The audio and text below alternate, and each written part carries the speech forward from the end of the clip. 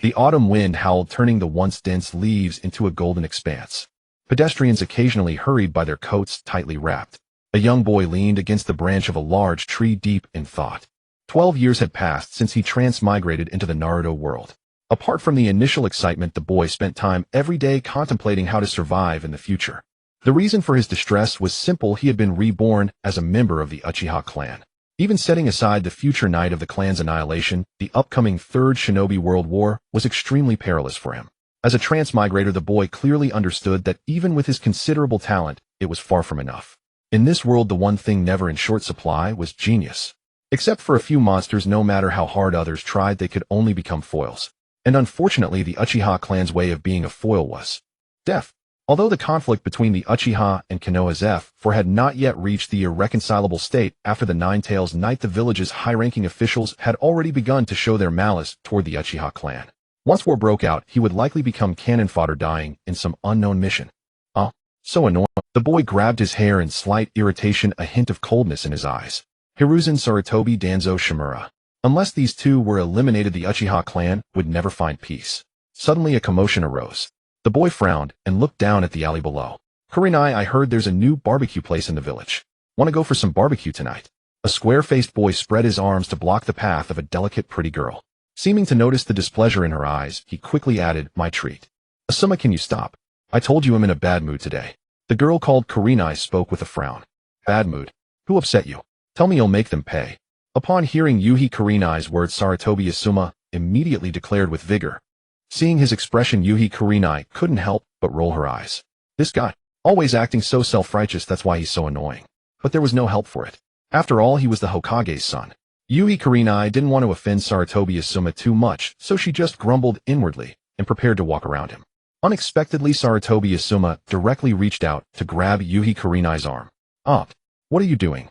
Yuhi Kurenai jumped back a step and glared at Sarutobi Asuma, demanding loudly. "Kurenai, I just wanted to treat you to a meal. If you don't like that, we can go for dessert. Or shopping." As if not seeing the anger on Kurenai's face, Sarutobi Asuma continued to block her with a cheeky grin. "Asuma, move aside. You're really annoying."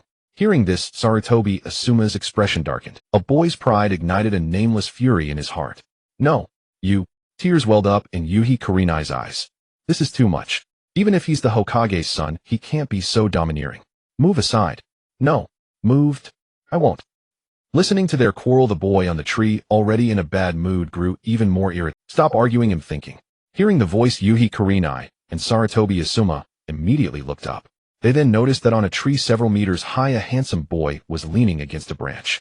The boy wore clothes with a fan-shaped emblem, looking down from above. "Uchiha. Will I?" Sarutobi Asuma and Yuhi Kurenai immediately recognized him. The same age as them, Uchiha Whalei, bearing the title of the Uchiha's new genius. "Sorry, I didn't." Under Uchiha Whalei's gaze, Yuhi Kurenai apologized involuntarily. Her voice had indeed been too loud. "Who do you think you are? Don't act so arrogant in front of me. If you find it noisy, just leave." Sarutobi, his goddess, apologizing to someone else in front of him made him feel humiliated. Moreover, this person was Uchiha Whalei, whom he already disliked. "Leave." Hearing Sarutobi Asuma's words, a dangerous curve appeared at the corner of Uchiha Whalei's mouth. "Can't beat your old man, but I can beat you." Uchiha Whalei gathered chakra in his feet, walked parallel to the ground step by step on the tree trunk, and landed steadily. Seeing this, Yuhi Kurenai and Sarutobi Asuma were both amazed, their mouths agape. Kurenai's father was Konoha's elite jonin Yuhi Shinku, and Asuma was the son of the third Hokage Hiruzen Sarutobi. Thus both were discerning. From Uchiha Whalei's movements, they could tell that his control over chakra was not to be underestimated. "What do you want?" Sensing the aura from Uchiha Whalei, Sarutobi Asuma couldn't help but retreat. "Simple. I just want you to pay the price for your words and actions just now." "You wouldn't dare." Seeing the contemptuous expression on Uchiha Whalei's face, Sarutobi Asuma grew angry. "Dare not? Then tell me why I wouldn't dare." "Just because you're the Hokage's son." Uchiha Whalei, at this time, he really didn't need to worry about anything when teaching Sarutobi Asuma a lesson. "Bastard." Sarutobi Asuma's face turned red. What he hated most was being called the Hokage's son. Was he completely worthless aside from his background? Burning with rage, Sarutobi Asuma clenched his fist and swung at Uchiha Whalei. But the next second, he saw Uchiha Whalei crouch down. Then came a powerful sweeping kick. Losing his balance, Sarutobi Asuma's body was lifted into the air, suspended horizontally. So fast. Saratobi Asuma was startled, but before he could react, Uchiha Mirei's front kick slammed into his chest. Bam! With a dull thud, Saratobi Asuma cried out and flew back several meters, crashing heavily to the ground. Too weak. Is this the confidence behind your reckless talk? Looking at the fallen Asuma, Uchiha Mirai snorted. Having taught Saratobi Asuma a lesson, his mood improved greatly. He dusted off his clothes, didn't even glance at Asuma, and walked away in another direction. Please wait. What? Uchiha Mirai turned his gaze to Yuhi Kurenai, who had called out to him. Seeing the sincerity in Yuhi Kurenai's eyes, Uchiha Mirai stopped. Those who bully you won't let you off just because you're afraid and weak. Remember. Uchiha Mirai patted Yuhi Kurenai on the shoulder. Next time you encounter a similar situation, do as I did. Before he could finish, a mechanical prompt suddenly sounded in his mind. Congratulations, host, you have awakened the Plunder System. Ding. Congratulations, host, for successfully plundering the reward Physique 1. Hearing the mechanical sound in his mind, Yuzhibo Mirai stood frozen in place. As a transmigrator, he knew all too well what this voice in his mind signified. System. It was the system. After 10 years of being transported to this world, the system he had been longing for had finally appeared. Yuzhibo Mirai did not doubt whether he was hallucinating at all, because before his eyes a faint blue translucent panel was materializing. Name: Yuzhibo Mirai. Physique: 8 Spirit, 20 Chakra, 7 Bloodline Limit, Sharingan, Ninjutsu Clone Technique, Transformation Technique, Body Flicker Technique, Shadow Clone Technique, Earth Release, Inner Decapitation Technique, Fire Release, Great Fireball Technique, Other Shuriken, Throwing Technique, Trap Setting. Are you alright? Seeing Yuzhibo Mirai standing motionless, gripping his own shoulders, Shirihong couldn't help but speak. Yuzhibo Mirai snapped back to reality, looking at the doll-like Shirihong before him, and couldn't help but show an excited smile. Ruby-like eyes, slightly chubby cheeks. Why had he never noticed before how cute this little lowly Hong was? In his excitement, Yuzhibo Mirai couldn't help but cup Shirihong's head in his hands and kiss her forehead. She was his lucky star. You see, in the Naruto world, early stage relies on talent, middle stage on bloodline, and late stage on cheating. With a system, wouldn't that be a pure takeoff? Yuzhibo Mirai. You despicable bastard. Boom. Just recovering his senses, Uenfei Asuma, who had just gotten up from the ground, opened his eyes and saw his goddess being kissed by Yuzhibo Mirai. Immediately his vision went dark and he fainted from anger. He had never even touched Hong's hand, yet Yuzhibo Mirai had directly kissed her, and right in front of him. Uenfei Asuma felt like he was shattered. Up. You. Shirihong stepped back 2 paces, pointed at Yuzhibo Mirai, her face flushed, unable to speak. She was kissed. I suddenly remembered that a cat is waiting for me to discuss the meaning of life. He'll be going now. You big jerk. Watching Yuzhibo Mirai's back, Shirihong trembled with rage. Discuss the meaning of life with a cat. Even if you're making an excuse, at least find a decent one. Absolutely unreasonable. Unforgivable. Glancing at the fallen Uenfei Asuma, Shirihong stomped her foot, gritted her teeth, and chased after the direction Yuzhibo Mirai left. After many twists and turns at the edge of the village, Yuzhibo Mirai stopped and turned to look behind him. Seeing him turn around, Shirihong, who had been following him, immediately pouted. So cute. Yuzhibo Mirai couldn't help but admire. Although he wanted to find a quiet place to study the system, immediately seeing Shirihong following him, Yuzhibo Mirai forced himself to calm down. We're about to enter the clan territory. Come on. Seeing Yuzhibo Mirai wave at her, Shirihong's face flushed, but she inexplicably trotted over. She didn't know why she was following Yuzhibo Mirai. She just felt in her heart that being taken advantage of couldn't be left as if it never happened. Along the way, feeling the gazes of the Uchiha clan members, Shirihong kept her head down. The villagers said that the Uchiha clan was very exclusive and difficult to get along with. Without Yuzhibo Mirai, Shirihong would never dare to come to the Uchiha clan's territory alone. Be careful, don't fall into the traps. In front of a courtyard, Yuzhibo Mirai warned. He even set traps in his own home. Shirihong was surprised in her heart. She tried to widen her eyes to search, but couldn't detect any traps at all. Recalling how Yuzhibo Mirai had easily defeated Uenfei Asuma, Shirihong couldn't help but click her tongue in amazement. This classmate of hers truly deserved the title of genius. Probably among the peers, only Chimu Kakashi could surpass him, right? Arriving at the courtyard, Shirihong's expression became puzzled. In the courtyard, unlike the gardens she had seen before filled with all kinds of beautiful flowers, there were many unknown plants growing. These are some vegetables. As if he had eyes on the back of his head, Yuzhibo Mirai proactively explained. Hearing this, Shirihong looked around, her eyes full of novelty. The vegetables she ate every day came from these plants. Follow my steps closely, don't get distracted. Shirihong apologized subconsciously. She had almost forgotten that there were traps here. Carefully following Yuzhibo Mirai's steps to the living room, Shirihong let out a sigh of relief, feeling a strange excitement in her heart. Why did it feel so thrilling? She looked around. A very rustic house. Apart from some necessary furniture, there was almost nothing else, and the floor was spotless. It was obvious that the owner of the house was a very neat and tidy person. Shirihong's respect for Yuzhibo Weilai increased a few notches. Yuzhibo Weilai was an orphan, so he must have taken care of the room himself. I'm really sorry about what happened today. I don't know what came over me, I just felt a rush of heat and did something out of line. Tell me what you want me to do, and I'll try my best to satisfy you. Yuzhibo Weilai sat opposite Shirihong and spoke proactively. Shirihong was momentarily at a loss. She had never intended to ask for compensation from Yuzhibo Weilai, and after coming to his home, she had even less of such thoughts. A person who grows vegetables in his courtyard must be living a very frugal life. Anyway, he had helped her teach that a lesson. As for the kiss, she would just pretend it never happened. But a rush of heat. Could this be a subtle confession? Too sudden, wasn't it? Even though they had known each other for a long time today, seemed like the first time they interacted. Should she refuse or agree? Oh, so troubled. Just as Shirihong was lost in thought, her stomach suddenly let out a series of grumbling sounds. Shirihong pressed her stomach in embarrassment and annoyance. Why did it have to be so loud? So embarrassing. Wait a moment. Seeing Shirihong's flushed cheeks, Yuzhibo Weilai showed a slight smile. What a cute little loli. Putting the steaming food in front of her into her mouth, Shirihong couldn't help but widen her eyes. So delicious.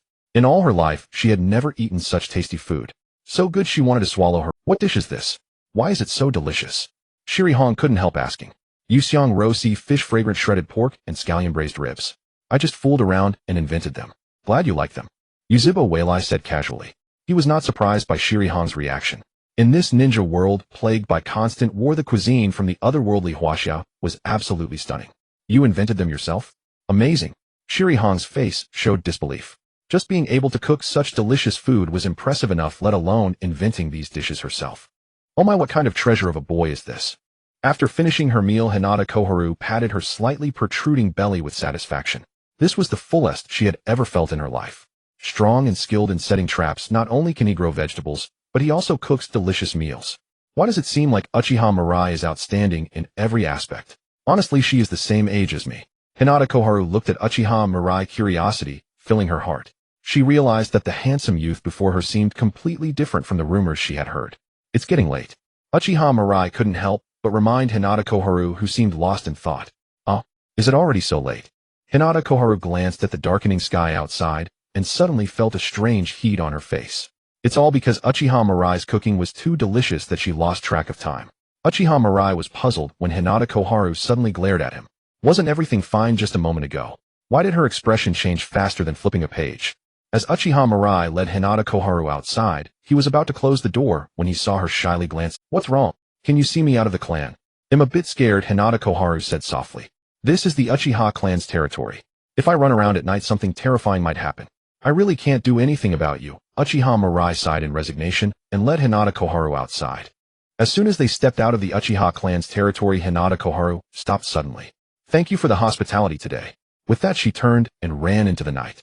After she left, Uchiha Mirai frowned slightly. Even Hinata Koharu was so afraid of the Uchiha clan, one can imagine how tarnished their reputation had become. To save the Uchiha clan, the road ahead would be long and arduous. With this thought, a hint of coldness flashed in Uchiha Mirai's eyes. Saratobi Hizashi Shimura Danzo. Just wait. Returning to the courtyard, Uchiha Mirai went to the usual training ground and immediately began his daily training as usual. Today he had obtained a bit of physique from Saratobi Isuma. Now he finally had time to truly feel the changes. After nearly 2 hours of training, Uchiha Mirai lay exhausted on the ground, a slight smile curling at the corners of his mouth. This was different from the attribute points in the games of his past life. In this real world, improving one's physique was not merely about increasing a bit of health. It involved enhancements in strength, speed, endurance, even resistance to injury across the board. Although he had only gained a small amount for now, the increase in his physical capabilities was enough for Uchiha Mirai to feel the difference. System, what abilities do you have? Answer me. Hey, hello. After muttering for a long time in various ways without receiving any response, Uchiha Mirai completely gave up on the idea of communicating with the system. Plunder System. From its name, it should be able to plunder things from others. Today's plunder was physique, but that doesn't mean he could only plunder physique. Perhaps I can also plunder other attributes. Even forbidden techniques and bloodline limits are not impossible. Uchiha Mirai silently analyzed in his mind. In his past life, he was an avid reader of novels, having read countless stories, also that one day he could travel through time with a clear mind and not be like a headless fly. Therefore, Uchiha Mirai believed he could guess the general functions of the system. It's just that there were still some things that needed clarification. For example, does plundering only trigger through combat, or are there other ways to trigger it? Can anything be plundered in every battle, or is there only a certain probability? Can the plunder system be triggered repeatedly from the same person? Is there a limit to the number of plunders within a certain time? Questions like these kept popping up in his mind. Uchiha Mirai noted down these questions one by one, preparing to verify them slowly. This is related to his future, and he cannot afford to be careless. Ninja school. In the back row by the window, Uchiha Mirai was quietly catching up on sleep when he suddenly sensed a fragrant breeze beside him. Looking up, Uchiha Mirai found Hinata Koharu staring at him with a dazed expression, her face filled with disbelief. Is something wrong? Hearing Uchiha Mirai's words, Hinata Koharu came back to her senses. You can still sleep. Moi. Aren't you afraid the third Hokage will make trouble for you? Why would the third Hokage make trouble for me? Looking at Uchiha Mirai, Hinata Koharu exclaimed in frustration, it's obviously because you beat up Sarutobi Asuma yesterday. You hit the Hokage's son and act like nothing happened. How bold can you be? Don't worry, Uchiha Mirai waved his hand. The Hokage is first and foremost the Hokage of the village, and only then the father of the child. He won't make trouble for me over something like this. How can you be so sure? Do you know the third Hokage well? No, I just understand the will of fire very well. Uchiha Mirai spoke calmly. Sarutobi Hisashi was a person who highly valued his reputation. He merely struck Sarutobi Asuma. He did not kill him. The other party would definitely not trouble him over such a matter. Moreover, in most people's hearts, Uchiha clan members were supposed to have this kind of character. Seeing Uchiha Mirai's confident demeanor, Hinata Koharu felt at a loss for words. She never expected that Uchiha Mirai's audacity stemmed from the will of fire. Well said. A loud voice suddenly rang out, drawing everyone's attention. In the front row, a boy wearing goggles and sporting spiky hair suddenly turned around. Uchiha Mirai, even though you're annoying, what you just said is quite right. The third Hokage who embodies the will of fire would never make trouble for you just because you beat his son. I never expected that a guy like you could have such awareness. Looking at Uchiha Obito's naturally foolish expression, Uchiha Mirai ignored him. He had never liked Uchiha Obito, and after arriving in this world, Uchiha Obito treated him as a rival and kept teasing him. TCH. Feeling frustrated, Uchiha Obito sat back down, but the classroom erupted into chatter because of his words. What did Uchiha Obito just say? The third Hokage's son. That must be Sarutobi Asuma, right? Uchiha Mirai beat up Sarutobi Asuma. Is that true? It must be true. A look at the abrasions on Asuma's face and hands. It seems he does. I can only say that he is indeed a member of the Uchiha clan. How arrogant. He even dares to hit the Hokage's son. Listening to the discussions around him, Sarutobi Asuma could only bury his head in his arms and act like an ostrich. He swore if there were a crack in the ground, he would definitely crawl into it without hesitation. Getting beaten in front of a goddess was already embarrassing enough, and now the whole class knew. The inherently evil Uchiha. In the Hokage building. The Hokage's office. Sarutobi Hiruzen exhaled a puff of smoke, reaching out to wipe away the image from the crystal ball. First, I am the Hokage of the village, and only then the father of a child.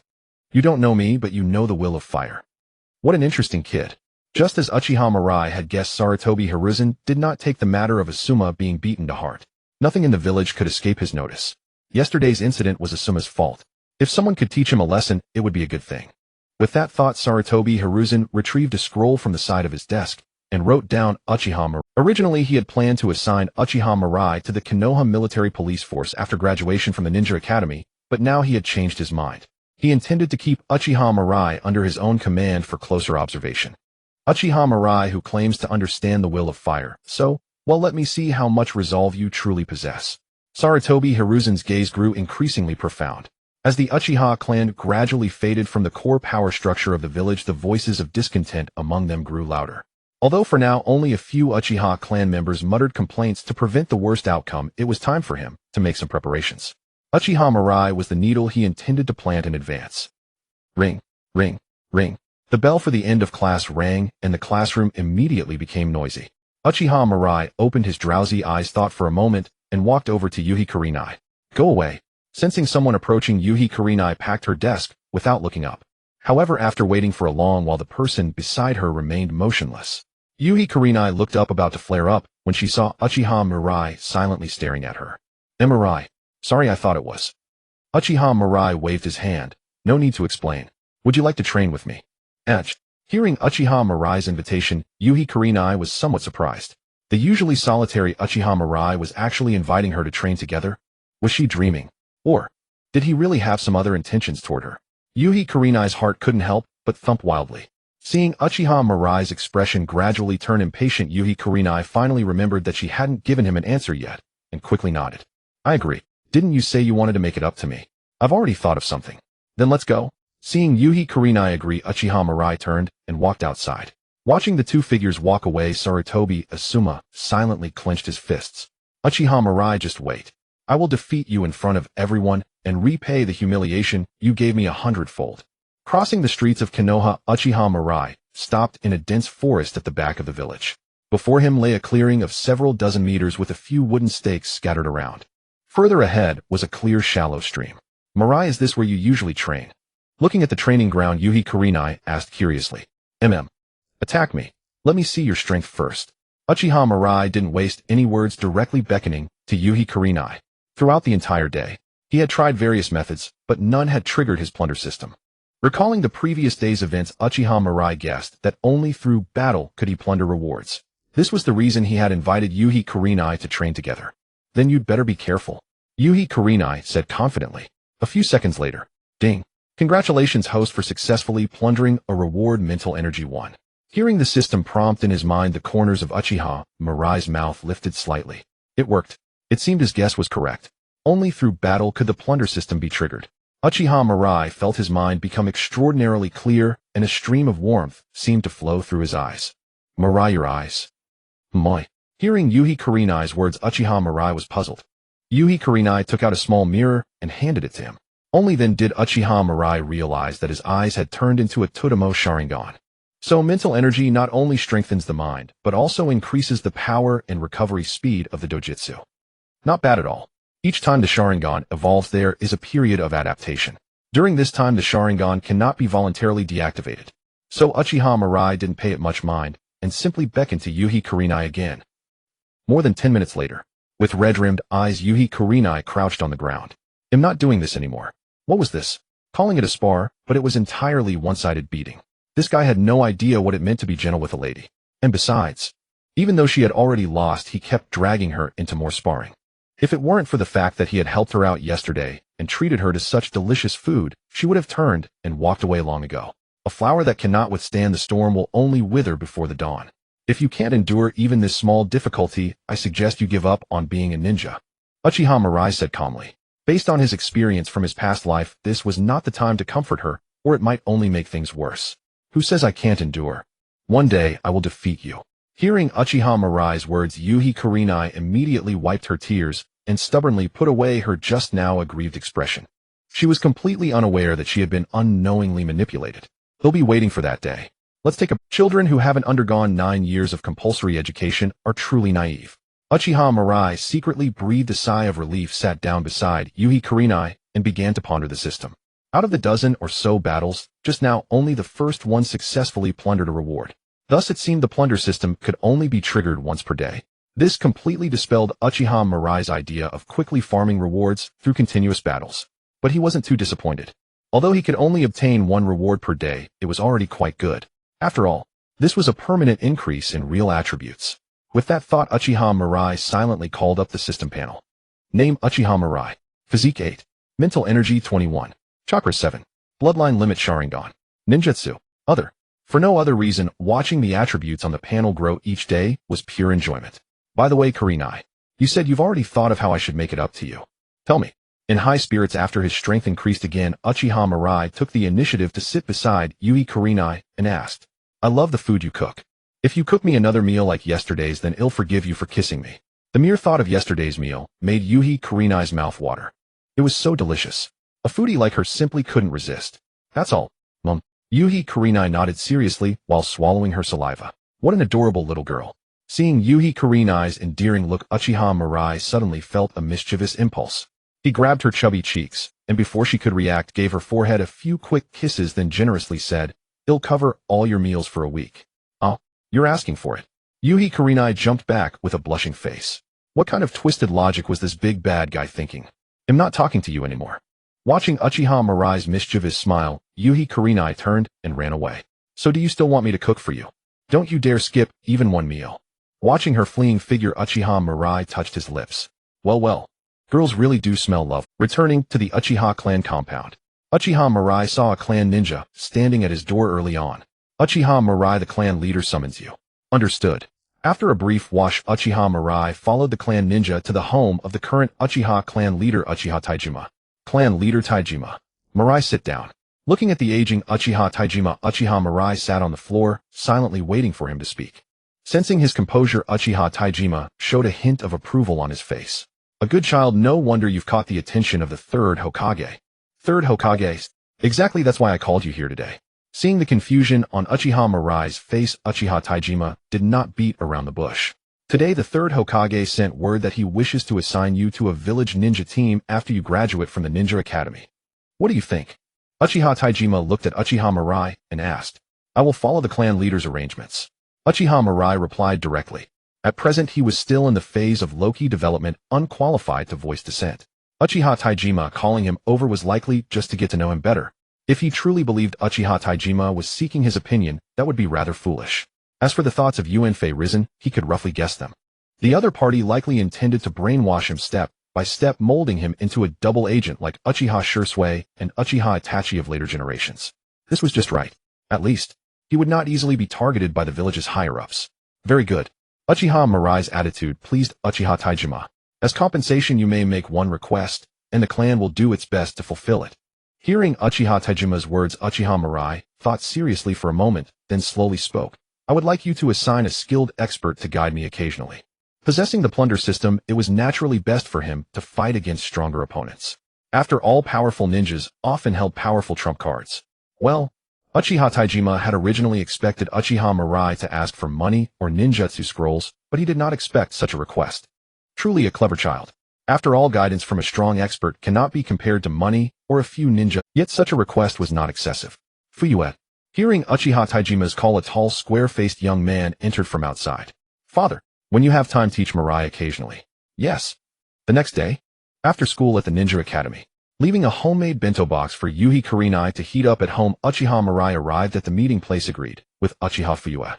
First, let me see your strength. Seeing Uchiha Mirai, Uchiha Fuyue made no small talk and spoke directly with a stern face.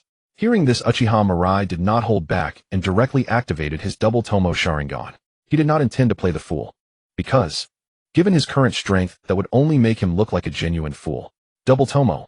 Uchiha Fuyue was slightly surprised to have awakened the double Tomo Sharingan at this age without any resources. Truly worthy of the title genius. However, seeing Uchiha Mirai assume an offensive stance, Uchiha Fuyue frowned. Are you planning to fight me? Then use this. Uchiha Mirai pulled out a wooden practice kunai from his ninja tool pouch. Ninjas have high demands for food, and most of his money had to be saved for buying meat. I don't have time to play childish games with you. Use this. With a flicker of disdain in his eyes, Uchiha Fuyue tossed a steel kunai toward Uchiha Mirai. Fire release, great fireball technique. In the instant of Uchiha Fuyue's movement, Uchiha Mirai launched his attack. Immediately after, he activated the body flicker technique and appeared directly behind Uchiha Fuyue. A roundhouse kick aimed at Uchiha Fuyue's head. Just as it was about to connect, Uchiha Fuyue swiftly raised his arm, spun around, and grabbed Uchiha Mirai's ankle. What a cunning brat. Uchiha Fuyue snorted and slammed Uchiha Mirai toward the ground. Boom. A cloud of dust rose and Uchiha Mirai turned into smoke. Shadow clone. Uchiha Fuyue frowned. Earth release headhunter technique. Two hands emerged from the ground, grabbed Uchiha Fuyue's feet, and yanked him downward. Bang. Another cloud of smoke and Uchiha Fuyue's body turned into a log. Failed. The ambush unsuccessful. Uchiha Mirai shook his head regretfully and began scanning for Uchiha Fuyue's figure. Suddenly a dozen shuriken flew toward him. Uchiha Mirai swiftly retreated, performing a backflip, while grabbing the steel kunai Uchiha Fuyue had thrown earlier, then used his Sharingan to knock down the shuriken one by one. At that moment, Uchiha Fuyue appeared beside him and kicked toward his head. Bang! Bang! Bang! The two engaged in close combat. In just a few moments, Uchiha Mirai began to falter. In terms of speed, strength, and technique, he was no match for Uchiha Fuyue. Stop! I surrender. Uchiha Mirai conceded decisively. He had exhausted all his tricks. Continuing would only result in a one-sided beating. Not bad strength. Uchiha Fuyue couldn't help but praise. He was somewhat surprised by Uchiha Mirai. First, he attacked suddenly when the kunai was thrown, using fire release to obscure vision, then used a shadow clone to lure the enemy, and finally revealed his true intent with the earth release to immobilize him. Most importantly, his timing was impeccable. It had truly made him break out in a cold sweat. If not for his quick reaction and the opponent's slightly inferior speed, he might have actually lost. That would have been a huge embarrassment. Through this fight, Uchiha Fuyue put aside the arrogance in his heart. Uchiha Mirai's strength was not that great, but that was only because he was still a student who hadn't graduated from the ninja academy, his body far from its peak. To make him genuinely feel pressure with such strength, Mirai's future achievements would surely be limitless. Uchiha Mirai was unaware of Uchiha Fuyue's inner thoughts. He was now completely immersed in his own world. Ding! Congratulations to the host for successfully plundering reward Uchiha-style swordsmanship. Name Uchiha Mirai Physique 8 Willpower 21 Chakra 7 Kekkei Genkai Sharingan Ninjutsu. Others Shuriken Throwing Technique Trap Placement Uchiha-style swordsmanship. With the system's prompt, a flood of information poured into Uchiha Mirai's mind. In addition to the content related to Konoha-style swordsmanship, it also contained a wealth of combat experience and battle insights. In just a few seconds, Uchiha Mirai had attained a level of swordsmanship equal to Uchiha Fuyue's. As expected of the system, too overpowered. Uchiha Mirai couldn't help but exclaim. In this period when his chakra was still insufficient, this reward elevated his combat power by a whole level. After calming down, Uchiha Mirai noticed Uchiha Fuyue staring at him. Moi, what about what I just said? Have you considered it? What words, eh? Damn brat.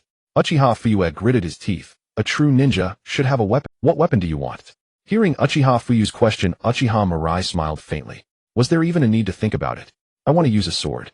Amidst the dense forests of Konoha, Uchiha Mirai brandished his long blade in the empty training ground, his strikes relentless as a storm, yet his movements graceful as a fluttering butterfly. With the Sharingan activated, the unique elegance of the Uchiha-style swordsmanship was vividly embodied in Uchiha Mirai. Clang! With a resonant ring of the sword, Uchiha Mirai sheathed his blade and stood upright. A fine sword, he murmured in admiration. Truly, Uchiha Fuyue was generous beyond compare. Such a long sword imbued with chakra conductivity was exorbitantly costly. Even a jonin, yet he gave it away without hesitation. One could only say utterly extravagant. Just then a girl emerged from the bushes behind him. Mirai, have you been waiting long? Gazing at Shiri Hong, who looked like a porcelain doll, Uchiha Mirai smiled and shook his head. That's good. Shiri Hong let out a sigh of relief and looked at him curiously. Why do you want to train with me again? Can I really help you with my strength? Of course, Uchiha Mirai smiled. Hong, training with you is the thing I look forward to most every day. He wasn't lying. After 3 consecutive days of looting only crank ninjutsu from Uchiha Fuyue, he decisively abandoned that target. Uchiha Fuyue possessed many skills, but that also meant his power was too scattered. The odds of looting something valuable were slim. Moreover, even if he plundered a powerful jutsu, he couldn't use it openly before others. The source would be impossible to explain. In contrast, looting permanent stat points from Shiri Hong was clearly the more cost-effective choice. The thing I look forward to most. Watch your words. Shiri Hong blushed and pouted. This guy was getting bolder with his words. All right, Hong. Let's start our spar. Uchiha Mirai urged. Hearing this, Shiri Hong clenched her fists. This time I want lose so badly. 3 minutes. Shiri Hong stared at the long blade pressed against her neck, swallowing involuntarily. At such close range, she could clearly feel the chill emanating from the steel. I lost. She conceded without hesitation. Against Uchiha Mirai's onslaught, she had been utterly ding. Congratulations, host has successfully looted reward Chakra 1. Sensing the increase in his chakra, Uchiha Mirai withdrew his sword. Indeed, fighting Shiri Hong, who had no messy jutsu, was the most correct decision. Hong, that's enough for today's training. He'll catch some fish and grill them for you. Hearing his words, Shiri Hong nodded obediently. Uchiha Mirai's culinary skills were impeccable. Everything he made was delicious.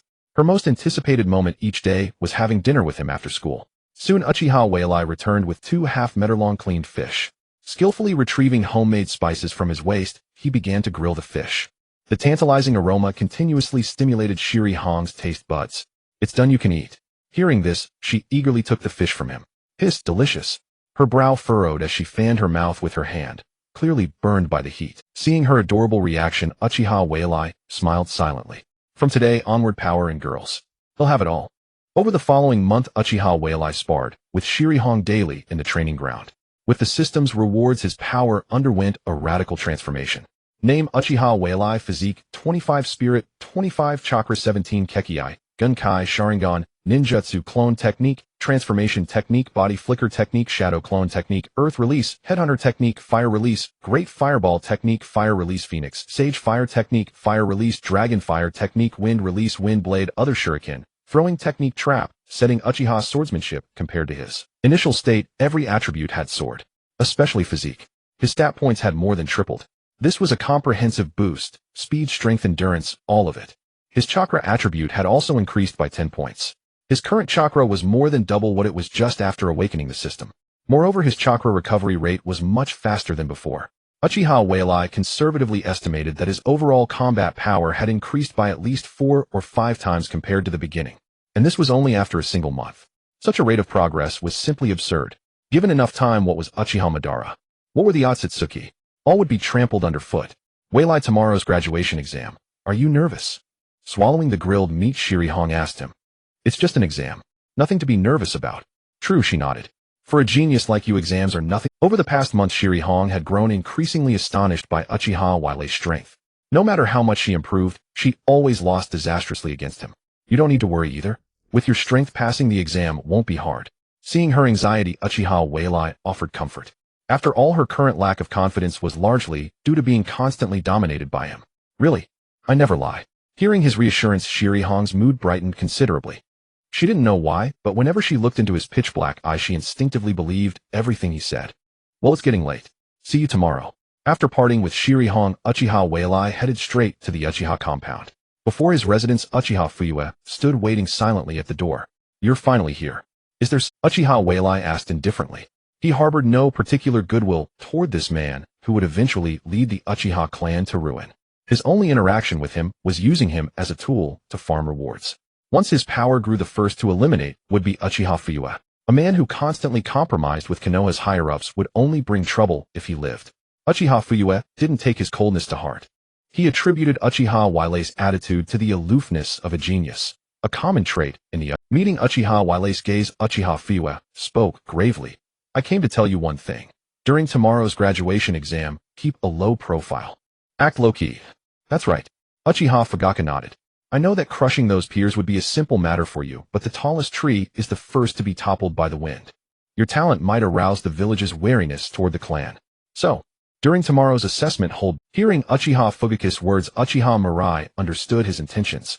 Though he had long known that beneath Uchiha Fugaku's seemingly composed exterior lay a cowardly heart, Uchiha Mirai never imagined the man could be so weak.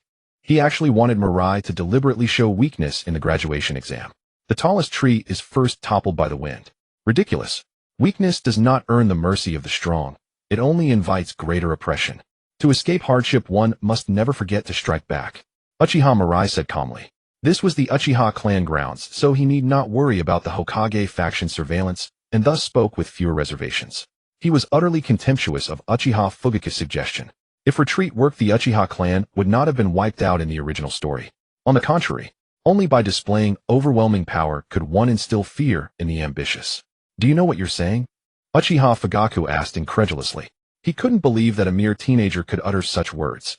If such words spread, the entire Uchiha clan would be implicated. Of course I know what I'm saying. These eyes of mine are clear enough to see the future. In the darkness, Uchiha Mirai's scarlet Sharingan slowly rotated, exuding an aura of cold brutality. The pride of the Uchiha will never be broken. Having said that, Uchiha Mirai closed the door. Constant retreat only invites further suppression until there is no ground left to yield and one falls into the abyss. The fate of the Uchiha clan in the original story was ample proof. Staring at the closed door, Uchiha Fugaku's expression shifted unpredictably. He never expected to be lectured by a brat. Ha ha ha. Fugaku, I told you long ago that this little one is extraordinary. Well, now do you believe me? A hearty laugh rang out from the darkness. Father. Seeing Uchiha Taijima, Uchiha Fugaku quickly bowed in salute. Fugaku, you're not even as perceptive. Remember, constant retreat is never a wise course. Hearing Uchiha Taijima's words, Uchiha Fugaku replied with some reluctance, but ever since the second Hokage, the village has always been wary of our clan. Once someone like Uchiha Mirai only deepened the village's suspicion of us. Umph. Uchiha Taijima's smile vanished. Fugaku, remember this, we have never wronged the village. With that, Uchiha Taijima sighed and changed his tone. My body won't hold out much longer. After I die, you will be the new clan head of the Uchiha. As a clan leader, your temperament is too weak, too prone to hesitation. You must be more decisive. Uchiha Mirai will be a great ally. You should build a good relationship with him. Hearing Uchiha Taijima's instructions, Uchiha Fugaku promptly replied, Yes, father. Yet, a flicker of disdain crossed his mind. In Uchiha Fugaku's view, Uchiha Mirai was like a ticking time bomb destined to bring disaster upon the Uchiha clan. It would be best to distance himself from such a person as soon as possible. Ninja Academy. Classroom. Today is the graduation exam. Once we pass, we'll become real. That's right. They'll finally have my own ninja headband. Ha ha ha. After becoming a ninja, we can take on missions. Just thinking about it gets me excited. Just wait. Soon enough my name will be known throughout the ninja world. Stop bragging. First see if you can even pass the graduation exam. Speaking of which, I hope I don't get paired with Uchiha Mirai. That would be trouble. Yeah, whoever fights that guy is just out of luck. Facing the upcoming graduation exam, most faces were filled with excitement and anticipation. Becoming a ninja, inheriting the will of fire. What a glorious thing. Just then Uchiha Mirai entered the classroom. At the sight of him, the room instantly fell silent. Everyone silently watched Uchiha Mirai until he took his seat, then they resumed their previous discussion. However, their voices were noticeably quieter than before. TCH. It's because of guys like him that the Uchiha clan has such a bad reputation. Uchiha Obito couldn't help muttering. Who was he trying to impress with that cold demeanor all day? Obito. Noara Rin frowned slightly. Don't talk about classmates behind their backs. Hearing Noara Rin's words, Uchiha Obito nodded reluctantly, but still turned around and made a face at Uchiha Mirai. You better hope you don't run into me in this exam, or else you might not even graduate.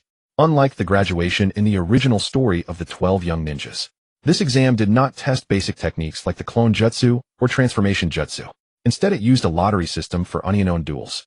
The examiner would decide whether a student could graduate based on their performance in combat. Facing Uchiha Obito's provocation, Uchiha Mirai opened his mouth slightly and uttered 3 words, dead last. What did you say? Uchiha Obito immediately flew into a rage.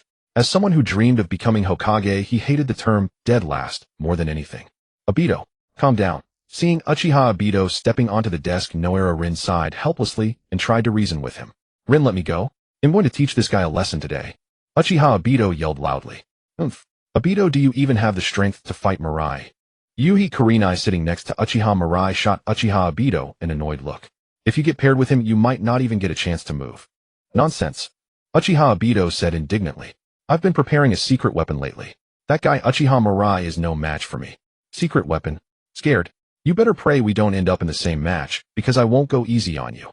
Just as Uchiha Obito was feeling smug, the homeroom teacher Owa Kuniyama strode in. Everyone quiet down. Follow me to the training ground. The exam begins immediately. At the Ninja Academy. On the training ground, the instructors stood in solemn readiness, directing the examinees who had come for the graduation exam to line up in an orderly fashion. The third Hokage and a group of elite jonin stood on the observation platform not far away. Before these towering figures, no mistake could be tolerated. The little ones this year are full of vitality. Hiruzen Sarutobi took a puff of his pipe, his face creasing into a mass of wrinkles. Ninja are tools. Carrying on like this, what kind of sight is that? Beside him, Danzo Shimura frowned and let out a disdainful snort. Danzo, you are being too harsh. Hiruzen Sarutobi shot an annoyed glance at Danzo. Among these examinees this year, there are quite a few promising youngsters I have my eye on. Oh. Hearing Hiruzen's words, Orochimaru, whose face was pale, revealed a flicker of curiosity in his slit pupils. Who does the teacher favor more? Uchiha Mirai. I heard that child has already awakened the double Magatama Sharingan and has undergone special training under Fugaku. He also has a deep understanding of the will of fire. In every aspect, he is beyond reproach. Hiruzen stated calmly. TCH, Danzo curled his lip in disdain. A mere brat from the Uchiha clan. What could he possibly know about the will of fire? As for Orochimaru, he stared at the training ground ahead, licked his lips, and extended his tongue. A ninja blessed with a bloodline limit was indeed inherently stronger than an ordinary ninja. His current power had reached a ceiling, and he had not been able to advance further for a long time. If he could also possess a powerful bloodline limit, would everything change? Kakashi, barring any surprises, Uchiha Mirai will be your opponent today. You must not take him lightly. Hiruzen smiled at Kakashi Hitaki, who stood at the edge with a mask covering his face. Kakashi had graduated early many years ago, but had never found suitable teammates, and had grown increasing. Therefore, on Minato Namikaze's suggestion, Hiruzen had specially arranged for Kakashi to participate in this graduation exam. I will not fail. Kakashi Hitaki's voice carried a hint of coldness. As the one hailed as the greatest genius ninja of Konoha, he was confident he would not lose to any of his peers. Ha ha ha. I look forward to seeing you two deliver a splendid duel, Hiruzen said with a smile. Then he turned his gaze to the somewhat youthful Minato Namikaze standing behind him. Minato, this is your first time serving as a jonin instructor. Do you have any candidates in mind for your students? Lord Hokage, I have reviewed their files and already have some preliminary candidates. Minato smiled and scratched his head, radiating a warm, sunny aura. That's good. Hiruzen nodded in satisfaction. While they were conversing, the graduation exam officially began. When I call your name, step forward. This battle concerns your future. You must give it your all and never let your guard down. Dian Junshan's low voice rang out, and the atmosphere grew tense. First match, Might Guy vs. Uchiha Obito. As soon as the words fell, a boy with a bowl-cut hairstyle and a green jumpsuit excitedly dashed to the center of the field. I didn't expect to be first. Guess I'll have to put on a good show. This is youth. Might Guy gave a thumbs-up, flashing his signature buck teeth, radiating boundless energy. Uchiha Obito, on the other hand, muttered in irritation, seriously, my opponent's a dead last. I was hoping to teach Uchiha Mirai a lesson. Standing opposite Might Guy under the watchful eyes of the crowd, Dian Junshan raised his arm high. This time there's no need to perform the seal of confrontation or the seal of reconciliation. This is a real ninja battle. Be careful not to die. Hearing these words, excitement, thrill, and nervousness flickered across everyone's faces. The atmosphere was fully charged. Bowl-cut kid, I suggest you give up now. Otherwise I won't go easy on you. Uchiha Obito declared proudly, looking at Might Guy. If anyone in the Ninja Academy had worse grades than him, it was the Might Guy standing before him. So Obito was quite confident about the upcoming battle. Youth never allows retreat. Might Guy clenched his fists. I'll fight with all my strength. Seeing that both were ready, Dian Junshan swung his hand downward forcefully. Begin. Go, Obito. Rin Nohara's cheering voice rang out. Uchiha Obito immediately turned back and flashed a confident smile at her. Don't worry, Rin. He'll definitely. Leaf Hurricane. Before Obito could finish, Might Guy delivered a powerful kick to his face. Bang. With a dull thud, Obito was sent flying backward and collapsed unconscious on the ground. Might Guy wins.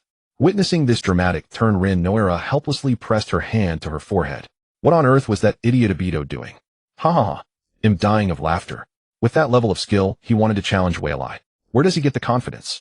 Kurenai Yuhi doubled over with laughter at Obito's antics. Getting knocked out with a single kick at the very start. How absurd could it be? Dian Junshan let out a... He had intentionally arranged Might Guy, a student with similar grades as Obito's opponent, but even so, Obito had been instantly defeated without even making a move. What a headache. Still, the exam had to go on. Dian Junshan had to proceed with the next match. Next match, Kurenai Yuhi vs. Ebisu. Good luck. Uchiha Whaleye encouraged Kurenai Yuhi, who nodded firmly and quickly walked to the center of the field. Ebisu, on the other hand, blushed and lowered his head, not daring to look at Kurenai. Just as repressed as in the original story. Seeing Ebisu's demeanor, Whaleye already knew the outcome of this match. Ebisu was doomed to lose. As Whaleye had predicted, Kurenai Yuhi defeated Ebisu with ease. This elite jonin, who in the original story was instantly defeated by Naruto Uzumaki's sexy jutsu, couldn't even last 10 minutes against Kurenai before being defeated. Whaleye won. Kurenai joyfully ran over to Whaleye. She hadn't expected the match to be so easy. You've always been competing with me, so you've already left most people behind. Whaleye said calmly. Whaleye, you're really good at acting cool. Kurenai blushed as she looked at Whaleye, her eyes filled with admiration. Ignoring the contemptuous glances from those around him, Whaleye patted Kurenai's head. Nonsense. I'm not acting, Pim, just telling the truth. The matches continued. Most were fairly unremarkable. Just as Whaleye was growing a bit bored, he heard his next match, Uchiha Whaleye vs. Asuma Sarutobi. Upon hearing his name, Uchiha Mirai walked unhurriedly to the center of the arena under the gaze of the crowd. Sarutobi Asuma, however, excitedly used the body flicker technique to appear directly in front of Uchiha Mirai. Uchiha Mirai, this time I will defeat you in front of everyone, and let Kurenai know who the true strong. Ever since being easily defeated by Uchiha Mirai last time, Sarutobi Asuma had completely shed his former lethargy, training relentlessly every single day. All for this moment, to personally defeat Uchiha Mirai in front of everyone. However, compared to Sarutobi Asuma's excitement, Uchiha Mirai's face remained as calm and unruffled as an ancient well. Asuma, you are too immature. Strength is not the only criterion to attract a girl's gaze. No matter how strong you become, Kurenai will never like you. After saying this, a faint contemptuous smile curled at the corner of Uchiha Mirai's lips. Moreover, in front of me, no matter how much you bluster, you are nothing but a buzzing fly. I am already studying my next opponent. Hearing Uchiha Mirai's words, Sarutobi Asuma clenched his fists, his eyes blazing with fury. He called me a fly, studying his next opponent before the match even started. This was completely disregarding him. Arrogant bastard. Alright, prepare yourselves. The match begins. Owa Kimiyama struggled to suppress a smile. Uchiha Mirai really had a venomous tongue. To prevent Sarutobi Asuma from having his spirit shattered before the match even started, he quickly announced the beginning. Whoosh, whoosh. Whoosh. As soon as Owa Kimiyama's words fell, several sharp whistles cut through the air. Several shuriken shot toward Uchiha Mirai from all directions. Sarutobi Asuma followed closely, and as Uchiha Mirai sidestepped to dodge the shuriken, he thrust a steel kunai toward Uchiha Mirai. Too slow. Uchiha Mirai gave a light snort, then kicked toward Sarutobi Asuma's chest. Sarutobi Asuma seemed to have anticipated this, crossing his arms in front of his chest. Using the force of Uchiha Mirai's attack, he performed a backflip in midair while rapidly forming hand seals. Fire release, ash pile burn. A cloud of high-temperature ash instantly engulfed Uchiha Mirai's figure. Then Sarutobi Asuma bit down hard, and a spark ignited the entire cloud of ash. Boom. A thunderous roar echoed continuously, and the ground began to tremble slightly. Is this a ninjutsu? No wonder he's the Hokage's son. He can already unleash such a powerful technique. How reckless. Could Uchiha Mirai be killed? Is this what a ninja battle looks like? Watching Sarutobi Asuma's fire release, the examinees all wore expressions of shock and awe. Could it be that the battle was already over in just a few seconds? Even Yui Kurenai, who had always been confident in Uchiha Mirai, now looked nervously at the center of the arena, a fine layer of sweat beading on her forehead.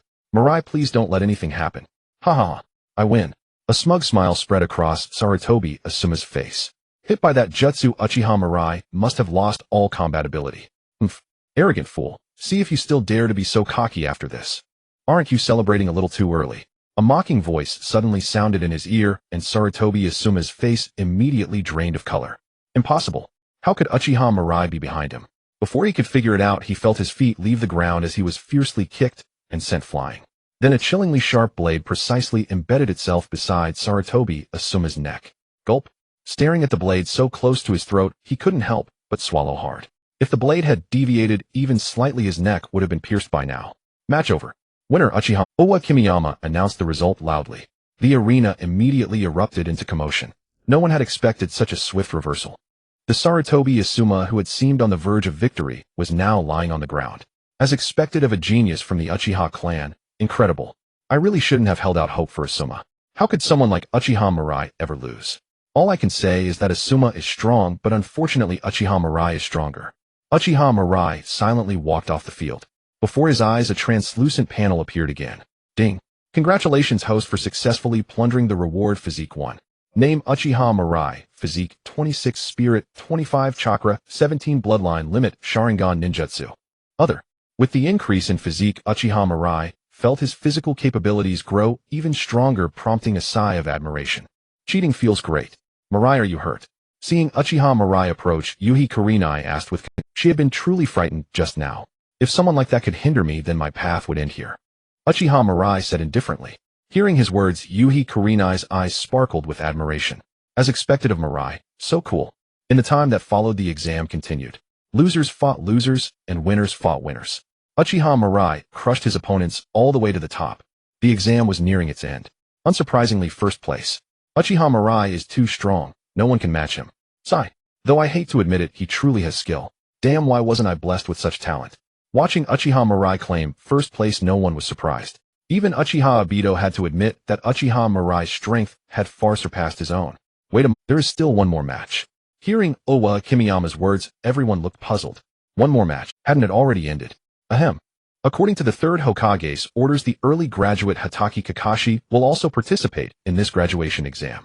According to the rules, his opponent is the one who just took first place, Uchiha Mirai. What? Owa Kimiyama's words sent a shockwave through the crowd. Hatake Kakashi, the one hailed as the first genius ninja of Konoha. He's also participating in this graduation exam.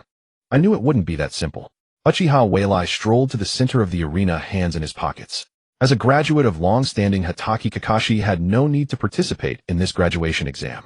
Sarutobi Hiruzen had likely anticipated that Mirai would claim first place and sought to use Kakashi to curb the Uchiha's momentum, sending a clear signal to the clan. The power of the Hokage faction far surpassed that of the Uchiha now and in the future.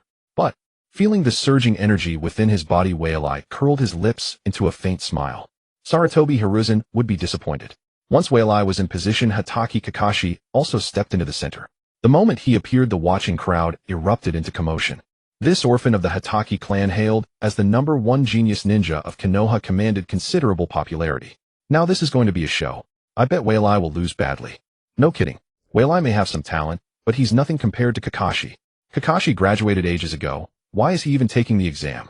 Isn't this bullying? I can't wait to see Whaleye get crushed. Go Kakashi. Show him that there's a gap between genius. Kakashi's appearance tilted the scales decisively. No matter how strong Whaleye was, he couldn't match Hatake Kakashi. That was the consensus. Fugaku, I've arranged for Kakashi to face Whaleye. You don't have any objections, do you? Sarutobi Hiruzen asked, watching Uchiha Fugaku. Of course not. That kid has been too arrogant because of his talent. A little setback will do him good. Uchiha Fugaku replied respectfully, recalling Whaley's haughty attitude the night before. He couldn't suppress a cold sneer. Did he really think his talent allowed him to do as he pleased? Compared to the village, the Uchiha clan's power was insignificant. After being crushed by Hatake Kakashi, Whaleye would realize that compromise was the only way for the Uchiha to survive. Seeing Fugaku's deferential demeanor, Hiruzen nodded in satisfaction. Compared to Uchiha, Taijima, Fugaku was far easier to control.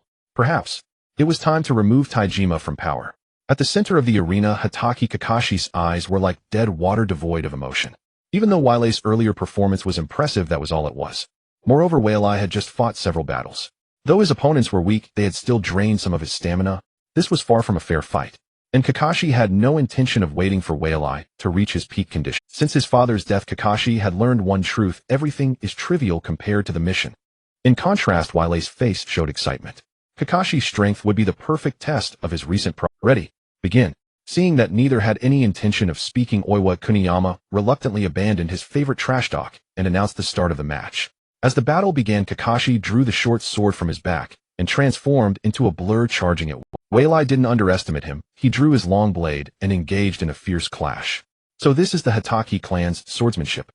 The first exchange brought pressure. Kakashi's attacks were sharp and erratic, each strike aimed at a vital point. One misstep and defeat would be certain. I told you Whaleye is no match for Kakashi. He's being completely dominated. Just wait, he'll lose soon. Kakashi is the real genius. Compared to him, Whaleye is far behind.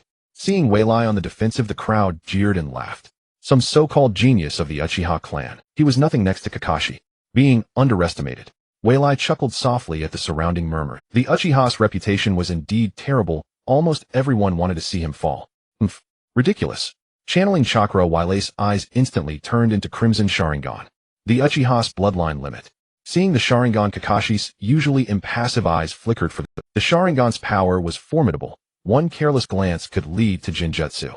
Kakashi lowered his eyelids, avoiding direct eye contact. I need to end this quickly. His experience made him assess the situation. Under the Sharingan's threat, the longer the fight dragged, the worse it would be for him. Kakashi's attacks grew more fierce and faster, but their effect was negligible. With the Sharingan active, Whaleye could clearly perceive Kakashi's attack trajectories and choose the optimal evasive maneuvers. Combined with the Uchiha-style swordsmanship he had stolen from Fugaku, Kakashi's attacks no longer posed. The battle became a stalemate. Kakashi was like a relentless assassin, each strike clean and precise. Whaleye moved like a dancer, weaving through the storm of attacks, elegantly dodging with the aid of his Sharingan. Panting heavily, Kakashi's chest rose and fell violently. The high-intensity assault had drained. If he continued, he would collapse from exhaustion before Whaleye even attacked. Realizing this, Kakashi retreated. Behind him, Whaley's hands blurred through seals, fire-style fireball jutsu. A scorching sphere several meters in diameter hurtled toward Kakashi, who slammed his palms on the ground. Earth-style, earth flow wall. A wall of earth rose, shielding Kakashi. Boom. The fireball and wall collided with a thunderous roar. Though the wall was shattered and crumbling, it successfully blocked the attack. As the flames dissipated, Kakashi rose to find a blade pressed against his neck. Kakashi. Lost. That Uchiha Mirai, he really defeated Kakashi. It's over.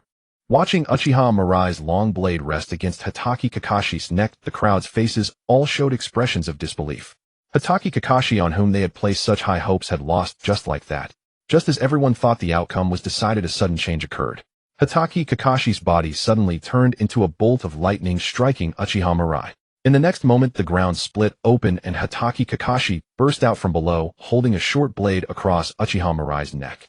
You're quite good, but this is where it ends, Hatake Kakashi said in a low voice. He had originally thought this would be a one-sided match, but he never expected Uchiha Mirai to put so much pressure on him.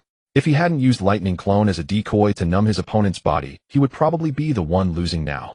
Hearing Kakashi's words, a faint smile appeared on Uchiha Mirai's face. Seeing this, Kakashi's sense of danger surged. Before he could react, the Uchiha Mirai in front of him dissipated into a puff of smoke. Earth-style inner decapitation technique. With a low shout, Uchiha Mirai grabbed Hatake Kakashi's legs. The next second his body was pulled into the ground, leaving only his head exposed. Uchiha Mirai crouched in front of Hatake Kakashi and sheathed his long blade. "You're quite good, but this is where it ends." Hearing his own words returned verbatim, Hatake Kakashi's face under his mask turned crimson. He had actually lost. Most importantly in the battle, just now Hatake Kakashi believed he had made no mistakes. Yet in the end he still lost. Had his opponent already anticipated that he would use Lightning Clone as a decoy? This battle IQ was terrifying, wasn't it? Teacher, the battle is over. Uchiha Mirai turned his gaze toward Oiwa Kimiyama, who finally snapped out of his daze, and spoke in a slightly trembling voice, "The winner, Uchiha Mirai." With the announcement of the result, the crowd erupted into chaos. Unbelievable, Kakashi actually lost. Has Uchiha Mirai's strength already become this powerful? That battle was amazing. This is true ninja combat. Compared to them, our fights feel like children's games. The title of Konoha's #1 genius is about to change hands. For this group of students who had not yet graduated from the Ninja Academy, the battle between Uchiha Mirai and Hatake Kakashi had completely reshaped their understanding. Taijutsu clashes, ninjutsu duels. One used Lightning Clone as a decoy, the other used Shadow Clone to turn the tables. Layer upon layer of reversals, it was simply thrilling. Damn, has this guy grown to such a level? Sarutobi Asuma, who had been smug about mastering fire style ash pile burning, felt a surge of immense frustration. The strength Uchiha Mirai had just displayed made him feel far out of reach. Uchiha Obito also clenched his teeth.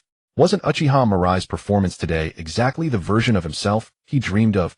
Watching Noira Rin's cheeks flush with excitement beside him, Uchiha Obito couldn't help but fantasize. If he also had such power, would Rin agree to be his girlfriend? So this is the power of a genius. It seems my hard work is not enough. He'll do a handstand lap around the village today. This is youth. Might Guy's eyes were filled with fighting spirit. Unlike the others, Might Guy was astonished by the taijutsu level displayed by Hatake Kakashi and Uchiha Mirai.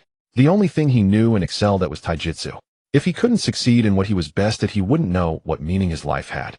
Therefore, Might Guy decided to train his taijutsu even harder from now on. Haha, that little one really gave me a surprise. Sarutobi Hiruzen, seeing Hatake Kakashi defeated, took a puff from his pipe with a smile. Uchiha Mirai's performance today had surprised even him. It seemed that keeping Uchiha Mirai from serving in the Konoha military police was truly a wise decision. Such a genius was only reassuring when kept under his own watch. Lord Third Hokage, this time Kakashi was just careless. Otherwise, with his strength, it would be impossible for him to lose to Uchiha Mirai. Uchiha Fugaku forced himself to explain. He certainly knew Sarutobi Hiruzen's purpose in arranging for Hatake Kakashi to participate in the graduation exam. Now that Hatake Kakashi had been defeated by Uchiha Mirai, Uchiha Fugaku feared that Sarutobi Hiruzen would become displeased with the Uchiha clan. Fugaku, a loss is a loss. There's no need to make excuses for Kakashi. Konoha giving birth to such a genius brings me great joy. Sarutobi Hiruzen said with a smile. He had seen too many geniuses. In the past, Uchiha Kagami, Hatake Sakumo, Orochimaru Tsunade. Which one of them wasn't an once-in-a-lifetime genius? As long as they hadn't reached the level of Hashirama Senju and Madara Uchiha, he was confident he could keep them under control. Alright, today's exam is over. We should head back. Having said that, Sarutobi Hiruzen turned and walked off the platform. Uchiha Fugaku, Namikaze, Minato, Yuhi Shinku, and others followed closely. Only Orochimaru remained in place, his gaze toward Uchiha Mirai, full of curiosity. As if sensing his stare, Uchiha Mirai looked back from afar. Quite perceptive. Orochimaru excitedly extended his long tongue and licked his own face. Once the living corpse reincarnation technique is perfected, it'll make him the first vessel. Watching Orochimaru turn and leave, Uchiha Mirai silently withdrew his gaze. Although Orochimaru was extremely dangerous at this stage, he was probably only targeting orphans and death row prisoners. Before the living corpse reincarnation was complete, he shouldn't have to worry too much. After a while, once he grew to a certain level, Orochimaru would no longer be a concern. On this, Uchiha Mirai was quite confident. In just over a month, he had already been able to defeat Hatake Kakashi. If given more time, even a cage-level powerhouse like Orochimaru would find it difficult to threaten him. This was the power of cheating. The crowd dispersed. Yuhi Kurenai bounced over to Uchiha Mirai's side. "Mirai, you're really amazing. You even defeated Kakashi." Yuhi Kurenai said excitedly. "Why do you seem more excited than me? Someone might think you were the one who beat Kakashi." Uchiha Mirai pinched Yuhi Kurenai's slightly chubby cheeks and said, It's pretty much the same. Tomorrow we'll be assigned to teams. Remember not to be late." In the Hokage's office, after finalizing the ninja squads and their supervising Jonin, Hiruzen Sarutobi dismissed Minato, Namikaze, Shinku, Yuhi, and the others. After they left, Hiruzen Sarutobi pondered while holding his pipe. To be honest, Uchiha Mirai's performance today had exceeded his expectations. Many believed Mirai's victory was narrow, but Hiruzen knew that in both swordsmanship and ninjutsu Kakashi Hatake was completely outclassed by Mirai. In other words, Mirai's power had already surpassed Kakashi's in every aspect. This display reminded him of his old teammate, Uchiha Kagami. That man had also been exceptionally brilliant, rising from obscurity, and was exceptionally appointed by the third Hokage as a personal guard. Precisely because of this, the Uchiha clan, which had grown increasingly dissatisfied with the Hokage faction, remained peaceful for a long time. Perhaps he should follow the example of his teacher and groom Mirai as a future elite guard. Of course, the prerequisite was that Mirai could pass his tests. Hiruzen, I request that Uchiha Mirai be transferred to the route. The office door swung open and Danzo Shimura strode in unceremoniously. Hiruzen frowned in displeasure. Danzo, I've told you many times, knock before entering. Facing Hiruzen's reproach, Danzo remained indifferent. If you would use your crystal ball less to peep at the women's bathhouse, you wouldn't need to make such a rule. Danzo's words made Hiruzen's face turn livid. Slander. This was outright slander. Among this year's newly promoted genin, I only want Uchiha Mirai. Not forgetting his purpose, Danzo reiterated his request. No, I have other plans for Uchiha Mirai. Hiruzen firmly rejected Danzo's proposal. You've seen Mirai's performance. Even Kakashi is no match for him. A dangerous individual like him is safest only in my route. You wouldn't want the village to produce another Uchiha Madara in the future, would you? Danzo said coldly. Danzo, your hostility toward the Uchiha is too great. Hiruzen replied calmly. The inherently evil Uchiha. Danzo snorted in response. That's what the teacher personally taught us. Times have changed. Hiruzen sighed. The ninja world is now very unstable. If we target the Uchiha clan too harshly, it may well incite internal turmoil in the village. Once other villages take advantage to wage war, Konoha could very well fall apart. The Senju clan had faded. Tsunade had left. Jiraiya was traveling. Sakumo Hatake had committed suicide. At present, Konoha no longer had absolute power to deter other villages. At this time, adopting a policy of appeasement toward the Uchiha is the best option. The teacher did the same back. Hearing Hiruzen's explanation, Danzo remained unmoved. The village has come to this because of your incompetence. Hiruzen, you should take responsibility and voluntarily resign as Hokage. Enough. Seeing Danzo aim at him, Hiruzen barked. Danzo, you just need to obey my orders. You'll regret this. Remember, I am the Hokage. Bang. A loud slam, and the office door concealed Danzo's retreating figure. That bastard. Hiruzen rubbed his temples in frustration. He had of course considered what Danzo said, but every genius takes a long time to accumulate strength before becoming a true powerhouse. Even Hashirama Senju and Madara Uchiha back then were no exception. The village's power was all in his hands. He truly didn't believe that a mere Uchiha Mirai could cause much trouble. If the boy showed signs of slipping out of control, he could always strike then. The next day, at the Ninja Academy, a group of newly promoted genin sat in the classroom, their faces filled with excitement and elation. The ninja squads would be assigned soon. Barring any surprises, the squad members would be comrades fighting side by side for a long time to come. Everyone was guessing who would be in their squad. Obito, who do you want to be in a squad with? Rin Noera asked Obito Uchiha with a smile. Of course it's you. Obito shouted in his heart, but when the words reached his lips, they changed. Anyone is fine as long as it's not those two. Uchiha Mirai and Kakashi Hatake. But Mirai and Kakashi are both excellent ninjas. If we could be teammates with them, it would be surprisingly reassuring, wouldn't it? Hearing Rin's words, Obito snorted in dissatisfaction, feeling even more resentment toward Mirai. In the back row, Kurenai Yuhi nudged Mirai's arm. Mirai, do you want to know who you're in a squad with? Mirai pretended to think for a moment. Probably with you. How do you know? Mirai, do you really want to be comrades fighting side by side with me? Kurenai asked it. Not exactly. Mirai rubbed his chin. I heard your father is one of the supervising jonin this time. You probably begged your father to put us in the same squad. Hearing Mirai's analysis, Kurenai's face flushed red. Don't flatter yourself. I didn't do that. I just heard the squad members from my father in advance. Cooking for my father, washing his clothes, cleaning the house voluntarily. I didn't do all those messy things just for you. So, even if we end up in the same squad later, don't you get any ideas? What it's Sundara, little lady, you're practically a self-detonating truck. Looking at the flustered Kurenai, Mirai wore a slight smile. Sundara, attribute maxed out. Nice. Just then, led by Gunshir Inoki, many ninjas filed into the classroom. Among them were Shinku Yuhi and Minato Namikaze. Everyone quiet down. The village has assigned many excellent supervising jonin. When your names are called, follow your jonin. With that, the classroom fell silent. Uchiha Mirai, Kurenai Yuhi, Asuma, Sarutobi. Uchiha Obito, Kakashi Hatake, Rin Noera. Shiranui Genma Ebisu Might Guy. My village. On the open ground above the Horiang Rock, Yuzhibo Weilai Shirihong Yuanfei Asama and Shiri Jinhong sat cross-legged on the ground. A gentle breeze swept by, and Shiri Jinhong slowly spoke.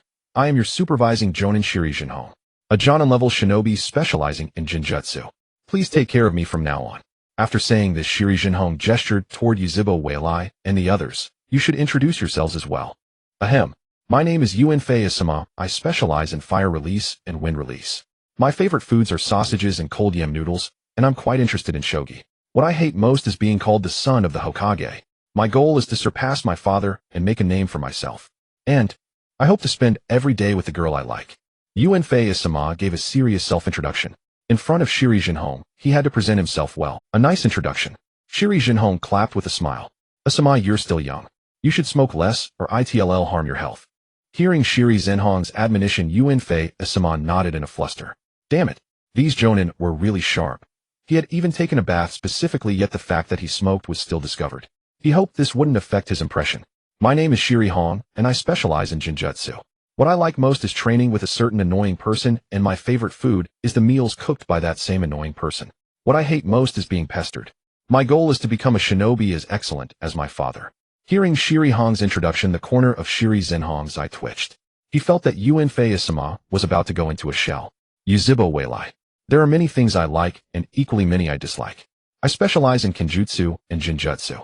My goal is to protect everything I hold dear. How brief. Shiri Jinhong silently complained to himself, but he wasn't too surprised. It would truly be a miracle if a Uchiha could deliver a long-winded speech at this point. I've already carefully observed your approximate abilities during the graduation exam, so for now Yuzhibo Weilai will be the team leader. When I'm not around, follow Weilei's orders above all. Hearing Shiri Jinhong's arrangement, Yuanfei Asama nodded reluctantly. Alright, to celebrate the formation of Team Jinhong, he'll treat everyone to grilled meat today. Shiri Jinhong laughed heartily, waved his hand, and walked toward the village. Yuzhibo Weilai Shiri Hong and Yuanfei Asama followed behind. Shiri Hong ran up to Yuzhibo Weilai. Hey, I only said those things to make Asama give up. Don't take them seriously. I know. Yuzhibo Weilai waved his hand. Classic Tsundere, I get it. Seeing Yuzhibo Weilai's indifferent look, Shiri Hong pouted and angrily raised her hand to slap his arm. Watching the two fooling around ahead, Yuanfei Asama felt his heart shatter into pieces. Seriously, why did this team have to have that bastard Yuzhibo Weilai? Target spotted 50 meters ahead. Received no. 2 in position. No. 3 in position. Go. At the command, 3 dark figures darted from the shadows. The orange cat, basking in the sun, let out a miserable yowl. Scared? Don't worry, we won't hurt you. Shiri Hong cradled the orange cat in her arms, stroking its. Yuzhibo Weilai and Yuanfei Asama stood on either side, accustomed to the scene. Shiri Jinhong walked over with a smile. Good, your coordination is getting better and better. After we submit the mission later, it'll treat you all to grilled meat. Father, can we take on missions that are a bit more? Shiri Hong's tone carried a hint of complaint.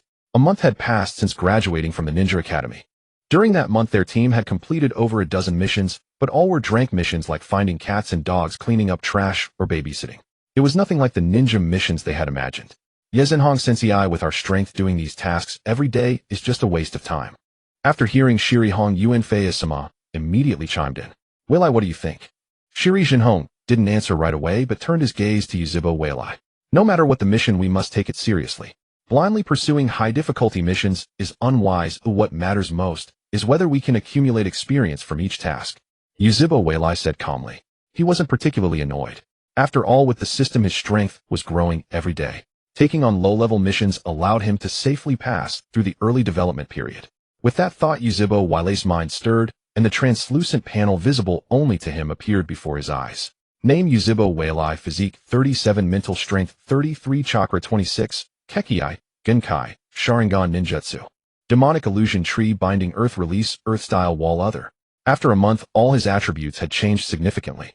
His physical fitness had increased by 11 points with noticeable improvements in strength, speed, and endurance. Mental strength increased by 8 points, further enhancing the power of the Sharingan. Chakra increased by 9 points, and by his estimate, it was now close to that of an elite Chunin. In just 1 month, his strength had improved across the board. Such a growth rate was already astonishing. Thus, Yuzhibo Weilai's mindset remained very calm. Weilai, your thinking is correct. With such a mindset, I believe you will definitely become an excellent shinobi in the future. Shiri Jinhong couldn't help but praise Yuzhibo Weilai. He had originally thought that faced with these simple monotonous tasks, Yuzhibo Weilai, as a member of the Uchiha clan, would be the first to lose patience. But the reality was exactly the opposite. It seemed that Han's fondness for Weilai was not purely due to his damn it. Seeing Yuzhibo Weilai praised Yuanfei-sama, clenched his fists. Damn, he was outshone. Why couldn't he come up with such an excellent answer? Since becoming teammates with Yuzhibo Weilai, Yuanfei-sama felt he was being humiliated every day. When would this kind of life ever end? Alas, there's no helping it. Looking at the listless Shiri Hong and Yuanfei-sama, Shiri Jinhong heaved a helpless sigh. Today we'll go to the mission hall and see if there's a suitable crank mission. Really? Upon hearing Shiri Zenhong's words, Yuanfei-sama and Shiri Hong's faces instantly lit up with delighted expressions. Were they finally going to start taking crank missions? Great. Unlike drank missions, crank missions not only offered higher rewards, but also posed a level of danger several times greater than drank missions. Escort missions, subjugation of ferocious beasts, delivery of confidential documents. These were tasks that could very well involve life and death struggles with others. Let's go. Seeing that Uchiha Mirai's expression remained unchanged, Shiri Zenhong's face showed a trace of relief. He had originally thought that having a member of the Uchiha clan like Mirai would give him a headache. However, after getting to know him, he found that Mirai was actually the most worry-free member of the team. Having such an outstanding disciple, Shiri Jinhong was genuinely pleased. Under Shiri Zenhong's guidance, the group arrived at the mission hall. The hall was packed with people. Recently, the ninja world had become increasingly turbulent, and as the most powerful ninja village, Konoha's mission volume had surged. Hello, could you please check if there are any crank missions suitable for our team? Shiri Jinhong walked straight to the mission counter and asked. The receptionist immediately broke into a smile upon seeing Shiri Jinhong. Lord Jinhong, please wait. Shortly after, the staff member pulled out a mission slip from the thick mission book. In the northern part of the Land of Fire, a small village has sent a request saying that a group of bandits is causing trouble nearby. Please take a look at the specific mission details. Shiri Jinhong took the mission slip from the staff member, quickly scanned it, and nodded. All right, thank you for your trouble. You're too kind. Just as the two were conversing, Yuzhibo Daitu suddenly ran. Hey you, didn't you just say there were no suitable missions for us? Why didn't you assign us a bandit elimination? Hearing Yuzhibo Daitu's loud voice, the staff member waved his hand impatiently. Mission assignments are made after thorough evaluation. If you're not satisfied, then don't take it. What? You bastard. Watching Yuzhibo Daida's furious demeanor, Uchiha Mirai let out a soft sigh. The rule of the jungle, the strong devouring the weak, was the same everywhere. The more powerful a ninja was, the better resources they could obtain. Therefore, in the world of Naruto, aside from having cheats, the most important thing was lineage. Daitu, it might be because your team's strength is insufficient, which is why they gave such a mission to us. As long as you become excellent enough, one day you'll be able to take on missions like this too. Watching Yuzhibo Daida's enraged state, Yuanfei-sama spoke with a hint of superiority. You were just relying on the fact that you are the Hokage's son. Stop bragging in front of me. Yuzhibo Daitu didn't spare Yuanfei-sama at all and directly struck at his sore spot. What? You dead last want to fight? Fight if you want to. You think I'm afraid of you? Damn it, bastard. Seeing the two about to come to blows, Boss Wei Fengmin and Yuyuan Lin quickly rushed over. Senior Jinhong, I'm really sorry. Daida's personality is a bit reckless. He'll make sure to teach him properly. Boss Wei Fengmin apologized with a smile. Yuyuan Lin grabbed Yuzhibo Daida's ear. Daitu, I told you not to cause trouble. Ow, it hurts. Be gentle. Faced with Yuyuan Lin, Yuzhibo Daitu had no temper at all. Idiot. Seeing Yuzhibo Daida's demeanor, Chimu Kakashi couldn't help but mutter. He really couldn't understand why a splendid ninja like Teacher Shuemin would choose a fool and dead last like Yuzhibo Daitu to be his student. Kakashi, who are you calling a dead last? Yuzhibo Daida's just subdued anger flared up again, and he shouted at the top of his lungs. It's because of your lifeless attitude that we can only get missions like a widow afraid of thunder needs someone to keep watch at night. Excuse me, are you looking to take on a bandit elimination mission? A man dressed in a green bodysuit with a full beard walked over. Seeing the man, Uchiha Mirai's heart stirred. Such a distinctive outfit. The man before him must be Maidadai, right? That's right, what's up? Yuzhibo Daida looked at Maidadai and asked. What a coincidence. I happen to have a suitable mission that I can exchange with you. Really? Hearing Maidadai's words, Yuzhibo Daida's eyes lit up. Of course it's true. Take my advice, kid. Your mission is too deep, you can't handle it. Only a battle-hardened ninja like me can perfectly complete such a mission. Maidadai spoke with a righteous expression. After hearing Maidadai's words, Yuzhibo Daitu turned his gaze toward Boss Wei Fengmin. Boss Wei Fengmin nodded lightly. A bandit elimination mission like this would allow the newly promoted genin to get accustomed to killing without posing too much risk. It was a good training mission. He had no reason to refuse such a request. Seeing that Basui Fomin did not object, Yuzebo Daitu swapped the mission slips with Maidadai. Uncle, you're really kind. I'm definitely going to be your friend. Yuzebo Daitu laughed happily. What great luck. Now he wouldn't have to do those annoying drank missions anymore. Finally, he could show his true abilities. After Yuzebo Daitu and his group left, Maidadai came over to Uchiha Mirai. You're Uchiha Mirai, right? I often hear Kai mention you. He regards you as a lifelong rival to catch up to, Maidadai said with a familiar smile. Actually, in comparison, Kekkei is more suitable to be Kai's rival. Uchiha Mirai said indifferently. Being regarded by Kai as a target to surpass was not something to be happy about. Such matters were better suited for Kekkei. So if one cannot even surpass Kekkei, they have no right to challenge you. As expected of a genius who can even defeat Kekkei. Just thinking about it gets my blood boiling. This is youth. I'll relay your words to Kai. I won't disturb you further. With that, Maidadai took the mission slip and quickly left. Watching his retreating figure, Uchiha Mirai's mouth twitched. Was that what he meant? Is this the legendary eternal genin? He does seem a bit silly. Uenfei Asama couldn't help but comment. Asama never underestimate anyone. Shiri Jinhong said in a grave tone. From Maidadai, he sensed a dangerous aura. That man was definitely not as simple as he appeared on the surface. I'm just stating the truth. Uenfei Asama retorted stubbornly. A man of his age, still a genin. What was there to respect about someone like that? Mirai, what do you think? Hearing Uenfei Isama's reply, Shiri Jinhong turned his gaze to Uchiha Mirai. As a transmigrator, Uchiha Mirai naturally knew Maidadai's strength. That was a ruthless man who had nearly annihilated the 7 ninja swordsmen of the mist. So without a second thought, he spoke directly. Ignorance is not the obstacle for a ninja to survive, arrogance is. Ignorance is not what hinders a ninja's survival, arrogance is. Repeating Yuzebo Wailei's words, Shiri Jinhong couldn't help but a glint of admiration in his eyes. As a ninja who had experienced countless life and death battles, he naturally understood the weight of Yuzebo Wailei's words. Over the years, he had seen countless ninjas die because of arrogance. Whether weak or strong, the ninjas who survive between life and death are always cautious and meticulous, never taking even the weakest opponent lightly. No wonder he barely has any of the common character flaws of the Yuzebo clan. So he already has such awareness at this age. Shiri Jinhong found himself liking Yuzebo Wailai more and more. Wasn't this the perfect model of a ninja? Talent, strength, capacity. In every aspect, there was no flaw to be found. Even he often benefited greatly from the words uttered. Suddenly a thought emerged in Shiri Jinhong's mind, perhaps the Yuzebo clan. And even Mai would undergo a transformation at his hands. Asamahong, you too should learn well from Wailai, strive to become excellent ninjas, understand. Even Shiri Jinhong was astonished by Yuzebo Wailai's words, let alone Shiri Hong, who nodded repeatedly, like a chick pecking at rice. Watching the admiration and joy in their eyes, Uenfei Asama felt extremely aggrieved. The feeling of being shown up every day was more unbearable than eating shit. Damn, when would he get the chance to turn the tables on Yuzebo Wailai?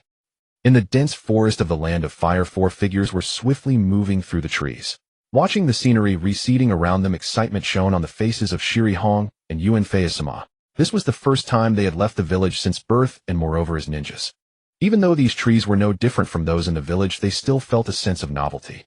Yuzebo Wailai, on the other hand, silently adjusted his breathing, keeping himself at peak condition at all times. As evening approached, Shiri Jinhong finally stopped. Let's rest for a while, we'll camp here tonight. Hearing Shiri Jinhong's arrangement, Uenfei Asama plopped down on the ground. The long journey made his legs tremble slightly. If not for fear of being outshone by Yuzebo Wailai in front of Shiri Hong, he might never have lasted this long. Shiri Hong was the same. Only Yuzebo Wailai, as soon as the team stopped, immediately began skillfully setting traps around the camp. With his physical constitution multiplied several times, his physique was entirely beyond comparison with Uenfei Asama or Shiri Hong. Soon Yuzebo Wailai had finished setting the traps. Shiri Jinhong watched and couldn't help but feel a sense of shame. Back when he first went on a mission, he was far inferior to this disciple of his. Wailai, you've set the traps well. Seeing Yuzebo Wailai return, Shiri Jinhong spoke first. Father, you don't know yet. Wailai always sets traps at home, you know. Shiri Hong explained proudly. Watching his daughter's expression, Shiri Jinhong felt a little depressed. He took out a few soldier pills and stuffed them into his mouth. The sour and bitter taste made Shiri Jinhong frown slightly. As always, it was terrible. Father, the meals Wailai cooks are absolutely delicious. After the mission, you should find a chance to taste them. They'll definitely blow your mind. Seeing Shiri Jinhong's expression, Shiri Hong immediately said, I know. Shiri Jinhong helplessly patted Shiri Hong's head. Whenever the conversation turned to Yuzebo Wailai, the girl could not stop talking. Wailai, let's take turns on watch. Shiri Jinhong, not wanting to hear Shiri Hong's chatter, proactively changed the subject. Okay, they'll take the first watch. Yuzhibo Weilai hugged his long sword, found a tree branch at a suitable height, and sat down. Watch duty. I can do it too. Yuanfei Asama, not wanting to be outdone by Yuzhibo Weilai, volunteered to take the watch.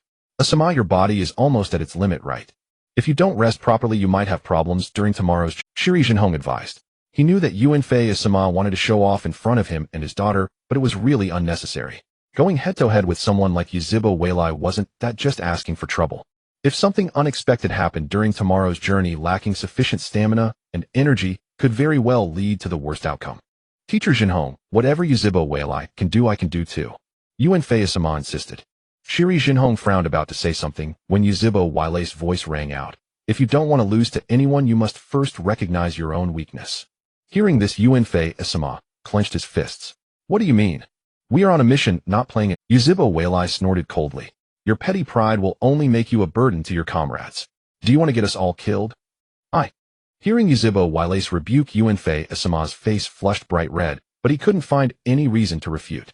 If you continue to treat the mission as a game after this mission, you should voluntarily withdraw from the team. In the absence of any objection from the supervising jonin, he as the team leader had absolute authority.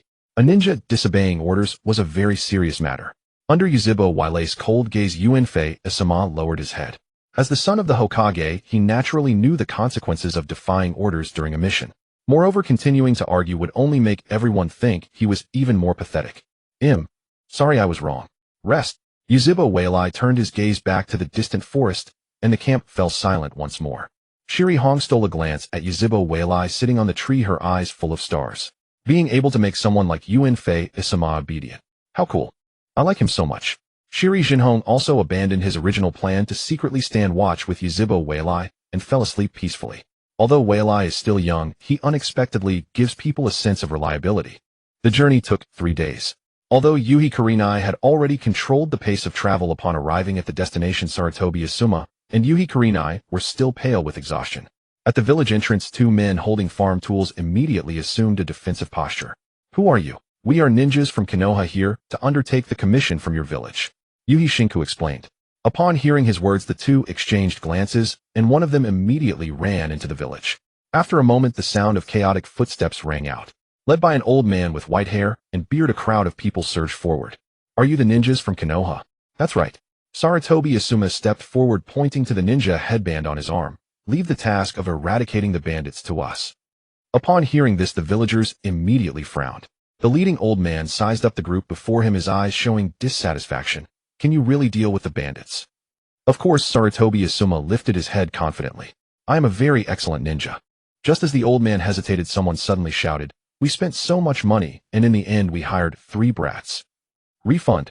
As the words fell, the crowd became restless. Seeing this, Sarutobi Asuma panicked a little and quickly explained, please trust us, we can definitely help you deal with the bandits. Besides, Teacher Shinku is a jonin. Hearing Sarutobi Asuma's words, the crowd immediately fell silent. A jonin. If a jonin was leading the team, that was understandable. Well, don't misunderstand. Your commission is only enough to hire some jonin. I won't be taking action. Yuhi Shinku spread his hands. Teacher Shinku. Sarutobi Asuma was stunned. Even if you weren't going to act, you didn't need to explain. Wouldn't that just pour oil on the fire? Everyone heard that, right? These Konoha ninjas are just messing with us. If they can't deal with the bandits will definitely retaliate against us. Get them out. We don't need such troublemakers. Voices rose again, and the villagers' expressions became agitated once more. Just as the situation was about to spiral out of control, a figure rushed into the crowd. The next second, Uchiha Mirai had his hand around a man's neck. What are you doing? Seeing Uchiha Mirai's action, the crowd demanded. Uchiha Mirai snorted lightly, his dark eyes turning into crimson Sharingan. A cold, violent aura spread, and the villagers present stepped back in fear.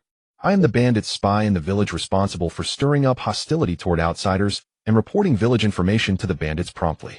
Under the illusion of the Sharingan, the man Uchiha Mirai had grabbed spoke with vacant eyes. Cunning bandits. The villagers now understood. It was this guy who had been shouting just now. Tell me your accomplice. Uchiha Mirai said indifferently. There are 2 spies in the village. Besides me, the other is named. Before the man could finish, Uchiha Mirai suddenly hurled the long sword in his hand backward. With a squelch, a middle-aged man, trying to flee in the chaos, was pierced through the heart by the blade. He convulsed on the ground a few times before losing consciousness. Ding. Congratulations to the host for successfully looting the reward Physique 05. Hearing the system's prompt in his mind, Uchiha Mirai's heart stirred. He had already triggered the daily battle reward. How could it trigger again now? Could it be that killing also triggers the looting system? With this thought, Uchiha Mirai's right hand tightened slightly. Crack. Ding. Congratulations to the host for successfully looting the reward Physique 05. The system's prompt sounded again in his mind, and Uchiha Mirai's heart surged with turmoil. He was now certain. Besides the daily battle reward, the system could also grant rewards through killing. Most importantly, the killing reward had triggered twice. Could it be that killing rewards have no limit? No, he had to verify this properly. Mirai. Yuhi Kurenai's voice pulled Uchiha Mirai back to reality. Looking at the crowd, Uchiha Mirai threw the corpse on the ground. The bandits' spies have been eliminated. Tonight we will wipe out the bandits completely. From now on, no one is allowed to leave the village. Seeing Uchiha Mirai kill 2 adult men with ease, the villagers dared not say anything more. Under the persuasion of the white-haired old man, they all obediently returned to the village. Honorable sirs, I am Komura Fujio, the village chief. Please don't mind what just happened, Komura Fujio said with a flattering smile. Uchiha Mirai waved his hand. It's fine. Prepare some food for us. We need to rest first. Understood. Please follow me. After arranging everything, Komura Fujio tactfully left. After he left, Yuhi Kurenai gave Yuhi Shinku a sidelong glance and said reproachfully, Father, you were really terrible today, saying you wouldn't act at such a critical moment. If Mirai hadn't controlled the situation in time, we would have been driven away by the clients. That would have made us the laughingstock of the village. Hearing Yuhi Kurenai's words, Sarutobi Asuma also looked at Yuhi Shinku. He too didn't understand why Shinku had said something so inappropriate at that moment. Facing their questions, Yuhi Shinku said with a smile, Mirai, explain it to them. Normally the person communicating with us should be the village chief. But during our conversation, someone in the crowd kept inciting hostility toward us. That was very unusual. Teacher Shinku said that just to confirm whether his judgment was correct. Uchiha Mirai explained calmly. I see. Yuhi Kurenai suddenly understood. No wonder Uchiha Mirai had accurately caught the bandit's spy. There was such a hidden reason. Ha ha ha. So you still have a lot to learn. Yuhi Shinku laughed heartily. It had been a long time since he had experienced such harmonious cooperation. Knowing the full story, Sarutobi Asuma felt a deep sense of frustration. He had never realized how could Uchiha Mirai excel in every aspect. After eating and drinking their fill, Uchiha Mirai began to close his eyes and rest. It was his first time killing someone. Although he showed no outward signs, he still felt a bit nauseous and uncomfortable inside. He needed to adjust his mindset to face the coming slaughter at night. Late at night, Uchiha Mirai abruptly opened his eyes. Stepping outside, he found Yuhi Kurenai and Sarutobi Asuma already waiting. Uchiha Mirai greeted them. You're quite early. Yuhi Kurenai rubbed her hands together. I'm a bit nervous. Sarutobi Asuma simply tilted his head and let out a light snort. Before long, Yuhi Shinku also emerged from the room. The four exchanged glances, and the next moment they vanished into the night. A dozen miles from the village, they climbed a steep mountain path. At the summit's flat ground stood a fortress-like encampment resembling a village. Flickering lights scattered across the area and occasional bursts of noise drifted through the air. The four of them halted at the edge of the camp. Yuhi Shinku spoke in a low voice. A crank mission is nothing like a drink. One careless move, and you could really die. I won't step in, so you must be careful. I have only one demand. Do not show mercy. Seeing Yuhi Shinku's serious expression, Yuhi Kurenai and Sarutobi Asuma both nodded solemnly. Mission start. At the command, the three of them vanished instantly. Just as they had practiced, they split into 3 directions and crept toward the camp. With the power of the Sharingan, even in the thick darkness, Uchiha Mirai could clearly see his surroundings. 1, 2, 3. After pinpointing the bandits' positions, Uchiha Mirai strode forward boldly. The sentry bandits, startled by the sudden appearance of Uchiha Mirai, tried to shout an alarm, but in the next instant he lost consciousness under the Jinjutsu. Ding! Congratulations to the host for successfully plundering the reward Physique 05. No limits at all. After receiving another reward, the corners of Uchiha Mirai's mouth involuntarily curved into a smile. Death is like the wind, always by my side. The slaughter began. Ding! Congratulations to the host for successfully plundering the reward Physique 05. Ding! Congratulations to the host for successfully plundering the reward Mental Strength 05. Ding! The system's prompts rang out continuously, and Uchiha Mirai's attribute points began to change. Because Uchiha Mirai had not bothered to conceal his movements, the camp was already in chaos. After the initial panic, the bandits all surged toward him. It's that guy. Let's get him together. Watching the bandits charge in a swarm, Uchiha Mirai held his forehead and laughed heartily. You want to dance too? He plunged into the encirclement of bandits, slashing left and right. Like an elegant dancer, each strike precisely reaped a life. In moments the bandits suffered heavy casualties, and they hadn't even touched a single thread of his clothes. Damn it, this guy is a monster. A monster. He'll kill us all. Run. They're Konoha ninja. Those two bastards didn't warn us. Move. Don't block me. Get out of the way. Under Uchiha Mirai's onslaught the bandits began to flee in panic. That won't do. These were all walking experience points for him to grow stronger. Uchiha Mirai had no intention of letting any escape. Fire-style Fireball Jutsu. Fire-style Phoenix Sage Fire Jutsu. Uchiha Mirai's hands moved swiftly through hand seals, efficiently reaping the bandits' lives. After a while the screams faded away. The bandits were completely annihilated by Uchiha Mirai. Watching silently from afar, Yuhi Shinku couldn't help but shake his head, truly surprising. He had expected Uchiha Mirai to take them out one by one through stealth. But instead the kid had chosen a direct confrontation. Indeed, a ninja of the Uchiha clan always acted unpredictably. At the center of the camp, Uchiha Mirai found Sarutobi Asuma and Yuhi Kurenai. Both were dirty and their expressions were grim. It seemed they had endured quite a bit of hardship. Seeing Uchiha Mirai spotless, they felt a sense of shame. If not for Uchiha Mirai drawing away most of the bandits, they would have been in an even worse state. What are you? Seeing the dozen or so elderly, weak, and injured people crouching before them, Uchiha Mirai frowned. Mirai, they've surrendered. Even if we don't kill them, they're no threat, right? Yuhi Kurenai explained. Have you forgotten what Shinka-sensei said? Uchiha Mirai's voice turned cold. Showing mercy to the enemy will get you killed. Hey, how can you be so cold-blooded? Are you asking us to kill these old folks and children? Sarutobi Asuma demanded loudly. The crouching weaklings began to weep in unison. Both of you come here. Uchiha Mirai's tone was indifferent. An overwhelming aura emanated from him. Having just slain dozens, he made Yuhi Kurenai and Sarutobi Asuma unable to meet his gaze. Mirai, I'll listen to you. Yuhi Kurenai bowed her head in submission. Sarutobi Asuma clenched his fists, but dared not defy Uchiha Mirai's order. Just as they were about to leave, an unexpected turn occurred. The bandits on the ground suddenly grabbed handfuls of dirt and flung them at Yuhi Kurenai and Sarutobi Asuma. You little brat, you're quite ruthless.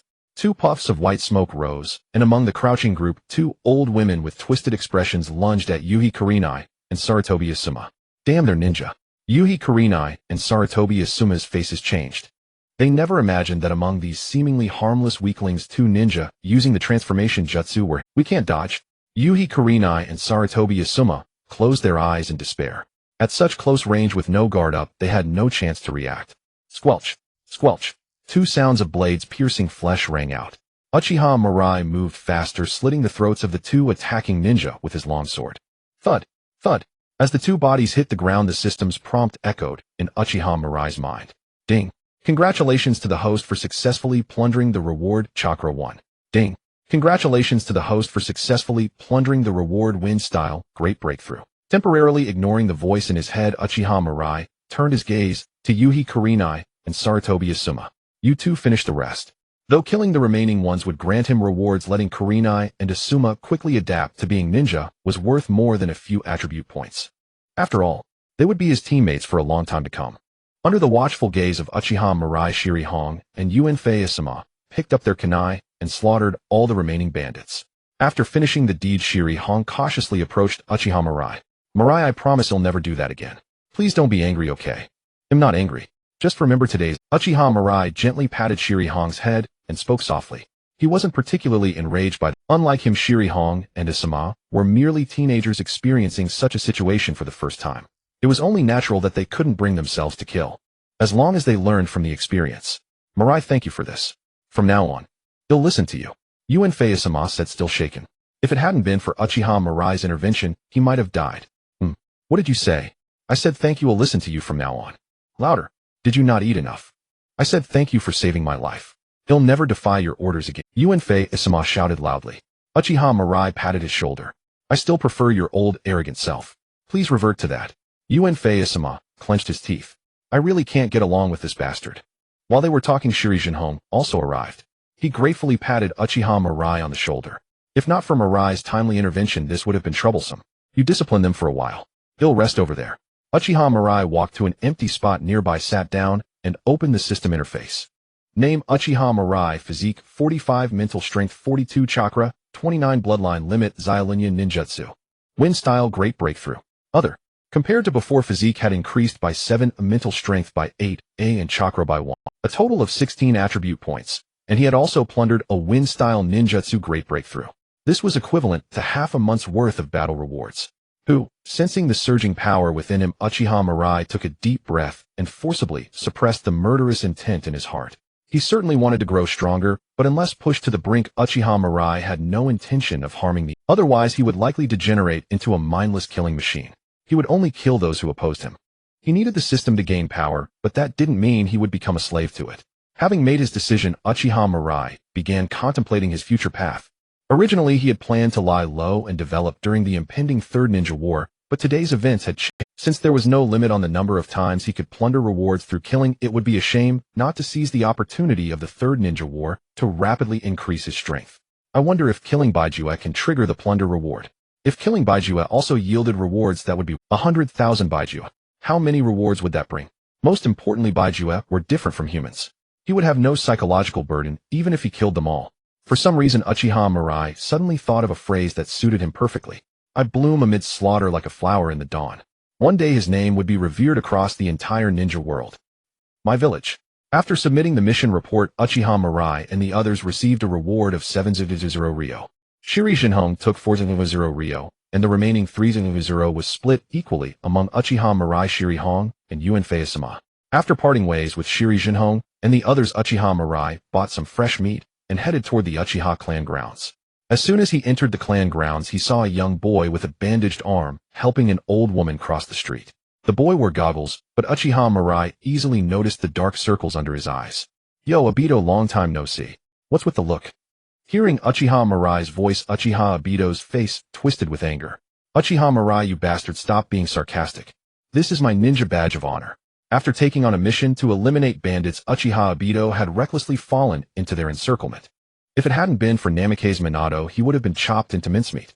But that didn't stop Uchiha Obito from wearing his injuries as a badge of honor. During his recovery, he wandered around the village every day. He wanted everyone to see that he, Uchiha Obito, was a seasoned ninja who had faced life and death. On ninja badge, huh? Truly unique. Uchiha Mirai gave a thumbs up. Too bad I don't have a trophy or ID give you an award. Uchiha Mirai. He'll kill you. Seeing Uchiha Obito fuming, the old woman beside him smiled helplessly. Mirai, don't bully Obito. He's a kind-hearted child.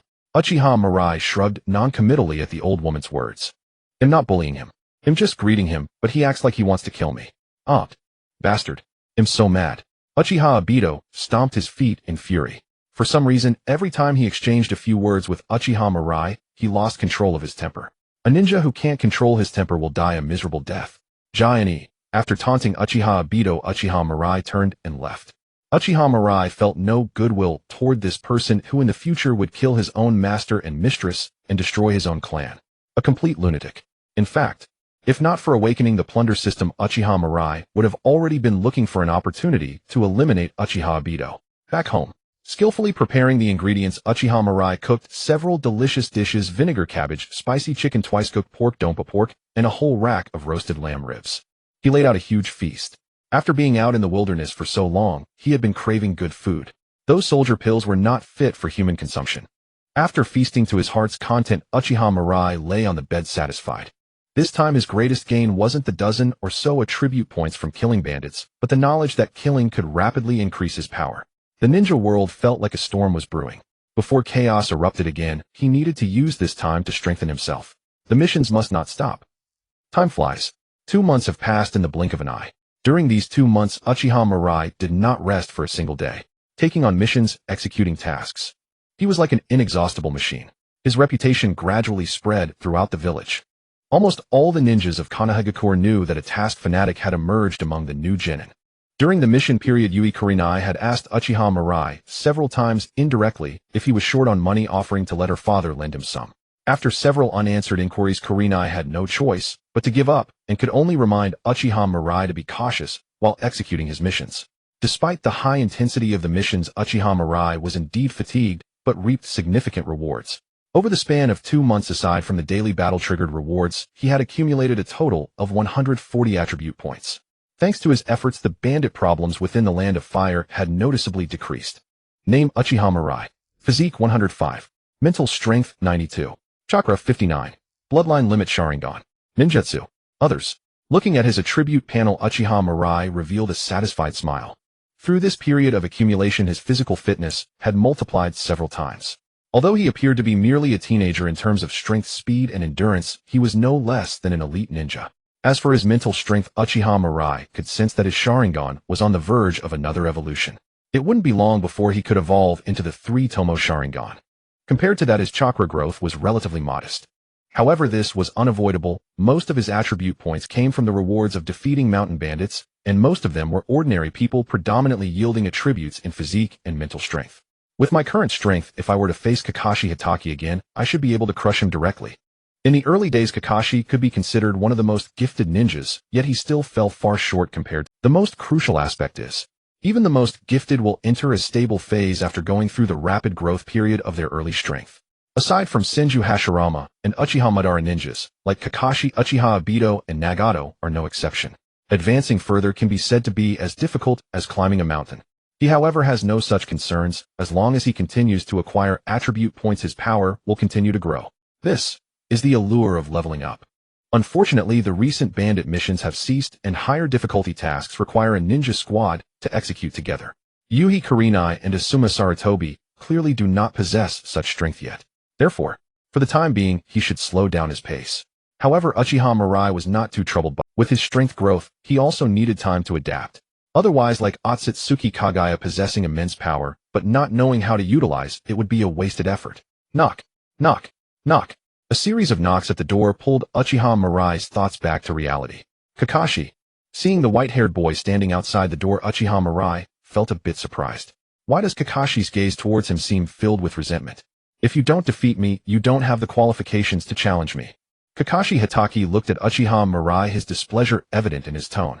Only then did Uchiha Mirai notice that standing to the side outside the door was Might Guy dressed in a green tight suit, looking rather anxious. Mirai, Kakashi insisted on bringing me to find you. Seeing the two of them, Uchiha Mirai began to understand. Kakashi must have heard about his previous conversation with Might Guy in the mission hall, which was why he brought Might Guy. Although his meaning was completely different from what Might Guy understood, given the current situation, there was no need for an explanation. Last time I lost, but that doesn't mean you are stronger than me. Today we will have a match. Whoever loses will become Guy's sparring partner in the future. Kakashi Hatake said to Uchiha Mirai in a serious tone. As the former top genius of Konoha, he harbored his own pride. Just because Uchiha Mirai could defeat him once doesn't mean he could continuously win. The last time was because he didn't expect Uchiha Mirai to see through his tactics. This time Kakashi didn't believe he would lose to Uchiha Mirai again. There's no helping it.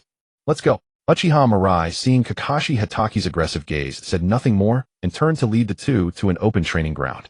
Watching the two stand facing each other, Might Guy's face was filled with excitement. Two geniuses face off against each other, vying for supremacy. This is youth. So touching. Tears welled up in Might Guy's eyes. Uchiha Mirai had no doubt that if Might Guy were here, the father and son would surely put on a scene of embracing and crying. Unlike last time, this time I will give it my all, so be careful. Kakashi Hatake drew a short blade, his gaze sharp as he fixed it on Uchiha Mirai. Uchiha Mirai said nothing, only drew his long blade and beckoned at Kakashi. Damn it. Kakashi snorted, coldly activating the body flicker technique, appearing right in front of Uchiha Mirai, and launched a series of attacks. The speed is too slow. Uchiha Mirai observed Kakashi's movements, silently mumbling to himself. Although Kakashi's movements were faster than last time, it felt easier for him to handle. Last time he needed to activate the Sharingan to capture Kakashi's movements, but this time he could see clearly without even opening it. Just a few casual counterattacks left Kakashi struggling. So impressive. For Might Guy, Uchiha Mirai, and Kakashi's strength far surpassed his own. At this moment, witnessing the two rapidly exchanging blows in taijutsu felt like a visual feast to him. This guy, did he intentionally conceal his strength last time? Might Guy couldn't sense it, but Kakashi was increasingly alarmed as they fought. Uchiha Mirai not only had not activated his Sharingan, but even his casual counterattacks could leave him flustered. It was as if their powers were not on the same level. Kakashi admit defeat. No way. Kakashi Hatake forced Uchiha Mirai back with a strike, quickly creating distance between them. Zhou Mao Shin. Kakashi Hatake's right hand was enveloped in arcs of electricity, emitting a sound like 1,000 birds chirping. Chidori. With a low shout, Kakashi's body shot forward like an arrow released from a bow, charging toward Uchiha Mirai with astonishing speed, leaving Might Guy shocked with his mouth agape. Mirai, be careful. Might Guy urgently warned. Clap. A crisp sound rang out. Time seemed to freeze as Kakashi Hatake's right hand was caught by Uchiha Mirai, with one hand his crimson Sharingan slowly spinning. Kakashi, with such a dangerous ninjutsu, it's better to be cautious when using it. He caught it. He caught it. Might Guy stared in disbelief at the scene before him, his mouth agape. In his eyes, Kakashi had already moved at an incredible speed. That attack, accompanied by the chirping of 1,000 birds, seemed capable of piercing through anything. He had thought Uchiha Mirai was in danger, but to his surprise the opponent had actually blocked it. No. If it were merely a block, he wouldn't have been this astonished. Uchiha Mirai had stood still and caught Kakashi's wrist with his bare hand, neutralizing the 1,000 birds. His confident demeanor, combined with the eerie Sharingan unique to the Uchiha clan, was incredibly cool. Kakashi stared in disbelief at his own captured right hand, feeling a dryness in his throat. He had considered that Uchiha Mirai might dodge his attack, but he never imagined the opponent would block it in such a way. To achieve this required not only strength far surpassing his own, but also absolute confidence. This guy. Looking into those eyes brimming with self-assurance, Kakashi felt for the first time a sense of helpless defeat from someone of his own age. Uchiha Mirai. Why is he so strong? Let's end the fight here. Uchiha Mirai released Kakashi's wrist. Guy, I have time recently. We can train together during the day. Uchiha Mirai directly turned his gaze to Might Guy, offering no comment on the battle that had just taken place. This attitude made Kakashi feel as if the opponent had not taken him seriously at all. To him, the fight had been nothing more than a childish game to satisfy his desire for a spar. Unlike Kakashi's silence, Might Guy's face was filled with excitement. Mirai, are you really willing to train? Uchiha Mirai nodded noncommittally. The mission to eradicate the mountain bandits was almost complete, and he needed some time to consolidate his strength. Moreover, training with Guy might give him a chance to learn the 8 gates. That would grant him a powerful trump card. Whoa, Mirai, you're such a good person. Youth cannot be wasted. I'll come to invite you to train tomorrow. Might Guy wiped his nose with his arm, his eyes teary. Got it. If nothing else, you two can leave now. After saying this, Uchiha Mirai turned to leave. Kakashi suddenly spoke. One day, I will defeat. Hearing Kakashi's declaration, Uchiha Mirai did not look back. He simply raised his right hand and waved it casually. I'll give you time to catch up until you can no longer see me in the distance. Kakashi. Mirai is so cool. Humph. Uchiha Mirai did not go home, but instead came to a secluded forest within the Uchiha clan's territory. After checking that no one was around, Uchiha Mirai formed hand seals. Or hair monkey. 1,000 birds. Just like Kakashi, the sound of 1,000 birds chirping rang out. Uchiha Mirai activated his Sharingan, dashed forward, and a giant tree that would take several people to wrap their arms around was cut in half. Boom. With a loud crash, the giant tree toppled over. A satisfied smile appeared on Uchiha Mirai's face. Indeed, the 1,000 birds and the Sharingan were a perfect match. Right after the battle with Kakashi, a prompt had sounded in his mind, indicating the successful acquisition of the 1,000 birds. That was why he had left after a few brief words, eager to come here and test it out. As prerequisites for mastering the 1,000 birds, the changes in chakra form and nature seemed to have been grasped simultaneously. Uchiha Mirai sensed this, and his face lit up with surprise. Mastering both changes in chakra simultaneously would normally require a great deal of effort, but now he had directly acquired them. The gain this time was truly unexpected. Uchiha Mirai suddenly thought of a very powerful ninjutsu. Spiral Sphere. A ninjutsu that required no hand seals and could be cast instantly with various powerful variants. In battle, it could often catch opponents off guard. In the original story, the Spiral Sphere's performance was undoubtedly top-notch. Thinking of this, Uchiha Mirai's lips curved into a beautiful arc. As a transmigrator, he was already thoroughly familiar with the training method of the Spiral Sphere, and now he had mastered the form and nature changes of chakra ahead of time. Even though the Spiral Sphere was in a rank ninjutsu, mastering it should not be too difficult. After a moment of idle thoughts, Uchiha Mirai sat cross-legged on the ground and began to practice the speed of his hand seals. In a ninja battle, the speed of hand seals is crucial. Whoever forms seals faster can seize the initiative. Uchiha Itachi, for instance, could even perform 7 seals in a second. Uchiha Mirai would never slack off in these fundamental aspects. Early morning. Uchiha Mirai opened his eyes and saw the energetic Might Guy at his door. Mirai, let's train together today. Sure. Great. Let's run 10 laps around the village first, then meet up with my father. With that, Might Guy turned into a green blur and dashed forward. Uchiha Mirai stretched his body and quickly followed. Running 10 laps around Konoha was no easy task even for him at his current level. It took him the entire morning to finish. Guy was much slower. By the time Uchiha Mirai finished, Guy had only completed 5 laps. Phew. As expected of a genius who can defeat Kakashi, it's like you have no weaknesses. I have to work even harder. Might Guy panted, clutching his knees. Given his current stamina, completing 5 laps in such a short time was already near his limit. Saying he would run 10 laps was just his habit of setting an impossible goal for himself. After resting for a while, Might Guy appeared before them. Seeing Uchiha Mirai, Might Dai showed a look of surprise. Father, can Mirai train with us for a while? Might Dai asked with burning eyes. Might Dai nodded. Of course. Guys, since you have the chance to train with the person you want to catch up to, you must work even harder. I will. Great, this is youth. Watching the father and son hug each other and weep, Uchiha Mirai's mouth twitched. He was starting to regret his decision. Was it really a wise choice to train with these two? 431, 432, 433. Bang.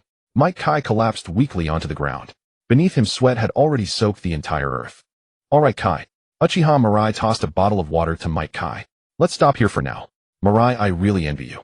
I've been working so hard, but it feels like I'm still worlds apart from you. Might Kai looked at Uchiha Mirai with a hint of envy. His mentality was already quite strong, but during this period of training with Uchiha Mirai, he still felt somewhat disheartened. The goals he struggled desperately to achieve, the other could accomplish effortlessly.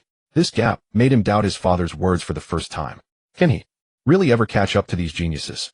Kai, if you persist in anything, you will always reap reward. Uchiha Mirai comforted him. Ha ha ha. I will definitely do that. Might Kai scratched the back of his head sheepishly. Besides constantly training my body, I have nothing else to do. He hadn't even mastered the basic 3 techniques, let alone other ninjutsu. By the way, I feel you could push yourself a bit harder, Mirai. That way your strength would improve faster. I know my own body. This level of training is sufficient. Uchiha Mirai shook his head. His purpose was merely to better control the power within his body, so he stopped immediately whenever he approached his limit during each session. Otherwise, accumulated over time, it would surely leave hidden injuries in his body. Thinking of this, Uchiha Mirai couldn't help but mutter inwardly. This guy Kai, what kind of physique does he have? He torments his body like a masochist every day and still comes out unscathed. Sometimes he even fainted from exhaustion, yet the next day, he would be full of energy ready to start training again. One could only say, isn't that a kind of talent in itself? If it were an ordinary person, they would have long since worn themselves out. I remember now, Mirai. Today, Father is going to teach you a powerful secret technique, the 8 gates. Might Kai suddenly said. Huh. Uchiha Mirai was somewhat surprised. The power of the 8 gates needed no elaboration. In anyone's hands, it was a trump card secret technique. Such a precious secret technique in a world like Naruto's, where lineage and tradition mattered, was usually only passed down between father and son or master and disciple. He had trained alongside Might Kai, only hoping to acquire the 8 gates through the system during sparring, but he never imagined that Might Dai would voluntarily teach him. Mirai, even though my father is only a jin in the 8 gates, is incredibly powerful. Please don't look down on it. Seeing the surprised expression on Uchiha Mirai's face, Might Kai quickly explained. Because his body wasn't up to standard, yet his father hadn't even agreed to teach him. I really can't do anything about you two. Uchiha Mirai rubbed his nose, a warmth surging in his heart. Without saying much, noticing Kai's low spirits, Uchiha Mirai beckoned to Might Kai. Get up. They'll beat you up a bit. 10 minutes later, Might Kai sat on the ground, his face bruised and swollen. As expected, it's still no good. Ding. Congratulations to the host for successfully plundering the reward Physique 1. Ignoring the system prompt in his mind, Uchiha Mirai looked at Might Kai, whose spirits were still low with some. After every previous bout, Kai would always be full of determination, saying he would catch up. Why wasn't it working this time? Had he really been discouraged by him? Just then, Might Dai suddenly appeared before the two.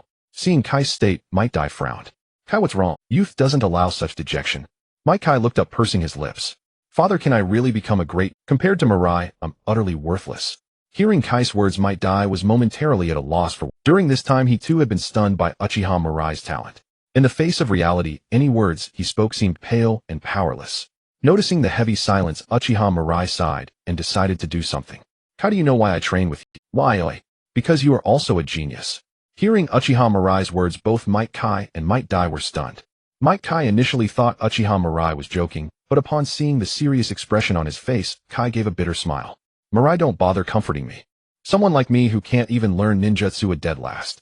How can I be a genius? No. Uchiha Mirai walked up to Might Kai, who says only ninjutsu measures a person's talent. In my eyes, you are a once-in-a-lifetime genius.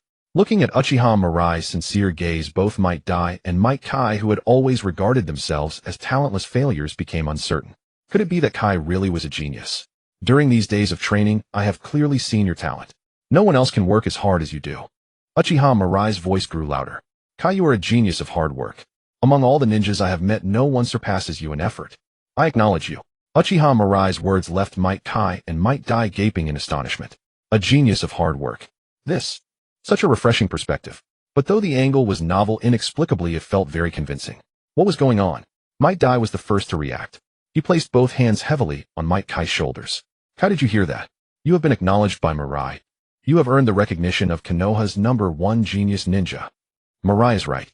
Ninjutsu talent isn't everything. You are a genius of hard work. Might Dai grew more and more excited as he spoke.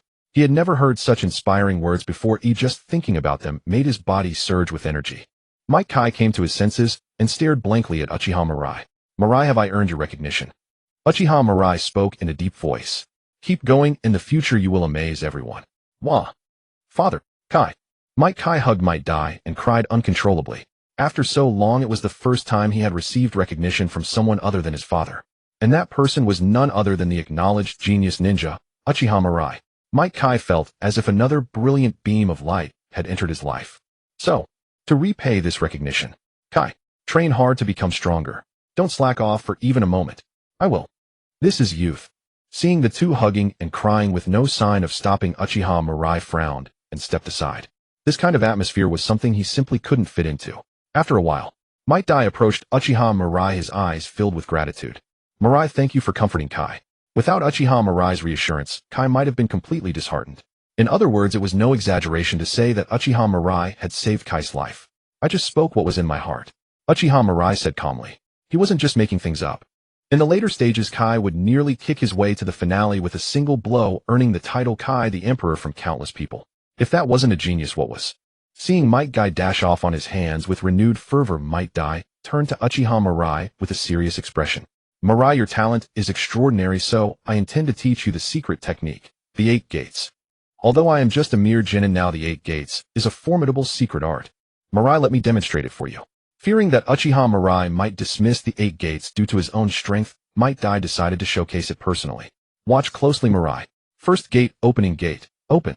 With a low shout, Uchiha Mirai could sense that the chakra within Might Dai's body began to surge wildly. Might Dai's skin flushed deeply. Second gate, rest gate, open. Third gate, life gate, open. Upon opening the third gate, his body became engorged with blood and turned red, with green energy beginning to emanate from his surface. Fourth gate, wound gate, open. Fifth gate, stop gate, open. Sixth gate, view gate, open. After opening the 6th gate, his veins bulged and his entire body resembled a fully cooked prawn. Yet the violent aura emanating from Might Dai sent a shiver down Uchiha Mirai's spine. He felt as though standing before him was not a man but a beast ready to devour at any moment.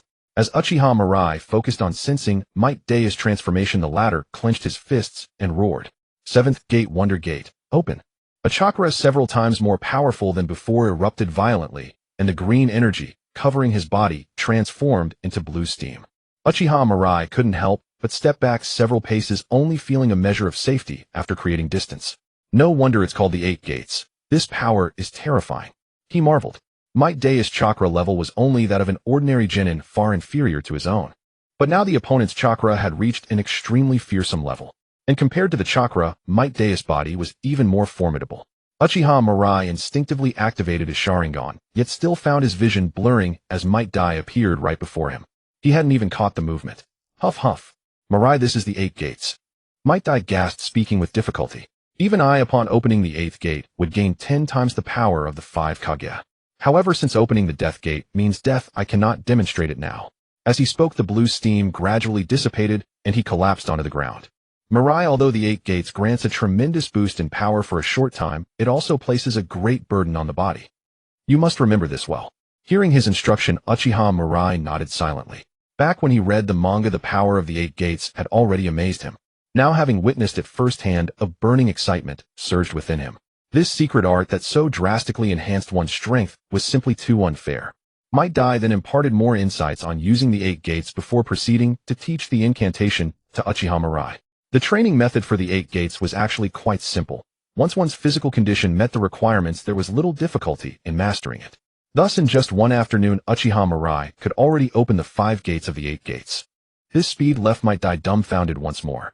What kind of monster was this?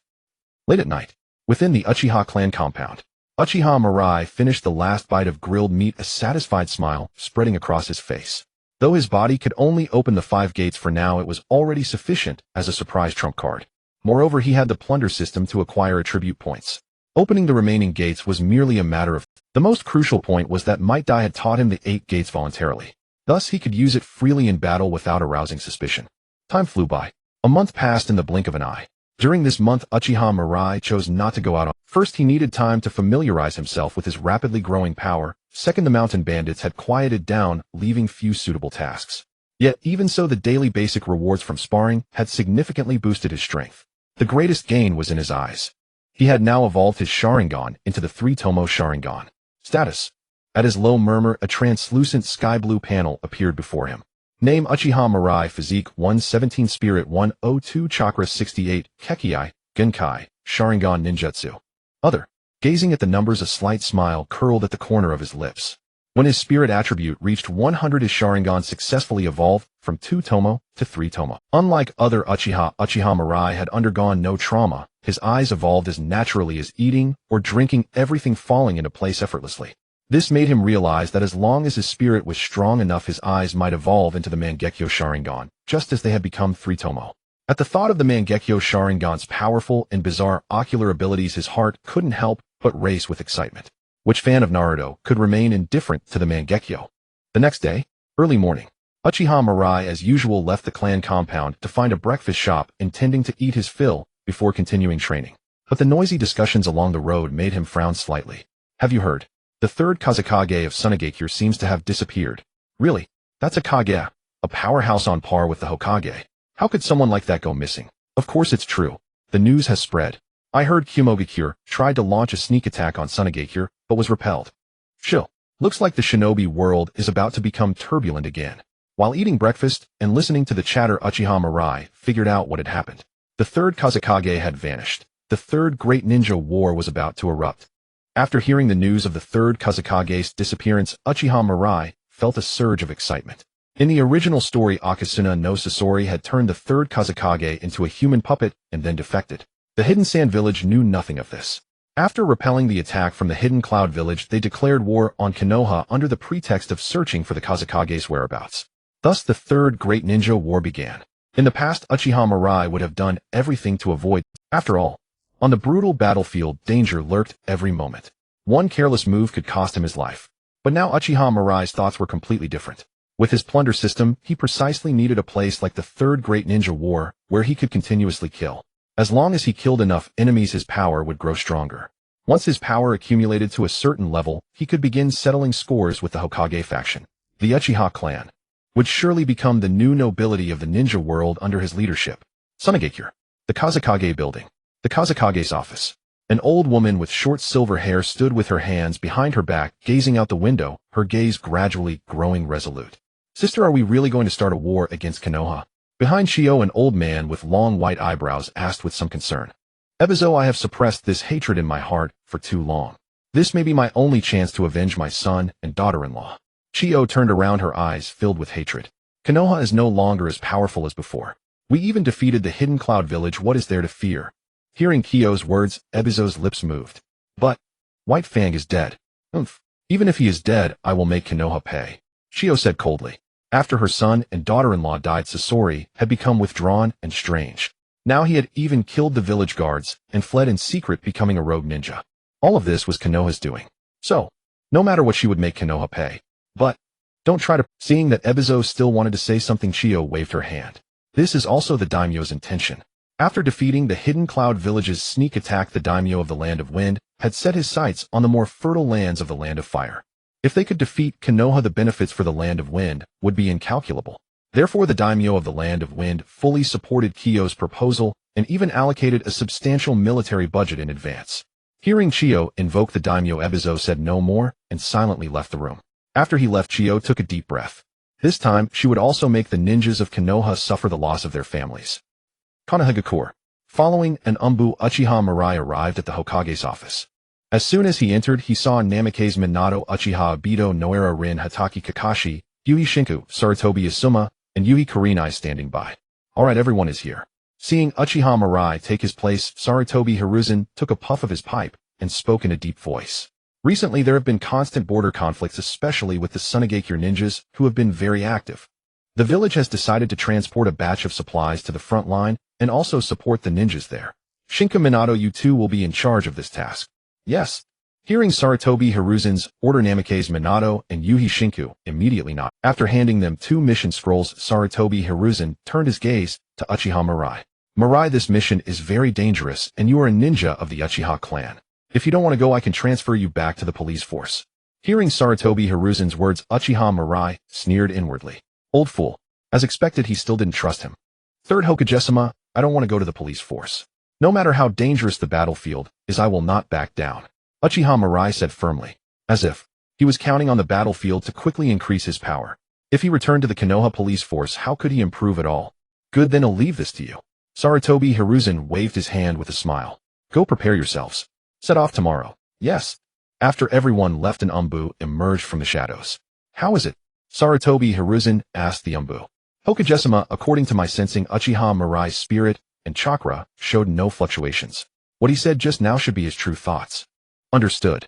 Hearing the Umbu's reply, Sarutobi Hiruzen felt greatly relieved. It seemed his judgment was not wrong. Uchiha Mirai was indeed a trustworthy pawn. The next day, at the village gate. Good morning.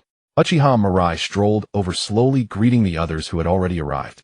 Hey you bastard, why are you so late? You made everyone wait for you. Uchiha Obito said irritably to Uchiha Mirai.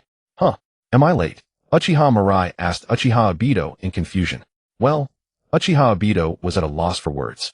There were still less than 2 minutes until the assembly time. Uchiha Mirai wasn't late, they had just arrived too early. Even if you're not late, you keep talking and he'll kill you. Feeling Uchiha Mirai's killing intent, Uchiha Obito immediately felt all his hair stand on end. A sense of pressure made it difficult for him to breathe. Mirai, I apologize on behalf of Obito. Namikaze Minato stepped forward and smiled at Uchiha Mirai. You bastard. You just tried to kill me. Uchiha Obito finally snapped out of it and muttered to Uchiha, I was just joking. Uchiha Mirai shrugged. Who knew you'd be so easily scared? Damn it. Uchiha Obito clenched his fists. Being scared by a single sentence from Uchiha Mirai in front of Noira-rin made him feel utterly humiliated. They were both ninjas, so why was this guy's presence so frightening? Hatake Kakashi was also a bit surprised.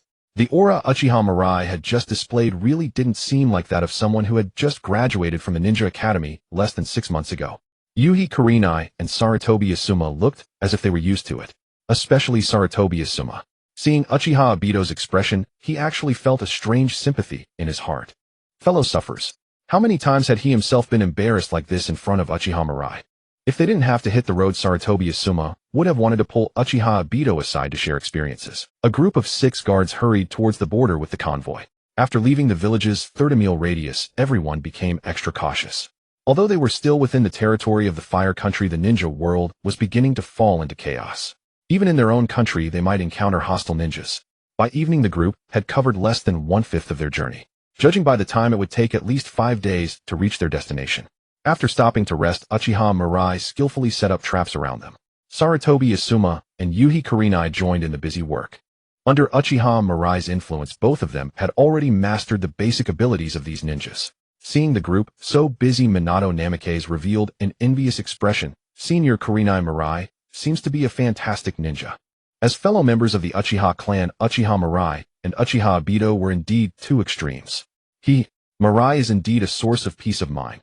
The transformation of Kurenai and Asuma into their current selves is largely due to Mirai's influence, Yuhi Kurenai remarked. If it weren't for Mirai with Kurenai's headstrong personality and Asuma's rebellious nature, it would have taken a lot of effort to teach them. If possible, I would like Mirai to interact more with Kakashi. No problem. After receiving Yuhi Kurenai's affirmative answer, Minato Namikaze revealed a warm smile. Back when he was in the Umbu, Kakashi had been under his command. However, ever since the suicide of Tsukumo, Hatake Kakashi had become reclusive. For this reason, he specifically requested the 3rd Hokage to assign Kakashi to his team, choosing Uchiha Obito and Noira-rin as Kakashi's teammates. The goal was to open up Kakashi's closed heart. However, after some time, Minato Namikaze found that Uchiha Mirai also seemed to be a very good candidate. Therefore, he wanted Kakashi to interact more with him, hoping to achieve some unexpected effects. Just as the 2 were talking, Uchiha Mirai and the others finished setting up the traps and returned to the camp. Minato Namikaze immediately approached Uchiha Mirai. Let me introduce myself, Minato Namikaze, a jonin of Konoha. Uchiha Mirai looked at Minato Namikaze, feeling a stir in his heart. Uchiha Mirai. He had originally been thinking about how to approach Minato Namikaze, but he didn't expect the latter to take the initiative to greet him. Mirai, I've heard that you defeated Kakashi and single-handedly countered Chidori. That's impressive. When I was your age, I certainly didn't have such strength. Minato Namikaze's voice was gentle, making one feel as if they were basking in spring sunshine. This might be what they call personal charisma. Chidori is a very strong ninjutsu, but Kakashi's speed was a bit slow, which is why I managed to defeat him. Mirai, would you like to learn Chidori? Minato Namikaze suddenly said, I can teach you Chidori. Chidori was developed by Kakashi under the inspiration of Rasengan, and he had provided significant guidance to Kakashi in the process. So, he could pass Chidori on to others without Kakashi having any objections. Upon hearing Minato Namikaze's words, Uchiha Mirai raised an eyebrow. What are the conditions? Not much, just that you help guide Kakashi more often during your free time. You should also be aware of Kakashi's situation. Continuing like this is not beneficial for his growth, Minato Namikaze stated his purpose. Chidori. No need. Huh. Upon hearing Uchiha Mirai's words, Minato Namikaze was somewhat surprised. Chidori was in a rank ninjutsu. Such a precious ninjutsu made many people eager to get their hands on it. Even among prestigious ninja clans, a rank ninjutsu was scarce. Mirai Chidori is a highly destructive ninjutsu, and when combined with your Sharingan, it would be even more effective. Minato Namikaze thought Uchiha Mirai didn't understand the value of Chidori, so he patiently began to explain. However, before he could finish, he was interrupted by Uchiha Mirai. I'm not saying Chidori is weak, oh, I just don't. After Uchiha Mirai finished speaking, he quickly formed hand seals. In the next moment, the sound of Chidori echoed. I have already mastered Chidori. Uchiha Mirai waved his hand to disperse Chidori, saying lightly. Minato Namikaze, Kakashi Hatake, and Obito Uchiha were all left dumbfounded, staring in shock. Although the ninjutsu had just flashed by, there was no doubt that it was Chidori. Kakashi, isn't Chidori your creation? Mirai, when did you secretly learn Kakashi's ninjutsu? After recovering from the shock, Obito Uchiha was the first to shout. Kakashi Hatake also wore a shocked expression. The last time he sparred with Uchiha Mirai, he had used Chidori once. Could it be that Uchiha Mirai learned Chidori from that one time? If that's true, then that's just too monstrous. To master an rank ninjutsu like Chidori after just one demonstration. Yuhi Kurenai and Minato Namikaze were equally astonished. Chidori was not like ordinary ninjutsu. Releasing Chidori required mastering both the form and nature transformations of Chakra. These two abilities posed considerable difficulty, even for Jonin. When did Uchiha Mirai master them? Looking at Kakashi, it seemed that Kakashi had not actively taught Mirai. Only Yuhi Kurenai and Sarutobi Asuma, who were unclear about the significance of Chidori, were momentarily puzzled, unable to understand why everyone displayed such expressions. Hey, answer my question. Seeing everyone in a daze, Obito Uchiha furiously looked at Uchiha Mirai and questioned again. Obito calmed down. After scolding Obito, Minato Namikaze turned his gaze to Uchiha Mirai. Mirai, what exactly is going on? About a month ago, when Kakashi challenged me, he used Chidori. What nonsense are you talking about? Obito Uchiha waved his hand in dissatisfaction. We're asking you how you learned Kakashi's ninjutsu. Looking at Obito Uchiha's excited demeanor, Uchiha Mirai disdainfully scoffed and pointed to his own eye. As the tail end of the team, you probably haven't experienced the terror of the Sharingan, have you? No ninjutsu holds secrets before these eyes. Under the astonished gazes of everyone, Uchiha Mirai's black eyes instantly turned crimson. Looking at the slowly rotating Sharingan, Obito Uchiha was momentarily lost, sitting down on the ground. Looking at Namikaze, Minato Uchiha Mirai felt a surge of excitement. To be able to engage with a powerhouse of this caliber isn't. Gazing at the crimson three-tomo Sharingan before him, Uchiha Obito's face was etched with utter disbelief. As a member of the Uchiha clan, he understood all too well what this pair of eyes signified. Three-tomo, the ultimate form of the Sharingan. Every ninja possessing the three-tomo Sharingan was invariably an elite of the clan with strength, at least at the Jonin level. In unknown combat, few ninjas could defeat an Uchiha wielding the three-tomo Sharingan. It could be said that the Uchiha clan's Kekkei Genkai could only be fully unleashed when the Sharingan evolved to the three-tomo stage. Yet evolving the Sharingan to the three-tomo level was an exceedingly arduous task. Most Uchiha members could not even awaken their eyes, let alone possess the three-tomo Sharingan. According to Uchiha Obito's knowledge, the current Uchiha clan had only a few dozen members with the three-tomo Sharingan. But now, Uchiha Mirai, the same generation as him, had actually attained the three-tomo Sharingan. As for him, he had not even achieved the basic awakening. In comparison, a wave of helplessness surged within Uchiha Obito's heart. This time, the usually confident young man was truly shaken. It's the three-tomo Sharingan. Mirai Yuyu. Yuhi Kurenai and Namikaze Minato gazed at Uchiha Mirai, a myriad of emotions flooding their hearts. They had long known that Uchiha Mirai was a rare genius ninja, but even so they were stunned by this revelation. Obito, do I still need to explain? Looking at Uchiha Obito crouching on the ground, Uchiha Mirai spoke calmly. No need. Namikaze Minato steadied his emotions, a warm smile returning to his face as he proactively spoke up to rescue the silent Uchiha Obito from his predicament. As Uchiha Mirai had said, the three-tomo Sharingan could see through the flow of chakra during jutsu activation, cast and dispel genjutsu, and replicate taijutsu and non-Kekkei Genkai ninjutsu. The difficulty of the Chidori lay in the nature transformation and shape transformation. Once these two powers were mastered, replicating the Chidori was no challenge at all for the three-tomo Sharingan. Mirai, you've become even stronger, Yuhi Kurenai remarked, looking at Uchiha Mirai with admiration. Although she did not fully grasp the significance of the three-tomo Sharingan, the astonishment on her father's and Namikaze Minato's faces allowed her to deduce a part of the truth. Will you still cook for me in the future? Yuhi Kurenai asked, a hint of worry in her voice. Uchiha Mirai was growing more exceptional, and she felt the gap between them widening. Yuhi Kurenai feared that one day Uchiha Mirai might suddenly vanish from her world. Don't worry. Later on, I'll cook for you every day. Uchiha Mirai patted Yuhi Kurenai's head with a smile. Yuhi Kurenai nodded firmly. It's a promise. Nearby, Hatake Kakashi watched Uchiha Mirai, a renewed fighting spirit gradually igniting in his eyes. For the first time, he felt an unprecedented pressure from a peer. It seemed he would have to train even harder. Otherwise, the former, Konoha's #1 prodigy ninja, would be left far behind, becoming a laughingstock. Namikaze Minato keenly noticed the change in Hatake Kakashi's gaze, and continued, Mirai, please help me guide Kakashi. If it's you, you can surely open his closed heart. I'm not good at preaching, Uchiha Mirai frowned. I can try to meet your request. But then again, seeing Uchiha Mirai's sudden change in expression, Namikaze Minato's lips twitched slightly. No wonder Obito always became irritable whenever he saw Mirai. This guy really made people want to tear their hair out. Boom.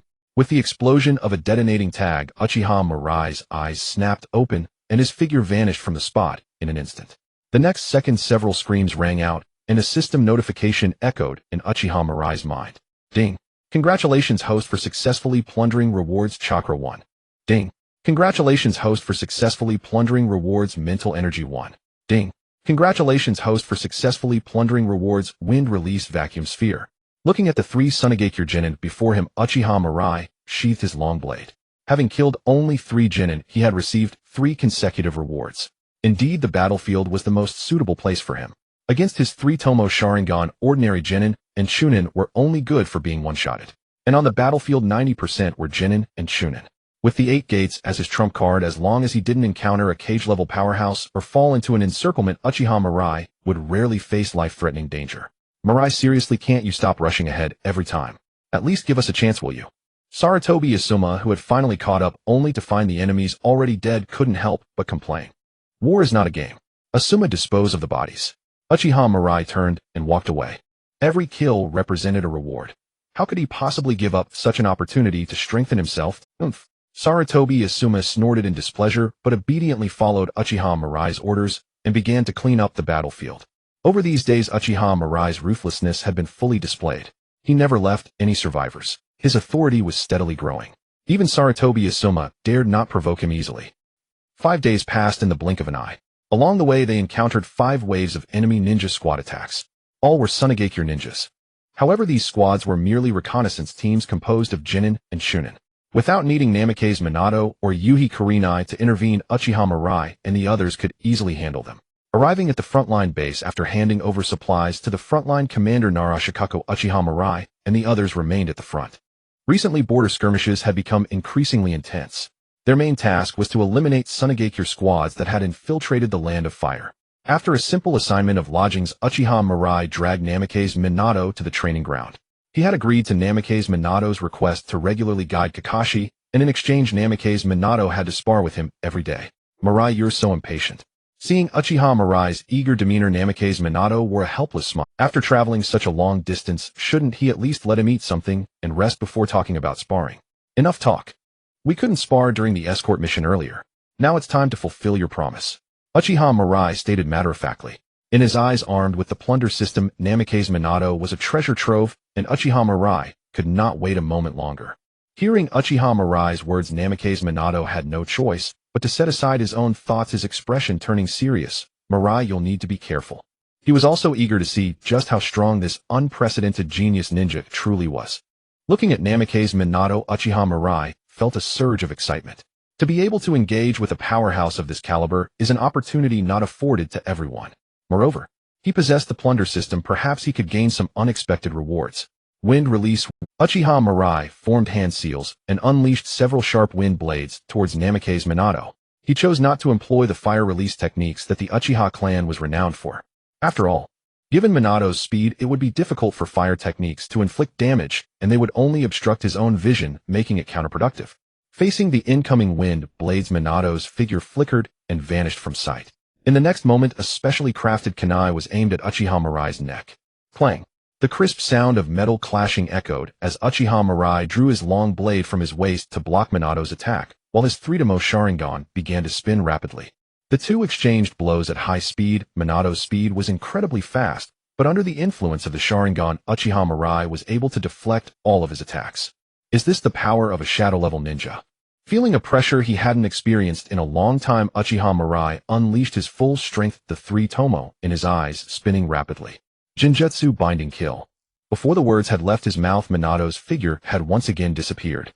Such reaction speed. Isn't that a bit unfair? Seeing Minato's almost instantaneous response, Uchiha Mirai couldn't help but murmur. The Sharingan's Genjutsu is instantaneous. After all this preparation, he hadn't expected his opponent to react so easily. It could only be said that he truly deserved to be called the fastest man in the Hokage. What Uchiha Mirai didn't know was that Minato was equally taken aback.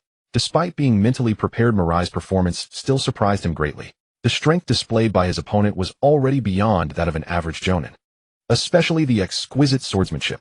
It was as if he had been forged in battle, completely unlike a genin who had just graduated from the Ninja Academy less than a year ago. Combined with the Genjutsu and insight provided by the three-tomo Sharingan, he was extraordinarily powerful.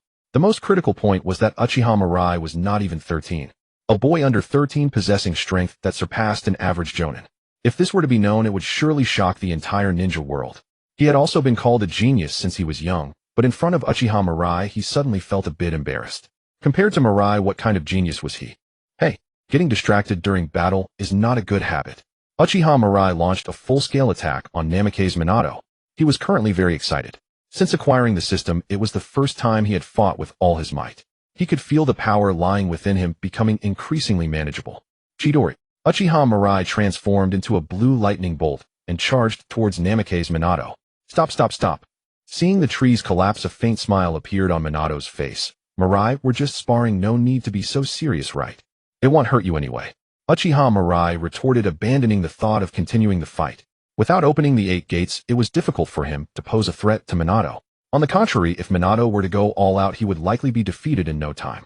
Indeed, the man who had earned the title of the one who can unconditionally forfeit missions upon encountering a yellow flash was truly extraordinary. Ding. Congratulations, host, you have successfully plundered the reward shadow clone technique with Shuriken. Uchiha Mirai let out a disappointed sigh upon hearing the system's notification. Although it was a decent ninjutsu, it was far from what he aimed for. Minato, let's continue tomorrow. Got it. After agreeing with Nameki's Minato, Uchiha Mirai waved at Kakashi Hitaki, who was watching from the side, with a dumbfounded expression. Moi. Come here, let me give you a good thrashing. For 5 consecutive days, Uchiha Mirai diligently sparred with Nameki's Minato. The rewards he received each day varied. On the first day, he obtained the Shuriken Shadow Clone technique. On the second day, he received 4 symbols sealing. On the third day, he gained a bit of physique. On the fourth day, he received the reward Rasengan. Although all were quite good rewards, they still fell far short of Uchiha Mirai's expectations. What he desired were rewards akin to Flying Thunder God technique. I refuse to believe that it will never produce results. A new day began, and Uchiha Mirai charged forward at Nameki's Minato once again. After these days of practice with Minato, Uchiha Mirai made great strides.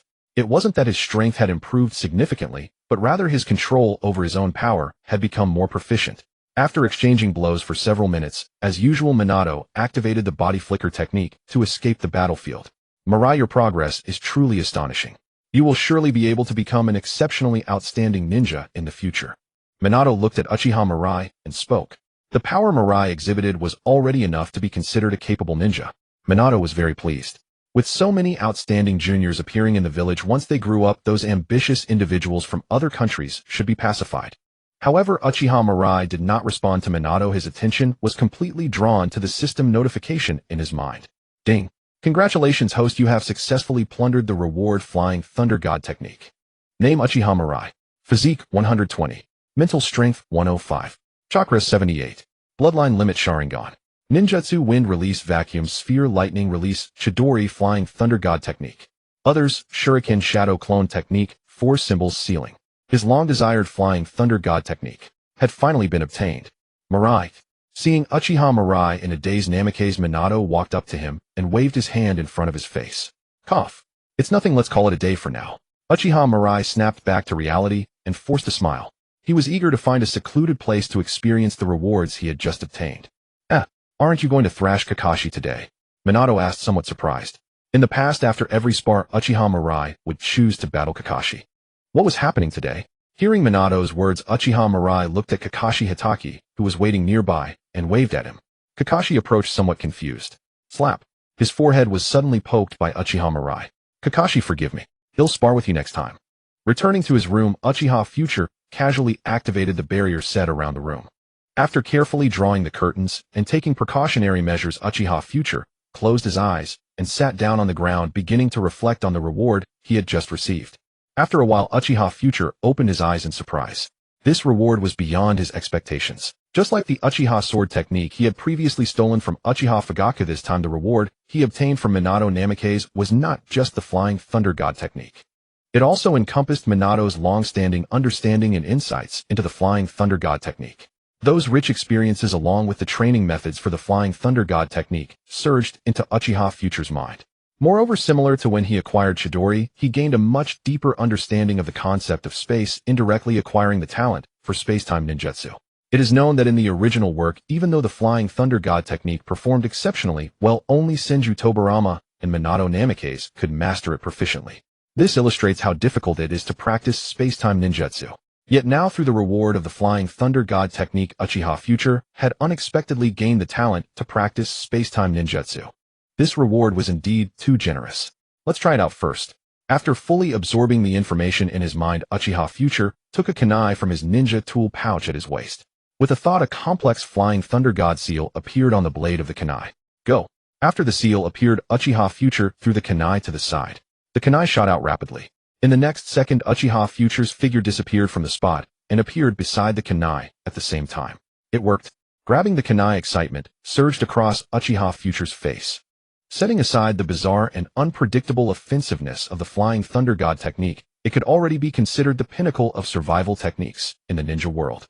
One could say that as long as one mastered the Flying Thunder God technique, they would inherently be in an invincible. In the original work, if Minato Namikaze hadn't chosen to perish with the Nine Tails to protect Konoha, Uchiha Future really couldn't think of any way to kill Minato.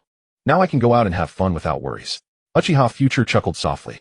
As long as there were enough seals of the Flying Thunder God, no one could threaten his life. Fight when he wants, escape when he doesn't. Head home, Minato. Now it's time to go home, Future.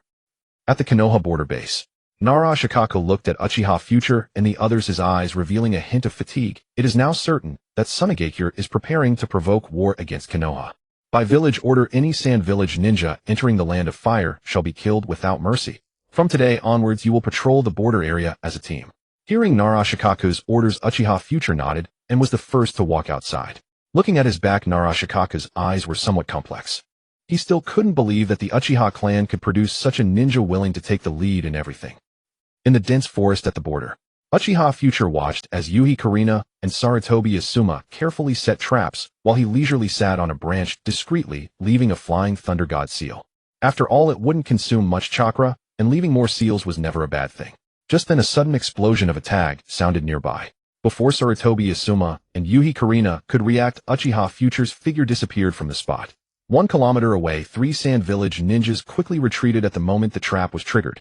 These 3 were only genin, and since they had been discovered, the correct choice was to retreat immediately. However, before they could run far, a boy with a long knife charged towards them.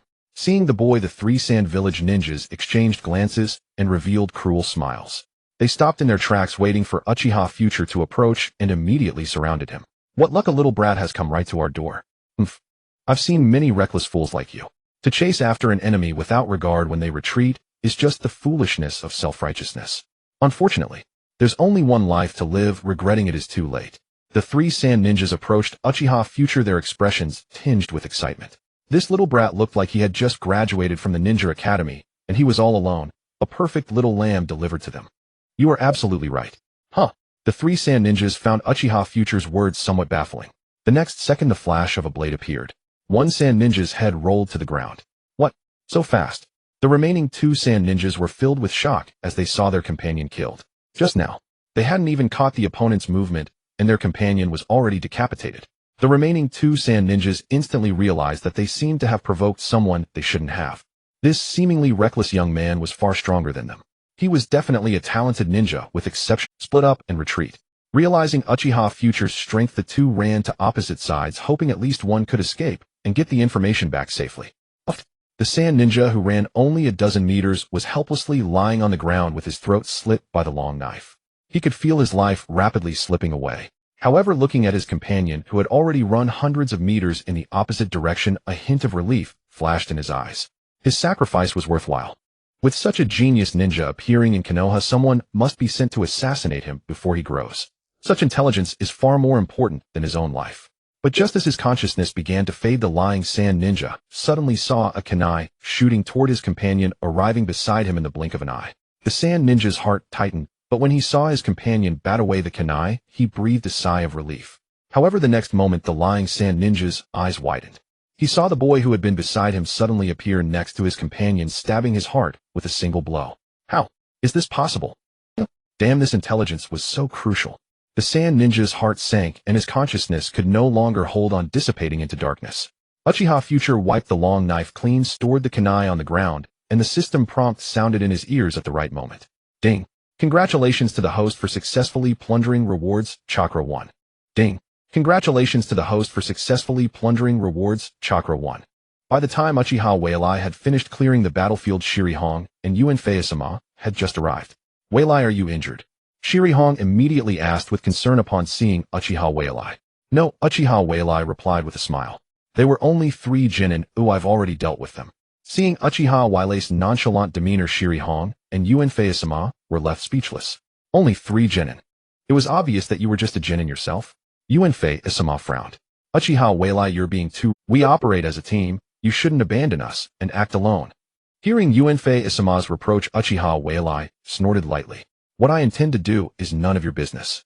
Uenfei-sama was infuriated by Uchiha Mirai. Does that mean we can all act independently like you from now on? Have you forgotten what you told us earlier? War is not a game. Never become a burden to your comrades. Weren't those your own words? Faced with Uenfei-sama's question, Uchiha Mirai cast him an indifferent glance. Asama rules are made for the weak. Until you defeat me, just follow orders. Right or wrong. Morality. Ninja code. Uchiha Mirai only wished to act according to his own will. Trying to restrain him with anything else was nothing but wishful thinking. Bastard. Uenfei-sama clenched his fists, his face flushed crimson. As the son of the Hokage, when had he ever endured such humiliation? Uenfei-sama swore that if he weren't outmatched, he would have rushed forward and pummeled that insufferable brat into the ground. In the days that followed, Uchiha Mirai led Uenfei-sama and Shirihong on a ruthless sweep against the ninja of Shain Village. Any Shain ninja they encountered was utterly unable to escape. Even some Chunin stood no chance against Uchiha Mirai. In just 10 days, Uchiha Mirai had eliminated 10 Shain ninja squads. Among them, 25 had fallen by his own hand. Coupled with the rewards from daily sparring sessions during this period, Uchiha Mirai's attribute panel had seen a noticeable increase. Name: Uchiha Mirai. Physique 130, Spirit 110, Chakra 101, Bloodline limit Cielin Yin Ninjutsu. Other. Seeing that all 3 core attributes had broken through 100, Uchiha Mirai nodded to himself. In terms of attribute points, he had already reached the level of a jonin in every aspect. Moreover, with the enhancement of the 3-demo Cielin Yin, ordinary jonin were no longer his match, but only elite jonin could contend with him. If he further employed the 8 gates burst, the flying thunder god technique, and the spiral sphere, he even had the confidence to contend with cage-level powerhouses. In just a few months, he had grown from a genin to this level. Indeed, using cheat codes was the most straightforward approach. This guy sure is laid back. Uenfei-sama snorted as he watched Uchiha Mirai resting with his eyes closed on a tree branch. In the recent skirmishes against Shain ninja, he had barely been of any help. Most of the time, Uchiha Mirai single-handedly eliminated all enemies. This deeply frustrated Uenfei-sama, who had always longed to prove himself. In his eyes, Uchiha Mirai had stolen all the glory that should have been his, and even Uchiha Dai-2 from next door now dared to mock him loudly. How could he ever prove himself to his father this way? No, I must act before Uchiha Mirai next time, and Uenfei-sama clenched his fists. Over this period, he believed he had made significant progress, perhaps not as dazzling as Uchiha Mirai, but certainly not far behind. Those Shain village ninja were nothing but paper tigers hardly worth worrying about. Just then a jingling sound. Uenfei-sama looked up and saw over a dozen shuriken flying rapidly toward them. Enemy. Uenfei-sama drew his special chakra blade and knocked down the incoming shuriken only to see a ninja charging headlong at incredible speed. Come on. Uenfei-sama sneered and immediately rushed toward the Shain ninja. Fire release, ash pile burn. A cloud of high-temperature ash engulfed the ninja, then exploded. Uenfei-sama took a stance staring intently ahead. The next moment, several rapidly spinning shuriken burst out of the smoke. Clang, clang, clang. Uenfei-sama deflected the shuriken in front of him, but before he could catch his breath, a figure appeared at his side. Thud. A roundhouse kick sent Uenfei-sama flying like a kite, with a broken string, his vision going dark. Too fast. The opponent's speed and power left him no time to react. His own jutsu seemed to have had no effect on the enemy. Before he could stabilize himself, the Shain ninja was already upon him. The man bore a gruesome scar from the center of his brow to the corner of his mouth, and an astonishing killing intent radiated from his entire being. Meeting those icy eyes, Uenfei-sama felt as though his blood had frozen. From beginning to end, the enemy had not uttered a single word or made any unnecessary movement, yet he was about to take his life. A jonin. This is definitely a jonin. Uenfei-sama screamed inwardly, but it was too late. In the face of such overwhelming power, he could not even react. Just as Uenfei-sama was overcome with despair, the Shain village jonin suddenly withdrew his attack, spun in midair, and formed hand seals. Wind release, pressure damage. Boom. Everything within a few meters ahead was shredded into fragments by sharp wind blades swept away, leaving a vacuum zone. At that instant, Uenfei-sama felt a lightness in his body as he was pulled back more than 10 meters. Standing beside him with a straight back was Uchiha Mirai. A wave of terror washed over him. He had almost died just now. For the first time, he felt the horror of the battlefield. The jonin who had tried to kill him hadn't even wanted to waste a single drop of chakra. Asama, stay with Hong. Uchiha Mirai slowly drew the long blade from his waist. Hearing the voice, Uenfei-sama snapped back to reality and quickly warned, Mirai, be careful. He's strong. Ha ha ha ha, Asama. Huh. Seeing Uenfei-sama's bewildered look, Uchiha Mirai said calmly, do not judge the opponents I face based on your own experience. An intriguing brat. Watching Uchiha Mirai's demeanor, the Sunigakure jonin's face curled into a faint smile, his gaze lingering with interest on the youngster who had just forced him to alter his strategy. The opponent appeared to be no older than a fresh graduate from the Ninja Academy, yet his timing in striking was remarkably precise. Moreover, his arrogant proclamation seemed to dismiss the jonin entirely, as if he held no regard for him. If he could make such a brat wear an expression of utter despair, it would undoubtedly be a most entertaining affair. With this thought, the Sunigakure ninja spoke coldly. Brat, your strength is indeed commendable, but against a jonin, that is no grounds for your arrogance. Tremble. Cower. Ha ha ha. The Sunigakure ninja emitted a fierce, killing intent, deliberately announcing his own rank. Yet the youth before him did not display any of the expected reactions. He simply let out a light snort, his expression blank. Idiot. Damned brat'll make you see who the real idiot is. Enraged, the Sunigakure jonin hesitated no longer, seizing a kunai and charging at Uchiha Mirai. Wind release, wind blade. Earth release, earth flow wall. The sharp wind blade collided with the earthen wall, sending dust and debris flying as a plume of smoke rose. The next moment, the Sunigakure ninja's figure appeared beside Uchiha Mirai. Clang. Kunai and longsword clashed, sparks flying. Surprise flickered across the Sunigakure ninja's face. His opponent's reaction speed was astonishing. Before he could act, Uchiha Mirai had already drawn his blade, aiming for his neck. The Sunigakure ninja raised his steel kunai to block his mind, instinctively planning the next move. But the next second, his expression shifted. The moment his steel kunai touched the opponent's longsword, it was severed without resistance. Thud. At the last instant, the Sunigakure ninja threw himself backward, but a deep, bone-deep gash remained on his chest. Thump. A dull sound echoed as the Sunigakure ninja felt his abdomen convulse, his body sent flying by a heavy kick. Run. The Sunigakure ninja made his decision instantly. The brat's strength exceeded his expectations. Continuing the fight meant certain death. Survival was paramount. The Sunigakure ninja locked his gaze on Uchiha Mirai, chakra swirling within him as his hands began forming seals for the body flicker technique and substitution technique to escape. But at that moment, a sudden change occurred. In his eyes, the black-eyed youth's pupils had turned a deep crimson with 3-tomo Sharingan. The Sunigakure jonin's heart jolted, and before he could react, his mind fell into a haze. The next second, a flash of lightning streaked by. Chidori. Watching his own pierced heart, the Tsunegekure Jonin spat out a mouthful of blood mixed with organ fragments. His consciousness faded, his gaze filled with shock and resentment. Ding. Congratulations, host, for successfully plundering the reward Chakra 1. Hearing the system's prompt in his mind, Uchiha Mirai felt a twinge of frustration. He had expected a better reward for killing a Jonin, but it turned out to be the same as killing a Genin. From a cost-performance perspective, it was abysmally low. We won. Seeing the Tsunegekure ninja lose consciousness, Yuhi Hong cheered and dashed to Uchiha Mirei's side. That was a Jonin, and Mirai had taken him down so effortlessly. Incredible. Mirai, how did your sword cut through the Jonin's kunai so easily? Yuhi Hong asked curiously. In the battle that had been the turning point of the fight. If not for the weapon breaking, the Tsunegekure ninja wouldn't have been severely wounded. Yuhi Hong was eager to know how it was done. After all, during the earlier exchanges, the Jonin's weapon had been able to block Mirei's longsword. Hong, by infusing wind-release chakra into your weapon, you can greatly enhance its cutting ability. In battle, when you suddenly coat your weapon with wind-release chakra, it can produce unexpected results. Uchiha Mirai patiently explained to Yuhi Hong. Even a steel kunai was no different from tofu before his wind-released chakra-infused longsword. You can do that. Mirai, you're a genius. Hearing Yuhi Hong's admiration, Uchiha Mirai ruffled her hair, messing it up. Genius. Genius is merely the threshold to see me. Yuhi Hong's eyes lit up. She loved the feeling of being so effortlessly impressed. As expected of Mirai, always so flawlessly smooth when showing off.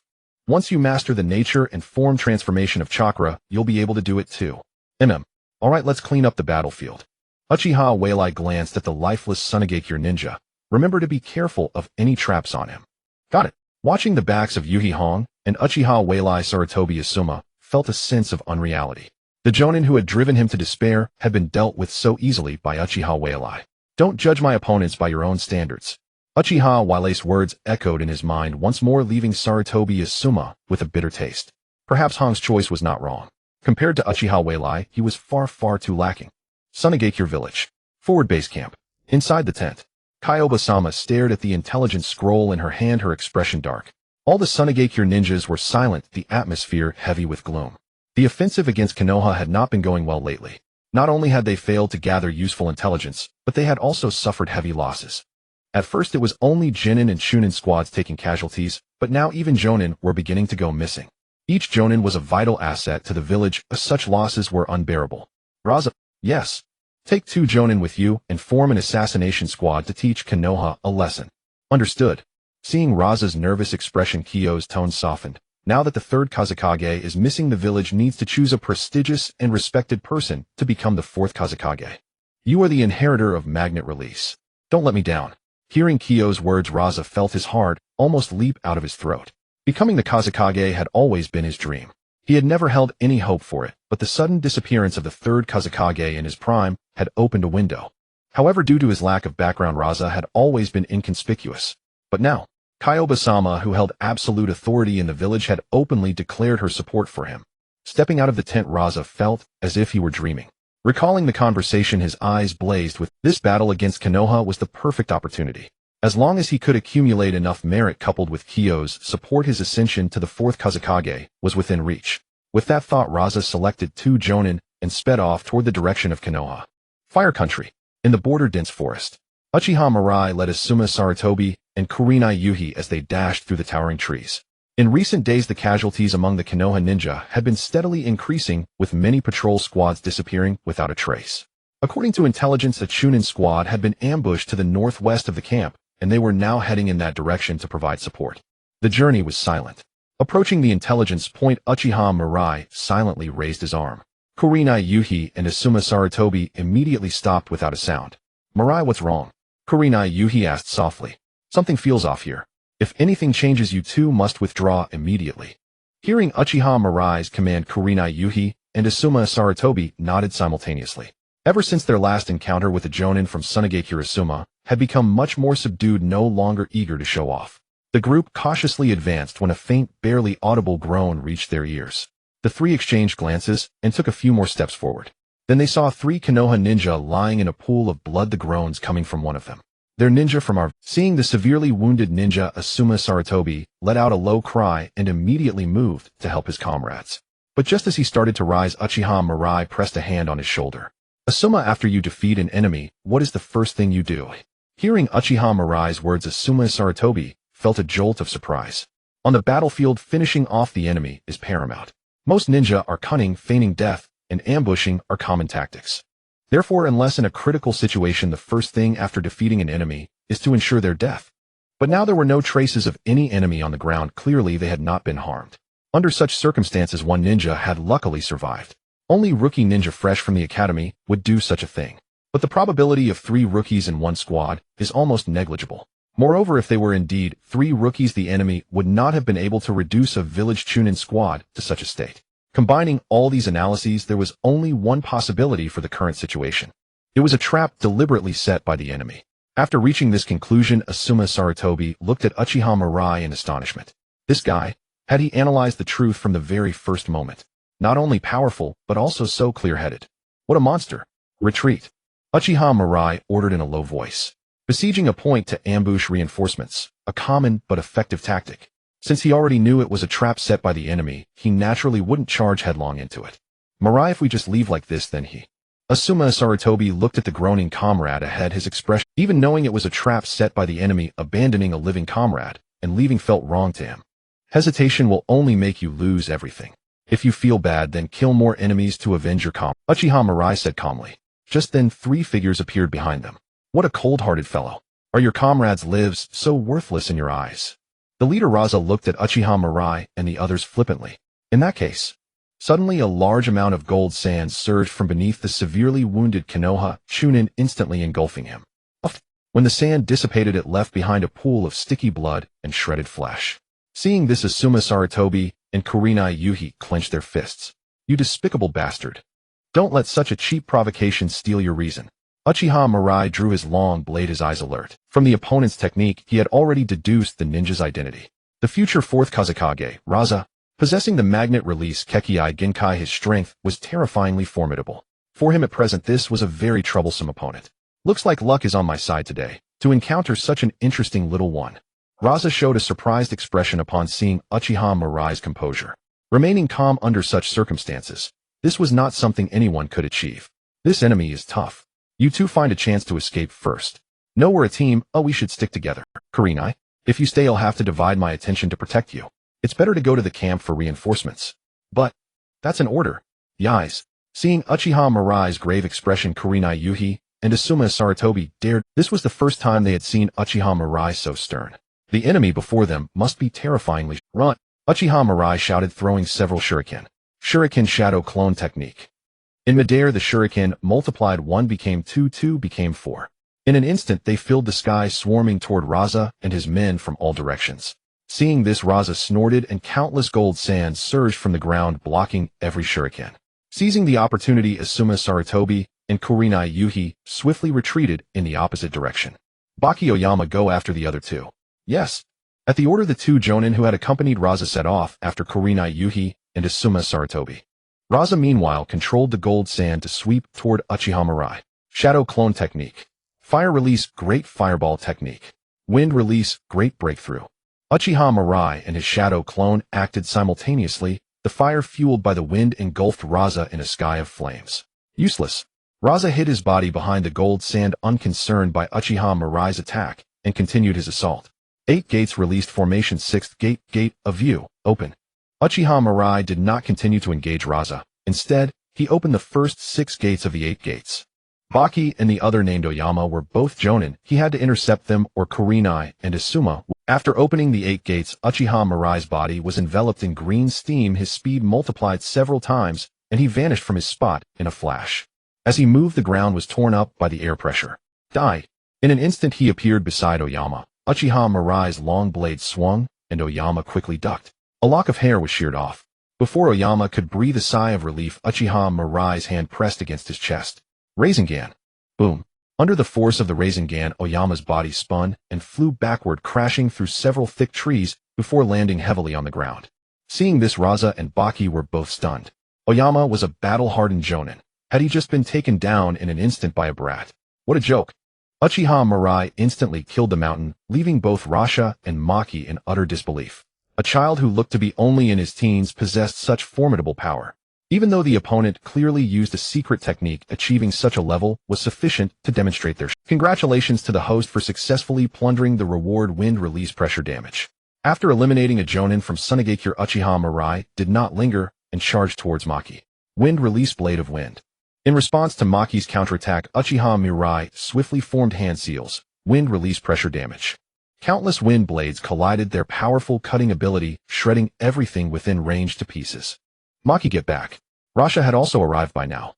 He was not afraid of confronting the foe directly, but after the opponent used a secret technique, their speed was simply too fast. If Maki chose to continue pursuing the two fleeing leaf ninjas, the outcome would likely be no better than that of the mountain. Such secret techniques that could temporarily enhance strength would not last long. As long as he could hold on until the opponent could no longer maintain the secret technique, things would become simple. Fire release, ash accumulation burn. Seeing Rasha approach, Uchiha Mirai formed hand seals again. A massive amount of high-temperature smoke spewed from Uchiha Mirai's mouth, instantly obscuring all sight ahead. Wind release after the typhoon. In the face of the overwhelming high-temperature smoke, Maki and Rasha were temporarily isolated. He formed hand seals, intending to disperse the smoke with wind release. As long as he could regroup with Rasha, he would no longer need to worry about his safety. Just then a kunai shot out from the smoke, and Maki quickly moved, merely tilting his head slightly. As a Jonin, if he couldn't even dodge such an attack, he might as well just dash into death. Feeling a sharp pain in his chest, Maki looked down in disbelief to find a long blade with a chilling gleam piercing through the position of his heart. How is this possible? Maki's eyes widened in horror. Wasn't that little brat supposed to be dozens of meters away from him? Why had he suddenly appeared behind him? Bang! With a strong sense of unwillingness and confusion, Maki's body heavily fell to the ground. Ding! Congratulations to the host for successfully plundering the reward after the typhoon. Uchiha Mirai quietly collected the kunai marked with the Flying Thunder God seal. This was his trump card, and it was best not to expose it at this stage. A strong wind blew, dissipating the high-temperature smoke. Looking at Maki, who lay on the ground devoid of life, Rasha felt a mixture of shock and anger. Maki was one of his most outstanding Jonins with a bright future as an elite Jonin, yet now he lay dead here. After losing two Jonins in quick succession, Rasha felt as if his heart were bleeding. But alongside his anger, Rasha also felt a storm brewing within. To effortlessly kill two Jonins in such a short time, could this little brat before him truly possess the strength of a cage-level powerhouse? Chidori. A flash of lightning appeared, and Uchiha Mirai instantly arrived in front of Rasha. Bang! Chidori left a hole in the thick sand gold, yet posed no threat to Rasha. With his attack failing, Uchiha Mirai began to launch continuous assaults from different directions, attempting to exploit openings like Lee did against Gaara in the original.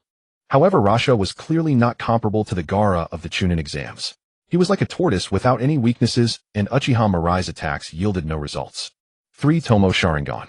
So you're a brat from the Uchiha clan. Seeing Uchiha Mirai's pair of scarlet 3 Tomo Sharingan, Rasha's face regained an excited expression. Such a talented youth possessing the bloodline limit of the Uchiha clan.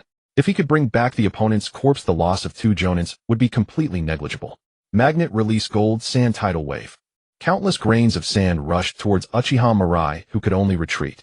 Looking at the ever-increasing amount of sand gold which had already enveloped a radius of 100 meters, Uchiha Mirai's expression turned cold. He was nearing his limit. Not to mention the side effects brought on by the 8 gates, even his chakra was nearly exhausted. As expected, cage-level powerhouses and ordinary ninjas were entirely different concepts. He could easily dispatch Jonins like Maki, but when facing a cage-level powerhouse like Rasha, he found it difficult to inflict even the slightest harm. Magnet release sand gold barrier. The sand gold within 100 meters formed a massive barrier with countless sharp sand gold spears taking shape within it like bamboo shoots. Watching the available space to dodge rapidly diminish, Uchiha Mirai sighed. To evade such a dense barrier attack, he would need to deploy the Flying Thunder God technique. Just as he prepared to act, a 3-pronged kunai flew to his feet, and then a golden figure appeared beside him out of thin air. Mirai arrived a bit late. A gentle voice echoed as Minato Namikaze grasped Uchiha Mirai, and they once again used the Flying Thunder God technique to escape from Rasha's attack range. Seeing Minato Namikaze and others like Hinata, Uchiha Mirai relaxed. Ding! Congratulations to the host for successfully plundering the reward magnet release sand gold bloodline limit. Feeling the information flooding into his mind, Uchiha Mirai knew he was safe and no longer held on closing his eyes and fainting. Hiss! Uchiha Mirai opened his eyes, the pain in his body causing him to grimace. The aftereffects of the 8 gates were more severe than he had anticipated. His body felt as if it were about to fall apart. Mirai, you're awake. Hearing the voice, Hinata's face immediately broke into a joyful smile. Red, how long was I unconscious? About a day, I suppose. Hinata's eyes were slightly red. Mirai, are you alright? Feeling the concern from her, Uchiha Mirai smiled. I'm fine, just a bit thirsty. I'll go get you some water. Hinata hurriedly poured a cup of warm water from the table, carefully supporting Uchiha Mirai as she personally fed him. Mirai, you really scared me. I thought I would never see you again, Hinata said with a hint of fear. That day, he went with Isume Sarutobi to the camp for help. After briefly describing his encounter, he saw Nara Shikaku Minato Namikaze, and Hinata's expressions turn extremely tense. On the way, they learned that Rasha was the strongest among the young generation of Tsunegakure, having not only attained cage-level strength, but also possessed the magnet release bloodline limit. He was a powerhouse on par with the Kages of various villages. Not to mention, there were also 2 Jonins from Tsunegakure accompanying him. Though Minato and the others rushed to the location where Uchiha Mirai had been attacked, a layer of gloom settled over everyone's hearts. Although they knew Mirai was strong facing such an enemy, it seemed that Mirai was in grave danger. Yet to everyone's astonishment, when they arrived, they immediately saw the lifeless bodies of the 2 Tsunegakure ninjas lying on the ground. Not far away, the ninja named Raza was controlling a flood of golden sand, preparing to unleash a devastating technique. Had it not been for Senior Namikaze Minato's mastery of the Flying Thunder God technique, Uchiha Mirai would have surely perished under that attack. Mirai, you have no idea how perilous it was, Yuhi Kurenai said, still trembling with fear. If I had been even a moment later, I would never have seen you again. That situation was far too dangerous. There was no other choice. If I hadn't stayed behind to cover your retreat, all of you would have lost your lives. Uchiha Mirai pinched Yuhi Kurenai's cheek with a smile. At that moment, he had indeed been nearing exhaustion, but the reality was far less dire than she imagined. After all, with the Flying Thunder God technique at his disposal, he could instantly transport himself to an absolutely safe location. Naturally, he refrained from revealing this fact. Mirai, you are so good to me, Yuhi Kurenai said, deeply moved by his words. He was a genius ninja who possessed boundless potential for the future, yet at the most critical juncture, he chose to stay behind alone for her sake. Yuhi Kurenai threw herself into Uchiha Mirai's arms. After a long pause, ahem. Seeing his daughter clinging to Uchiha Mirai, Yui Shinku let out a few loud coughs. Yuhi Kurenai snapped back to reality and turned to see her father along with Nara Shikaku Namikaze Minato and others. Mirai, you're finally awake. Are you feeling all right? Nara Shikaku, noticing Yuhi Kurenai's shy demeanor, took the initiative to break the awkward silence. Uchiha Mirai subtly released his arms from around Yuhi Kurenai. I'm fine, just a bit exhausted. The others were even more astonished to see that he appeared largely unharmed. A 13-year-old youth facing a cage-level powerhouse and 2 Jonin not only emerged unscathed, but also managed to slay 2 enemy Jonin. Such a feat would shake the entire shinobi world if it were known. Nara Shikaku approached Uchiha Mirai's bedside. Mirai, could you recount the battle in detail?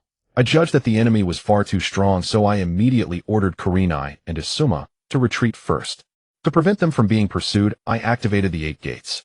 That was the only way I could hold out until you arrived. Upon hearing Uchiha Mirai's explanation, Yui Shinka nodded. In the village, Mirai trained for a time under a ninja named Might Due. It was Might Due who taught him the 8 gates technique. Nara Shikaku was surprised. You mean the one known as the Eternal Genin? Might Due? That's correct. Nara Shikaku drew in a sharp breath. He prided himself on his quick mind, yet now he found himself utterly bewildered. A secret technique passed down by an Eternal Genin, which enabled another Genin to withstand a cage level and 2 Jonin, and even kill 2 of them in return. How had the world suddenly become so unrecognizable to him? By the way, what happened after I lost consciousness? I'm somewhat ashamed to admit this, but the ninja named Raza managed to escape. Uchiha Mirai gave a non-committal nod upon hearing Namikaze Minato's words. Yuhi Shinku specialized in Jinjutsu, but his strength fell short of elite Jonin level, and he likely would not have been of much help in a battle against Raza. Moreover, Namikaze Minato's combat style was least effective against a ninja like Raza, who excelled in large-scale Kekkei Genkai and defense, especially since Raza could fly at high altitudes using magnet release. Thus it was no surprise that the enemy had escaped. After thoroughly reviewing the events of that day, Nara Shikaku and the others, seeing that Uchiha Mirai was indeed fine, took their leave one after another. Once everyone had departed, a sharp glint flashed in Uchiha Mirai's eyes. During his battle with Raza, he had acquired the magnet release gold dust Kekkei Genkai. This was the first time since awakening his system that he had plundered a Kekkei Genkai reward. To obtain such a bloodline ability in his very first encounter with Raza was incredibly fortunate. It seems I need to find time to go to the desert and gather some gold dust for future use, Uchiha Mirai murmured. In his fight with Raza, he had personally experienced the formidable power of the magnet release Kekkei Genkai. As long as he didn't face monstrous attacks like Susanoo or the thousand-armed cannon, the magnet release Kekkei Genkai was indeed worthy of being called an absolute defense in this era. Those ninjas who lacked powerful offensive capabilities would likely feel a profound sense of helplessness when confronted with the magnet release Kekkei Genkai. Such a powerful bloodline ability was naturally something Uchiha Mirai intended to keep as his trump card and utilize to the fullest. After all, with the Flying Thunder God technique, his whereabouts would not be easily discovered. With this in mind, Uchiha Mirai left a shadow clone in place and vanished directly from the room. The Land of Wind. At the frontline headquarters. Facing the grim-faced Chiyo, Raza knelt on one knee, his head bowed, not daring to speak. As a cage-level ninja leading an elite assassination squad of Jonin, not only had he failed to eliminate any powerful enemy, but he had also lost 2 Jonin. If he were an ordinary ninja, even execution would not be surprising. Are you saying that Konoha has produced a genius ninja from the Uchiha clan? That's right. Hearing Kiyo's words, Raza quickly nodded. That brat possesses a 3-to-most Sharingan and has mastered some special secret technique that multiplies his strength several times. Maki and Oyama were killed by that brat. That brat had already been cornered by me, but at the critical moment Konoha's reinforcements arrived. No need to explain. Chiyo interrupted Raza with a frown. Spread my orders from this moment on. The Hidden Sand Village officially declares war on Konoha. Yes, Raza, every generation of Kazekage has possessed the magnet release Kekkei Genkai, but that does not mean only those with it can become Kazekage. I understand. After admonishing Raza, Kiyo's eyes revealed a trace of weariness. Why did Konoha produce a batch of exceptionally talented genius ninjas every so often? A mere teenager could actually match Raza's strength. If he were allowed to grow, he might very well become the next Tsukumo Hatake. No. Perhaps that brat would surpass Tsukumo Hatake. After all, Tsukumo Hatake had never possessed such a powerful bloodline as the Sharingan. Such a person must be nipped in the bud. Fire-style Great Dragon Fire Technique. Wind-style Pressure Damage. The combination of fire and wind styles instantly cleared a vacant area on the battlefield. Ding. Congratulations to the host for successfully plundering the reward Chakra 1. Ding. Congratulations to the host for successfully plundering the reward Mental Strength 1. Ding. Congratulations to the host. A series of prompts sounded, and Uchiha Mirai grabbed Kakashi's shoulder, rapidly retreating backward. Kill him. Uchiha Mirai is over there, hurry up. Damn it, don't let him escape this time. Dozens of Sunigakure ninjas surrounded Uchiha Mirai, while in the distance, more Suna ninjas were rushing toward them at tremendous speed. Countless shuriken, kunai, and jutsu rained down on them, relentlessly consuming everything in their path, causing the very earth to tremble. Mirai, you go first. I'll cover your retreat. Watching the approaching Suna ninjas, Hatake Kakashi gritted his teeth. Stop talking nonsense.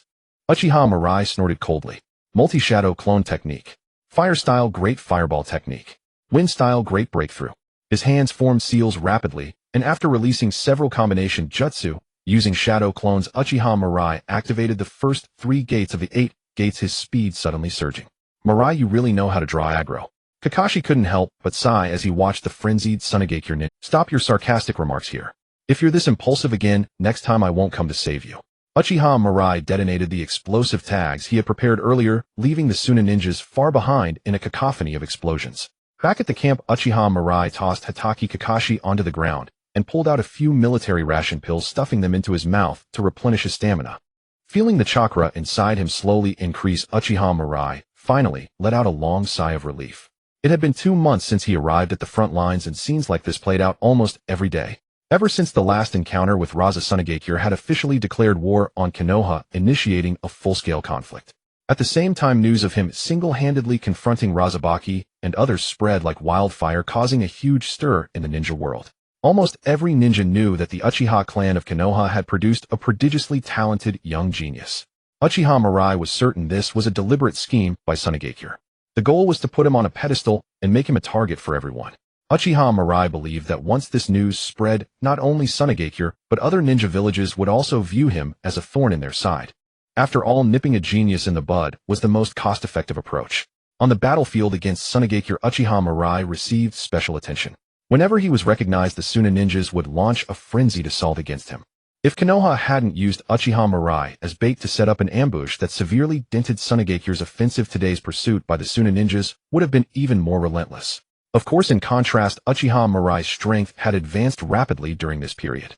He had plundered over 200 attribute points alone. Beyond that, he had acquired dozens of various ninjutsu. Compared to when he first arrived at the front lines, Uchiha Mirai's power had undergone a tremendous transformation. Name: Uchiha Mirai. Physique: 200. Mental strength: 180. Chakra: 192. Kekkei Genkai Sharingan Magnet Release Gold Sand. Ninjutsu Lightning Release Chidori. Flying Thunder God Technique. Wind Release Pressure Damage. Wind Release Typhoon Tempest. Other. Looking at the attribute panel where all 4 dimensions neared 200, Uchiha Mirai's lips curled into a slight smile. Indeed, the battlefield was the best place for him to enhance his strength. The only pity was that he hadn't acquired any extraordinary physique, yet lacking in stamina and recovery. If he could obtain a physique like the Sage Body, his power would undergo a qualitative leap. But speaking of special physiques, Uchiha Mirai already had a target in mind. How can you still smile? Seeing Uchiha Mirai's expression, Hatake Kakashi couldn't help but tease. Living under such high pressure on the battlefield every day and being the primary target of the enemy. Anyone else would probably have suffered a nervous breakdown by now, right? But Uchiha Mirai was always full of energy, charging eagerly into battle every time. Hatake Kakashi seriously suspected that Uchiha Mirai might have some psychological disorder. Kakashi, you don't understand the joy of cheating. Don't try to guess my thoughts. Hearing Uchiha Mirai's cryptic words, Hatake Kakashi was baffled. This guy was spouting nonsense again. But recalling the dangerous situation just now, Hatake Kakashi spoke to Uchiha Mirai, solemnly: Mirai, next time you encounter such danger, just flee alone. For the village, it's most important that you live to reach your peak. Hearing this, Uchiha Mirai glanced at him, being sentimental again. Who's being sentimental? Hatake Kakashi's face reddened. Be serious, this is a grave matter. For a ninja, all actions must prioritize the village's interests. Just as a ninja who fails a mission is called a failure, everything can be sacrificed for the village's benefit. Even comrades. Slap. A crisp slap left Hatake Kakashi stunned. Kakashi, you've got the logic reversed. People don't live to protect the village. On the contrary, the village exists to protect everyone. Uchiha Mirai said calmly, a ninja who fails a mission is called a failure. Then someone who doesn't cherish their comrades is trash, even worse than a failure. Only by loving the small can one love the great. If you can't even love the small, then the so-called great love is just a slogan for refined egoists to sacrifice others. Compared to Master Tsukumo, your current behavior, cowering within the rules, is far inferior. Watching Kakashi's dazed expression, Uchiha Mirai turned and returned to his room. Since he had promised Minato Namikaze to help guide Kakashi, he didn't mind giving him a proper ideological lesson at the right moment. Once Kakashi came to his senses, his promise would be fulfilled. A long time later, Hatake Kakashi finally snapped out of it, his eyes unknowingly filled with tears. He clenched his fists tightly, opening his mouth without a sound. All these years he had been haunted by what happened to Tsukumo Hatake. Deep down he was on his father's side, but he lacked the courage to show it, only forcing himself to adhere to the creed that missions come first. He had abandoned comrades for the sake of objectives numerous times on missions. Countless times he had woken from nightmares because of it. But now finally someone had told him that his father's choice was not wrong. A ninja who fails a mission is called a... Then someone who doesn't cherish their comrades is trash, even worse than a failure. Echoing Uchiha Mirai's words, Hatake Kakashi's gaze gradually softened. Father, you taught me from a young age to find a goal worth pursuing for a lifetime. Now I think I've found it. At the break of dawn, on the border of Huoji country, Uchiha Mirai flew swiftly from afar, treading on golden sand. When he arrived above my headquarters, he dispersed the sand beneath his feet and began to fall through the air. Flying Thunder God Technique. A low shout. Uchiha Mirai's figure vanished into thin air and reappeared inside the room. After waving his hand to dispel the shadow clone technique, he found no anomalies in the clone's memories. Only then did he remove the barrier he had set around the room. The golden sand I have now is basically enough. I can put the collection of sand on hold for now. Uchiha Mirai tucked the storage scroll containing the sealed sand into his robes, a satisfied expression on his face. Most of the territory within Fungji country was desert with an extremely abundant reserve of golden sand. In just 2 months, Uchiha Mirai had gathered a sufficient quantity of golden sand, enough to deal even with a tailed beast. Moreover, the magnet release bloodline limit was truly convenient. Besides providing formidable defense and large-scale offensive capabilities, it also granted Uchiha Mirai the ability to fly at high altitudes for extended periods. In the ninja world, flight ability was extremely rare. Most ninja had no means to counter flying opponents. In the original story, Deidara was able to defeat Gaara single-handedly in Sunagakure precisely because he could fly, leaving other Suna ninja helpless during the battle. The reason Uchiha Mirai could escape danger time and again under Sunaгаkure's targeting was also because every night from high above he could clearly see the ambushes they had set and thus avoid the main enemy forces on the battlefield. Thump, thump, thump. A knock sounded at the door. Uchiha Mirai straightened his clothes and opened the door to see Yuhi Hong's chubby little face. "Hong, what's got you so happy?" Uchiha Mirai asked curiously. "Mirai, word came from the village. We can return," Yuhi Hong said happily. "Return?" "Yes, according to Nara Shikakasama, frontline ninja can go back to rest every 2 months. Here, every day was filled with slaughter and death. If one couldn't rest in time after a long while, they would go mad. Let's go." Although he gained rewards every day by killing enemies, such a long time had indeed exhausted. Going back to change his mood would be good. The two entered the tent where Namikaze Minato, Yui Shinku, Uchiha Obito, Sarutobi Asuma, and others were already waiting. Seeing them enter, Nara Shikaka smiled and said, "You've all worked hard during this period. I will report your performance on the front line truthfully to the Hokage-sama, especially Mirai." Nara Shikaku turned his gaze to Uchiha Mirai. "You've rendered quite a few meritorious services. Not to mention the many Suna ninja he had killed. The very act of using himself as bait to lure hundreds of Suna ninja into an ambush by was already a great achievement."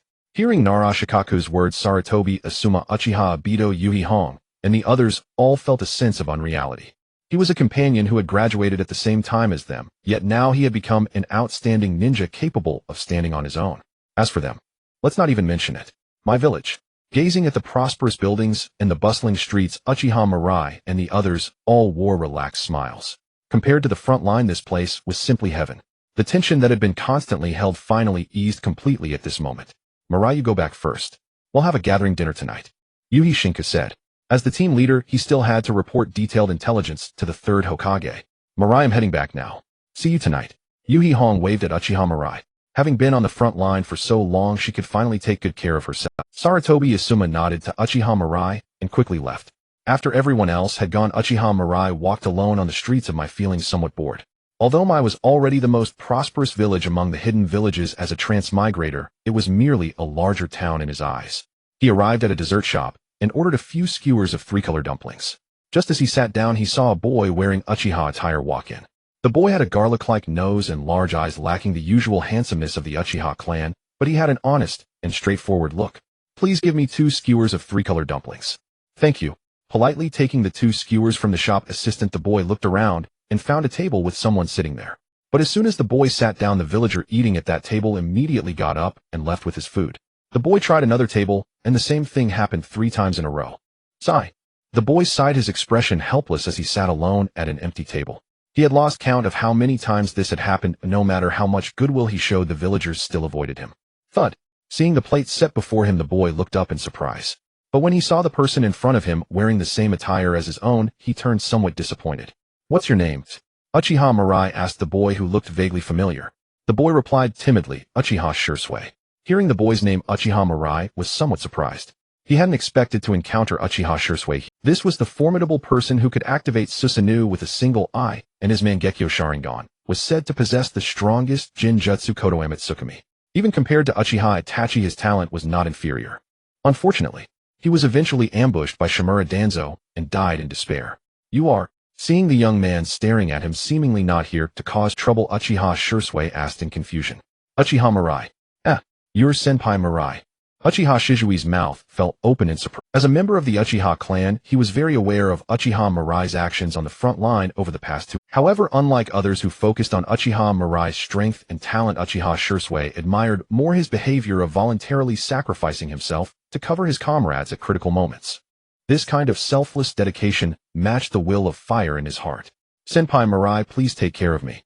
Uchiha Shirsui stood up and bowed respectfully. Looking at Uchiha Shirsui, Uchiha Mirai's heart stirred. Now Shirsui was still very young and had not yet fully formed his worldview. If he could intervene properly, perhaps Shirsui could become a powerful ally. With this thought, a faint smile appeared on Uchiha Mirai's face. "Nice to meet you. Please take care of me." After quickly finishing the 3-colored rice balls in his hand, Uchiha Mirai walked outside. Uchiha Shirsui hurriedly followed him. He was still quite curious about this senior who had shown so brilliantly within the clan. Soon the two arrived at the club. It was around 11 in the morning, and after a busy morning, people were nearing their break, most with relaxed smiles on. Upon seeing Uchiha Mirai, many Uchiha clan members greeted him with smiles. "Mirai, I heard you made a great contribution on the front lines recently." "Ha ha ha. Truly a genius ninja of our clan, you've brought honor to the Uchiha clan. Rumor has it that when you faced a cage-level powerhouse and 2 Jonin, not only did you remain unharmed, but you even killed 2 Jonin in retaliation. That's incredible. Mirai, you are the pride of the Uchiha clan. Always stay safe." Although most Uchiha clan members were naturally arrogant, they held an innate reverence for the strong. Uchiha Mirai's achievements made many Uchiha clan members feel proud. Thus he was now a very popular figure in the hearts of the Uchiha people. After greeting everyone one by one, Uchiha Mirai led Uchiha Shursui to his room. Wait a moment, he'll prepare some food. With that, Uchiha Mirai turned and busied himself. On the front lines, he had mostly relied on soldier pills to replenish his stamina. Now that he was finally home, he wanted to treat himself well. Soon a tantalizing aroma wafted through the air as Uchiha Mirai brought all the dishes to the table. Braised pork belly, steamed sea bass, spicy chicken stir-fry, twice-cooked pork, a whole roasted lamb leg, and a few simple cold dishes. Uchiha Shizui's eyes widened at the lavish spread. So fragrant. You haven't eaten either, have you? Uchiha Mirai placed a pair of chopsticks in front of Uchiha Shursui. I just got back today, so I didn't prepare much. Just make do with what we have. Uchiha Shursui nodded dumbly. How could this be called not preparing much when it was already this sumptuous? Then I'll dig in. Uchiha Shursui had intended to remain reserved, but the irresistible aroma overcame his restraint. He picked up a piece of braised pork belly with his chopsticks and put it into his mouth. Uchiha Shizui's eyes widened involuntarily. It melted on the tongue, rich, yet not greasy. The texture, the flavor. It was absolutely incredible. Seeing Uchiha Shizui's reaction, Uchiha Mirai's own appetite was whetted, and he began to devour the food ravenously. Ninjas had large appetites, so soon all the food was polished off by the two. After eating his fill, Uchiha Shursui came to his senses and scratched his head sheepishly. Senior Mirai, thank you for the meal. This meal opened a new world for Uchiha Shursui. He had never imagined that such delicious food could— When we came back earlier, I noticed the looks people gave you weren't exactly friendly. What's going on? Uchiha Mirai asked, looking at Uchiha Shursui. Uchiha Shursui hesitated for a moment, then sighed. Everyone thinks I've been fawning over the villagers, calling me a disgrace to the Uchiha clan. Recalling Shizui's behavior at the dessert shop earlier, Uchiha Mirai immediately understood the situation. Senior Mirai, I only wanted the clan and the villagers to get along peacefully. Uchiha Shursui sounded aggrieved.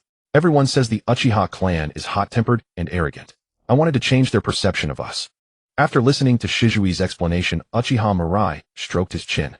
Shursui, what you're doing is just a futile effort. Uchiha Shizui's expression grew even more dejected. Even Senior Mirai thinks so. I'm only stating the facts. Then what should I do? Uchiha Shursui looked up, his eyes filled with confusion. The villagers wouldn't accept him, and his own clan despised him. Was he to just let the village and the clan remain at odds forever? Shursui, what do you think of me? Hearing Uchiha Mirai's question, Uchiha Shursui replied respectfully, Senior Mirai is an outstanding ninja. Not only are you the pride of the clan, even the villagers speak highly of you. Uchiha Shursui said enviously, if only I could be like you. Did I ever try to curry favor with others the way you do? Uchiha Shursui seemed to grasp the meaning and replied quietly, no. No. Uchiha Mirai nodded. Bowing and scraping will only earn you more contempt from others. If you don't respect yourself, how can you earn the respect of others? Uchiha Shursui was silent for a moment, still puzzled.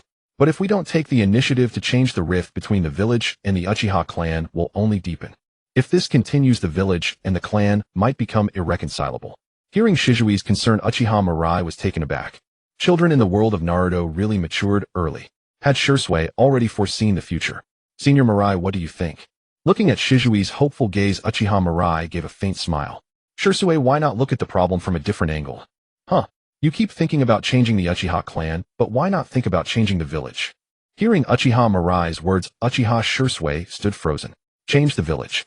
Uchiha Shursui asked in confusion. Senior Mirai, I don't quite understand. Isn't changing the village too radical? Shursui, do you think the current state of the village and the Uchiha clan is entirely the Uchiha clan's fault? Uchiha Mirai said solemnly. In other words, do you believe all the blame lies with our clan? After pondering for a long while, Uchiha Shursui slowly shook his head. I don't know, but I don't think so. Many ninjas in the clan may seem aloof, but they are actually kind and excellent. Uchiha Mirai nodded in satisfaction and said calmly, exactly. You're still young, there are many things you can't understand. If you're willing to listen, I can tell you why the village and the Uchiha clan have become what they are. Now that his strength had grown, he no longer had to be as cautious as before in everything he did. Since he had decided to take Uchiha Shursui under his wing, he needed to completely reshape the boy's mindset. Under Uchiha Mirai's gaze, Uchiha Shizui's face showed excitement and anticipation. Perhaps, from this genius ninja of the clan, he would hear an answer completely different from what he had known before. Senior Mirai, I want to hear it. Please tell me everything you know. In that case, I shall tell you. But remember, this matter must remain buried in your heart, and never be disclosed. Uchiha Mirai looked at Uchiha Shisui and issued a stern warning. Uchiha Shisui met Uchiha Mirai's solemn gaze, his expression involuntarily tensing. Rest assured, even at the cost of my life, I will keep the secret. The story begins from the Warring States period. Watching Shizui's focused demeanor, Uchiha Mirai organized his thoughts. Before the establishment of Konoha during the Warring States period, ninjas existed in clan form, waging war against each other for mercenary missions. The Hyuga Sarutobi, Shimura Hozuki, Uzumaki clans. The two most powerful ninja clans were the Senju of the Forest and the Uchiha clan. Whenever someone hired ninjas from one clan, their adversaries would inevitably hire the other clan to counter them. Over time, the two clans became mortal enemies, both seeking to annihilate each other. This situation persisted until Hashirama Senju and Madara Uchiha became the clan leaders of their respective clans, bringing about a change. To prevent children of merely a few years old from engaging in slaughter and death, the two joined forces to sweep across the entire Warring States period and establish the system of one nation, one village. Thus, Konoha Village was born. Uchiha Shisui listened intently to Uchiha Mirai's narration, his eyes filled with astonishment. Although these matters were recorded in the clan's secret scrolls, he had not yet accessed them. Uchiha Mirai's words broadened his horizons. After Konoha's founding, Hashirama Senju was elected as the first Hokage. After living in the village for a time, Madara Uchiha keenly perceived that the system they had established harbored fatal flaws, which would inevitably breed darkness over time. Thus, he chose to leave Konoha. It is worth noting that when Madara Uchiha left Konoha, he commanded the Uchiha clan to follow him, but the clan members accustomed to a stable life did not heed their former leader. Everyone had already come to regard themselves as members of the village. So that was how it was. Uchiha Shisui was puzzled. Since all the clan members had once chosen to stay in the village rather than follow Madara Uchiha, why had the situation deteriorated to its current state? Seeming to read Shizui's confusion, Uchiha Mirai continued. After Hashirama Senju's death, the most popular candidate, Tobarama Senju, became the second Hokage. Unlike Hashirama Senju, Tobarama Senju harbored a deep hostility toward the Uchiha clan. The wicked Uchiha. This phrase was a constant refrain on Tobarama Senju's lips. Under Tobarama Senju's policies, the Uchiha clan was gradually marginalized from the core power structure of the village, and their clan territory was relocated to the edge of Konoha. To prevent the Uchiha clan from ever aspiring to the position of Hokage, Tobarama Senju established the Konoha Military Police Force, entrusting the Uchiha clan with full authority over the village's security. Hearing this, Uchiha Shisui raised his right hand. Senior Mirai, entrusting the Uchiha clan with the village's security. Isn't that a sign of trust in our clan? Uchiha Mirai shook his head. Shisui, you are too naive. Most ninjas of our clan are not adept at expressing themselves, and their thoughts often come out as the exact opposite when spoken. Tobarama Senju recognized this, which is why he had the Uchiha clan establish the Konoha Military Police Force. The village's security is handled by the Hokage's direct subordinate, the Umbu. What is called maintaining public order is mostly dealing with the trivial, everyday disputes among the villagers. Regardless of whether the handling is fair or not, it inevitably breeds resentment among some villagers. Over time, the relationship between the Uchiha clan members and ordinary villagers grew increasingly strained. Tobarama Senju handed the Uchiha clan a blade, but the blade was turned against us. Upon hearing Uchiha Mirai's account, Uchiha Shisui had a moment of epiphany. His mind suddenly cleared considerably. No wonder the relationship between the Uchiha clan and the villagers had been deteriorating, and no matter how hard they tried, the results were negligible. The root of the problem lay here. If the truth was as described, then wasn't everything a conspiracy by the second Hokage? After allowing Uchiha Shisui some time to ponder, Uchiha Mirai took a sip of tea and resumed his explanation. Later, before his death, Tobarama Senju directly designated Hiruzen Sarutobi as the next Hokage. The so-called Jonin voting system became a mere formality. As the founders of the village, the Uchiha clan completely lost their voice. After Hiruzen Sarutobi and Danzo Shimura, who inherited Tobarama Senju's ideology, came to power, the suppression of the Uchiha clan became increasingly overt, culminating in the situation we face today. Shisui, this is the truth. Whose fault do you think it is? Hearing Uchiha Mirai's question, Uchiha Shisui was silent for a moment before speaking firmly. It is the village's fault. The matter was clear. The cause of the current tension between the village and the Uchiha clan was entirely the prejudice of the second Hokage and his successors. So trying to change the Uchiha clan is merely a futile effort. Uchiha Mirai said solemnly. What truly needs to change is Konoha. My eyes have already seen the future. If things continue on this path, the Uchiha clan will eventually walk the road to destruction. Senior Mirai, what should we do? Uchiha Shisui was somewhat flustered. Currently, the village's power was entirely in the hands of the third Hokage. Changing such a colossal entity as the village was no easy feat. The solution is simple.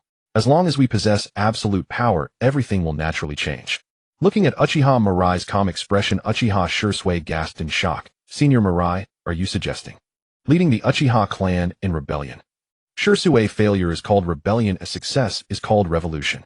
But, with our strength, can we truly stand against the village? Moreover, a coup would cause many deaths. Hearing Shizui's concern, Uchiha Mirai gave a light snort. Shursui, remember, all the fault lies with them. They forced us into a corner. And with me here, the situation may not be as dire as you imagine.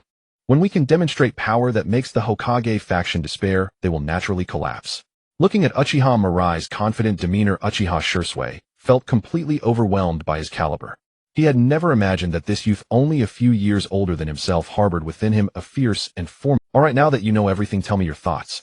Uchiha Mirai looked at Uchiha Shursui with a smile.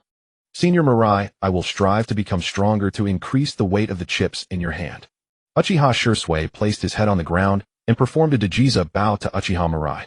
Seeing his gesture, Uchiha Mirai silently withdrew his hand from his waist. Uchiha Shursui was just the beginning. One day the entire Uchiha clan would rise under his leadership, becoming a noble ninja clan that the entire ninja world would look up to. Leaf Village. The Hokage's office. Sarutobi Hiruzen stood alone by the window, puffing on his pipe with a complex expression. Not long ago, Shinku Yuhi had given him a detailed report of the mission logs from that period. Combined with the intelligence brought back by Nara Shikaku, he had a rough picture of what had happened on the front lines. Sarutobi Hiruzen never expected that Uchiha Mirai's talent would be so extraordinary. Just 1 year after graduating from the Ninja Academy, he could already face cage-level power. Although according to intelligence, Mirai relied on a secret technique like the 8 gates to temporarily boost his strength and barely held on under Raza's attack, nearly dying at his hands. Still, it was enough to demonstrate his aptitude. Even Kagami back in the day was far inferior to Uchiha Mirai. But unlike his usual wariness of Uchiha clan members, this time, Sarutobi Hiruzen had no special thoughts about Uchiha Mirai. Thinking of how Mirai chose to sacrifice himself in a critical moment to allow his teammates to escape, such an act filled Hiruzen with great relief. In his eyes, Uchiha Mirai had fully inherited the will of fire. No matter how strong such a ninja became, he had confidence in keeping him under control. Just then the office door was suddenly pushed open.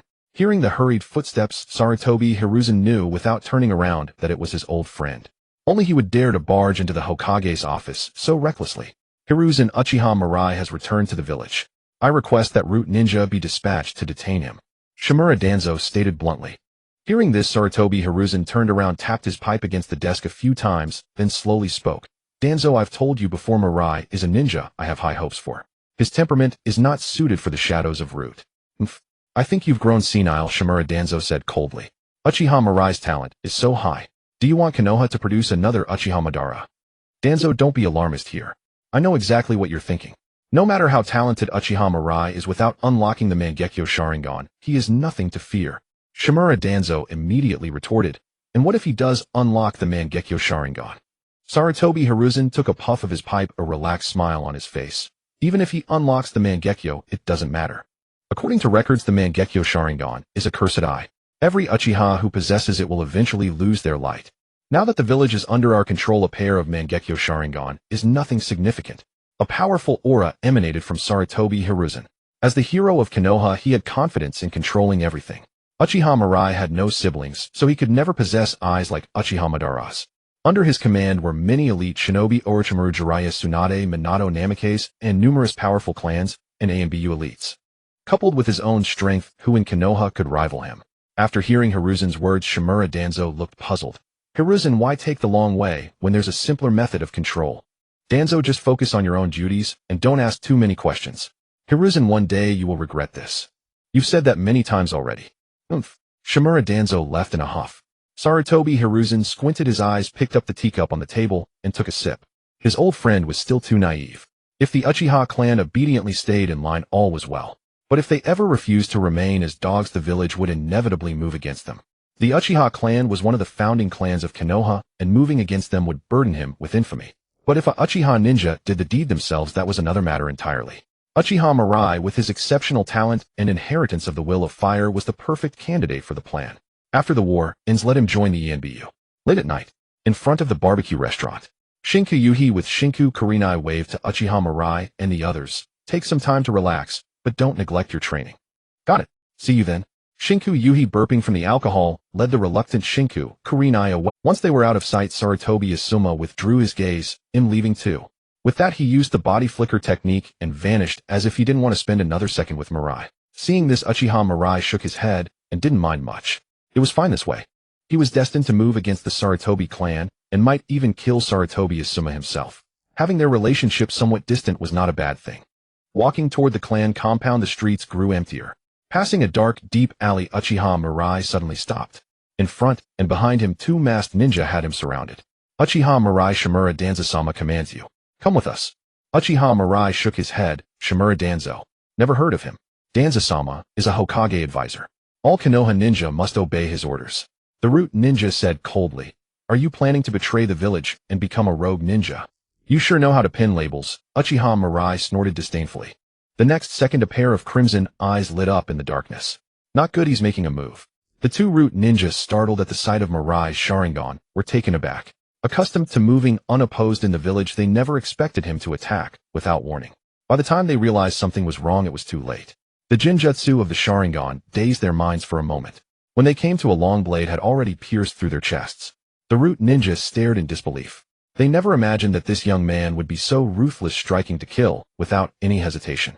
Uchiha Mirai, Danzo-sama won't let you get away with this. Don't worry, I don't plan to let him off either. Congratulations, host, for successfully plundering rewards. Secret technique, shadow imitation technique. Ding. Congratulations, host, for successfully plundering rewards. Secret technique, partial expansion technique. Hearing the system's prompt in his mind, Uchiha Mirai curled his lips slightly. Using the search technique, he extracted some information about Root from the ninja's memories. To avoid constant harassment from Shimura Danzo, Mirai decided to give him something to deal with. After disposing of the dead Root ninjas' bodies, he secretly made his way to a temporary Root base. According to the memories, there were 2 Root squads on duty inside, with the strongest being 2 special jonin. Confirming he hadn't been detected, Mirai formed hand seals and used the transformation technique to disguise himself. At the same time, he created a shadow clone, and they charged into the Root base from 2 directions. In Konoha village, in the Uchiha clan's territory, 2 boys, 1 big and 1 small, walked down the street, surrounded by the noise of gossip, with many faces showing expressions of schadenfreude. Seeing this scene, the younger boy took the initiative to explain, Senior Futaki, something very strange happened in the village last night. Hearing the boy's words, Uchiha Futaki raised an eyebrow nonchalantly. Shursue, I went to bed quite early last night. What happened? Uchiha Shursue leaned closer to Uchiha Futaki and lowered his voice. I heard that someone attacked a base of the Root organization last night, killing several Root ninjas. Really? Yes. But it's not that simple, Uchiha Shursue continued. I heard that this incident is related to the Nara clan and the Akimichi clan. Is there any evidence? A seriously injured Root ninja escaped last night, and he saw the opponents using the secret techniques of the Nara and Akimichi clans. After speaking, Uchiha Shursue sighed. They are all ninjas affiliated with the Hokage, and I never expected them to fight among themselves. After accepting Uchiha Futaki's perspective, Uchiha Shizui's understanding of the village became much clearer. Hearing such news, he felt even more aligned with Uchiha Futaki's desire to change the village. If infighting can happen at this time, such rulers have already been corroded by darkness. How do you know so much? Uchiha Futaki asked in confusion. Shimura Danzo took the Root ninjas to cause trouble in the Akimichi and Nara territories early this morning, everyone knows. Senior Futaki, you don't know at all. Uchiha Futaki shook his head at Uchiha Shizui's questioning. Of course he knew, he was the one who did it himself. After plundering the secret techniques of the Akimichi and Nara clans from the Root ninja who attacked him, he went to the Root's base and killed several guarding ninjas. The seriously injured ninja who escaped was also intentionally let go by him. His current strength was still insufficient to confront the enemy directly. To avoid further harassment, he could only give Shimura Danzo something to do. The family's secret techniques were irrefutable evidence. With Shimura Danzo's personality, he would never let this matter rest easily. He could also enjoy a period of peace. The two of them fell silent until they arrived at Uchiha Taijima's home. Lord Clan Leader. You're here come. Uchiha Taijima looked at Uchiha Futaki and Uchiha Shursue, revealing a warm smile. Futaki, I've heard about your recent performance in the village. You've done well, and haven't brought shame to the Uchiha clan. Here is a little money and a ninjutsu scroll as the family support for you. Feeling the goodwill from Uchiha Taijima, Uchiha Futaki smiled and accepted the items from the table into his arms. Money and ninjutsu scrolls are never too much for anyone. Futaki, if you have any requests, feel free to mention them. The family will do its best to meet your needs. Everyone sees Uchiha Futaki's potential and as clan leader he naturally wants to maintain good relations with him. Well, after thinking for a moment, Uchiha Futaki suddenly had an idea. Clan leader Taijima, I want a contract for a summoning beast. Hearing Uchiha Futaki's request, Uchiha Taijima laughed a few times. That's simple. Most of the clan's ninjas have signed summoning contracts with the Ninja Cat clan. Although the Ninja Cat clan isn't particularly good at combat, they are very convenient for delivering messages and gathering intelligence. If you're willing, I can arrange for you to sign a summoning contract right now. What Uchiha Taijima didn't expect was that Uchiha Futaki slightly shook his head, rejecting the proposal. Does the family have other summoning beasts? Uchiha Taijima frowned and thought, apart from the Ninja Cat clan, there is another option. Crows. Upon hearing the answer he wanted, Uchiha Futaki immediately nodded. Let's go with that. Crows were the summoning beast he had decided on early on. No other reason, just that they are cool. After confirming the matter of the summoning beast, Uchiha Taijima turned his gaze to Uchiha Shisui, who was standing nearby. Shisui, since you are here as well, what kind of summoning contract do you want to sign? I also like crows, Uchiha Shisui immediately replied. I understand. For this son of an old friend, Uchiha Taijima was generous. After agreeing to his request, he also brought out several ninjutsu scrolls to hand over to Uchiha Shisui. If you have any needs, just let me know, the family will do its best to accommodate you. Uchiha Taijima reiterated. Uchiha Futaki and Uchiha Shisui nodded in unison. Understood, clan leader Taijima. After chatting a bit more, Uchiha Taijima had someone take Uchiha Futaki and Uchiha Shisui to sign the summoning scroll for crows. After the two left, Uchiha Taijima's complexion turned rosy, and he coughed heavily a few times. Looking at the bright red blood in his palm, Uchiha Taijima silently sighed. His time was running out. All he could do for the family before he died was this. He hoped that once Futaki and Shisui grew up, they could bring some change to the family situation. After leaving Uchiha Taijima's home, Uchiha Futaki and Uchiha Shisui arrived at a dense forest in the back mountain. While cultivating, Uchiha Futaki also provided some guidance to Uchiha Shisui. His practical combat experience was already quite rich, and he had also gained some insights from Uchiha Fugaku and Minato Namikaze. Thus, just a few simple words benefited Uchiha Shisui immensely. Thank you so much, Senior Futaki. If I have any questions in the future, can I ask you? Seeing Uchiha Shizui's expectant gaze, Uchiha Futaki nodded, of course. That said, Shisui, you know that being a ninja is a dangerous profession, right? Senior Futaki, what? Your current strength is too weak, but you know too many secrets. Uchiha Shisui immediately understood Uchiha Futaki's meaning.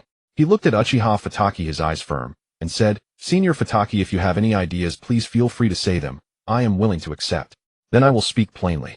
Uchiha Futaki slowly began, to prevent you from inadvertently revealing our secrets, I need to place a sealing technique on you. Although he still trusted Uchiha Shisui, it was better to be cautious about certain matters. Coincidentally, last night, when he killed the root ninja, he had obtained the cursed tongue sealing technique. This sealing technique is specifically developed to prevent the target from disclosing confidential information. Anyone who attempts to speak about certain matters after being sealed will become paralyzed and unable to speak or move. It was perfect for keeping secrets. After briefly explaining the effects of the cursed tongue sealing technique, to Uchiha Shisui, admiration appeared on Shizui's face. As expected of Senior Futaki, you can think of these things. Please begin. Uchiha Shisui had no objections to this.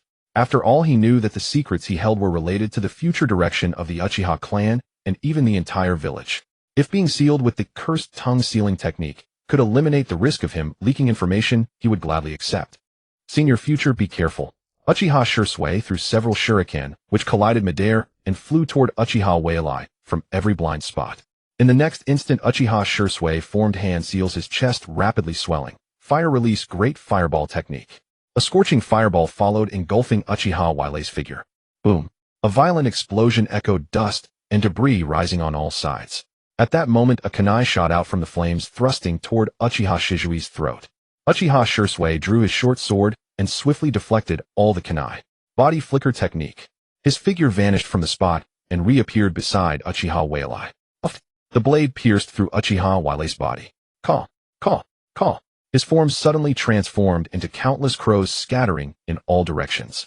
Immediately after, Uchiha Shisui felt a weight upon him and found himself buried in the earth, only his head left exposed above ground. Senior Future, I concede. Ding. Congratulations to the host for successfully plundering the reward mental strength 1. Alright, that's enough training for today. Uchiha Whalai freed Uchiha Shisui, a hint of envy stirring in his heart. This was a true genius. In just a few short days, his strength had undergone earth-shattering changes. Unlike him, who could only rely on cheating to boost his power. Senior Future, let's have a meal together tomorrow. My treat. Forget it, I have things to do tomorrow. Oh. Uchiha Shursui nodded obediently, though a trace of disappointment lingered in his eyes. It seemed he wouldn't get to taste Senior Future's cooking tomorrow. Here. Seeing the lunchbox suddenly appearing before him, Uchiha Shizui's eyes lit up. Senior Future was truly a kind soul. Konoha Village. On the second floor of an apartment building, Uchiha Mirai stood at the door and knocked. Coming. A crisp voice rang out, and the door swung open. Before him stood a red-haired woman in an apron. Who are you looking for? I'm looking for Minato Namikaze. You must be Uchiha Mirai. The woman's face lit up with sudden recognition as she stepped aside to make room. Minato often speaks of you, says you're an extraordinary genius. You flatter me. Uchiha Mirai smiled. Kushina, this is a gift for you. Call me big sister. Alright Kushina. Entering the room, Uchiha Obito, Hatake Kakashi, and Noara Rin were chatting on the sofa, while Minato Namikaze was busying himself in the kitchen. When Uchiha Mirai stepped in aside from Uchiha Obito, Noara Rin, and Hatake Kakashi both came over to greet him warmly. Is that Mirai? Minato's voice came from the kitchen. Hold on, dinner will be ready soon. Alright, Uchiha Mirai replied. Today was Minato's team gathering, and because of Kakashi, Minato had also having finally had a chance to get close to Uzumaki Kushina, he wasn't about to miss it. After spending 2 months on the front lines, Uchiha Mirai had realized his endurance was still rather lacking. Using the 8 gates would leave his body in a period of fatigue afterward. Ultimately, it was because his physique was too ordinary. If he could seize the Uzumaki sage body from Uzumaki Kushina, that would be ideal. With that thought, Uchiha Mirai put on an innocent smile toward Uzumaki Kushina. Kushina, could you pour me a glass of water? I could, but shouldn't you show some respect to your senior? Uzumaki Kushina grumbled in annoyance. Oh, then could you please pour me a glass of water, Annie Kushina? As soon as Uchiha Mirai said this, the entire room fell into silence. Uzumaki Kushina stared wide-eyed at Uchiha Mirai. You little brat, what did you just call me? Auntie, is there a problem? You should call me big sister, you idiot. Uzumaki Kushina clenched her fists, her red hair billowing without wind. For the first time in her life, someone had called her Auntie. Did she really look that old? Big sister Kushina, I was just joking. Uchiha Mirai's words calmed Uzumaki Kushina a little, but the next moment he added, I heard that when you get angry your hair flails around like an octopus tentacles. Seeing it today, it's true. Silence. Utter silence. A terrifying killing intent filled the room. It'll kill you. Uzumaki Kushina grabbed a frying pan and swung it at Uchiha Mirai. Uchiha Mirai quickly dodged. Crash. The room erupted into chaos. Ding. Congratulations to the host for successfully plundering the reward, Uzumaki Sage Body. Hearing the system's prompt in his mind, Uchiha Mirai's face lit up with excitement. So awesome. Getting the Uzumaki Sage Body on the first try. It was almost too lucky. A warm current surged into his body and his chakra began to grow at an astonishing rate. In just a few moments it had multiplied dozens of times. Uchiha Mirai could also clearly sense that not only his chakra, but also his physique, mental strength, and everything else had undergone a qualitative leap in an instant. Truly worthy of the Uzumaki Sage Body. So ridiculously powerful. You little brat, still laughing. Seeing the smile on Uchiha Mirai's face, Uzumaki Kushina couldn't hold back any longer, releasing a surge of formidable chakra. Not good. Flying Thunder God technique. A flash of golden light, and both Minato Namikaze and Uzumaki Kushina vanished from the room. A while later, a battered Minato Namikaze returned with Uzumaki Kushina. Seeing his condition, Uchiha Mirai silently mourned for him for a few minutes. Minato, all for the future of Konoha. Kid'll let you off this time. Watch your mouth from now on. Uzumaki Kushina shot a glare at Uchiha Mirai. Uchiha Mirai nodded obediently. Big sister Kushina, I won't pull any more pranks. Since he had already obtained the most desired reward, he had no reason to provoke Uzumaki Kushina further. Compared to Obito, you're not likable at all. Uzumaki Kushina snorted, then pulled Uchiha Obito to the table. Obito, you're growing. Eat more. Seeing Uzumaki Kushina's behavior, Uchiha Mirai's estimation of Uchiha Obito. Among Minato's 3 disciples, Uzumaki Kushina favored Uchiha Obito the most, always taking extra care of him. But what did Uchiha Obito do?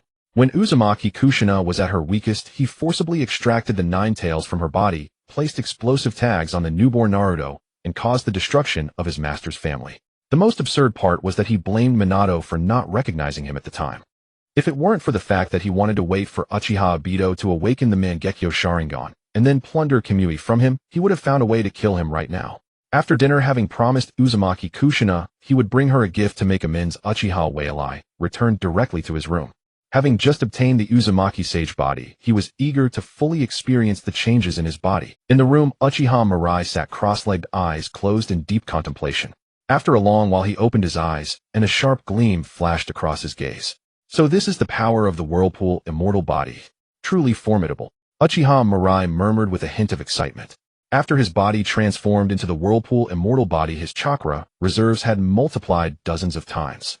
From the chakra of an ordinary elite jonin, he had leaped to become a being akin to a humanoid-tailed beast.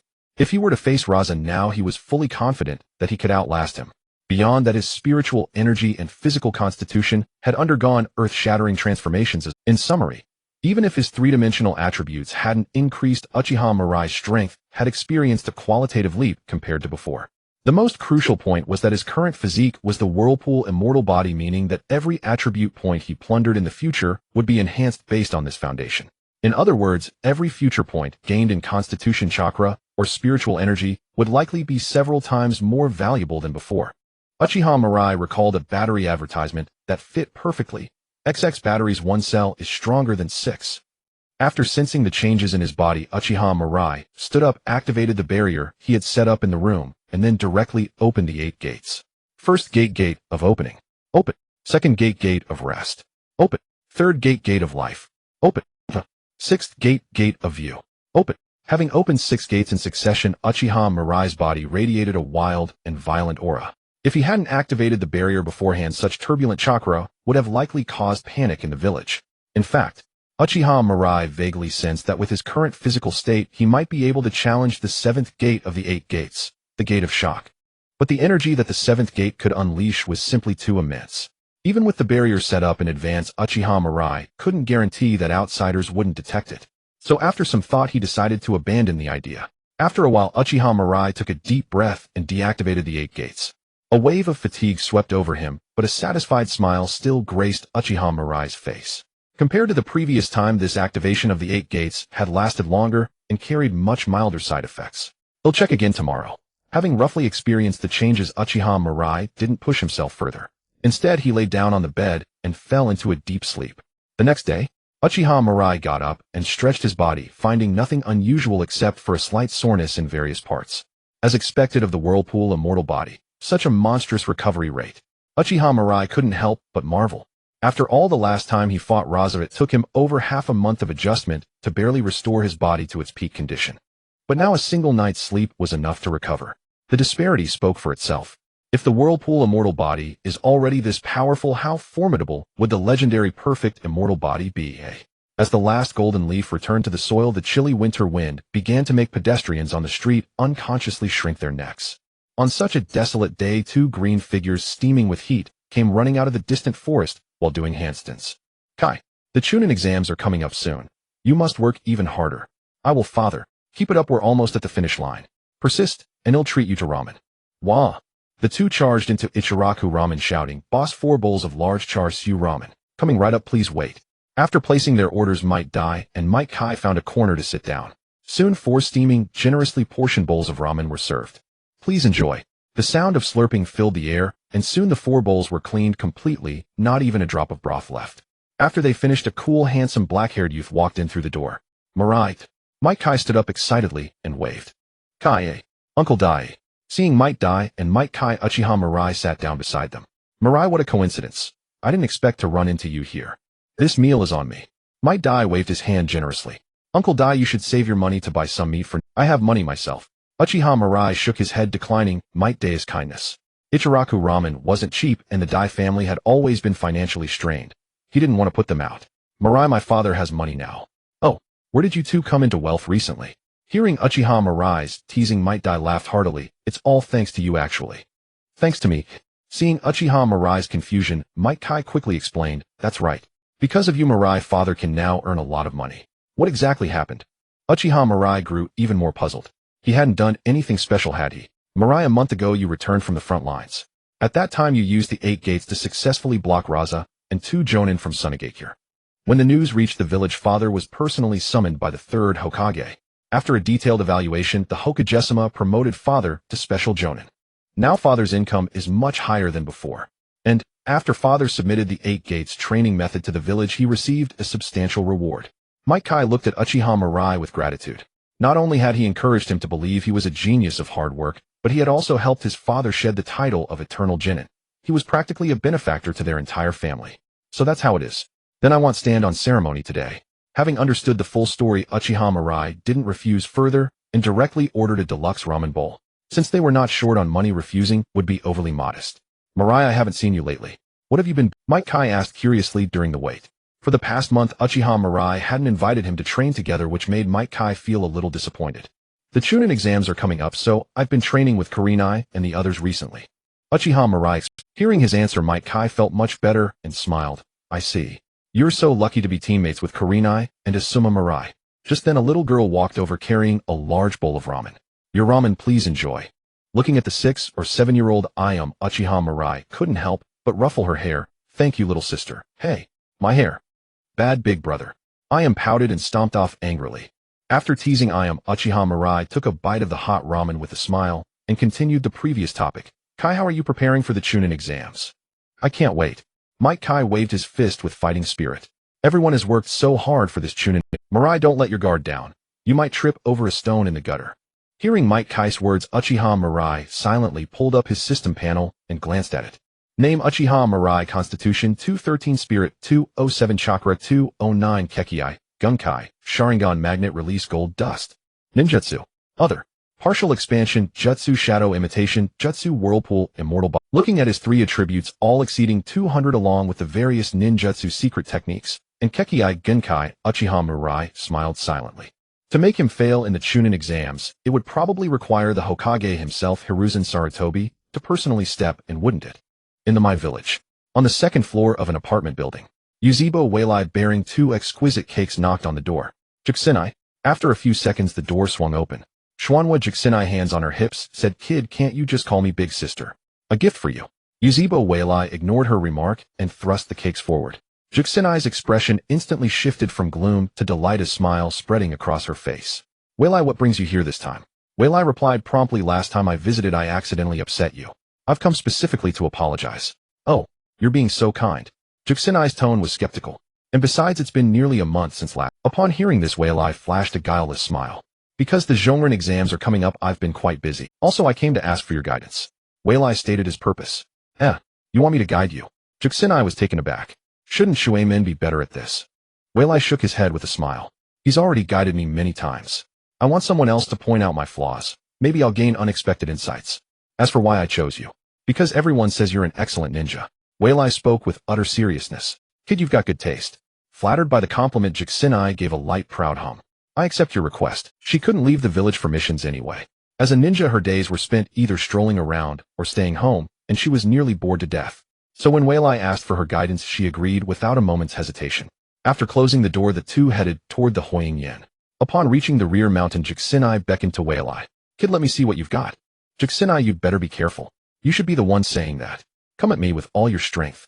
Jikusenai. Wailai tossed several shuriken, while his hands formed seals rapidly. Shuriken Shadow Clone Technique. Fire Style Phoenix Sage Fire Technique. In an instant, hundreds of flamine-shrouded shuriken rained down on Jikusenai from all directions. Jikusenai let out a hearty laugh, her chakra surging explosively. Wind Style Great Breakthrough. Though merely a crank technique, its power amplified by her chakra was absurdly formidable. In one sweep, the dense swarm of flaming shuriken was blown away. Wailai's figure appeared at Jikusenai's side, raising a whip kick toward her. Jikusenai raised her arm to block. Bang, bang, bang. They clashed in a flurry of This guy's physique is monstrous. Wailai couldn't help but grumble. His own physical condition was already far beyond ordinary, yet in close-quarters combat with Jikusenai, he was still subtly on the defensive. Little did he know Jikusenai's mind was equally reeling. A kid barely in his teens could match her in taijutsu. Shuemin was right. Yuzebo Wailai was a monster. After a moment, Wailai feigned defeat and ended the fight. Jikusenai, is that enough? Do you have any advice for me? Hearing his question, Jikusenai rolled her eyes. I have nothing to say. With your strength, you shouldn't be taking the Zhongren exam. You should be going for the Shangren test. Ding. Congratulations, host, on successfully plundering the reward Shinla. At the system's prompt in his mind, Wailai felt a stir, as if his entire being had suddenly become far more transparent. The rustle of wind blown leaves, the chirping of birds, the drone of insects. Every sound, every image became unprecedentedly clear. Wailai knew this was a sign of his perception greatly enhanced. With that thought, he closed his eyes and activated Shinla according to the received information. The next second, he sensed 6 chakra sources lurking nearby. What's more, countless chakra sources further away materialized with clarity in his perception, like a pitch-black map studded with dense red dots. Those nearby must be the Umbu and Jinbu monitoring Jikusenai. The scattered chakra sources in the distance likely each represent a ninja. Weilai was secretly astonished. By his estimate, after activating Shinla, his perception range extended to nearly 10 kilometers. That was 10 times the observation range of the Hyuga clan's Byakugan. Moreover, he could discern the strength of each chakra source. With this secret technique, he effectively had a Godseiya view, needing no fear of ambushes or sneak attacks. It was almost too unfair. What's wrong, kid? At Jikusenai's puzzled voice, Weilai snapped back and gave a sincere smile. Jikusenai, thank you so much for today. I'll treat you to a meal someday. He had sparred with her twice, gaining the Xuanhua immortal body and Shinla. The bounty was so rich he could barely contain his excitement. But for now it was better to go back and familiarize himself with Shinla. Well then, farewell. How odd. I haven't even said anything yet. Jikusenai muttered as she watched Weilai's retreating figure. This kid was always so hard to read. Jikusenai Yuzebo Weilai is a ninja from the Yuzebo clan. Lord Huiying doesn't want you to get too close to him. After Weilai left, a masked Umbu appeared before her and spoke in a low voice. Tell that old man to mind his own business, or I'll go dismantle his office. Jikusenai snorted. Being watched every day, confined to the village, and now having her relationships meddled with, did they think she had no temper? If it weren't to avoid causing trouble for Shumin, she would have long gone to have a word with that old geezer Yuenfei Riz. A crunching sound of footsteps on snow came. Yuhi Kurenai lifted her head, a smile blossoming on her slightly chubby face. She exhaled a white breath, raised her right hand, and waved Mirai over here. Kurenai, have you been waiting long? No, I just arrived. After Uchiha Mirai approached, Yuhi Kurenai suddenly became a bit shy, twisting her hands behind her back. Do you have hemorrhoids? You're the one with hemorrhoids. Uchiha Mirai shook his head in confusion. Then why are you being so coy? Yuhi Kurenai glared at Uchiha Mirai with a mix of embarrassment and annoyance, then thrust a red scarf into his hands. A scarf? Seeing the questioning look in Uchiha Mirai's eyes, Yuhi Kurenai lifted her chin and snorted. I just thought you were dressed too lightly. I was afraid you'd get sick and affect the upcoming Chunin exam. Don't read too much into it. The overwhelming tsundere vibe made Uchiha Mirai unable to suppress a smile. He wrapped the scarf around his neck and put on an exaggeratedly surprised expression. It's so warm. Yuhi Kurenai's lips curled up slightly, but before she could say anything, Uchiha Mirai spoke again. Kurenai, where did you buy this? He'll go buy a few dozen to keep. Mirai, you big idiot. Ha ha ha. Just kidding. Uchiha Mirai looked at her sincerely. Kurenai, thank you. I really like it. Whether you like it or not, why do you have to tell me specifically? Hey, it's about time. Let's head to the exam hall first. Hearing a voice from the side, Uchiha Mirai looked surprised. Asuma, when did you get here? This bastard, he was the first to arrive, okay? Don't act like you just noticed him. Sarutobi Asuma clenched his fist. A grown man wearing a scarf and read at that, not manly at all. Uchiha Mirai walked past him without a sideways glance, then turned to Yuhi Kurenai. Strange, why is there such a strong smell of vinegar this early in the morning? Watching the two walk away, Sarutobi Asuma stomped his foot in anger. He really wanted to beat that guy up. Uchiha Mirai stepped into the ninja academy, and on the way he ran into Hatake, Kakashi, Noera Rin, and Uchiha Obito. Mirai, good morning. How did you know this is a scarf Kurenai knitted for me? The three of them had black lines all over their faces. Did anyone ask you about the scarf just now? After Uchiha Mirai left, Uchiha Obito looked at Noera Rin with hopeful eyes. Rin. No way. Entering the teaching building, a crowd gathered at the corner of the stairs, seemingly arguing about something. Why won't you let us in? Exactly, we're all ninjas here for the exam. What's the meaning of blocking the way? The exam is about to start, get out of the way. Uchiha Mirai and the others looked ahead and saw two people blocking the entrance of room 501, one in front and one behind. Everyone who tried to enter was easily knocked down by them. These guys are way too malicious, Sarutobi Asuma said angrily. How can they block the exam hall door and not let anyone in? Mirai, should we go check it out? Yuhi Kurenai asked Uchiha Mirai. Don't mind them. Uchiha Mirai shook his head. The ones gathered here are destined to be eliminated. Hearing Uchiha Mirai's words, Sarutobi Asuma gave a dissatisfied snort. Do you share the same thoughts as those two blocking the door? Planning to use such despicable methods to eliminate your competitors? Hey, we're not on a mission now, so no matter what decision you make, I want stand by and do nothing. Hearing Sarutobi Asuma's words, Uchiha Mirai shrugged. Suit yourself. Then he turned to Yuhi Kurenai. Kurenai, let's go up first. Surprised by Uchiha Mirai's words, Yuhi Kurenai said, Mirai, isn't the exam hall here? Kurenai looked closely. Is this really our exam hall?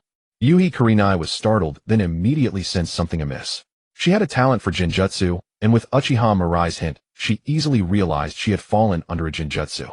Release. As the genjutsu was lifted, the number plate 501 in front of them twisted and changed into 401. Mirai, did you notice it long ago? Yuhi Kurenai looked at Uchiha Mirai with admiration. Although this genjutsu was not difficult to break, being able to detect the anomaly at the first moment was no simple feat. Kurenai, remember the Chunin exam is not necessarily conducted in the exam hall. Once your thinking is limited by fixed perceptions, you might easily fall into a carefully laid trap. Mirai, I understand. Watching the two head upstairs, Sarutobi Asuma's face turned pale. Thinking about his impassioned speech just now, he felt like a clown. Damn it. Why, no matter how hard he tried, was he always outshone by Uchiha Mirai? After standing there stunned for a moment, Sarutobi Asuma gritted his teeth and followed Uchiha Mirai up the stairs. If he stopped here, he would never be able to escape the shadow of being the Hokage's son. Arriving at the real exam hall, Uchiha Mirai and the other two pushed open the door and entered. The classroom was packed. It could only be described as a sea of people. All seats were already taken and many people were standing in the hallway corners and against the walls. How are we supposed to take the exam like this? Is there a problem with the arrangements? Seeing this scene, Yuhi Kurenai asked in surprise. Sarutobi Asuma also frowned. This is too reckless. How can they arrange so many examinees in one exam hall? If there aren't even enough seats, how can they take the exam? Sarutobi Asuma was about to go find the relevant person in charge to report the situation, but seeing Uchiha Mirai still looking so calm, he felt something was wrong. Forget it, let's see what Uchiha Mirai thinks first. The moment this thought appeared, Sarutobi Asuma felt but recalling the embarrassment of being repeatedly proven wrong, Sarutobi Asuma ultimately refrained from making any unnecessary moves. Look, that guy is Uchiha Mirai, the genius of the Uchiha clan. He looks pretty ordinary. If the Hokage himself hadn't confirmed it, I wouldn't believe that such a kid could take down two jonin. Hey, letting a monster like this take the Chunin exam, isn't this just bullying the honest folk? Amid the murmurs of the crowd, Uchiha Mirai walked to a spot by the window. You guys move. I'm taking it. I want this seat. Upon hearing Uchiha Mirei's domineering declaration, the classroom fell silent. His reputation alone already drew considerable attention, and now these words immediately captured. What did you say? We were here first. If you want a seat for the exam, come earlier next time. The ninja squad singled out by Uchiha Mirai retorted coldly. They knew of Uchiha Mirei's formidable strength, but that did not mean they would meekly obey his command. He'll give you one last chance. Leave on your own, or he'll help you leave. Uchiha Mirai said indifferently. Don't be so arrogant here. Are you trying to disrupt the exam order? Be careful not to get disqualified. Seeing that the three still showed no intention of leaving, Uchiha Mirai gave a light snort. Thud, thud, thud. 3 dull impacts in succession, and the 3-seated genin were sent tumbling into the crowd. Uchiha Mirai quietly sat down in the seat he had just claimed, while Yuhi Kurenai and Sarutobi Asuma also sat down in silence. Seeing that Uchiha Mirai had actually resorted to violence, the classroom erupted into an uproar. So this is the ninja of the Uchiha clan, utterly arrogant. How dare he blatantly attack his comrades? Isn't he afraid of being disqualified? He's a prodigy from a prestigious clan, and his teammate is the Hokage's son. Even the head examiner wouldn't dare provoke him, right? But that move just now was incredibly fast. I didn't even see it, and those 3 unlucky ones were sent flying. Hearing the whispers around him, Sarutobi Asuma felt as if he were sitting on pins and needles. Because of Uchiha Mirei's actions, he had been branded with the label of arrogant ninja son of the Hokage. If not for the deeply ingrained memory of past humiliations, he would have already stormed up to Uchiha Mirai demanding to know what he was trying to do. Though Yuhi Kurenai did not understand Uchiha Mirei's intentions either out of trust for him, she remained seated calmly unmoving. She knew that Uchiha Mirei's usual disposition was not like this, so his actions must have a deeper meaning. Seeing that Uchiha Mirai made no further moves after securing the seat, the crowd gradually looked away. Among them, some examinees appeared deep in thought. For a moment, the atmosphere in the classroom became strained. After a brief pause, chaos suddenly erupted in the classroom. Many squads without seats began imitating Uchiha Mirai, forcibly taking seats from others. Except for the area where Uchiha Mirai was, nearly every other part was affected. Inside the monitoring room, Sarutobi Hiruzen, Yui Shinkanamike's Minato, and a group of supervising jonin all wore expressions of shock. Shinka, your disciple, is exceptionally perceptive. Sarutobi Hiruzen spoke with a complex expression. This Chunin exam's rules were personally designed by him. He had incorporated many tests he thought were interesting. Initially, Sarutobi Hiruzen was quite pleased with his design, but he never expected Uchiha Mirai to see through his intentions in such a short time. Recalling Shimura Danzo's earlier warnings, Sarutobi Hiruzen suddenly felt a pang of unease. Could he truly be nurturing a threat? No. Sarutobi Hiruzen let out a self-deprecating laugh. He had been too influenced by that man Danzo. The village of Konoha was already an impregnable fortress under his rule. A single insignificant Uchiha could never stir up any trouble. Senior Shinku is truly fortunate to have such a worry-free disciple. Namake's Minato also praised with a smile. Over time he had grown fond of Uchiha Mirai. Facing the teasing Yuhi Shinka's heart was a mix of emotions. That brat was anything but good. His own daughter was about to be stolen away. The thought that the scarf Yuhi Kurenai had knitted overnight was not for him made this old father's heart bleed. A sharp ring echoed and several ANBU operatives wearing masks entered the classroom. Silence. With a low shout the classroom gradually quieted down. Now those without seats must leave the classroom Hearing the ANBU's demand, all the standing ninja couldn't help but exclaim in shock. Leave the classroom. Did that mean they were disqualified? Why should we leave? We had seats but they were taken from us. Isn't it your fault for the poor arrangement? Why should we bear the consequences? Facing the ninjas' outcries, the ANBU operatives radiated undisguised killing intent. These are the rules.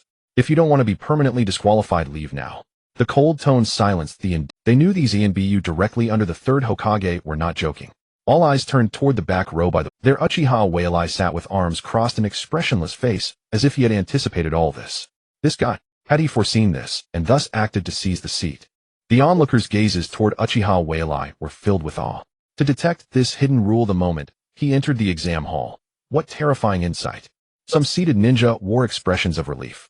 If they hadn't figured it out earlier, they would have been the ones disqualified. Others who had lost their seats showed chagrin on their faces. Just moments ago, they had criticized Uchiha Mirai's high-handedness only to realize they were the fools. He had presented the solution right from the start, but they had ignored it out of ignorance and arrogance. If they had understood sooner, they wouldn't have ended up in this predicament. But now it was too late for regrets. Yuhi Kurenai's eyes sparkled as she looked at Uchiha Mirai. She knew his actions must have held a special meaning. Now it was proven true. Sarutobi Asuma hung his head in dejection. Although he didn't disgrace himself this time, due to impulsiveness, he felt a deep sense of powerlessness. He felt every day in Konoha was filled with frustration. Perhaps, leaving Konoha would be a good choice. Once the exam hall quieted down, the ANBU operatives took positions at the four corners. The ANBU on the podium waved his hand. All right, the first test of the Chunin exam now officially began. After briefly introducing the rules, the ANBU handed out the pre-printed exam papers. The rules were simple. As long as one achieved a passing score, they could advance to the next stage of the examination.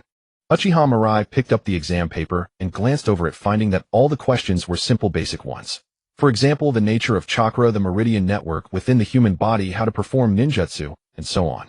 Only the last two final questions were about Kekkei Genkai and Kekkei Tota, requiring a certain level of knowledge to answer.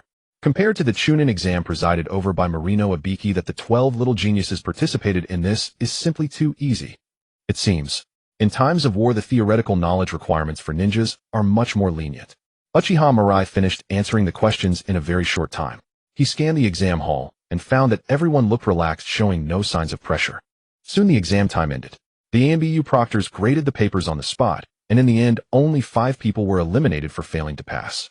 Only 2 were eliminated for cheating. This showed that the difficulty of this exam was indeed very ordinary. Candidates who passed the exam assemble at the Forest of Death in 3 days. After giving some information about the next exam, the ANBU ninja left with the test papers. The first Chunin exam was over. Uchiha Mirai's name, after a period of silence, once again appeared in people's sight. 3 days. The outskirts of the Forest of Death. A group of ninja teams participating in the Chunin exam, after signing the life and death waiver, each received one of the Heaven and Earth scrolls. This exam was team-based. As long as a team could collect both Heaven and Earth scrolls and successfully enter the central tower, they would pass. The Forest of Death was filled with ferocious beasts and poisonous insects, with a harsh environment where a single misstep could cost one's life. Moreover, to simulate the brutal environment of the battlefield, this exam tacitly allowed teams to use any means necessary for victory, even fighting each other. Of course, if a team chose to surrender by handing over their scrolls before being killed, other teams could not continue attacking. Such brutal rules made all the participating examinees look grim. Except for Uchiha Mirai's team. Almost all teams had reached a consensus: if they encountered Uchiha Mirai's team, they could only consider themselves unlucky. At noon, each ninja team entered the Forest of Death from different entrances. The second Chunin exam officially began. The Forest of Death. Because it was winter, everywhere were bare tree trunks and withered vines. Compared to spring and summer, the Forest of Death now had few suitable hiding places. In addition, it had just snowed recently, leaving the ground covered in white snow. It was almost impossible to conceal one's tracks. Mirai, what's your plan?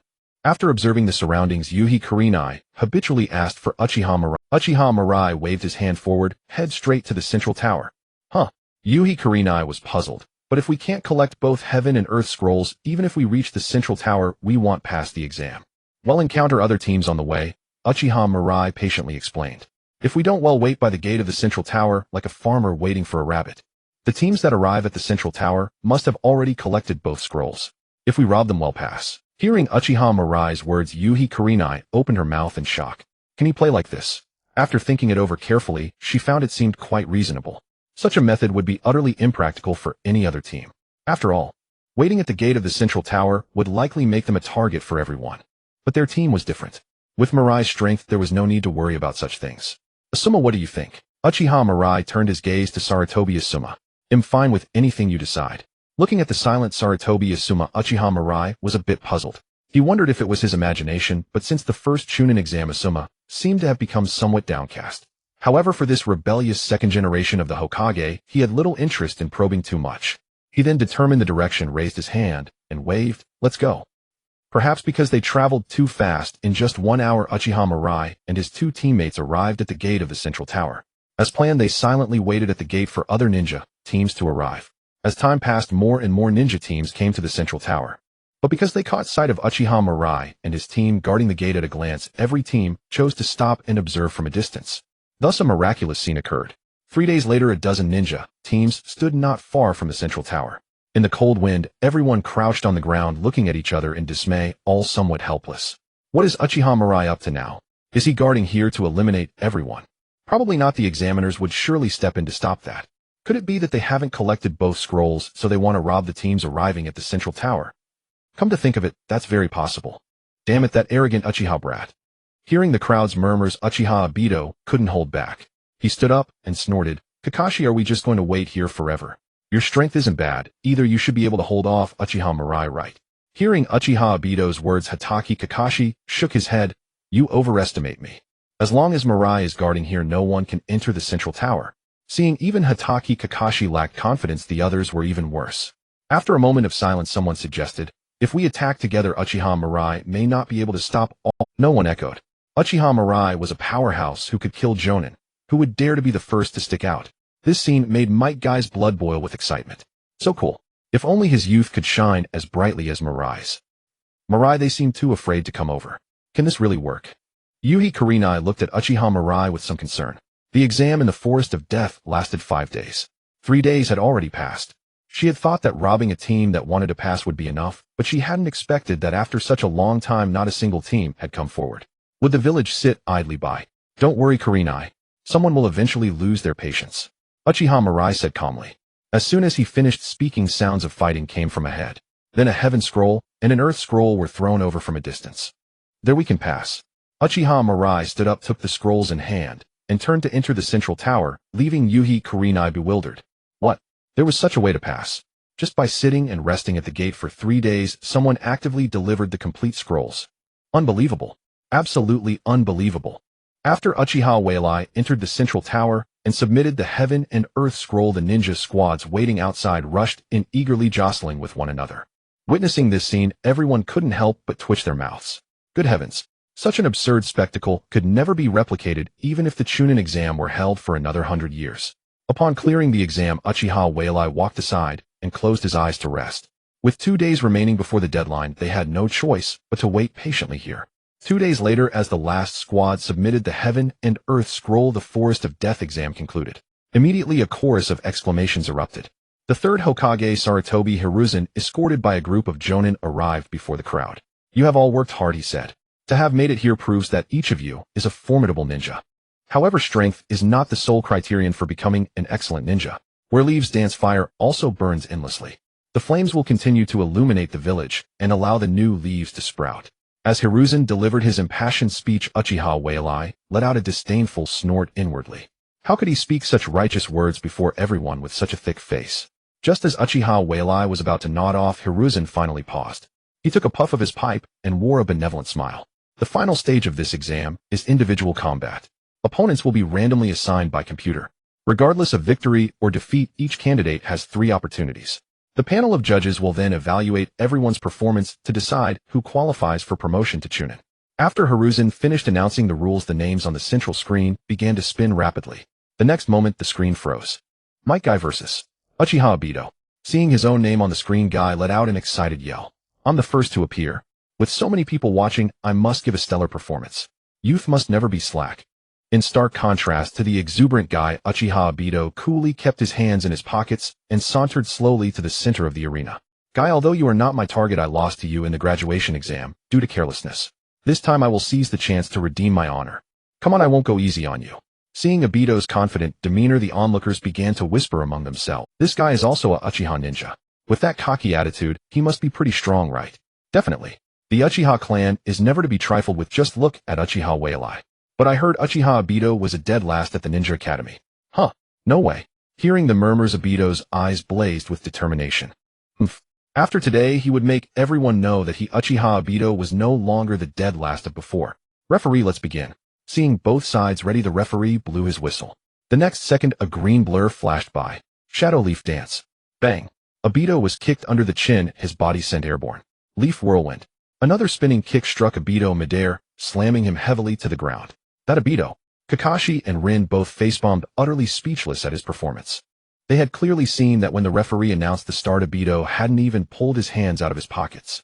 Thus he was defeated without putting up any resistance. Second match, Rin vs. Karina Yui. Third match, Ebisu vs. Gamashiranui. 11th match, Kakashi Hatake vs. Uchiha Mirai. Seeing the two names on the screen, everyone present was filled with excitement. If there were two universally acknowledged powerhouses in this Chunin exam, they would undoubtedly be Uchiha Mirai and Kakashi Hatake. Both were recognized as prodigies. One hailed as the #1 genius of Konoha, the other a genius youth from the prestigious Uchiha clan. Kakashi had earned his fame earlier, but Uchiha Mirai had recently risen with even greater momentum. Their clash instantly sparked immense interest. Who do you think will win? Definitely Uchiha Mirai. During the second exam, Kakashi admitted he wasn't a but Kakashi's strength is nothing to scoff at. I heard he once served in the Umbu. Even if Mirai wins, it won't. True. Regardless, this duel is bound to be spectacular.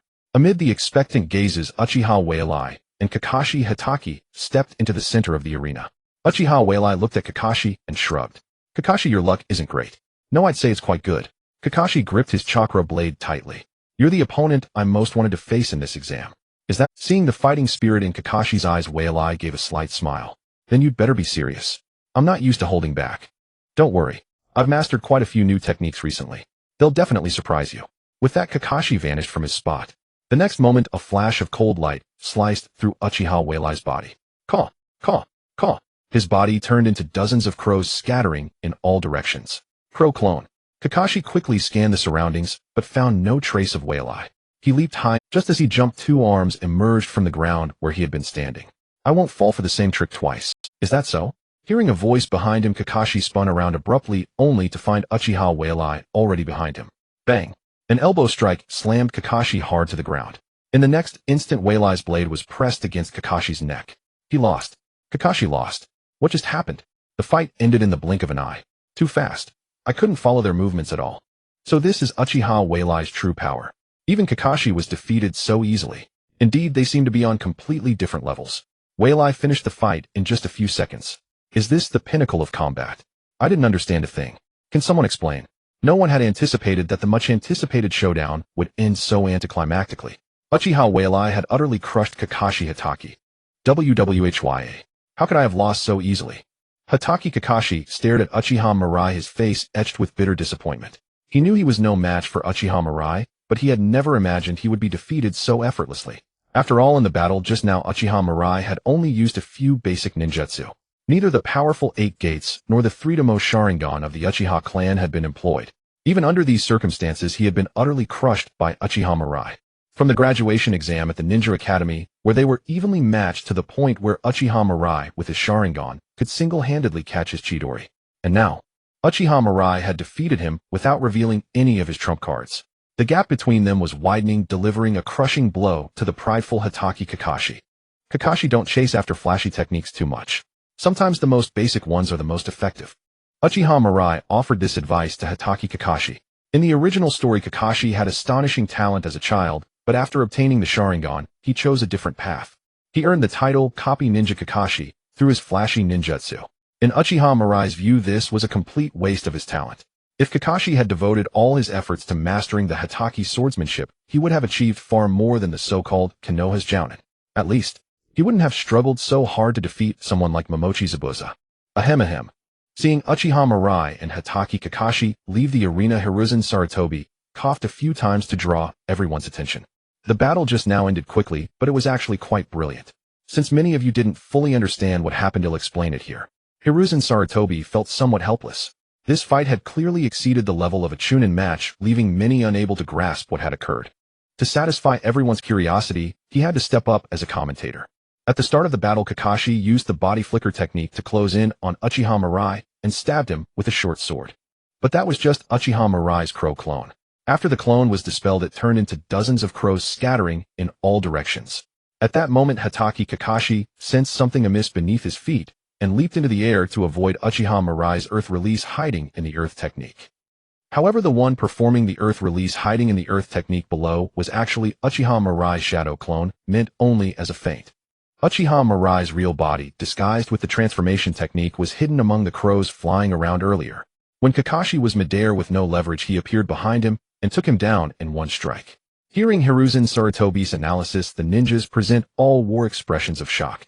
They hadn't expected that such a quick battle concealed so many maneuvers. Especially Uchiha Mirai. This guy was terrifyingly formidable with a series of tactics that were impossible to defend against. Even from an omniscient perspective, they felt a sense of suffocation. How terrifying. If I ever face an opponent like Uchiha Mirai, I don't know how I'd survive. Shadow clone transformation technique, crank ninjutsu. They're just the most ordinary things, yet they produced unimaginable results. Is this the world of a genius ninja? Why do I feel like I could do that too? Next time I meet an enemy, I'll fight like this. Don't dream. Have you considered that the battle happened in the blink of an eye? Using so many ninjutsu at once. Do you have the hand seal speed for that? That's true. Listening to the discussions and Hiruzen Sarutobi's explanation, Hatake Kakashi felt a sudden clarity. Since his father's death, he had neglected practicing basics like hand seals and swordsmanship. He had once believed the more abilities he mastered, the better, but now it seemed that wasn't the case. To become a true powerhouse, one must have a solid foundation.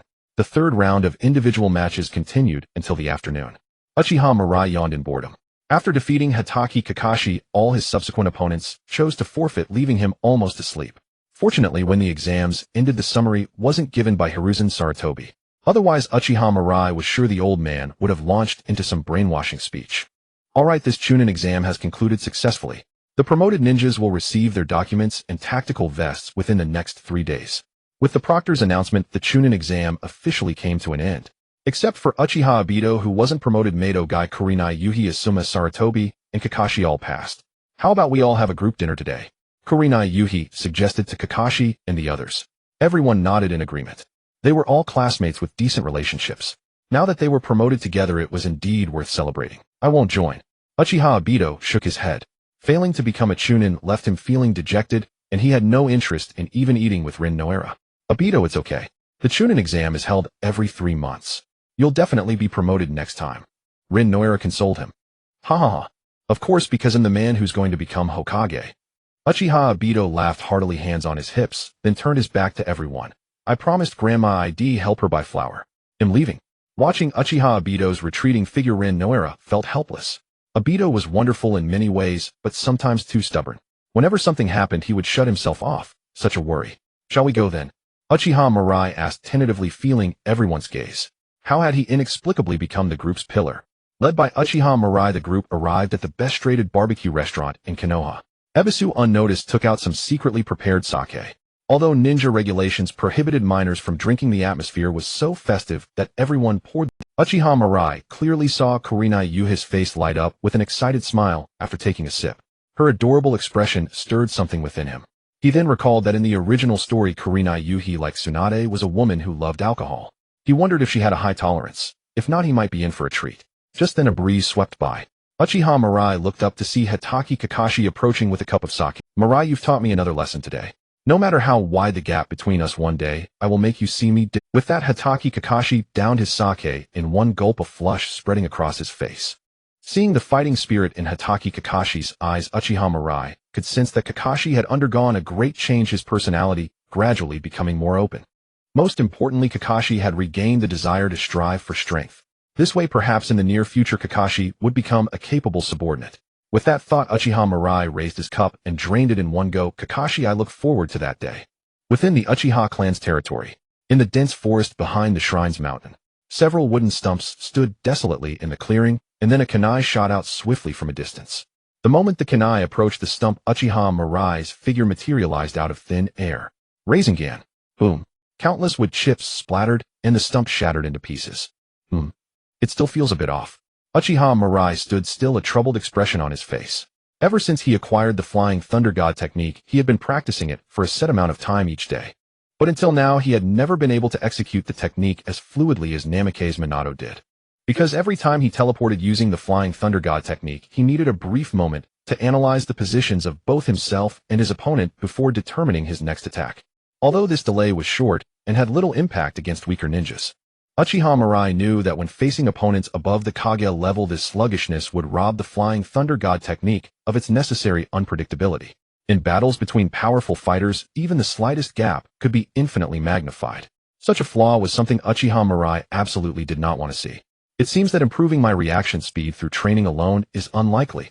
In that case, I have no choice but to seek out Nameki's Minato. Uchiha Mirai murmured to himself. Now he could only pray that Nameki's Minato also possessed a special constitution. Otherwise, even with the Plunder System, it would be impractical to enhance his reaction speed. Mirai, you're here. Seeing the lunchbox in Uchiha Mirai's hand, Uzumaki Kushina's face lit up with a warm smile. Initially, she was quite displeased that Uchiha Mirai occupied Minato's time every day. After all, Minato often had to go on missions, leaving them little time together. But ever since she tasted the dishes made by Uchiha Mirai himself, Uzumaki Kushina's attitude had done a complete 180. She couldn't help it. The novel foods Uchiha Mirai brought were simply too delicious for her to resist. Kushina, mind your expression. Drooling over food is quite unbecoming. Hearing Uchiha Mirai's words, Uzumaki Kushina snorted lightly. Save those demands for your little girlfriend. Snatching the lunchbox from Uchiha Mirai's hand, Uzumaki Kushina turned and called out, Minato. Nameki's Minato ran out of the room and said to Uzumaki Kushina, Kushina, this time, don't forget to leave some food for me. I know the last few times I just got distracted reading a novel. Seeing Uzumaki Kushina's impatient look, Nameki's Minato placed his hand on Uchiha Mirai's shoulder.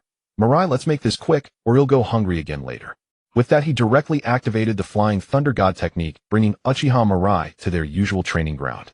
Without any extra words, the two began sparring immediately. After half an hour, Nameki's Minato immediately stopped the sparring. Mirai, that's enough for today. I'm heading back. Watching Minato vanish on the spot, Uchiha Mirai twitched the corner of his mouth. That guy's movements were truly smooth. However, Uchiha Mirai wasn't upset. After all, Nameki's Minato always gave his all during their training sessions. Being able to spar with such a powerful opponent every day greatly benefited him in various aspects. Just then, a system notification sounded in Uchiha Mirai's mind. Ding! Congratulations to the host for successfully plundering the reward Ultimate Reaction, Nerves. Uchiha Mirai's face instantly lit up with excitement. Ultimate Reaction, Nerves. The thing he wanted had finally arrived. His guess was correct. Nameki's Minato's constitution was likely a special one similar to the Sage Body, allowing him to plunder it as an ability through the battle rewards of the Plunder System. Uchiha Mirai looked at his own status panel. Name: Uchiha Mirai, Constitution 215 Spirit, 207 Chakra, 210 Bloodline Limit Sharingan. Magnet Release Gold Sand. Ninjutsu. Others. Dead Demon Consuming Seal 4 Symbols Seal 8 Gates Released Formation Mines Eye of Kagura 8 Trigrams Seal Adamantine Sealing Chains Contract Seal Uzumaki Sage Body Ultimate Reaction Nerves. Looking at the densely packed status panel, Uchiha Mirai nodded with satisfaction. Apart from the newly acquired Ultimate Reaction Nerves, he had also plundered quite a few rewards from Nameki's Minato during the period following the Chunin exam. Most of them were sealing techniques, which was quite a fruitful harvest. In this world, sealing techniques were a special existence. There was almost nothing they could not seal. Amaterasu flames-tailed beasts, dragon veins, reanimated ninjas, and even beings as powerful as Kagaya Otsutsuki could all be subdued by sealing techniques. It could be said that any sealing technique was extremely precious. Since I've obtained the desired reward, let's go to the clan's territory and experience it firsthand. Uchiha Mirai chuckled lightly and headed toward the Uchiha clan's territory. Flying Thunder God Technique. His figure flickered continuously through the dense forest, disappearing immediately after each appearance. At the same time, on the tree trunks where he vanished, marks of attack were left at the same height. After a long while, Uchiha Mirai stopped looking at his handiwork with a satisfied smile. With the ultimate reaction, his reaction speed had become terrifyingly fast. The sluggishness he previously felt when using the Flying Thunder God technique had completely disappeared, replaced by an eerily smooth execution. Moreover, the ultimate reaction, nerves were not limited to improving his use of the technique. Combined with the powerful dynamic vision of his 3-mo Sharingan, he could effortlessly execute various attack methods, even during high-speed movement. Uchiha Mirai felt that he was now terrifyingly strong. In the Hokage's office, Hiruzen Sarutobi leaned back in his chair in a good mood, puffing smoke rings one after another. Before him was an intelligence report just delivered from the front lines. The third Raikage of Kumogakure had died in Awagakure. According to the report, he was besieged by tens of thousands of ninjas led by the third Tsuchikage Inoki, and after holding out for 3 days and 3 nights, he died from exhaustion. According to the intelligence, the third Raikage had led a squad of elite ninjas on a decapitation mission to ambush Awagakure. However, due to a leak of information, they were ambushed by Inoki. To protect his subordinates' escape, he chose to stay behind alone. Hiruzen Sarutobi had only one comment on this: a reckless fool. Those Cloud Shinobi are nothing but a bunch of brainless brutes.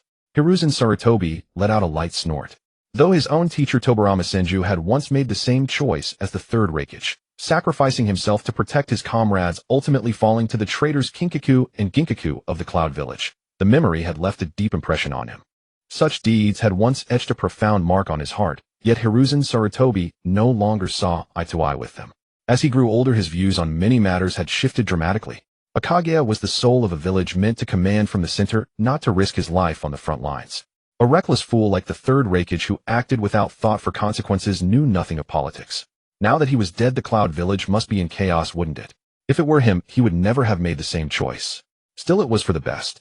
If Cloud and Stone tore each other apart, the Leaf could sit back and reap the benefits. Just then a knock came at the office door. "Come in. Lord Hokage, something terrible has happened." Watching the Umbu enter in a rush, Hiruzen Sarutobi frowned. "What is it?" "Cloud Village ninja attacked our frontline camp." "What a—" At the Umbu's report, Hiruzen Sarutobi's heart jolted, and he immediately rose from his seat. "Lord Hokage, this is an urgent dispatch from the front." Taking the intelligence scroll from the Umbu, Hiruzen Sarutobi's expression shifted between uncertainty and anger. Though he found the intelligence utterly absurd, he knew that no one would dare joke about such matters. What in the world are those idiots thinking? Hiruzen Sarutobi was so furious he nearly choked. This was completely different from what he had envisioned. The third Raikage had died at the hands of Stone Village ninja. By all logic, shouldn't the Cloud Village seek revenge? Why would they attack the Leaf? Did they think he was an easy target? Go summon Orochimaru. Yes. Rubbing his aching head, Hiruzen Sarutobi felt a surge of helplessness. The war with the Sand Village was already giving him enough headaches, and now another with Cloud loomed.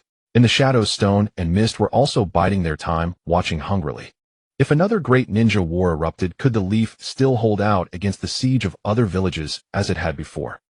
3 days later, after receiving Hiruzen Sarutobi's orders, Uchiha Mirai set out that very day for the Cloud Village battlefield. In the meantime, Uchiha Taijima had even sought him out, willing to sacrifice a portion of the Uchiha clan's interests just to keep Mirai in the village. The terms were so tempting that even Hiruzen Sarutobi felt his heart stir. But Uchiha Mirai firmly refused, insisting on heading to the Cloud battlefield. His eagerness only bolstered Hiruzen Sarutobi's confidence in his plan. After all, that battlefield was a meat grinder where one could lose their life in an instant. No ninja would willingly seek excitement on the battlefield. But here was a genius from a prestigious clan, backed by his family's full support, who had resolutely chosen to go to war. Wasn't this the very embodiment of the will of fire? Fortunately, he hadn't listened to Danzo's advice, or such a promising talent would have been wasted. Hiruzen Sarutobi believed that Uchiha Mirai, with this resolve, would become a sharp blade in his hand, ready to strike at the Uchiha clan whenever needed. As for the increasingly delusional Hiruzen Sarutobi, Uchiha Mirai naturally had no idea of the old man's fantasies. With his current power, he need not concern himself with the thoughts of Hiruzen Sarutobi, Danzo Shimura, or anyone else. If they angered him, he could simply sever ties prematurely. The only reason he wanted to go to the battlefield was to claim rewards by killing enemies. After 2 days of full-speed travel, Uchiha Mirai arrived at the main camp, where he saw the general commander Orochimaru. Upon seeing Mirai, Orochimaru made no effort to hide the keen interest gleaming in his eyes. "Mirai, I've heard your name long before. It's a pleasure to meet you in person." Orochimaru extended his somewhat pale— "Mirai, I've heard your name long before. It's a pleasure to meet you in person." Orochimaru extended his somewhat pale right hand toward Uchiha Mirai. Likewise. What's the current situation at the front?" Uchiha Mirai smiled, but did not shake Orochimaru's hand. Undeterred, Orochimaru produced a map and began to explain. The Cloud Village has more ninja than we do, but our ninja are superior in overall skill. After the initial surprise attack caught us off guard, the situation has gradually stabilized. However, when it comes to high-end combat power, we are far behind Cloud Village. Undeterred, Orochimaru produced a map and began to explain.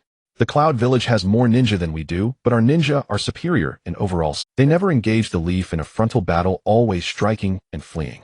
Even when they occasionally fell into an ambush, Orochimaru alone could do little against them. Mangekyō, do you have any good ideas? Orochimaru asked, looking at Uchiha Mirai. He was usually headstrong, but for some reason he wanted to hear what this young man thought. Facing Orochimaru's question, Uchiha Mirai spoke calmly. Solving this problem isn't as hard as it. Oh, Orochimaru was surprised. Could this renowned prodigy really have a brilliant plan? Seeing the curiosity in Orochimaru's eyes, Uchiha Mirai smiled faintly. It's simple, we just need to kill more of them than they kill of us. At those words, Orochimaru's eyes lit up. He had never considered that approach before. In terms of overall strength, the Cloud Village was far inferior to the Leaf. If they traded blows by targeting each other's low-level ninja, the headache would be clouds. Mangekyō, it seems you truly have exceptional talent. Sent here to help while your peers are still on supply escort mission. Then assign 2 Jonin to form a strike squad with you. Your mission will be to eliminate Cloud Village's Jinin and Chunin teams. Hearing this, Uchiha Mirai shook his head. No need. I prefer to work alone. As you wish, but Orochimaru said no more, merely waving a hand. Mangekyō, go get some rest. As the commander, he needed to formulate the mission quickly. If he could accumulate enough prestige on this battlefield, his path to becoming Hokage would be clear of obstacles. Then he would have the authority to experiment with everything he desired. At the border of the Land of Fire, Uchiha Mirai darted swiftly through the dense forest. Having arrived at a location far removed from my stronghold, he silently closed his eyes. Kamui Hard Eye. As he unleashed his perception, countless scarlet dots emerged in his mind. Each dot represented a shinobi. Let's start with the nearest ones. Uchiha Mirai opened his eyes, and his silhouette vanished from the spot in an instant. A week had passed since he arrived at the front lines. During this weekday, Shiwan had heeded Uchiha Mirai's advice, dispatching various surprise attack squads to relentlessly assault the Yunin village shinobi, achieving remarkable results.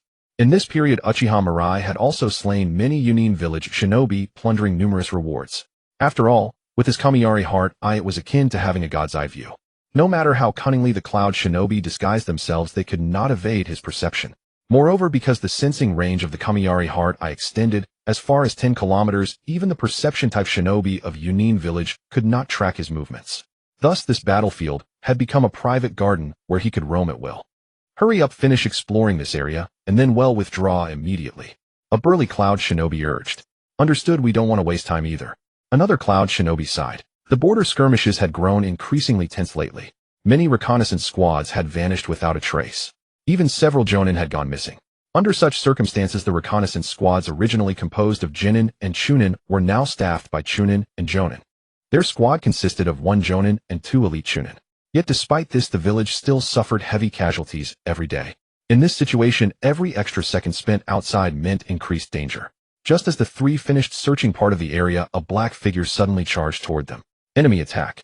The Yunin village shinobi immediately drew their weapons and assumed combat stances. When they saw that their assailant was merely a teenage boy, the 3 exchanged glances and simultaneously rushed at him. On the battlefield, they would not underestimate any opponent. Yet before they could act, the 3 Cloud Shinobi felt their bodies go out of control. Looking down, they saw that the shadows under their feet had somehow connected with a patch of darkness. In the next instant, a mass of golden sand engulfed their bodies. Sand burial. Splat.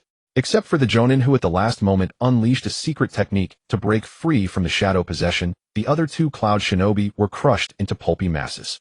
A magnet released Kekkei Genkai, Luo Sha of the Shine Village. The Yunin village Jonin retreated rapidly, his eyes wide with horror. This distinctive Kekkei Genkai was easy to recognize. In the ninja world, no one but Luo Sha possessed the ability to control golden sand. Yet he could not fathom why Luo Sha would travel all the way from the Shine village to attack them. Given the current situation, shouldn't the Yunin and Shine villages share the same goal? Turning back, he saw the pursuing boy expressionless, his eyes filled with chill. A kunai was flung from the boy's hand, speeding toward him. Whoosh! The Yunin village Jonin dodged aside the kunai flying past him, and he pushed his speed to the limit. Suspected Luo Sha of the Shine villages nearby and attacked them. This critical intelligence had to be relayed back to the village. But what he never expected was that the boy who had been dozens of meters away suddenly appeared before him. Raising, ding. Congratulations, host, for successfully plundering the reward Chakra 1. Ding. Congratulations, host, for successfully plundering the reward Physique 1. Ding. Congratulations, host, for successfully plundering the reward Lightning Sword Technique Thunderfall. At the system's prompt, the black-haired boy directly employed a fire release to incinerate the 3 Cloud Shinobi's corpses. Then, without a moment's pause, he charged toward the next target. The slaughter continued until after sunset. In just one day, Uchiha Mirai had eliminated over a dozen ninja squads. More than 30 Cloud Shinobi had perished at his hands. This number could have been far greater if the Yunin village shinobi had not been so scattered. Kamui Heart, Eye Flying Thunder God Technique, Rasengan Shadow Possession, Chidori Magnet Release, Kekkei Genkai. With a myriad of powerful trump cards complementing each other, Uchiha Mirai was like a god of slaughter, cutting through enemies with ease. Even elite Jonin could not withstand his relentless combination of techniques. Let's call it a day here. Gazing at his skyrocketing attribute panel, Uchiha Mirai departed with satisfaction toward the My headquarters. Over these days, his attribute gains alone had approached 300 points. Such a growth rate struck even him as absurd. If he relied solely on battle rewards outside of war, it would take him a full year to accumulate that many attribute points. The Yunin village. Crack. With a furious roar, the massive solid wood desk shattered into pieces. AI, his body enveloped in arcs of lightning, radiated a killing intent that filled the entire room. Damn it, what the hell is going on? Why have we lost so many shinobi? Haven't you gathered any useful intent? Originally, with his and Kiribis' involvement, the war had been proceeding smoothly. The Mai side had been retreating in the face of their surprise assaults. But starting a few days ago, their shinobi began to disappear in droves. By now, as many as 20 jonin, the number of missing genin and chunin was incalculable. If this continued, they might as well just surrender. Lord AI, it is highly likely that Mai has adopted the same strategy as us, forming surprise attack squads to target our intelligence gathering squads. That would explain the current situation. Mabui analyzed calmly. Only she dared to speak when AI was. I am well aware of that. What puzzles me is, how are they able to achieve this level of success? Even if the enemy had employed the same tactic, locating their shinobi along the vast border would be no simple. For them to have suffered such heavy losses, there could only be one explanation. Mai knows the exact positions of our ninja squads. That is exactly what I have been unable to figure out. Mabui frowned. The positions and missions of the various Yunin village squads other than herself as the overall commander were not even fully known to AI and Karabi. Under these circumstances, how could Mai precisely ambush their squads? Enough. Pull our shinobi back, and once preparations are complete, launch a full-scale frontal assault on Mai. Hearing Ace words, Mabui nodded. The Yunin village could not afford a protracted war. Since their previous strategy had been foiled by Mai, the only way to win this war was to settle it quickly. Late at night, Uchiha Mirai made his way back to the Konoha camp with some disappointment. Throughout the entire day, he had not found a suitable Cloud Village ninja squad to target. Those warmongers seemed to have all retreated back into their camp. Have I gone too far during this period? Uchiha Mirai silently reflected. Perhaps too many Cloud ninjas had died at his hands during this time, so before coming up with a countermeasure, Kumobikure was likely to stop sending ninja squads to harass Konoha as frequently as before. After all, losing dozens of ninjas every day, including some jonin, no ninja village could sustain such. Just as Uchiha Mirai was pondering, dozens of venomous snakes swiftly coiled around his body and opened their mouths to bite down fiercely. Croak, croak, croak. Uchiha Mirai's body transformed into dozens of crows scattering in all directions. At the same time, a massive fireball descended from the sky, engulfing all the snakes. Smelling the scent of roasted meat drifting in the air, Uchiha Mirai turned his gaze toward the dense forest beside him. Orochimaru, come out. As expected of Miraken, you are indeed perceptive. Orochimaru stepped out from the shadows with a smile, and under the moonlight his unusually pale face revealed an undisguised killing intent. What do you want? Uchiha Mirai asked calmly, looking at Orochimaru. I just want to ask Miraken a question. Orochimaru saw that Uchiha Mirai was unaffected, so he withdrew his killing intent. According to my intelligence, the Cloud Village ninjas have suffered heavy losses these past few days, and now they've even holed up. But I investigated the other raiding squads we sent out. Although they achieved some results, in total they killed less than 100 people. Such losses are negligible for Kumogakure, and it's unlikely to make someone like AI make such a decision. Orochimaru laid out his analysis piece by piece. I've thought it over, and the only possible variable is you, Miraken.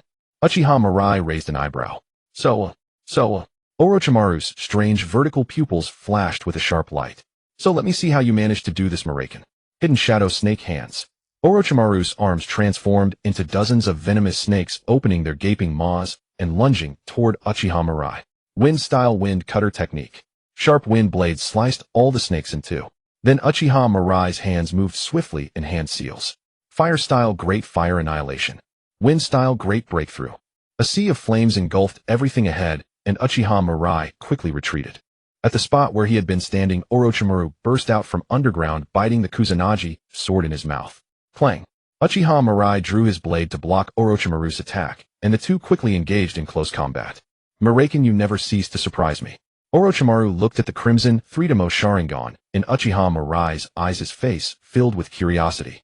Whether in ninjutsu or taijutsu, the young man before him performed excellently, holding his own, even against Orochimaru. Could such feats really be accomplished by a boy who had only graduated from the ninja academy a year ago? Recalling the first time he met Uchiha Mirai, Orochimaru couldn't help but sigh. Back then, although Uchiha Mirai had defeated Hatake Kakashi, he still seemed very immature in Orochimaru's eyes. Yet in just a single year he had grown to this extent. Orochimaru, let's stop here for today. Uchiha Mirai drove Orochimaru back with a slash of his blade. Continuing this fight would be pointless. Hearing Uchiha Mirai's words, Orochimaru's face extended a tongue to lick his lips. Mangekyō, do you mean that my strength isn't even worthy of forcing you to use your trump card? How underestimated I am. As a disciple of the third Hokage, Orochimaru hadn't been spoken to like this in a long time since he made a name for himself. Manda's snake array. Orochimaru lay on the ground and thousands of venomous snakes crawled out of his mouth, quickly surrounding Uchiha Mirai within a radius of dozens of meters. Mangekyō, every one of these snakes is extremely venomous. A single bite could cost you your life. Whether you survive or not depends on your own skill. As soon as Orochimaru finished speaking, the snakes on the ground simultaneously pounced toward Uchiha Mirai. Knowing Orochimaru's character, Mirai understood that unless he gave him a profound lesson, he wouldn't let go easily. Uchiha Mirai snorted lightly, and at the last moment he threw the long blade in his hand toward Orochimaru. Is that all you've got? Watching the incoming blade, Orochimaru dodged it with ease. He had thought Uchiha Mirai had some hidden trump card, but at the critical moment, he couldn't even muster a decent attack. Orochimaru shook his head in disappointment and released the summoning of the snake array. But the next second his pupils constricted sharply. The Uchiha Mirai, who should have been lying on the ground dying and waiting for his rescue, had vanished. An immense sense of crisis surged from the depths of his heart. The intuition honed from repeatedly brushing with death allowed Orochimaru to sense the aura of death. Rasengan. Boom. Orochimaru's body was sent flying, crashing through several giant trees before slamming heavily into the ground. That was close, I almost died. A new body crawled out of his mouth, and Orochimaru looked at Uchiha Mirai ahead with lingering fear. If he hadn't used the Oro Kimura-style replacement technique at the last moment, that blow might have killed him instantly. However, how had Uchiha Mirai, who should have been devoured by the snakes, appeared silently behind him? Orochimaru's gaze involuntarily shifted to the long blade embedded in the tree trunk, where he had just been standing, and his expression gradually turned to shock. Could it be Chidori? A gush of blood spurted out, and Orochimaru stared in disbelief at his heart, pierced by Uchiha Mirai. As a disciple of Hiruzen Sarutobi, Orochimaru was no stranger to Konoha's various forbidden techniques. What Uchiha Mirai used was undoubtedly the Flying Thunder God technique. Only such a space-time movement could evade his perception and appear beside him without warning. However, Orochimaru didn't dwell on how Uchiha Mirai could master the Flying Thunder God technique, a forbidden jutsu sealed in the Scroll of Seals. Instead, he pondered another question. If Uchiha Mirai had used his own long blade as a medium for the Flying Thunder God technique the first time, how had he managed to appear beside him this time? Orochimaru, you've seen my trump card. As for whether you survive, that depends on your own skill. Uchiha Mirai chose not to kill Orochimaru. It would be a tremendous waste for such a scientific madman to meet his end here. Moreover, given Orochimaru's myriad of survival techniques, Mirai doubted he could be slain so easily. Wailaken, you have truly astonished me. As Uchiha Mirai had anticipated, Orochimaru shed another layer of snake skin, crawling out of his former body, panting heavily. Though he appeared somewhat disheveled, his body bore no signs of injury. However, while the Oro Kimura-style substitution technique could nullify all incoming damage, it consumed a vast amount of chakra. After performing it twice in succession, even Orochimaru felt a hint of fatigue. Yet compared to his physical exhaustion, Uchiha Mirai's performance today was far more shocking. Not only did he hold his own in taijutsu and kenjutsu, but he also mastered the Flying Thunder God technique and the Rasengan. Orochimaru could understand the Rasengan. It was no secret that Mirai had close ties with Minato Namikaze. However, the fact that Mirai could use the Flying Thunder God technique baffled Orochimaru completely. That was a forbidden technique from the Scroll of Seals, Without the Hokage's permission, no other ninja had any chance of learning it.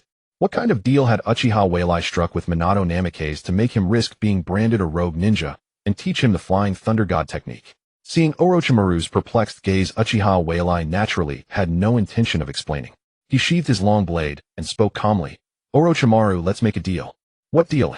Orochimaru asked, puzzled. After I have Konoha village firmly under my control, you will work for me, and I will provide you with all the resources you desire. Hearing this, Orochimaru was stunned. Why, do you even realize what you're saying? Uchiha Mirai chuckled. You don't believe me? Orochimaru remained silent. The Uchiha clan's ninjas were truly all madmen.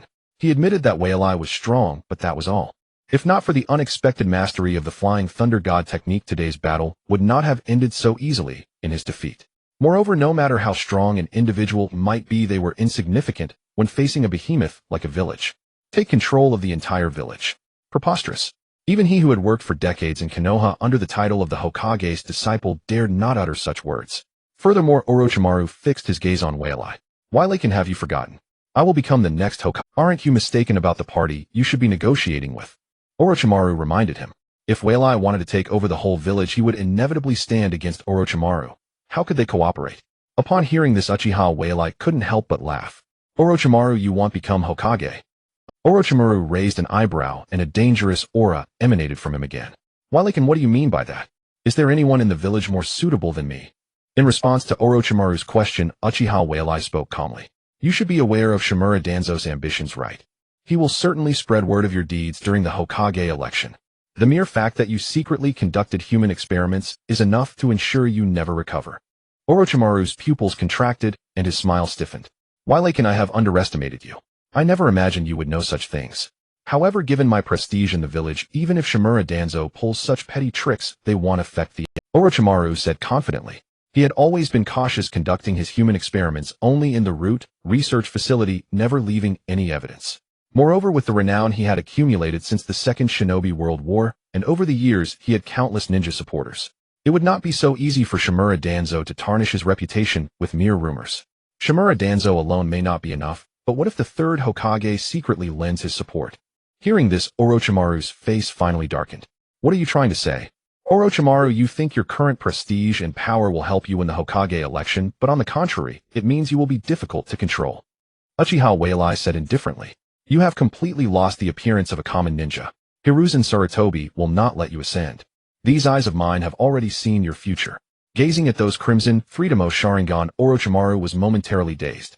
As a disciple of Hiruzen Sarutobi who had served under him for so many years, he knew his teacher quite well. After careful consideration, Orochimaru felt that what Uchiha Mirai had said was not impossible. So how about it? Will you accept my terms? After giving Orochimaru some time to think, Mirai spoke again. You don't need to give anything, you merely need to make me a promise. Orochimaru suddenly laughed. Why, you truly have earned my respect. I was almost swayed by your word. Seeing his reaction, Mirai shrugged. If you don't believe me, that's fine. Time will tell us the answer. One day you will see me seated upon the throne. Hearing Mirei's confident declaration, Orochimaru's smile faded. He rose from the ground, his gaze profound. Why, aren't you afraid I'll reveal your plans? The Hokage is my teacher after all. Mirai laughed. I know. You'll need more compensation. Just kidding. Since I told you this, I'm not worried about you spreading it. Uchiha Mirai waved his hand and walked toward the camp. My terms remain unchanged. You can come to me anytime. After he left, an inexplicable emotion rose in Orochimaru's heart. As far back as he could remember, he had never encountered a situation like today. In front of Uchiha Mirai, he felt as if everything about him had been seen through. Could it be that things would really unfold as Mirai had predicted? After a long while, Orochimaru composed himself, a smile returning to his face. He murmured softly, Why, since you are so confident, let us wait and see. I will definitely uncover the secrets hidden within you. Panel. Yuzhibo Mirai thought, and a translucent screen appeared before his eyes. Name Yuzhibo Mirai. Physique, 315 Spirit, 302 Chakra, 311 Kekkei Genkai Sieluan Yen. Ci Dunsha Jin. Ninjutsu. Other. Seeing all attribute points exceeding 300, Yuzhibo Mirai curled his lips slightly. In just half a month, the attribute points he had plundered increased by more than 300. Coupled with the enhancement of the Uzumaki Sage body, all his physical indicators had reached a terrifying level. Even compared to the Liang of Yunin village, his physical constitution was not inferior. Moreover, in terms of chakra and spirit, he was even stronger. He knew that his current body was far from reaching its peak state. If given more time until his Uzumaki sage body fully developed combined with the attribute points plundered during that period, Yuzhibo Weilai dared not imagine how formidable his physical strength would become. Lord Weilai, Lord Da Shiwan requests your presence. Understood. Following the ninja outside to Da Shiwan's tent, Yuzhibo Weilai entered alone. They exchanged a glance, both tacitly avoiding the events of a few days ago. Da Shiwan, what matter do you wish to discuss this time? Yuzhibo Weilai asked.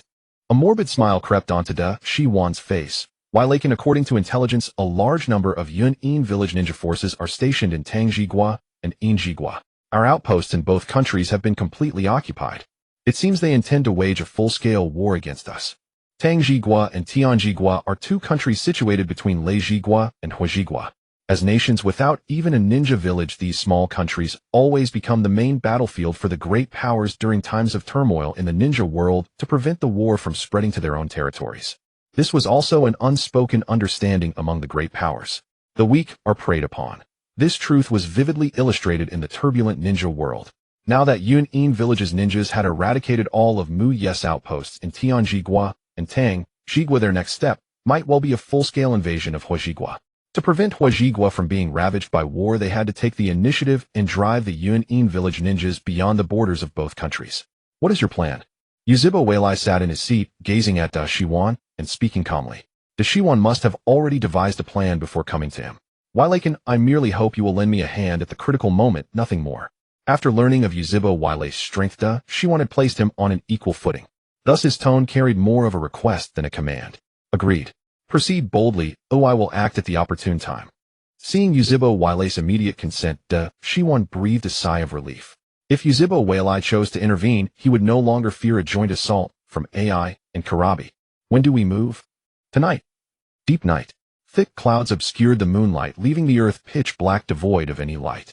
Yuzhibo Weilai activated his Threedemo Xielun Yin and swiftly advanced through the darkness, every shadow sentinel of Yun'in village falling dead with a single strike. Swift, precise, ruthless. Under the ultra-perceptive Shun Lu Xin Yin, Mu Yes ninja forces drew closer and closer to the Yun'in village camp. When the distance between the two sides shrank to less than 1 kilometer, the Yun'in village camp suddenly blazed with light. Immediately a clamor of commotion erupted. Seeing this, Da Shiwan pulled a signal flare from his bosom and fired it into the sky. Bang! The dazzling flare illuminated the surroundings, and Mu Yes ninjas launched their charge simultaneously. Kill! War cries resounded across the heavens. For ninjas, a distance of 1 kilometer was merely caught off guard. Yun'in village's front lines were instantly thrown into chaos by Mu Yes ninjas.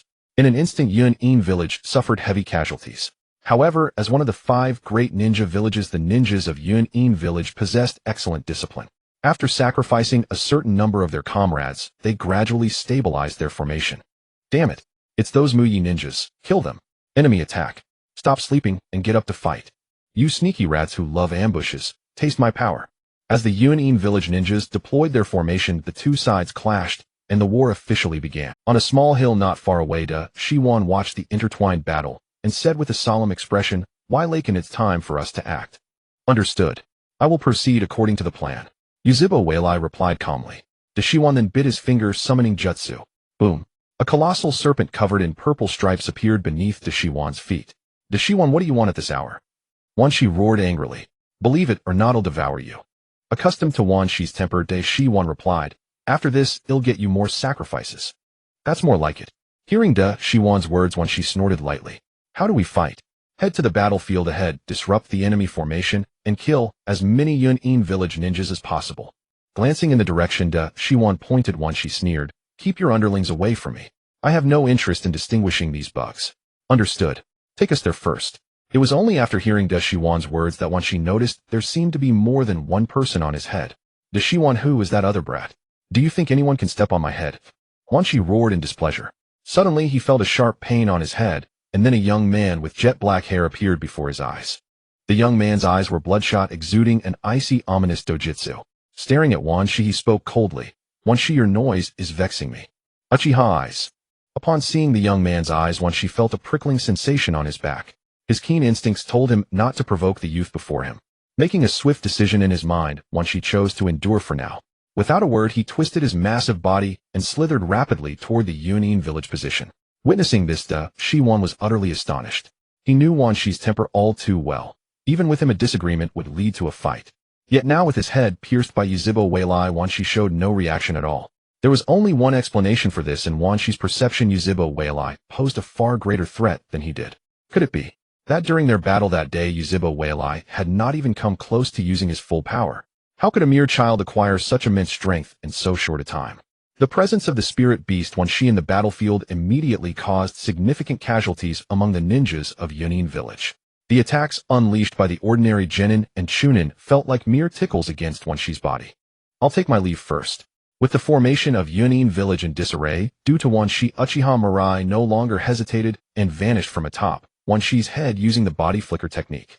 The ninjas of Yunin village were first startled by the sudden appearance of Uchiha Mirai, but they quickly surrounded. Arrogant little brat from Konoha, how dare you come here? Do you look down on our Yunrin? Damn it, kill him. It's a ninja from the Uchiha clan, ha. What a gift that has come to us. Dig out his eyes, if our Yunin village will have Sharingan too. Hearing the boastful voices of the ninjas from Yunin village, Uchiha Mirai casually snapped the neck of a Yunin ninja with a disdainful expression on his face, saying, "Do you also wish to join the dance?" The Freedomo Sharingan spun rapidly as Uchiha Mirai danced gracefully amidst the encirclement of Yunin ninjas. With each strike, he precisely harvested the lives of the Yunin ninjas. Ding. Congratulations, host, you have successfully plundered rewards, Chakra 1. Ding. Congratulations, host, you have successfully plundered rewards, Mental Strength 1. Ding. Congratulations, host, you have successfully plundered rewards, Physical Strength 1.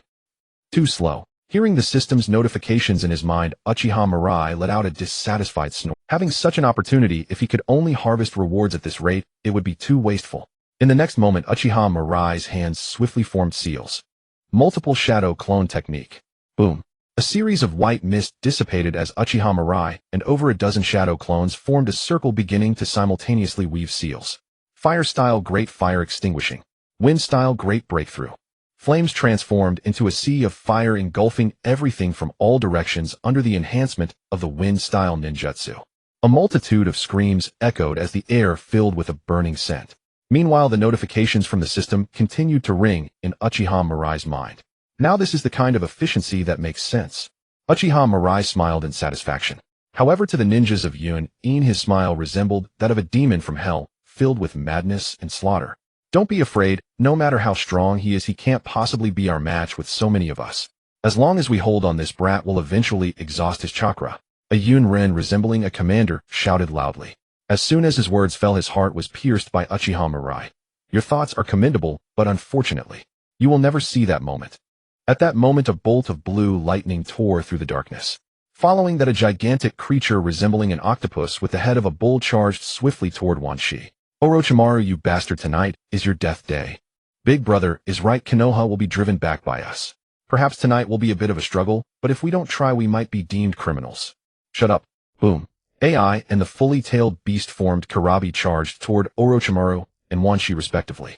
With their addition, Yunin village finally halted the one-sided decline. On the contrary, Orochimaru and Wan Shi were forced to retreat step by step. After just a glance, Uchiha Mirai withdrew his gaze and focused on harvesting the lives of the surrounding ninjas. Perhaps because Orochimaru and Wan Shi were being held back, the elite ninjas of Yunin began to ha. Lord AI and Lord Karabi have come to support us. Konoha village is bound to lose. Let's kill this arrogant little Uchiha brat. You've killed so many of our comrades, you won't escape today. Die, bastard. Although these elite ninjas couldn't put much pressure on Uchiha Mirai, they significantly reduced his killing efficiency. Uchiha Mirai simply stopped entangling with them and directly teleported to another location using the Flying Thunder God technique. What is going on? Why did this guy suddenly appear here? At the moment, the Flying Thunder God technique had not yet been widely recognized, and very few people in the ninja world understood its power. In the eyes of these Yunrin, Uchiha Mirai resembled a phantom, always appearing in weak spots whenever he was about to be surrounded. Ding. Congratulations, host, you have successfully plundered rewards. A large number of ordinary Yunrin perished at the hands of Uchiha Mirai, infuriating the elite Yunrin to the point of nearly grinding their teeth. Every time they were about to encircle Uchiha Mirai, he would appear in another location.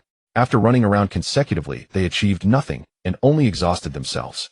Seeing this scene, Uchiha Mirai gradually became excited. A war had turned into a grass-cutting game for him. The rapidly increasing attribute points kept his body in a peak state. Given some time, Uchiha Mirai felt he could single-handedly eliminate the tens of thousands of Yunrin present. As casualties rose, the Yun run near Uchiha Mirai finally broke down.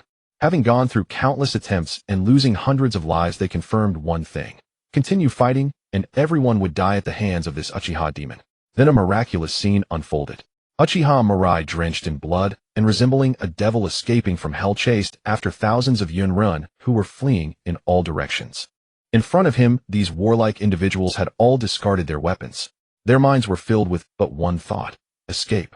Only by escaping fast enough and far enough could they hope to survive from that demon's grasp.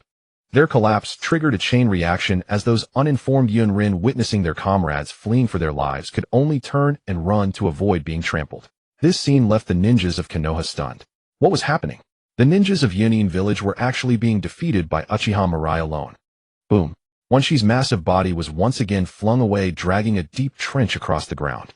Orochimaru, I've done my best. Remember your promise. If the sacrifice doesn't satisfy me, just wait to die. After speaking, Wonshi transformed into a cloud of white mist and vanished. Orochimaru was also punched away by AI. What is that guy Mirai doing? Orochimaru gasped for breath, his chest heaving violently, nearly unable to hold back his curses. According to the original plan, after AI and Karabi appeared, Uchiha Mirai should have immediately come to fight alongside him against these two brothers. But after fighting until now, he had not even seen a shadow of Uchiha Mirai. Now that Wonshi had voluntarily lifted the summoning technique, he could not withstand the combined attack of the two top-tier shadow-level powerhouses. Do I have to retreat? Orochimaru felt somewhat unwilling, but was left with no choice. Facing AI and Karabi in his current state alone, he was very likely to die here. Just as Orochimaru prepared to signal for a retreat, the AI, who had been incessantly pursuing him, suddenly transformed into a bolt of lightning and dashed in another direction. Orochimaru stared in astonishment at the battlefield, realizing that the ninjas of Yun-in had collapsed at some unknown point. A blood-soaked figure was relentlessly harvesting life behind that group of fleeing Yunrin. Orochimaru's mouth hung open in disbelief, his face filled with shock. During the time he had been fighting AI, and Karabi Mirai single-handedly caused the collapse of Yun-in village's ninja army. After stabbing a cloud ninja through the heart, a prompt from the system once again echoed in Uchiha Mirai's mind. Congratulations, host, you have successfully plundered rewards. Constitution 1. Name: Uchiha Mirai. Constitution 515. Mental strength 462. Chakra 461. Looking at his attributes displayed on the semi-transparent sky blue panel, Uchiha Mirai's face was filled with excitement. In just one night, his attributes had skyrocketed by nearly 600 points, with his constitution breaking the 500 mark. The sudden surge of power left Uchiha Mirai somewhat dazed, feeling as if he could punch through the entire. Moreover, Uchiha Mirai could sense that his Three-Demo Sharingan had undergone significant changes. The tingling and swelling sensation had persisted for a long time, and his ocular power had also seen a tremendous increase. Uchiha Mirai had a gut feeling that it wouldn't be long before his Three-Demo Sharingan would evolve once again. He was well aware that further evolution of the Three-Demo Sharingan meant the awakening of the Mangekyō Sharingan. The thought of the bizarre and powerful ocular techniques of the Mangekyō Sharingan made Uchiha Mirai yearn. Tsukuyami Amaterasu Kagaya's divine blade is an Aji Kamui. If he awakened the Mangekyō Sharingan, what techniques would he gain? As for Chakra, there was no need to elaborate. Even if he wanted to follow the path of a humanoid walking machine gun, he would not have to worry about a lack of Chakra. Thinking about becoming a humanoid walking machine gun, Uchiha Mirai scratched his nose. With his current ninjutsu reserves, he couldn't even compare to a famous engineer from the original work. If he were to pursue the route of continuously unleashing ninjutsu to bombard enemies, it wouldn't be too much of a challenge. However, after a brief consideration, Uchiha Mirai decisively abandoned that idea. Continuously releasing ninjutsu would likely wear out his hands in no time. Unless he could achieve a level of instantaneous technique like Senju Hashirama, he wouldn't attempt such a fighting method. Indeed, such a large battlefield is the most suitable place for me. However, after this, I estimate I will need to rest for a while to adjust my mindset and adapt to the sudden surge of power. After feeling the gains from tonight, Uchiha Mirai muttered to himself. Although his system was a killing-type cheat, he did not want to become a heartless killing machine. If he didn't promptly adjust his mentality after killing so many people Uchiha Mirai feared, he would become so indifferent that he would feel he was not of the same species as others. Just then a sonic boom sounded, accompanied by an angry voice from behind. Damn it, you little leaf brat, I'm going to kill. It was like a blue lightning bolt instantly appearing before Uchiha Mirai. He raised his strong arm, clenched his fist, and smashed it towards Uchiha Mirai. With a sprint from a super long distance, his speed had reached its peak, and his attack, enhanced by both speed and power, descended with the might of thunder. Boom. A loud noise erupted and a powerful shockwave radiated outwards. The ground trembled continuously and dust rose. But the next second, to everyone's shock, as body flew back like a cannonball, plowing a nearly 1,000-meter-long trench in the ground. How is that possible? Lord A was actually knocked back. This must be a joke. Lord A's punch could knock even the 8 tails back. I must be under a jinjutsu. There's no way that little leaf brat could do something like this. The ninjas from the hidden cloud village exclaimed in unison. As the son of the third Raikage, they were very familiar with as strength. Back when the 8 tails went berserk, A was able to withstand its power with sheer physical strength. Now to unleash such a shocking attack and be sent flying in an instant. How could such a freak exist? In stark contrast, the ninjas from the Leaf Village were all grinning from ear to ear. When they saw it transform into lightning and launch an attack on Uchiha Mirai from behind, their hearts had all jumped to their throats, fearing that such a talented ninja would fall. But no one expected that it would fly back at the same speed he had charged in. This rapid reversal left many Leaf ninjas astonished and unable to suppress their joy. Ha ha ha. This is just too funny. That guy from the hidden cloud village charged at Uchiha Mirai so fiercely. Ew, I really thought he was strong. You idiot. A is the son of the third Raikage, the acknowledged candidate for the fourth Raikage, a monster whose physical condition is comparable to that of a tailed beast. Do you really think he's weak? A is actually this strong. Then how did Uchiha Mirai do what he just did? I don't know, maybe he's stronger than... Gulp. Hearing this conclusion, the ninjas from the Leaf Village exchanged glances, unable to help. But speaking of which, Uchiha Mirai was able to scare those brainless cloud ninjas into fleeing for their lives all by himself. That was indeed terrifying. That's right. Thankfully, he is one of us. If he were on the opposite side, it's hard to imagine how things would have developed. Just as everyone was discussing a struggle to get up from the ground, and with a crack, he popped his dislocated arm back into place. His expression was grim, and his eyes were filled with disbelief. With the enhancement of the lightning-released chakra mode, his physical prowess had reached an extremely terrifying level. He was acutely aware of how horrifying his recent attack had been. To put it bluntly, even Orochimaru would be pulverized if he tried to take that punch he'd in. Yet just now he had been knocked back so far by that little leaf brat's punch. The most crucial point was that A could sense that the little brat had not used any secret techniques. He had relied entirely on his physical strength. How could anyone in this world possess such freakish physical qualities? Was the opponent a monster? Even if you are a monster for killing so many ninjas from my village, I will make you pay the price. Full power lightning release, chakra mode. As body was enveloped in lightning and his hair stood on end, the next second A transformed into lightning, once more charging towards Uchiha Mirai, fist clenched, shouting, "Lightning dual ninja, art, Thunderblade." As he looked at AI, who suddenly rushed in front of him, Uchiha Mirai casually tossed a kunai. For him, who possessed extreme reflexes and the Freedomo Sharingan, time seemed to slow down as he focused intently. He could even see A's ferocious face and the yellowed teeth in his wide-open mouth. Die. AI. But just as his fist was about to strike Uchiha Mirai's head, Uchiha Mirai suddenly disappeared. How could this be? A's attack missed, and his gaze quickly scanned the surroundings, only to find Uchiha Mirai inexplicably appearing behind him. Seeing the long sword imbued with wind-style chakra raised high by his opponent, A's heart sank. In his high-speed movement state, there was no time to dodge Uchiha Mirai's attack. He could only exert all his effort to channel chakra through his body, desperately twisting away. Puff! The sharp blade pierced through his lightning armor, severing his left arm. Boom! AI burst out of the dust cloud, crashing heavily to the ground. This scene left all the onlookers stunned, their mouths agape. Know what happened to Lord A's arm? I didn't see clearly. Oh, what just happened? He's been defeated. Lord AI has actually been defeated. In just 2 moves, Lord AI has become so disheveled. What kind of monster has appeared in Konoha? The faces of the Cloud Ninja were filled with panic. As AI charged at Uchiha Mirai, dust kicked up everywhere, so no one knew exactly what had happened. All they saw was that in the blink of an eye after AI passed through the dust, he had lost an arm. The AI they had high hopes for had fallen here. Not only was he severely injured, but he had also lost an arm. Remembering Uchiha Mirai's merciless demeanor earlier, a chill crept into the hearts of the Cloud Village ninjas. After the death of the third Raikage, AI had become the strongest ninja of the Cloud Village. Yet now their strongest ninja lay on the ground, disheveled and without an arm. How could a mere child who hadn't even reached adulthood achieve such feats? Brother. From a distance, seeing A's tragic state, Killer B let out a furious roar, his mouth wide open towards the sky. A tailed beast ball, imbued with a sense of destruction, began to take shape above his head. Not a chance. 8-headed serpent technique. Orochimaru's expression turned cold as he formed hand seals. The next moment his body began to transform. In an instant he transformed into a gigantic white snake, its size comparable to the 8 tails. The 8-headed serpent possessing 8 tails and 8 heads lunged at the 8 tails. Boom. The 2 massive forms collided, causing the ground to tremble violently. The tailed beast ball of the ox demon vanished in midair due to Orochimaru's interference. 8 tails, just the perfect target to test my new forbidden technique, Orochimaru's cold voice echoed. While he might not be able to handle both AI and Killer Bee alone, he felt no significant pressure when facing just Killer Bee. AI struggled to rise using chakra to stanch the bleeding from his severed arm. He glanced around and discovered that the Cloud Ninjas had all lost their fighting spirit. Given his current injuries, there was no need to continue this battle, especially since Konoha now had an Uchiha with terrifying strength. At that moment, a kunai suddenly flew out from the dust ahead. Remembering how Uchiha Mirai had inexplicably disappeared and then reappeared behind him, AI felt a strong sense of crisis rise within him.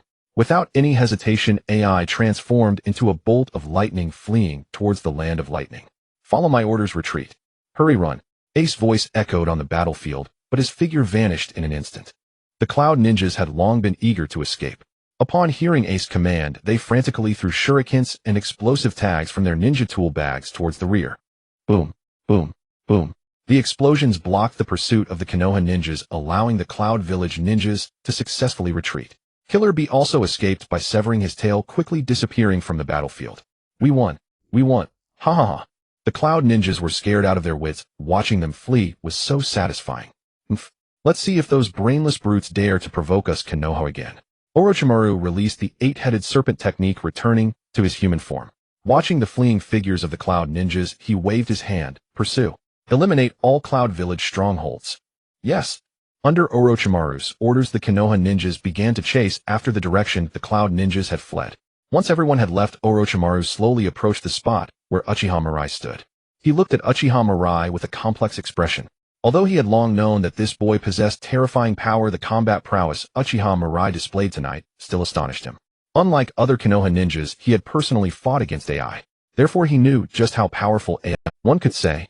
Even in the entire ninja world, Ace's strength was undoubtedly at the pinnacle. Speed, power, defense. From any angle, he found no shortcomings in his opponent. Yet such a powerful ninja was completely overwhelmed in just 2 exchanges with Uchiha Mirai. In the first direct confrontation, he was sent flying nearly 1,000 meters. In the second encounter, he lost an arm the moment they clashed. Even he found it hard to accept.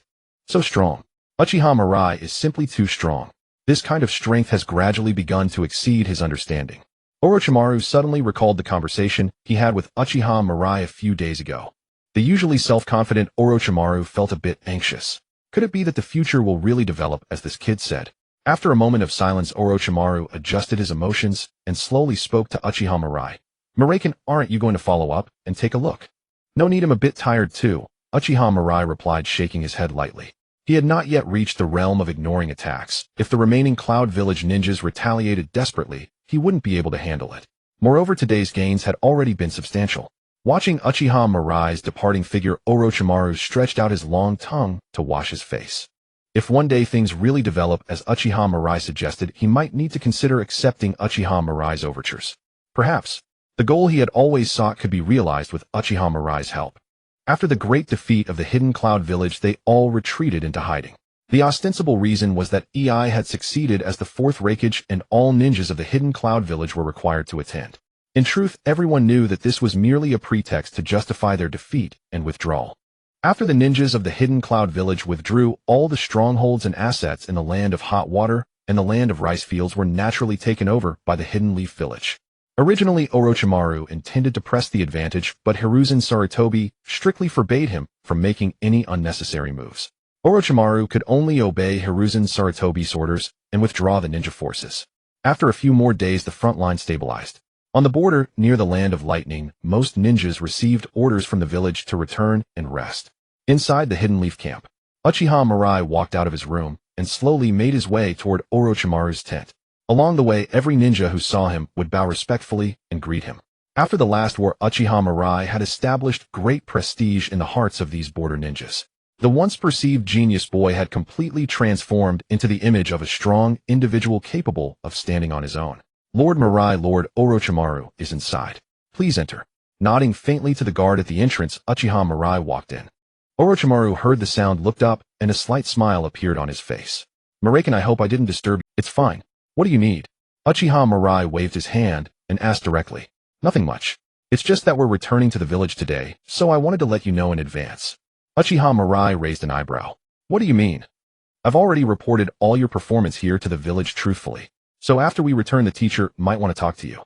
Orochimaru knew his teacher very well. The display of such immense power by Uchiha Mirai would certainly arouse the teacher's wariness. But in that battle, Uchiha Mirai's performance was witnessed by everyone.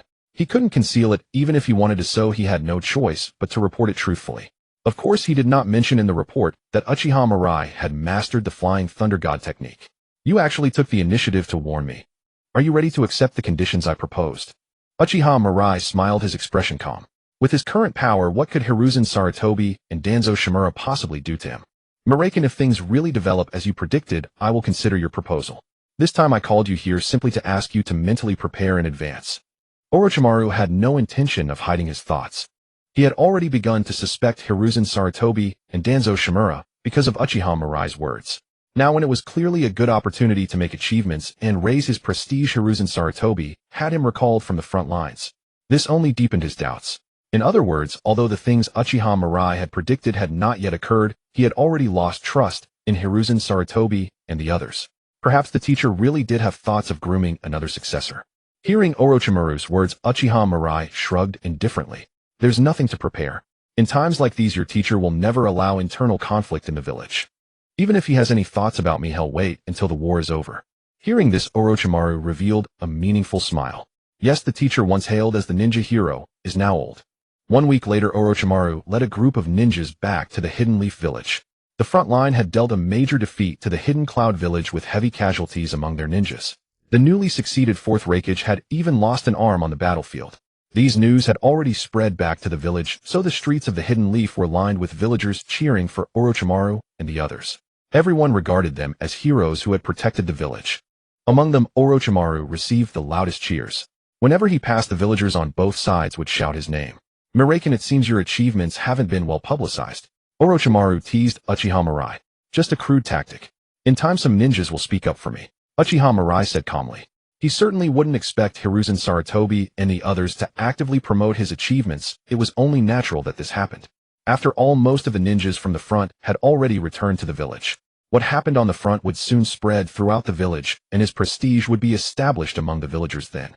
Walking and stopping along the way, Orochimaru and Uchiha Mirai arrived at the Hokage's office. As they pushed open the door, Hiruzen Sarutobi's face immediately showed a kind smile. Orochimaru, Mirai, you finally arrived. Sorry to keep you waiting, teacher. It's fine. Hiruzen Sarutobi put down the scroll in his hand.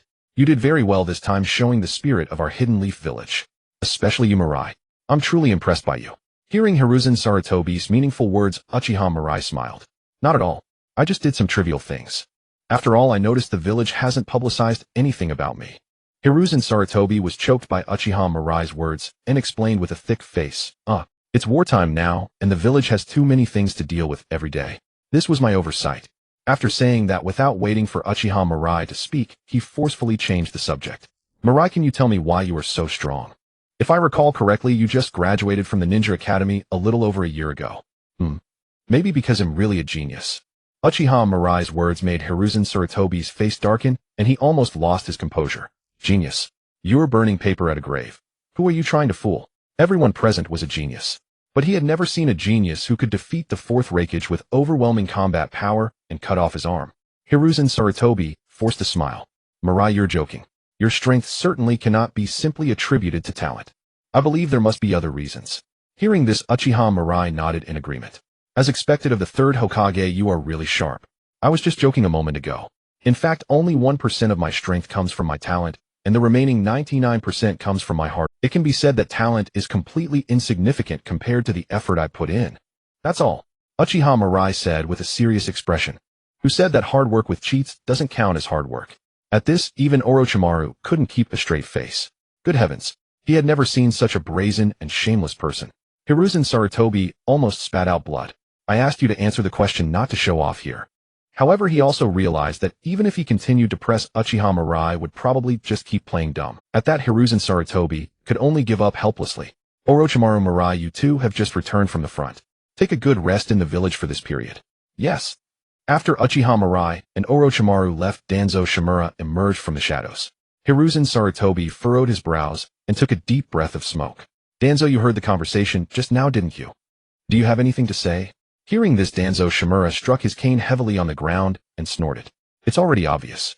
Uchiha Mirai must have obtained the power of the Mangekyō Sharingan. Mangekyō Sharingan. Upon hearing Shimura Danzo's words, Sarutobi Hiruzen nodded silently. He had also considered this possibility, but it was still too early to confirm.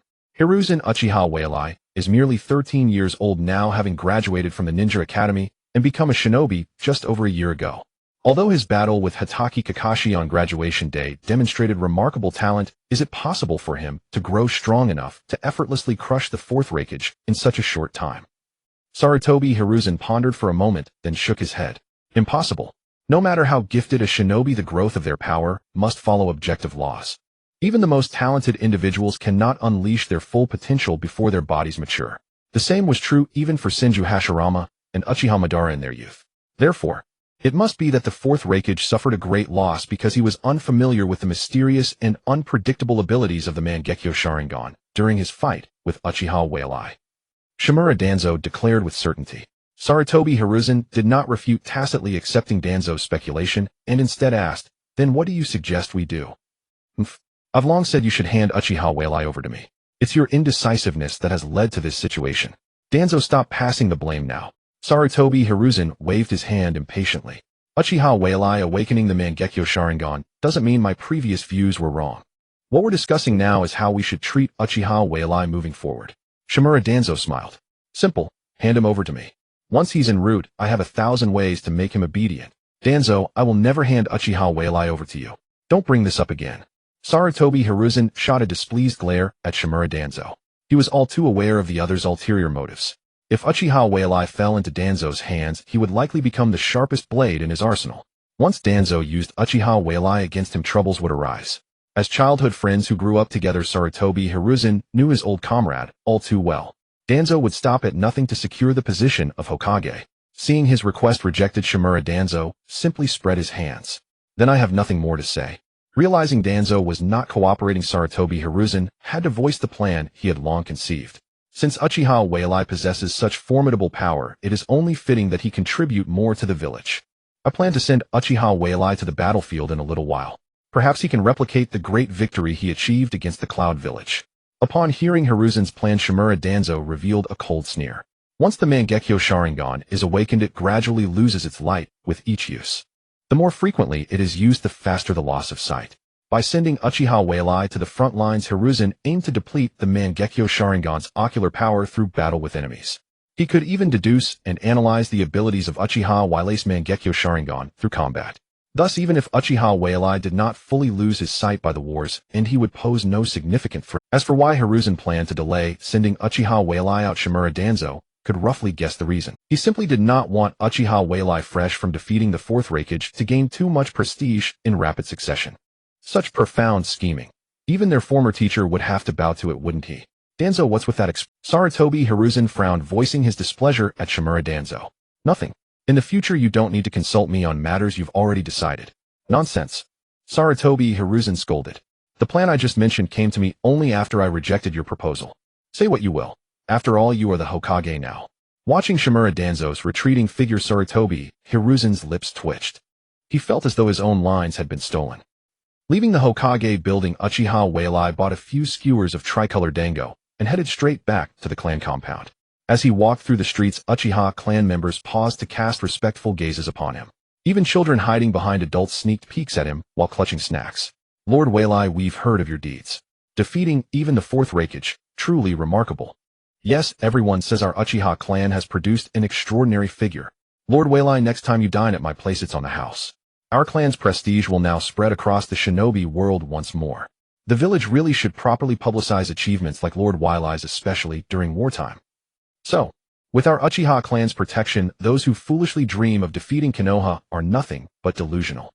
Seeing the lively expressions and warm greetings on every face, Uchiha Mirai felt a growing sense of belonging in this shinobi world. His past life was now a dream. He was a native member of the Uchiha clan. Blue Star was beyond reach, the Uchiha clan was his root. With him here, he would never let the Uchiha clan meet the fate of near annihilation as in the original story. Returning straight home, Uchiha Mirai found the house, which had been empty for nearly 2 months, spotless, as if someone had been cleaning it regularly. He was puzzled. How strange. Could there be a snail girl in the shinobi world? After sitting quietly for a while, Uchiha Mirai went to the kitchen to prepare the ingredients he had bought on the way back. Having spent most of his time outdoors surviving on military rations, he wasn't a picky eater, but it was necessary to treat himself after returning. With the help of shadow clones, a lavish feast was soon prepared. Just as he was about to dig in, a figure pushed open the door and entered. Shursui. Seeing Uchiha Shursui holding a bucket and cloth with a simpleton's expression, Uchiha Mirai immediately understood. It was Shursui who had been keeping his home clean all this time. At this realization, Uchiha Mirai felt a twinge of disappointment. He had hoped some girl from the clan harbored a secret crush on him and had come to tidy his place. But it turned out to be Uchiha Shursui. While the dream of a snail girl was shattered. Shursui, do you come to clean for me at this time, every day? Uchiha Mirai asked as he looked at Uchiha Shursui. Uchiha Shursui shook his head. No, I usually come in the evening. But just now when I passed by Senior Mirai's house, I smelled the aroma of cooked rice. Hearing Shizui's answer, Uchiha Mirai gave a helpless smile. You little rascal. Come on in. Thank you, Senior Mirai. Uchiha Shursui bowed deeply, then quickly trotted to the kitchen to fetch a set of bowls and chopsticks for himself. Back in the room, Uchiha Shursui could no longer contain his eagerness and began to wolf down the food. This is the taste. Senior Mirai, I've been longing to eat your cooking for a long time. Uchiha Shursui exclaimed with excitement. All right, less talking while eating. Yes. The two focused intently on their meal and soon polished off every dish on the table. Rubbing his round belly, Uchiha Shursui let out a satisfied burp. Delicious. Absolutely divine. Being able to dine with Senior Mirai was the greatest joy of his life. Seeing Shizui's expression, Uchiha Mirai smiled and asked, Shursui, have you been slacking off while Uchiha Shursui immediately sat up straight and proper. Absolutely not. Senior Mirai, none of the other students at the Ninja Academy can match me. After saying this, Uchiha Shursui seemed to recall something, and his expression turned conflicted. But Lord Fugaku privately sought me out, asking me to keep a low profile at the academy. Uchiha Mirai let out a cold laugh. That Fugaku hasn't changed a bit. He said the exact same thing to me. Uchiha Shizui's mouth fell open in surprise. From what he knew, Uchiha Mirai was anything but low-key. He had been the top student in his year since the academy. At the graduation exam, he had even defeated Hatake Kakashi, who was hailed as the #1 genius ninja of Konoha. Now he was a terror across the ninja world. Even the newly appointed 4th Raikage had lost an arm to him. Yet it turned out that even he had been warned by Lord Fugaku. Senior Mirai, what do you think I should do? Uchiha Shursui sought his advice. Lord Fugaku said that displaying too much power would invite the village's suspicion. After thinking it over, it does seem to make sense. If we attract the village's attention too early, it might have a negative impact on your plans, Senior Mirai, right? Seeing the worry on Shizui's face, Uchiha Mirai gave a light snort. Shursui, go ahead and flaunt your talent without fear. There's no need to worry about the village anymore. As long as I'm here, no one can touch the Uchiha. As a ninja clan that founded Konoha, Uchiha Mirai intended to lead the Uchiha clan to take over the village's power openly and honorably, exposing those hypocrites to disgrace. That was why he hadn't yet broken ties with Sarutobi Hiruzen and the others. But that didn't mean he would compromise with the village's leadership. The ones who should be worried and afraid now weren't the Uchiha, but Sarutobi Hiruzen and his ilk. Looking at Uchiha Mirai's confident demeanor, Uchiha Shizui's eyes were filled with nothing but admiration. Inexplicably, a clear realization dawned in Shizui's heart. This was what a ninja of the Uchiha clan. Could someone like Uchiha Fugaku truly lead the Uchiha clan well? With that thought, Uchiha Shursui spoke in a low voice. Senior Mirai, I understand your meaning. Rest assured, I won't let the Uchiha's renown that you built be squandered in my hands. Uchiha Mirai patted Shizui's shoulder with satisfaction. Youthful arrogance and sharp-edged brilliance. That was how a young person should be. Senior Mirai, will you run for the position of clan leader of the Uchiha? If it's you might just win everyone's support. Compared to Uchiha Mirai, Uchiha Fugaku was far inferior. In Shizui's heart, Uchiha Mirai was the most perfect candidate for the Uchiha clan's leadership. No need. My focus is on the battlefield of the ninja world for now. We'll talk about everything once the border war is settled. What he wanted most now was to constantly enhance his strength through warfare. All these power struggles would only slow down his sword. By the way, Uchiha Mirai took out a specially crafted flying thunder god kunai and placed it before Shursui. Carry this kunai with you at all times. If you're in danger, channel your chakra into it. He'll be able to sense it immediately. Due to his arrival, the butterfly effect had already begun to manifest. Uchiha Mirai wasn't sure whether Sarutobi Hiruzen and the others would make a move against Shursui. Uchiha Shursui was a rare and valuable subordinate. To prevent any accidents, it was best to give him a kunai for self-defense. As long as Shursui encountered danger, he could instantly teleport to his side using the Flying Thunder God technique. Senior Mirai, I will never let you down. After finishing the chores, Uchiha Shursui took his bucket and left without lingering. Once he was gone, Uchiha Mirai fell into a deep sleep in his room. His mind had been tense for too long, he needed to unwind properly. A breeze brushed across his face, carrying a wave of sweltering heat. 2 months had passed since Uchiha Mirai returned to the village. During this time, Sarutobi Hiruzen hadn't sought him out, and he was perfectly content with that. Apart from occasionally teaming up with Yuhi Kurenai and Sarutobi Asuma on missions, his daily life consisted of eating, drinking, and digesting the explosive power he had gained recently. By now, Uchiha Mirai had fully acclimated to his newfound strength. The emotions that had grown somewhat numb due to excessive killing were gradually returning to their original state. On the street, Uchiha Mirai held a box of small cakes, munching while glancing at his status panel. Name: Uchiha Mirai. Physique: 521. Spirit: 498. Chakra: 503. Both Physique and Chakra had broken through the 500 mark, while Spirit was still slightly behind, but still terrifyingly high. Uchiha Mirai estimated that his current power had already reached the level of a Super Kage. In this era where cage level was the ceiling, Super Kage strength was in a league of its own. Moreover, he could clearly sense that his 3-tomo Sharingan was on the verge of evolving again. I've rested enough. It's time to head back to the battlefield and harvest some more attribute points. Since everything was now in optimal condition, Uchiha Mirai decided to temporarily put an end to his laid-back. After tonight's gathering with Yuhi Kurenai and the others, he would leave the village for the battlefield. Alright. Uchiha Mirai stroked his chin. Before leaving the village, he also needed to give a special kunai to Might Guy. That way, when Guy encountered the 7 ninja swordsmen of the mist, he could use the Flying Thunder God technique to swiftly provide support. Ding! Congratulations to the host for successfully claiming the reward Mental Strength 1. Hearing the system's prompt in his mind, Uchiha Mirai sheathed the knife he was about to place on Kakashi Hitaki's neck. A wail came from beside him. So it really doesn't work, huh? Kakashi, you idiot, you're already a jonin. Uchiha Obito originally thought that after Kakashi Hitaki was promoted to jonin, he might be able to defeat Uchiha Mirai, but unexpectedly, he was still effortlessly overpowered with one hand. This left Uchiha Obito feeling quite frustrated. It was one thing for him to be unable to win, but how could Kakashi be so far behind? Obito Mirai is strong enough to defeat the Raikage. It's not surprising that Kakashi is no match for him. Yahiko Rin glanced at Uchiha Obito and lightly chuckled. TCH, what's wrong with defeating the Raikage? Once I become Hokage, I'll definitely be able to defeat all the other Kages too. Uchiha Obito retorted indignantly. However, as soon as he finished speaking, a burst of laughter erupted around him. Obito, it's not me trying to bring you down. Oh, how dare a Talon like you say such things.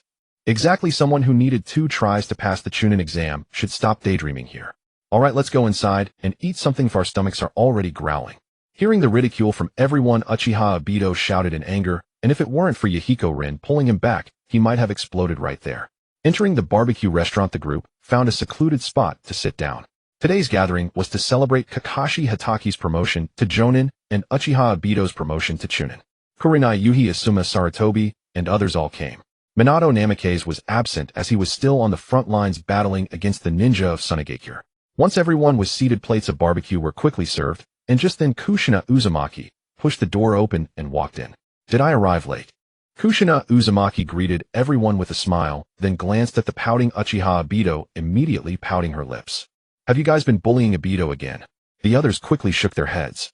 Everyone knew Kushina's temper. Apart from Uchiha Mirai, no one dared to provoke her. Master, they just don't believe that I can become Hokage in the future.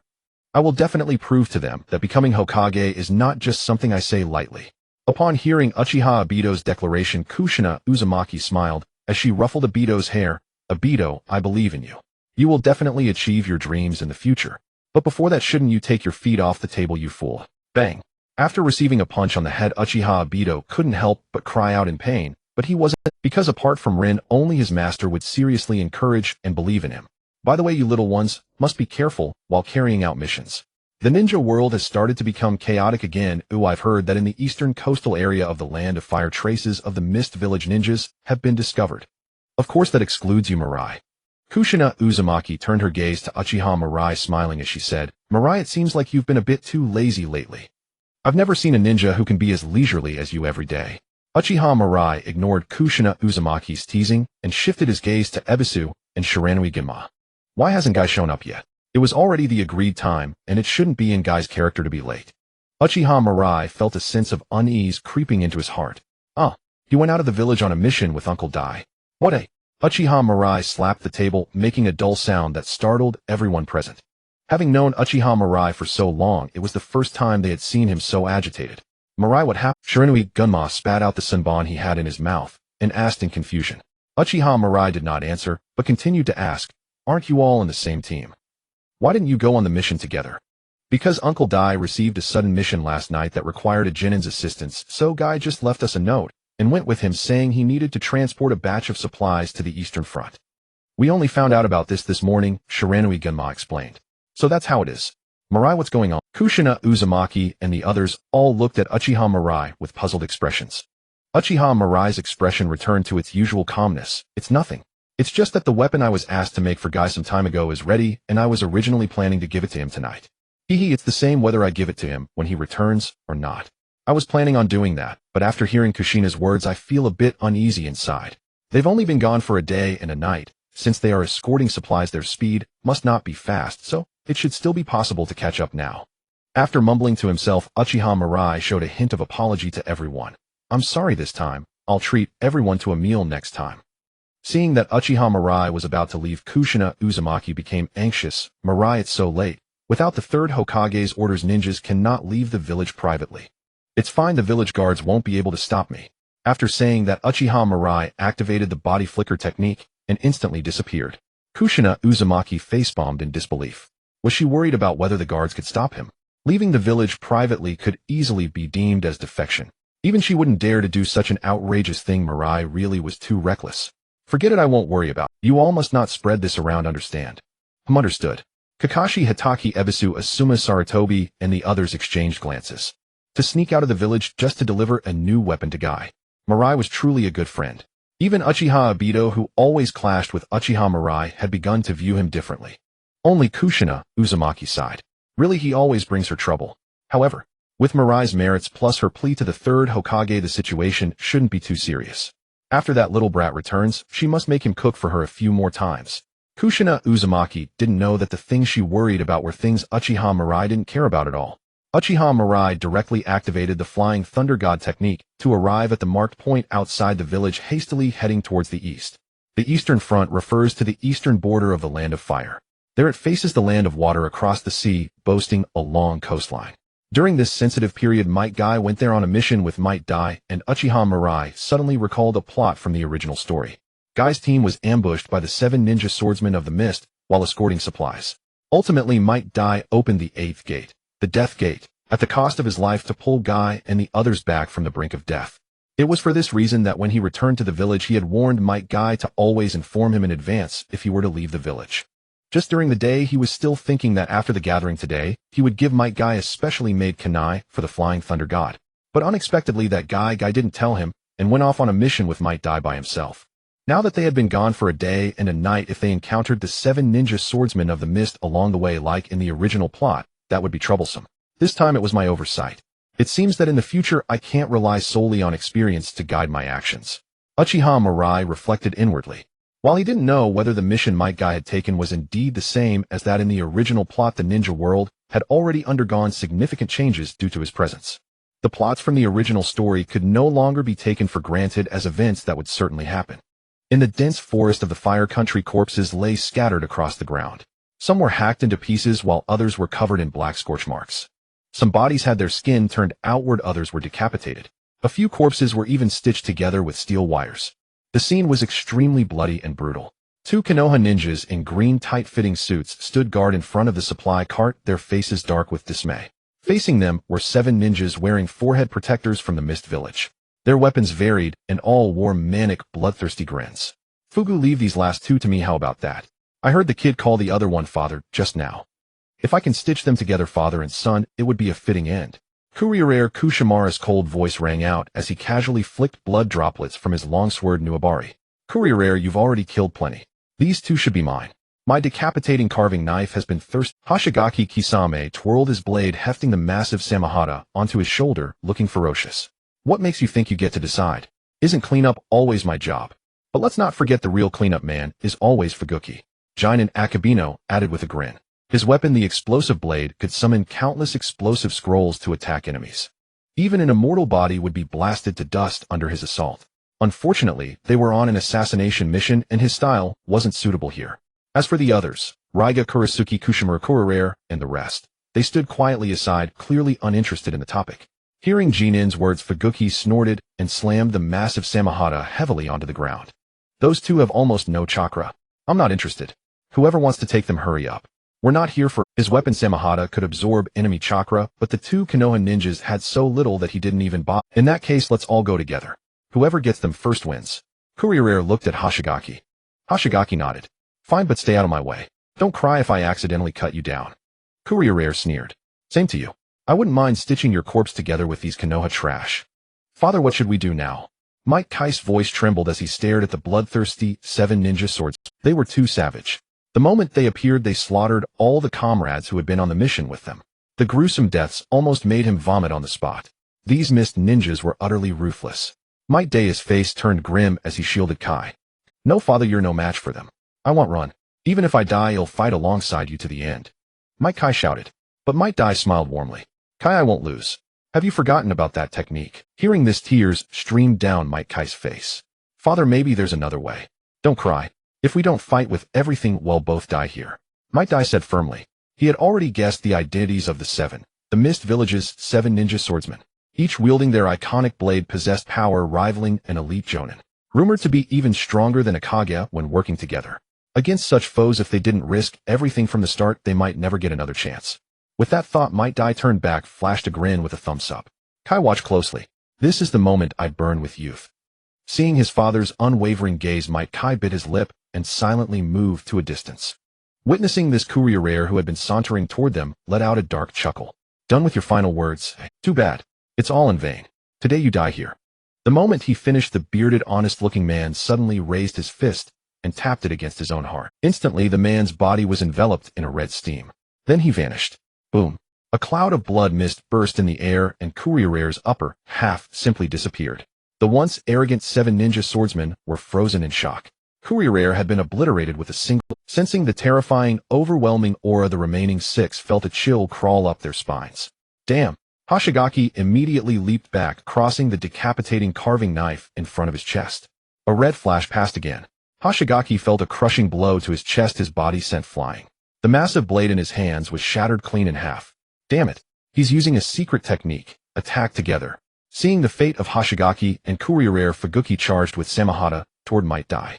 The others also rushed and swinging their weapons at the red streak that was Might Dai. But compared to him who had opened the gate of death of the 8 gates, their speed was pitifully slow. Thud, thud, thud. One punch, one kill. In an instant, Jinin Kushimaru and the other were struck down by Might Dai. Fuguki's chest was also punched through, but thanks to Samahata's healing, he barely survived. Seeing 4 of his comrades die in seconds, Fuguki dared not attack further. He hoisted Samahata. As for Raiga, at Fuguki's first command, he had already bolted in the opposite direction. The red glow faded. Might Dai stood panting, his body charred like charcoal. Every vein was visible, the blood inside flowing like molten lava, slowly cooling.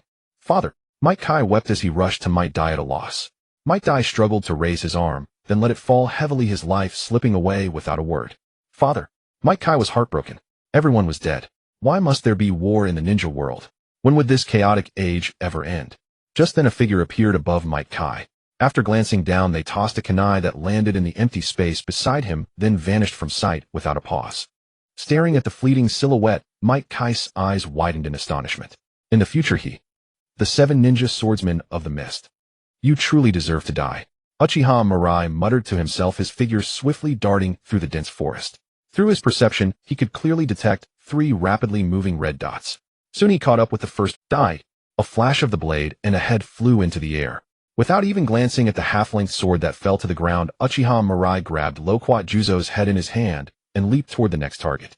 With a physique of over 500 points, his speed was extreme. The trees that stood in his way were all brutally shattered as he crashed through them. In an instant, he caught up to Raiga and Samahata. He's caught up.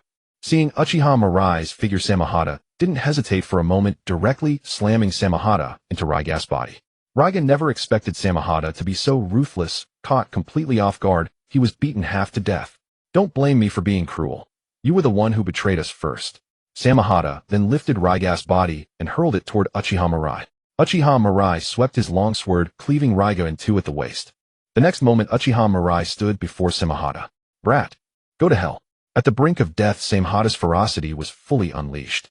In an unknown fight, as long as this brat wasn't as monstrous as that earlier freak, there was no way he could lose. Samehada raised Samehada and swung it at Uchiha Mirai. Uchiha Mirai did not dodge or evade. He lifted his long sword to meet the blow. Seeing this, Samehada's face twisted into a savage grin. An arrogant brat daring to clash Hiden with his Samehada. Clang. As Samehada and the long sword collided, Samehada immediately felt the blade tear a massive amount of chakra from his opponent. But the brat before him did not weaken from losing chakra as he had expected. Instead, he seized the opportunity to close in, sweeping his long sword horizontally. Samehada tried to dodge, but felt his mind go hazy. A complex, eerie pattern appeared in his vision. Those eyes are... Thud. Before Samehada could finish his words, his head was lopped off with a single. Securing the three swords, Uchiha Mirai picked up the heads of Samehada, Loquat Juzo, and Raiga, then activated the Flying Thunder God technique. The next second, Uchiha Mirai appeared beside Might Guy. Mirai, what are you doing here? Might Guy looked at the sudden appearance of Uchiha Mirai, his face full of astonishment. Slap. A crisp sound of a slap echoed. Might Guy covered his cheek, silently lowering his head. What did I tell you? Why didn't you inform me when you left the village? Uchiha Mirai stared at Might Guy coldly.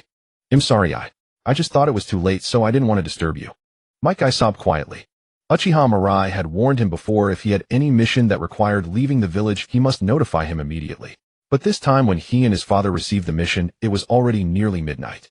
Might Guy hesitated for a moment, but in the end, he didn't go to tell Uchiha Mirai about it. He never expected that something would actually go wrong. His father had been forced to open the 8th gate of the 8 gates to save him, and now, if he had chosen to notify Mirai, would everything have been different? Might Guy knelt on the ground, tears streaming uncontrollably. An overwhelming sense of guilt surged. He felt that he had caused his father's death. Guy stepped aside for a moment. Hearing Uchiha Mirai's voice, Might Guy looked up in confusion. Then his eyes widened in shock. Mirai, your eyes? We'll talk about the eyes later.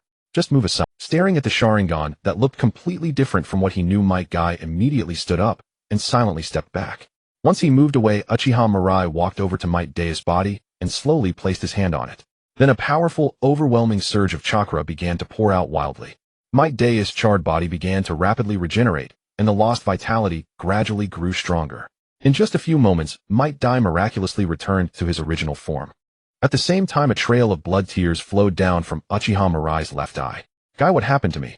Might Dai slowly opened his eyes, his expression full of confusion.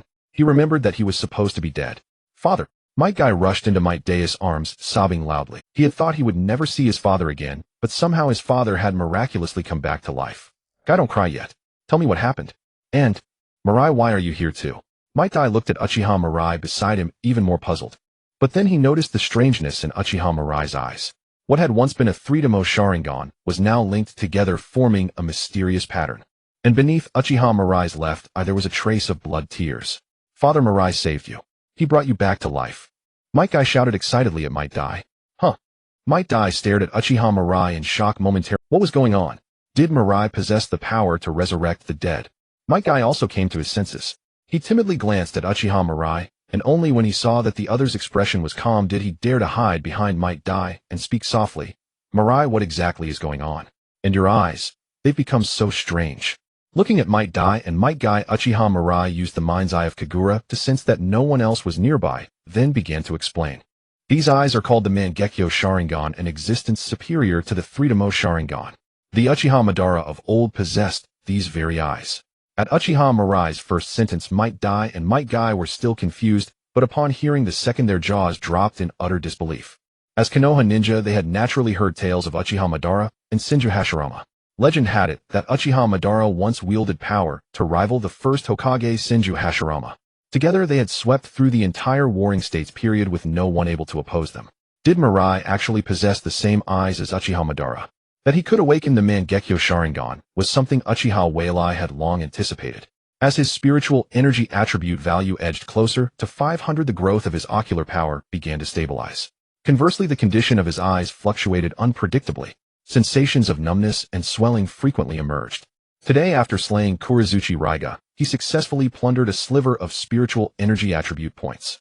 In that instant, his eyes evolved from the three-tomo Sharingan into the Mangekyō Sharingan. Name Uchiha Mirai. Physique 522 spiritual energy 500 chakra 503 Kekkei Genkai. Ninjutsu hidden mist technique. Other. Gazing at his own status panel, Uchiha Mirei's face revealed a hint of anticipation. To evolve into the Mangekyō Sharingan required a spiritual energy level of 500. Then how many points of spiritual energy would be needed to evolve into the Rinnegan? Mirai, are you all? Might Dewey's words pulled Uchiha Mirai back to reality.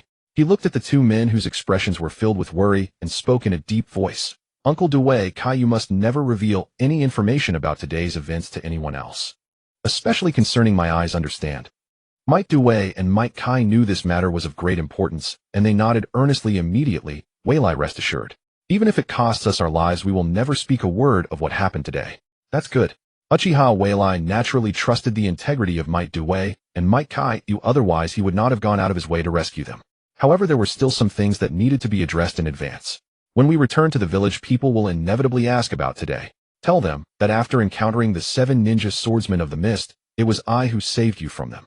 Uncle Dewey, do not mention the opening of the Death Gate. This was not because he wanted to steal the credit, but to reduce unnecessary complications. After all, the story of a special jonin promoted solely for his taijutsu killing 4 of the 7 ninja swordsmen of the mist sounded far too unbelievable. Don't worry, Mirai. Might Dewey patted his chest with a smile. We may be slow-witted, but well follow your lead. Might Kai did not object either. Just moments earlier, Uchiha Mirai had passed overhead and soon appeared beside him carrying the heads of Hoshigaki, Kisame Momochi Zabuza, and Kurizuchi Raiga. With such strength, even if the remaining 4 mist ninja had survived, they would certainly be no match for Mirai. Mirai, you still haven't told me how you brought father back to life. Is it because of those special eyes of yours? Might Kai asked curiously.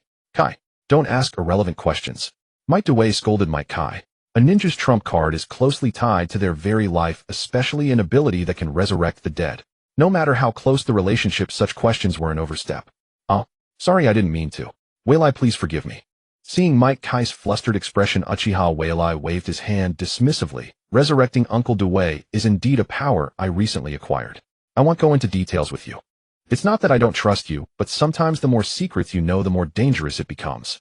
Hearing Uchiha Mirai's explanation, both Might Dewey and Might Kai nodded simultaneously, suppressing their. Might Dewey stepped forward, patting Uchiha Mirai on the shoulder, and said with a smile, I never imagined that the genius youth who once trained alongside me would grow into a truly towering tree.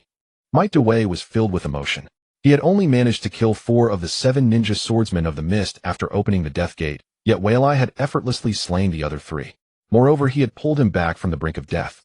Such a display was no wonder that Kai had nearly been driven to the brink of a broken Dao heart back then. Just as Uchiha Mirai was about to say something, Might Dewey suddenly turned to Might Kai and roared, Kai, do you see? This is youth. As long as you work hard, there are infinite possibilities.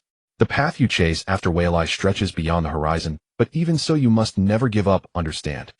Might Kai immediately straightened his body. Understood. Kai. Father. Watching the two grow increasingly emotional, Uchiha Mirai frowned and silently took a few steps back. Sure enough, the two soon embraced and began to weep. Uchiha Mirai's mouth twitched. This was the legendary signature program, wasn't it?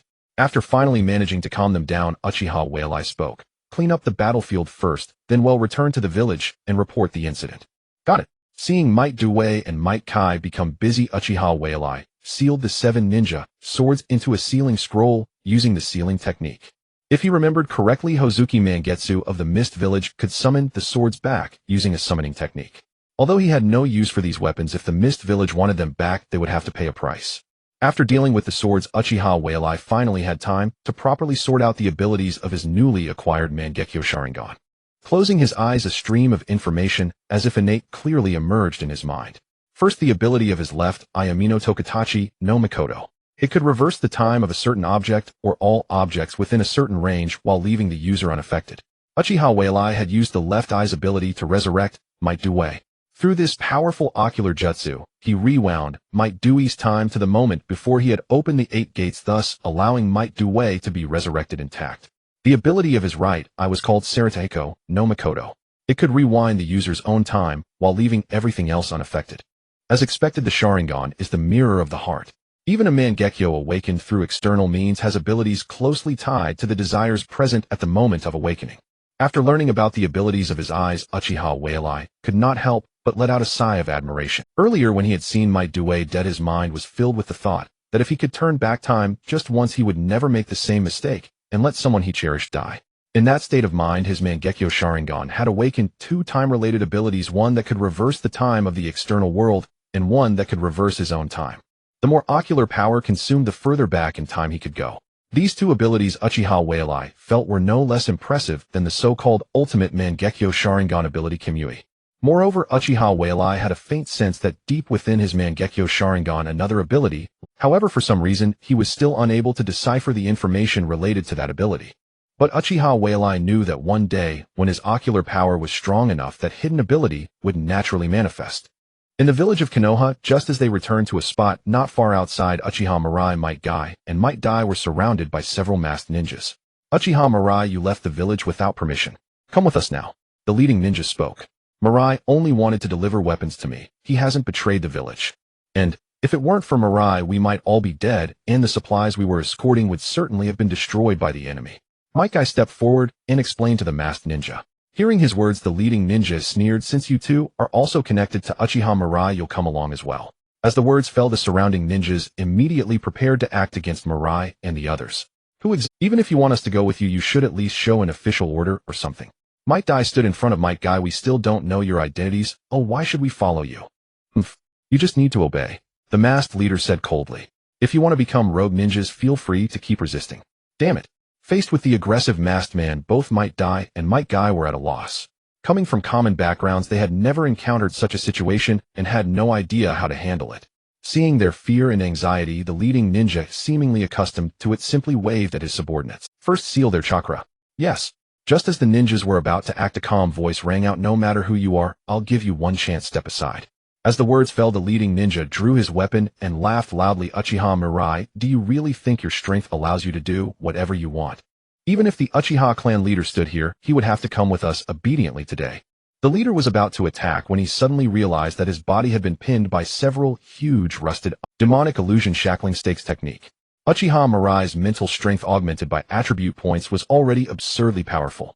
Now, with his Mangekyō Sharingan activated, his illusions, while not yet transcendent, were beyond the resistance of ordinary people. In an instant, all 6 masked ninjas fell under the illusion. Mirai, what are you doing? Seeing Mirai draw his longsword, Might Dai and Might Guy were startled. Since you've taken up arms, you must be prepared to die. Uchiha Mirai raised his arm and swung lightly. The 6 ninjas in front of him had their throats slit. Ding. Congratulations, host, for successfully plundering mental strength 1. Ding. Congratulations, host, for successfully plundering secret technique mind transfer jutsu. The system notification sounded 6 times. Mirai flicked the blood off his blade and sheathed it. Seeing this, Might Dai and Might Guy were stunned. To discipline them was one thing, but Mirai had killed them all. Mirai, you killed them. This is terrible. Might Dai panicked. Even when facing the 7 ninja swordsmen of the mist, he had never been this afraid. Killing fellow villagers would surely mark them as rogue ninjas. I just killed a few suspicious characters. Oh, what's the problem? Uchiha Mirai hadn't planned to explain, but seeing their panic, he offered them a reasonable excuse. They had attempted to attack outside Konoha without revealing their identities. That alone was sufficient justification for action. Moreover, the way these guys operated clearly marked them as members of Root. Killing them was no big deal. After all, they were Shimura Danzo's loyalists. It was just a side task. Might Dai and Might Guy were both taken aback. That made sense. If not for Mirai, they might have been deceived by these men. Indeed, the behavior of these 6 was quite suspicious. They could very well be spies from other villages. Seeing their dawning realization, Mirai silently shook his head. Sometimes being a little naive isn't necessarily a bad thing. Hokage Building. Hokage Office. After hearing the full story, Hiruzen Sarutobi dismissed Might Dai and Might Guy. Regarding Mirai leaving the village to deliver weapons to Gai, Kushina Uzumaki had already informed him in advance. He didn't want to punish Mirai over such a trivial matter. In Hiruzen's mind, the priority was to stabilize Mirai and make him willingly contribute on the battlefield. But Mirai had killed all 7 of the ninja swordsmen of the mist. Those 7 had long been renowned in the ninja world, practically the flagship combat force of the hidden mist village. Yet now they had been wiped out completely. If Mirai had merely defeated them, Hiruzen wouldn't have been surprised. But killing them all, that was terrifying. Any powerful ninja would have their own means of survival. Defeating an elite ninja is far different from killing one. And these were the seasoned veterans of the 7, yet Mirai had accomplished it, and killed 7 at once. How were his achievements becoming more and more out? Was it because of the Mangekyō Sharingan? Thinking this, Hiruzen smiled, and asked Mirai, I'm curious. How exactly did you manage to kill all 7 swordsmen? Mirai answered matter-of-factly, they were too weak, killing them wasn't that difficult. Hearing this, Hiruzen's mouth. He truly inherited the Uchiha style. The 7 swordsmen weak. Do you even hear what you're saying? Mirai, I want to know the detailed battle situation. 1 punch each. This must be deliberate mischief. Hiruzen roared internally. 1 punch each. Why not say you're invincible under heaven? Seeing Mirai's deadpan expression, Hiruzen decided to end the topic lest he be infuriated to death by the Mirai. Setting that aside, you killed the 7 swordsmen, so their blades should be in your possession, right? I heard those 7 swords each possess unique powers, and together they can produce unexpected effects. Such weapons are exactly what the village needs. Hiruzen stared at Mirai intently. Mirai, where are the 7? I sealed them in a sealing scroll. Since the village needs them. Mirai pulled out a scroll from his pocket, a sincere smile on his face. The price is 20 million per sword. Hiruzen was stunned. What? He had to pay. Seeing the shock in Sarutobi Hiruzen's eyes, a flicker of surprise crossed Uchiha Mirai's face. Lord Hokage, the village doesn't intend to get something for nothing, does it? This is my hard-earned spoils taken at the risk of my life, and among the finest ninja tools in the ninja world. Seeing that Uchiha Mirai had seen through his thoughts, Sarutobi Hiruzen's face flushed. He coughed twice and said, ahem, well, let's discuss the ninja swords later. Mirai, the 7 ninja swordsmen are formidable shinobi with high status in the Mist Village. Their corpses also hold great research value. Hearing this, Uchiha Mirai smiled even more brightly. That's even better. Let's price the corpses of the 7 ninja swordsmen according to the black market rate, 10 million ryo per body. What? Payment for that too? Sarutobi Hiruzen felt a surge of anger. It had been a long time since anyone had dared to speak to him like this since he became Hokage. But he couldn't afford to burn bridges. For one, what Uchiha Mirai said was indeed reasonable. Even the Hokage had no right to force a ninja to hand over their spoils. Second, Sarutobi Hiruzen didn't want to sour relations with Uchiha Mirai. If he sent him to the battlefield, and Mirai only went through the motions, then his plan targeting Mirai would fall apart. This feeling of being manipulated left Sarutobi Hiruzen deeply frustrated. Mirai, you know the ninja world is unstable now, and the village's funds are not abundant. How about this, you hand over the swords and bodies first, and he'll pay you once the village has the funds.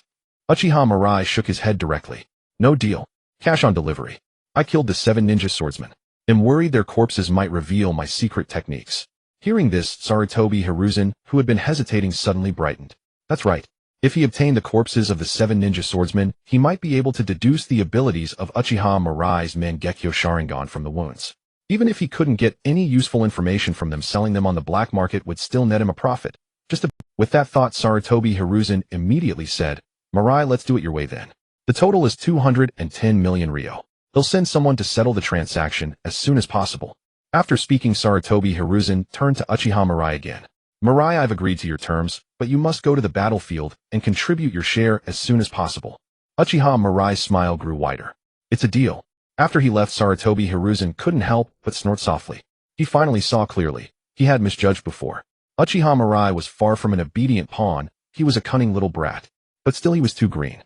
Did he really think the power of a single Mangekyō Sharingan could bear its fangs? Once that eye's power was overused on the battlefield, Uchiha Mirai would learn who the real winner was. Stepping out of the Hokage building, Uchiha Mirai was in high spirits. Not only had he saved Might Guy and his father, but he had also awakened a powerful Mangekyō Sharingan ability. Now he had even sold the 7 ninja swordsmen for a staggering 210 million ryo. For reference, and strength mission started at just 1 million ryo.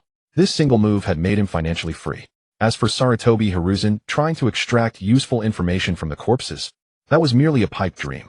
He had already processed those bodies, stripping them of any value. And the 7 ninja swords. Sarutobi Hiruzen had no idea that the Mist Village could summon the swords back. If he paid such a heavy price and got nothing in return. Uchiha Mirai could already feel a chuckle rising. Walking through the bustling streets of Konoha's center, Uchiha Mirai arrived at a secluded alley. A ninja with a cane and narrow eyes blocked his path. Uchiha Mirai, you dare to lay hands on a member of Root. I am now arresting you. Gazing at Shimura Danzo standing before him, Uchiha Mirai slowly halted, his smile fading. You better get out of my way. Don't make me slap you when I'm at my happiest. Bastard. How dare you speak to Lord Danzo like that? Shimura Danzo coldly gestured to stop his 2 subordinates, his eyes fixed on Uchiha Mirai. Uchiha Mirai, you may not know who I am. Let me introduce myself. My name is Shimura Danzo, the Hokage's advisor. Root is an organization I founded holding the same status as the Umbu in the village. Ever since he and Sarutobi Hiruzen took control of Konoha, both powerful ninja and influential clans had been subdued under their rule. Who wouldn't respectfully address him as Lord Danzo? Yet this insolent brat Uchiha Mirai had repeatedly refused his overtures and looked down on him. With that thought, Danzo's tone grew icy. You have defied me time and again. Aren't you afraid I'll make you a rogue ninja hunted by the village? The commanding aura of a longtime leader made Danzo appear formidable, but Uchiha Mirai remained. He looked at Danzo with a cold sneer. If I become a rogue ninja, it won't be me who should worry. It will be you, the third Hokage, and the entire Konoha village. Truly an irredeemable brat. Hearing this, Danzo finally lost his patience. He raised his hand, and the two ninja behind him drew their long blades, thrusting toward Uchiha Mirai's heart. Insulting Lord Danzo, die. In the blink of an eye, they were upon Uchiha Mirai. Shink. The blade pierced through Uchiha Mirai's heart. Beneath their masks, the two root ninja smirked contemptuously. What prodigy? What strongest new generation who defeated the Raikage? Nothing special. Suddenly both felt a sharp pain in their hearts, and the scene before them shifted. The Uchiha Mirai they had stabbed had turned into their own comrade. The two root ninjas stared at each other's blades buried in the other's heart, their eyes filled with shock. Genjutsu. When? Thud. With a dull thud, the two root ninja fell to the ground defeated. Uchiha Mirai turned his gaze to Shimura Danzo, his eerie Mangekyō Sharingan, radiating overwhelming ocular power. Danzo, your turn. The Kaleidoscope Sharingan. You have indeed awakened the Kaleidoscope Sharingan. Looking at the mysterious patterns in Uchiha Mirai's eyes, even Shimura Danzo felt his heart race. After all these years, someone finally possesses such powerful eyes again. No wonder Uchiha Mirai was able to defeat the fourth Raikage and kill all 7 members of the 7 ninja swordsmen. In the face of these eyes, anything could become a reality. Danzo, it seems you had already guessed. Upon hearing Shimura Danzo's mutterings, Uchiha Mirai raised an eyebrow, suddenly gaining some clarity. Just a moment ago in the Hokage's office, he found it strange why Sarutobi Hiruzen's condition required him to contribute on the battlefield. Now the situation was clear. Sarutobi Hiruzen likely wanted to wear him down in intense battles to exhaust the ocular power of the Kaleidoscope Sharingan, ultimately rendering him blind. What an old schemer. Uchiha Mirai snorted disdainfully. If an ignorant Uchiha clan member had awakened the Kaleidoscope Sharingan, they might have truly fallen into Sarutobi Hiruzen's trap. Even so, even knowing that continuous battles would cause the Kaleidoscope Sharingan to gradually lose its light, an ordinary person would have no way to avoid it. But unfortunately, he was different. He possessed the sage body of the Uzumaki, which could fully replenish the ocular power consumed by the Kaleidoscope Sharingan. Moreover, he could also acquire mental attribute points through his plundering system, which would allow his ocular power to continuously grow. From this perspective, his eyes could be considered an eternal Kaleidoscope Sharingan in certain aspects. Danzo's calculations were destined to end in vain. After realizing this, Uchiha Mirai shifted his focus back to Shimura Danzo. Uchiha Mirai, what do you want to do? Feeling Uchiha Mirai's gaze, the typically fearless Shimura Danzo instinctively took a few steps back. Had he known Uchiha Mirai was so bold as to openly attack him in the village, he wouldn't have shown up before Uchiha. Even if he had to come, he certainly wouldn't have brought only 2 guards. After all, an Uchiha with the Kaleidoscope Sharingan posed a significantly heightened danger. Danzo, you have repeatedly provoked me. Now I must teach you a lesson. With an expressionless face, Uchiha Mirai picked up his long blade and charged at Shimura Danzo without hesitation. Kid, don't be too arrogant. Do you really think I'm afraid of you? Watching Uchiha Mirai rush forward, Shimura Danzo quickly formed hand seals, wind release vacuum sphere. A barrage of wind spheres shot towards Uchiha Mirai like bullets. Wind bullets are silent and invisible. Ordinary ninjas cannot perceive their existence, but Uchiha Mirai could clearly see their trajectories. Easily avoiding Shimura Danzo's attack, Uchiha Mirai closed in on him and swung his blade. Shimura Danzo retreated rapidly. Splat! Blood spurted out as an arm fell to the ground. Shimura Danzo's eyes widened in horror. He had clearly created distance, so why did his body suddenly appear before Uchiha Mirai? It's the ability of the Kaleidoscope Sharingan. Losing an arm in the first exchange, Shimura Danzo threw down a few smoke bombs, disappearing after executing the body flicker technique. Watching the disheveled Shimura Danzo flee, Uchiha Mirai revealed a satisfied smile. Just as Shimura Danzo retreated, he activated the ocular technique of his left eye, heavenly constant standing deity. He forcibly rewound the time around him to the moment before Shimura Danzo retreated. What should have been a missed strike successfully severed Shimura Danzo's arm. So powerful. I didn't expect in actual combat the power of these eyes would be even stronger than I imagined. Uchiha Mirai felt great joy, even he was somewhat surprised by his own performance. Although Shimura Danzo had questionable character, his strength was indeed that of a true cage-level ninja. Yet this level of ninja did not put any pressure on him. He was now ready to overturn his previous conclusions. Even the Kamui was incomparable to his ocular technique. It's just a pity that activating such a timer-winding power within the area placed too much burden on his eyes. Wiping away the blood tears flowing from his left eye, Uchiha Mirai gave a bitter smile. If not for his sage body and plundering system, he wouldn't dare to unleash the powers of his eyes so recklessly. Otherwise it wouldn't take many uses before he might become blind. Konohagakure. In a dark and damp underground cave, Shimura Danzo covered his right shoulder staring at the smooth clean cut with a sullen expression. The scene of his battle with Uchiha Mirai kept flashing through his mind, yet even now he couldn't understand how Uchiha Mirai had severed his arm. The fourth Raikage arm must have been cut off by that kid in the same way, right? No wonder it's the Kaleidoscope Sharingan, such a mysterious and unpredictable power. Shimura Danzo's eyes were filled with envy. If he could also obtain a pair of Kaleidoscope Sharingan, wouldn't the position of Hokage be a sure thing?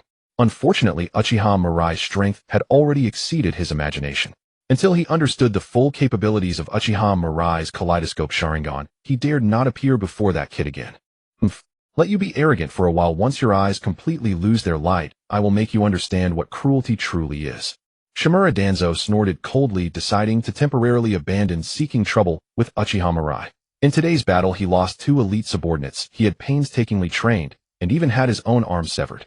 Such losses made Shimura Danzo feel as if his heart was bleeding. It would be better to follow Sarutobi Hiruzen's idea, allowing Uchiha Mirai to exhaust his ocular power before making a move. That way Uchiha Mirai would be like a tiger without teeth, no longer a threat.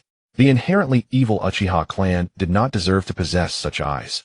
After making his decision, Shimura Danzo commanded a root ninja go find Orochimaru and remember to bring the materials needed for the surgery. Understood. After the others left, a hint of ruthlessness appeared in Shimura Danzo's eyes.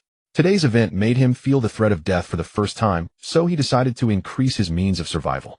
Earlier, Orochimaru had told him that he could use the Sharingan to suppress the Hashirama cells, and also rewrite all unfavorable realities for himself within a certain time frame, using the forbidden technique of the Sharingan, Izanagi, including death.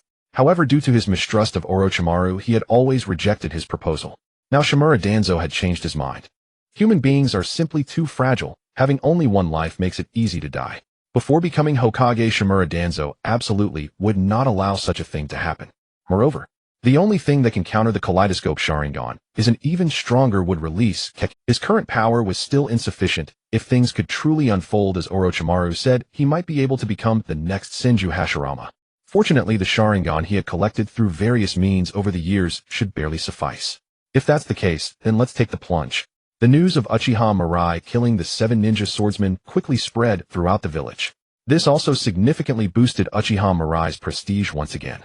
If severing the Raikage's arm on the battlefield could be attributed to luck, then the fact that he eliminated all the 7 ninja swordsmen is sufficient to demonstrate Uchiha Mirai's strength. In this ninja world, no one can defeat shadow-level powerhouses twice solely by luck. Walking through the streets of Konoha village, the villagers cast admiring glances at Uchiha Mirai. If it weren't for the Uchiha clan's poor reputation among the villagers of Konoha, Uchiha Mirai would likely already be regarded as a hero of the village. Uchiha Obito, following behind Uchiha Mirai, looked on with envious eyes at this scene. How wonderful it would be if it were him instead. He definitely wouldn't wear a distant expression like Uchiha Mirai, but would instead enthusiastically run up to those people and ask if they wanted his autograph. Thinking about that scene, he chuckled. Obito, what are you grinning about? Noara Rin asked, looking at Uchiha Obito with confusion. Seeing that everyone was attracted by Noara Rin's voice, Uchiha Obito hurriedly waved his hand. It's nothing, I'm not envious of Uchiha Mirai at all.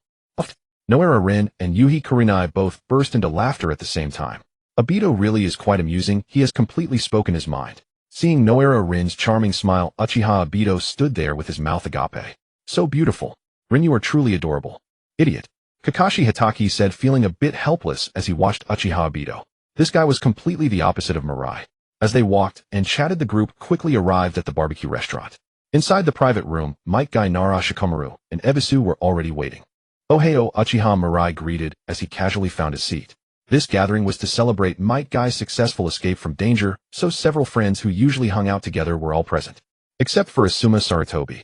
Since realizing the gap between him and Uchiha Mirai, Asuma had become increasingly reclusive. Apart from going out on missions and necessary training, he hadn't had a meal with Uchiha Mirai and the others in a long time. Mirai, thanks for this time. I toast to you. After the barbecue was served, Might Guy raised his glass and drank it all in one go. He felt deeply grateful to Uchiha Mirai. Without Mirai, he might not have made so many friends, nor would he have survived the hands of the 7 ninja swordsmen.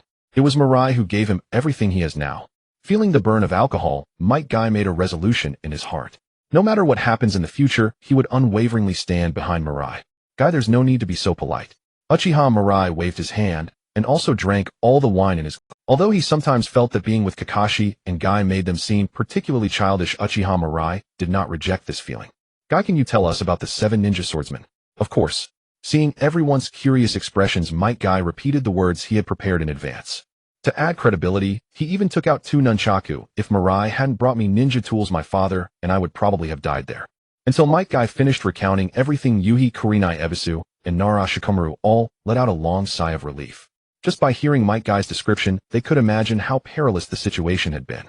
Fortunately, looking at Uchiha Mirai calmly eating barbecue, Noara Rin couldn't help but speak up. Miraken is as outstanding as ever. While we remain unknown, Miraken has already gained fame in the ninja world.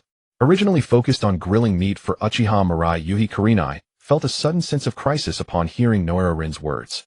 Oh no, my own cabbage is being eyed by others. Just as Yuhi Kurenai was about to say something, Uchiha Obito's slightly sour voice rang out. If I also encountered those ninjas from the Mist Village, I would definitely show them my strength. Seeing Uchiha Obito, who still exuded his usual mysterious confidence, everyone felt speechless. Even if you like Noara Rin, there's no need to be so stubborn, right? Ebisu spoke directly. Obito, with your strength, it's better not to talk big. You can't even compare to a hero. That's right, Mirai is the most outstanding ninja I've ever seen. Yuhi Kurenai nodded in agreement and looked at Uchiha Obito. Obito, boasting in front of girls will lower your impression score. Hearing what several people said, Uchiha Obito snorted in discontent. I'm not trying to compare with Uchiha Mirai. Oh, what's so great about him? Is it just that he's a bit stronger, looks better, has more fame, better cooking skills, and more money? As Uchiha Obito spoke, his voice grew quieter until he could no longer continue. Haha. Even you have to admit Mirai's excellence, right? Seriously, with so many advantages, it's impossible to list them all. Envy, jealousy, hatred. If only I could have so many advantages like Mirai. Listening to the discussions around him, Uchiha Mirai took a sip of wine and sighed helplessly. Everyone immediately turned to look. Mirai, what's wrong? Feeling their gazes, Uchiha Mirai shook his head. Sadly, actually, what you envy is precisely the troubles I've had since childhood. Upon hearing this, everyone felt as if they had been shown off, and even the barbecue in their hands no longer tasted good. Yuhi Kurenai's eyes sparkled with a different hue. This feeling is exhilarating. In the Mist Village, Kagaya Yagura's face darkened as he tore the information he held into shreds. The news of Suigetsu and the others being out on a mission for several days without any word had initially not concerned him. After all, the 7 ninja swordsmen were known for their eccentric personalities, so such things had happened before. However, a few days ago, news spread that the 7 ninja swordsmen had been killed by a kid named Uchiha Mirai from Konoha. When he first heard this news, Kagaya Yagura scoffed. Those fools from Konoha should find a decent excuse if they want to boast about their strength. How could the 7 ninja swordsmen be killed by a mere child? Moreover, that Uchiha Mirai, who reportedly severed the arm of the newly appointed 4th Raikage, could not possibly possess the strength to eliminate all the 7 ninja swordsmen in such an outrageous manner. He would rather believe that Suigetsu and the others chose to betray the village. However, as time passed, Kagaya Yagura began to feel anxious. Suigetsu and the others seemed to have vanished from the face of the earth. It had been a long time since there was any news. In this situation, even if the truth was hard to accept, Kagaya Yagura had to face reality. Suigetsu and the others may very well have been killed. Thinking of this, Kagaya Yagura roared, "Send the order down, attack Konoha tonight." Thick oppressive clouds almost entirely sealed off the sunlight, while the relentless rain turned the ground into a muddy quagmire. In the distance, flashes of fire flickered intermittently, and scattered houses lay either collapsed or charred to cinders. As far as the eye could see, there was nothing but desolation. Splash! A puddle on the ground sent up tiny droplets as a young man clad in a garment bearing the clan crest of a round fan strolled through the rain. "Is this the land of rain?" he murmured. "It should be brimming with life, yet everywhere lies in ruin and decay." The young man let out a faint sigh. In this world where the strong prey on the weak, such was the tragedy of a small nation. Situated at the crossroads of the land of fire, the land of earth, and the land of wind, the land of rain had been reduced to a battlefield for the great powers during every shinobi war. This time was no exception. To avoid dragging their own territories into the fray, and to guard against sneak attacks from the stone villages, shinobi, both the Leaf Village and the Sand Village, tacitly shifted the battlefield to the land of rain. The weak land of rain naturally became the sacrificial lamb in the struggle between the great powers. After walking a while longer, Yuzhibo Whaleye couldn't help but sigh as he spotted several corpses strewn on the ground.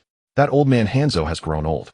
No, it's more fitting to say that the cruel reality has worn down his spirit. He recalled how back then the salamander Hanzo, hailed as the demigod, had led the Rain Village in a bold declaration of the Second Great Ninja War. In those days the salamander Hanzo was so brimming with ambition that even the title Konoha's Three Ninja was bestowed by him. But now faced with invasions from other nations, this once demigod ninja had retreated with his followers cowering in seclusion. Perhaps Orochimaru was right.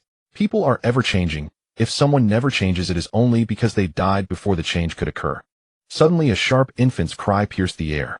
Yuzhibo Weilai turned his head to see a woman clutching a baby in her arms huddled in a corner of the ruins, her face filled with terror. Yuzhibo Weilai strode over to the woman and reached into his ninja tool pouch. No, please don't kill me. Spare me, I beg you.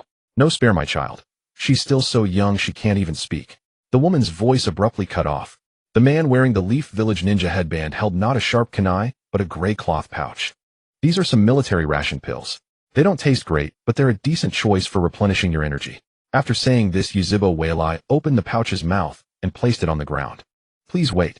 The woman grabbed the pouch and knelt before Yuzhibo Weilai. Can you take my daughter away? She won't survive if she stays with me. Hearing this, Yuzhibo Weilai pointed at his headband. I'm a ninja of the Leaf Village. You should hate me. The woman shook her head. I don't understand those things.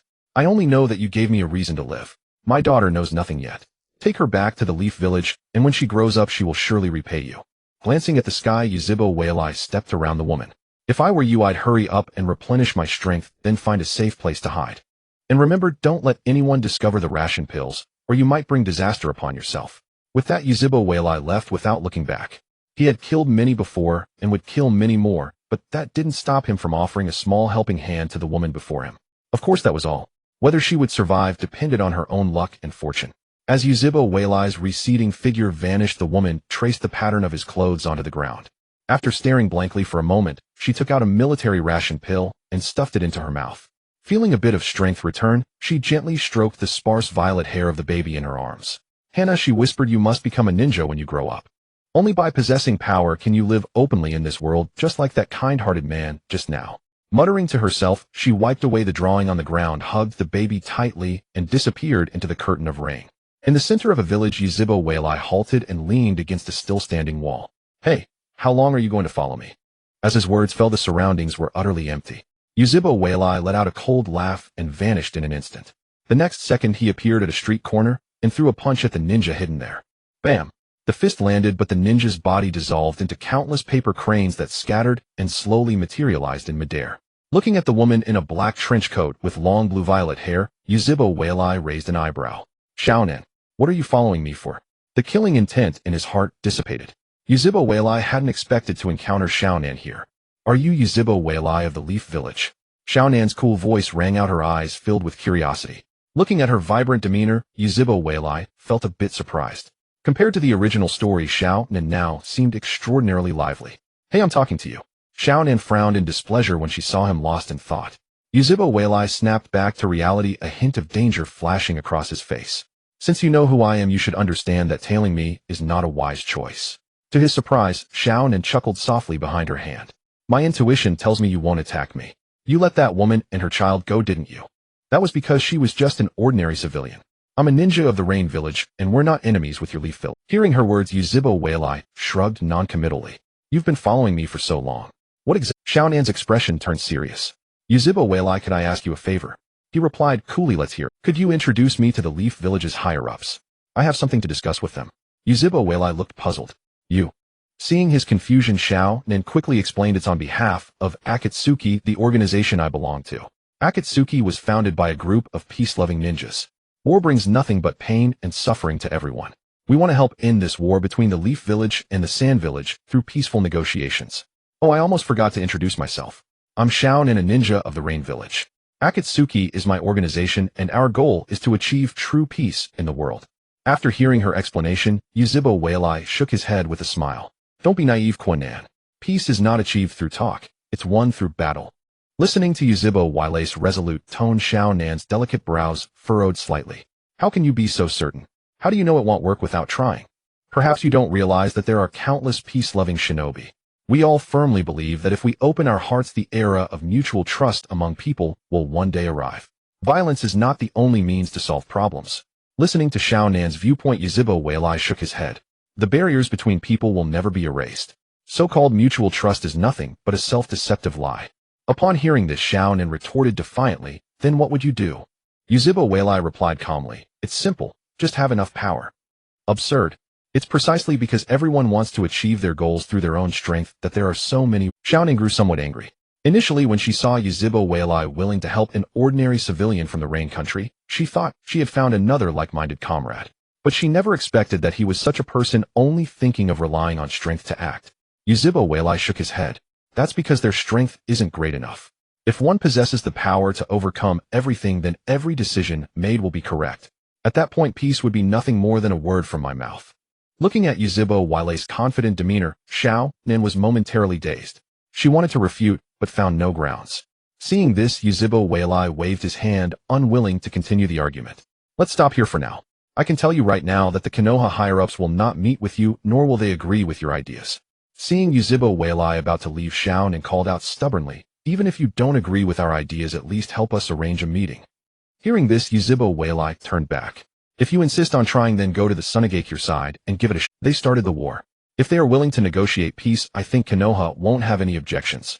Watching Yuzhiba Weilai's unyielding attitude, Xiaonan felt helpless. She had originally thought she could get in touch with Konoha's higher-ups through Yuzhiba Weilai, but she never expected such. Having failed to achieve her goal and inexplicably lectured Xiaonan and said with a hint of defiance, Yuzhiba Weilai, why won't you even talk to us, the Xiao? Upon hearing Xiaonan's words, Yuzhiba Weilai stopped. Since you've put it that way, I'll have a proper talk with you. Is the Xiao you speak of a legitimate organization within the Hidden Rain Village?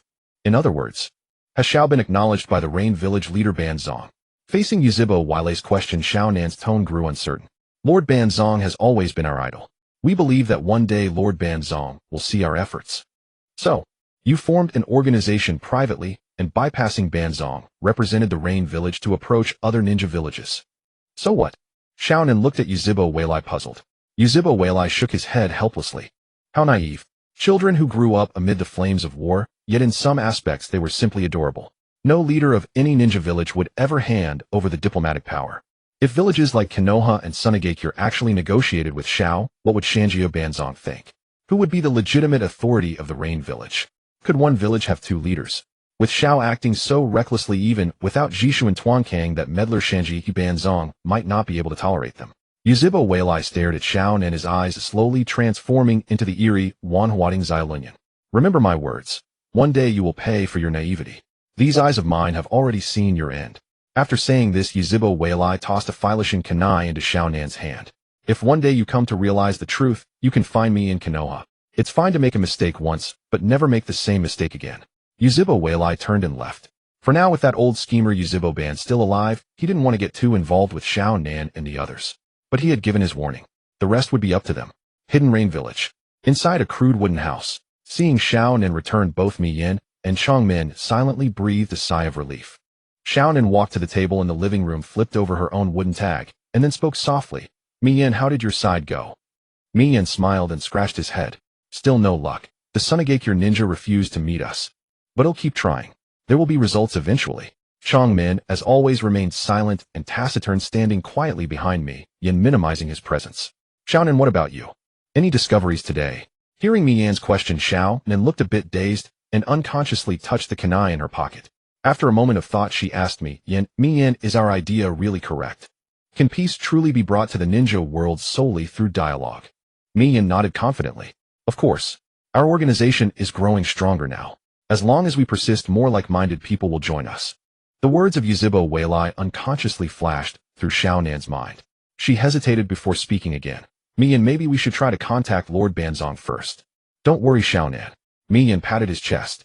I already sent a letter of visit to Lord Banzong long ago, but I just haven't received a reply yet. Lord Banzong must be overwhelmed by the current situation. We just need to do our own part. Everything is for the Rain Village. Mi Yin finished speaking and curiously studied Xiaonan. Xiaonan, you seem to have something on your mind today. No, it's just that I met Yuzhiba Weilai.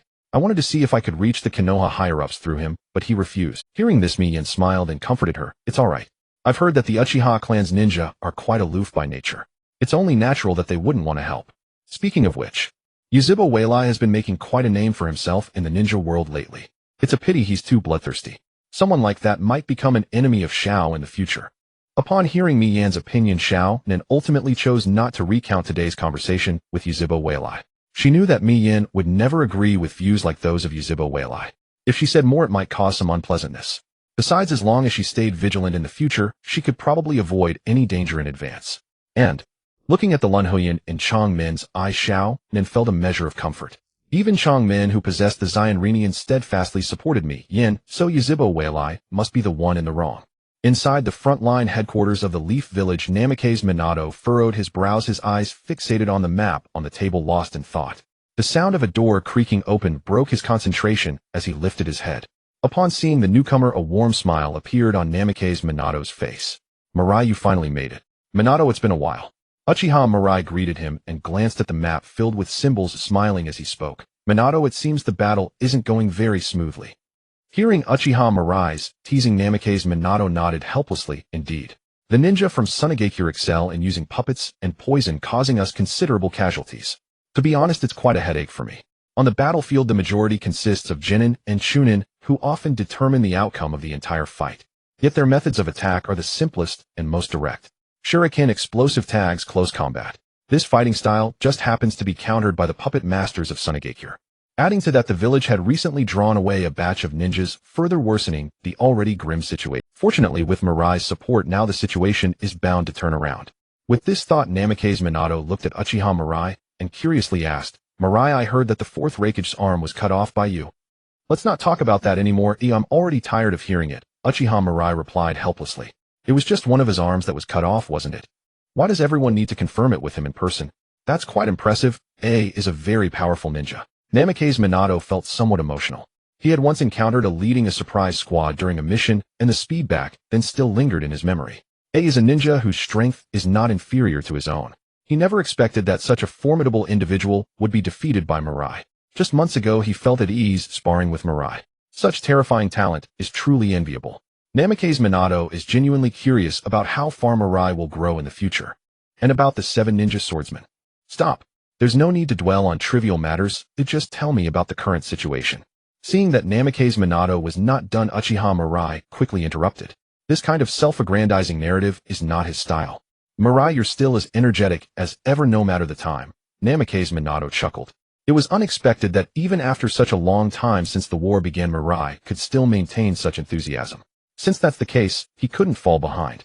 After organizing his thoughts, Namikaze Minato quickly explained the current situation to Uchiha Mirai. After listening, Uchiha Mirai scoffed. "Is this truly the current situation? It doesn't seem like there's much to worry about." Hearing Uchiha Mirai's words, Namikaze Minato asked expectantly, "Mirai, do you have a good solution? Since Jinin and Chunin are suffering heavy casualties against the puppet masters, I'll just kill all those Huh?" Namikaze Minato was taken aback and couldn't help but remind him, "Mirai, the poison used by the Sand Ninja was developed by Chiyo, and we still haven't found an antidote to this day. If you accidentally get poisoned, it's certain death." Uchiha Mirai waved his hand nonchalantly and turned to walk outside. "They can't hurt me, wait for my good news." Watching Uchiha Mirai's departing figure, Namikaze Minato felt his previously suppressed mood lighten. He didn't know why, but every time he faced Uchiha Mirai, the latter always gave him a sense of invincibility. After standing still for a moment, Namikaze Minato organized his ninja tool pouch and walked out of the tent as well. "I can't put all the pressure on Mirai, I should also stretch my limbs a bit." In the rain, Uchiha Mirai wielded a long sword, adjusting his perception to the maximum with the Kagura. Combining the information provided by Namikaze Minato, he quickly discovered the hidden Sunigakure ninja base nearby. There were densely packed over 30 of them arranged in a defensive formation. Once one of the bases is attacked, the ninjas from the other bases can quickly come to support in a short time. Let's start from the middle. To save time, Uchiha Mirai flew directly from the sky to the center of the base. Fire release Horyuka no Jutsu. A massive fire dragon spewed flames as it dove from above, instantly engulfing the base below. Screams erupted as several Sunigakure ninjas, their bodies engulfed in flames, stumbled out of the base. Upon seeing Uchiha Mirai, they exhausted their last bit of strength to launch a signal flare into the sky. Ding! Congratulations to the host for successfully acquiring rewards Secret Technique Puppet Technique. Ding! Congratulations to the host for successfully acquiring rewards Chakra 1. Ding! Congratulations to the host for successfully acquiring rewards Physical Strength 1. Boom! As a series of prompt sounds rang out, the signal flare detonated in the sky. Immediately after, the ground began to tremble slightly. In no time, Uchiha Mirai found himself surrounded by a swarm of Sunigakure ninjas. What's going on? Is it just a kid from Konoha here? What is that lookout doing allowing a Konoha ninja to come? Kill him quickly, though I want to go back to sleep. The Sunagakure ninjas all lost interest upon seeing that only Uchiha Mirai was present. Regardless of how the opponent arrived here with so many of them attacking, even if he had wings he couldn't escape. Is this all the people you have? Looking at the nearly 200 Sunagakure ninjas surrounding him, Uchiha Mirai felt disappointed. After creating such a commotion and waiting so long, only about 200 showed up. Hey, what nonsense are you talking about, kid? Only this many. Arrogant brat, are you looking down on us? A delusional idiot, go die. The closest dozen Sunagakure ninjas controlled their puppets to launch an attack simultaneously. In an instant, a myriad of sunbon shot towards Uchiha Mirai from all directions, leaving no room for evasion. The sunbon glimmered with a dark purple hue clearly infused with deadly poison. The Sunagakure ninjas wore grim smiles. They wanted to witness the sight of this kid being pierced like a hedgehog. Clang. A series of clashing sounds rang out as a massive surge of sand gold erupted from beneath Uchiha Mirai's feet, forming a golden wall that shielded his body and blocked all the attacks. Seeing this scene, the Sunagakure ninjas present stood frozen in place, their faces filled with disbelief. Sand gold. This is magnetic release. How is that possible? Why can this brat use Lord Raza's ability? Damn it, is it Jinjutsu? When did it start? Idiot, are you telling me all of us have fallen under Jinjutsu? This is unmistakably magnet release. What's going on? Could this brat be Lord Raza in disguise? Are you kidding me? Someone tell me what's happening. Upon witnessing Uchiha Mirai wield magnet release, the shinobi of Sunagakure were utterly bewildered. Throughout the entire ninja world, magnet release was a bloodline limit possessed solely by Sunagakure's shinobi. Yet why could this Konoha shinobi in front of them use the power of magnet release? Many Sunagakure shinobi couldn't help but suspect that this was a secret exercise specially arranged by the village. Facing these bewildered Suna, shinobi Uchiha Mirai clapped his hands together. Magnet release, gold sand, great burial. Countless streams of gold sand instantly engulfed the 200 Suna shinobi. The next moment, after a dull thud, everything fell silent. Uchiha Mirai listened to the continuous notifications in his mind, his sense of satisfaction steadily rising. Apart from some trivial jutsu rewards, Uchiha Mirai had gained a total of 147 points in three-dimensional attributes. Name: Uchiha Mirai. Physique: 571. Mental strength: 562. Chakra: 574. Bloodline limit: Mangekyō Sharingan. Magnet release, gold sand. Jutsu. Others. Secret technique: puppet art. Looking at the surging attribute points, Uchiha Mirai touched his nose. This feeling of rapid progress was truly exhilarating. Without a moment of mourning for the fallen Suna shinobi, his next target was another Sunagakure outpost. Wind Country. Border. Within the main camp of Sunagakure, a large number of Suna shinobi had gathered, the atmosphere heavy with gloom. In the central wooden hut, the high-ranking officials of Sunagakure all wore dark expressions. Especially Chiyo. She pressed her lips tightly, her eyes as sharp as blades sweeping over every shinobi present.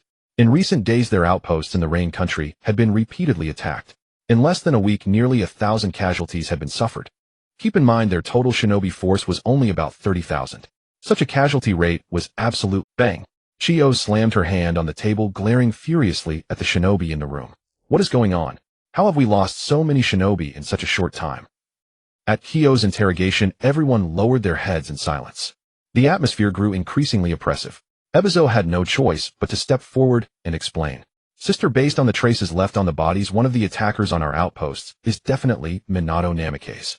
The injuries caused by his Rasengan are quite distinctive. Hearing this, Chiyo said coldly, continue. Apart from the outposts attacked by Minato Namikaze, the scenes at the other attacked outposts were completely different. Ebizo's lips trembled. Those outposts didn't have a single intact corpse. He had visited one of the attacked outposts. The ground was littered with fragments of flesh and blood. Even for someone who had endured countless brutal missions and several wars, it made his scalp tingle. True hell could not be worse. After hearing Ebizo's explanation, Chiyo was clearly dissatisfied. She frowned and spoke with displeasure. Is that all? Ebizo opened his mouth, but ultimately remained silent. Just as Chiyo was about to say something, a female shinobi in the corner raised her hand. Pakura, do you have something to say? Pakura cleared her throat, glanced at Raza, and then spoke slowly. According to my investigation, many of the attacked outposts had large amounts of gold sand residue, and the deaths of those shinobi closely resemble the effects of magnet release. Pakura, what are you implying? Raza was agitated. In the entire ninja world, he was the only one who could use magnet release gold sand. Was she trying to shift the blame onto him? Silence. Chiyo stopped Raza, who was about to explain, and looked at Pakura. Are you suggesting that Raza attacked our outposts? Pakura quickly lowered her head. I'm merely presenting the findings of my investigation. This is undoubtedly an enemy's scheme to sow discord. I believe Raza would never betray the village. After saying this, Chiyo gave Pakura no chance to continue and waved her hand. That's enough for today. For the time being, except for shinobi on necessary reconnaissance missions, no one is to leave the camp. Yes. After everyone left, Chiyo sank weakly into her chair. The war was going terribly. In less than a year, the village had already suffered over 10,000 casualties. Voices of dissatisfaction were growing louder in the village. Her plan to take revenge on Konoha was doomed to fail. Since that was the case, was there any point in continuing this war? Konohagakure, Minato Namikaze, and Uchiha Mirai met at the entrance of the camp. Both were travel-worn with traces of blood staining their clothes. They exchanged glances. Minato Namikaze spoke first, smiling. Mirai, how did it go today? Uchiha Mirai shook his head. Not great. The Suna shinobi have started to turtle up. Ha ha ha. Minato Namikaze laughed heartily, patting Uchiha Mirai heavily on the shoulder. Mirai, we owe you a lot. Ever since Uchiha Mirai arrived at the front lines to provide support, the tide of battle had turned in just a few days. Now Sunagakure had completely retreated to the border of the Wind Country, abandoning all their outposts in the Rain Country. At this rate, Minato Namikaze even felt that the war would be over before long. Uchiha Mirai raised his index finger to his nose and said calmly, don't celebrate too soon. Be wary of a counterattack from Sunagakure. In truth, this turn of events was entirely within his expectations. As for himself, as long as he located the Suna outposts, he didn't even need to show his face. From high above, a single gold sand great burial would wipe out all the Suna shinobi on the ground. As for Minato Namikaze, he had mastered the flying thunder god technique and possessed lightning-fast reflexes. He could come and go as he pleased. Continuously harassed by them with no means of counterattack on the Suna side, it was only a matter of time before they, like Kumobikure before them, gathered all their shinobi in one place to guard against their sneak attacks. As for the next step, Uchiha Mirai could foresee that Sunagakure's only countermeasure would be, like Kumobikure, to launch a full-scale assault on Konoha. That would be his chance to kill to his heart's content. Within the land of rain, Luo Sha flew high above on his gold sand, his expression somber. The words Yitsong had spoken before everyone yesterday still lingered vividly in his mind. He knew that Yitsong was deliberately targeting him, as both were strong contenders for the next Kazekage. Yet he had to admit that Yitsong's suspicions were well-founded. Both the gold sand left at the scene and the manner in which those ninjas had died were almost identical to his own attack methods. Luo Sha could not fathom how Konoha had managed to achieve this. But regardless, he had to investigate thoroughly. Otherwise, although Chiyo had said nothing yesterday, once the war turned unfavorable, this could easily become a scapegoat for the higher-ups. At that time, sacrificing him to appease the village's sentiments. Luo Sha felt this was highly likely. Damn Konoha ninjas. Luo Sha cursed under his breath. Framing anyone else, but why him? Was gold sand free? After taking a deep breath, he tried to calm himself. Regardless, what had happened. All he could do was kill as many Konoha ninjas as possible. As long as he earned enough merit, even if the village higher-ups wanted to shift blame, they couldn't pin it on him. However, all the Sunagakure ninjas were now holed up, and all the Rain Village strongholds had been abandoned. Without the aid of intelligence or sensory ninjas, Luo Sha was like a headless fly searching for a long time without finding any Konoha ninjas. Just as Luo Sha was about to give up, a familiar figure appeared in his field of vision. That Uchiha brat. Luo Sha's expression turned excited. In their last encounter, that brat had displayed astonishing talent, not only escaping from him, but also killing 2 jonin in retaliation. Later on the battlefield of Kumobikure, he had cut off the newly appointed Raikage's arm. He had also heard that recently the brat had killed the 7 ninja swordsmen.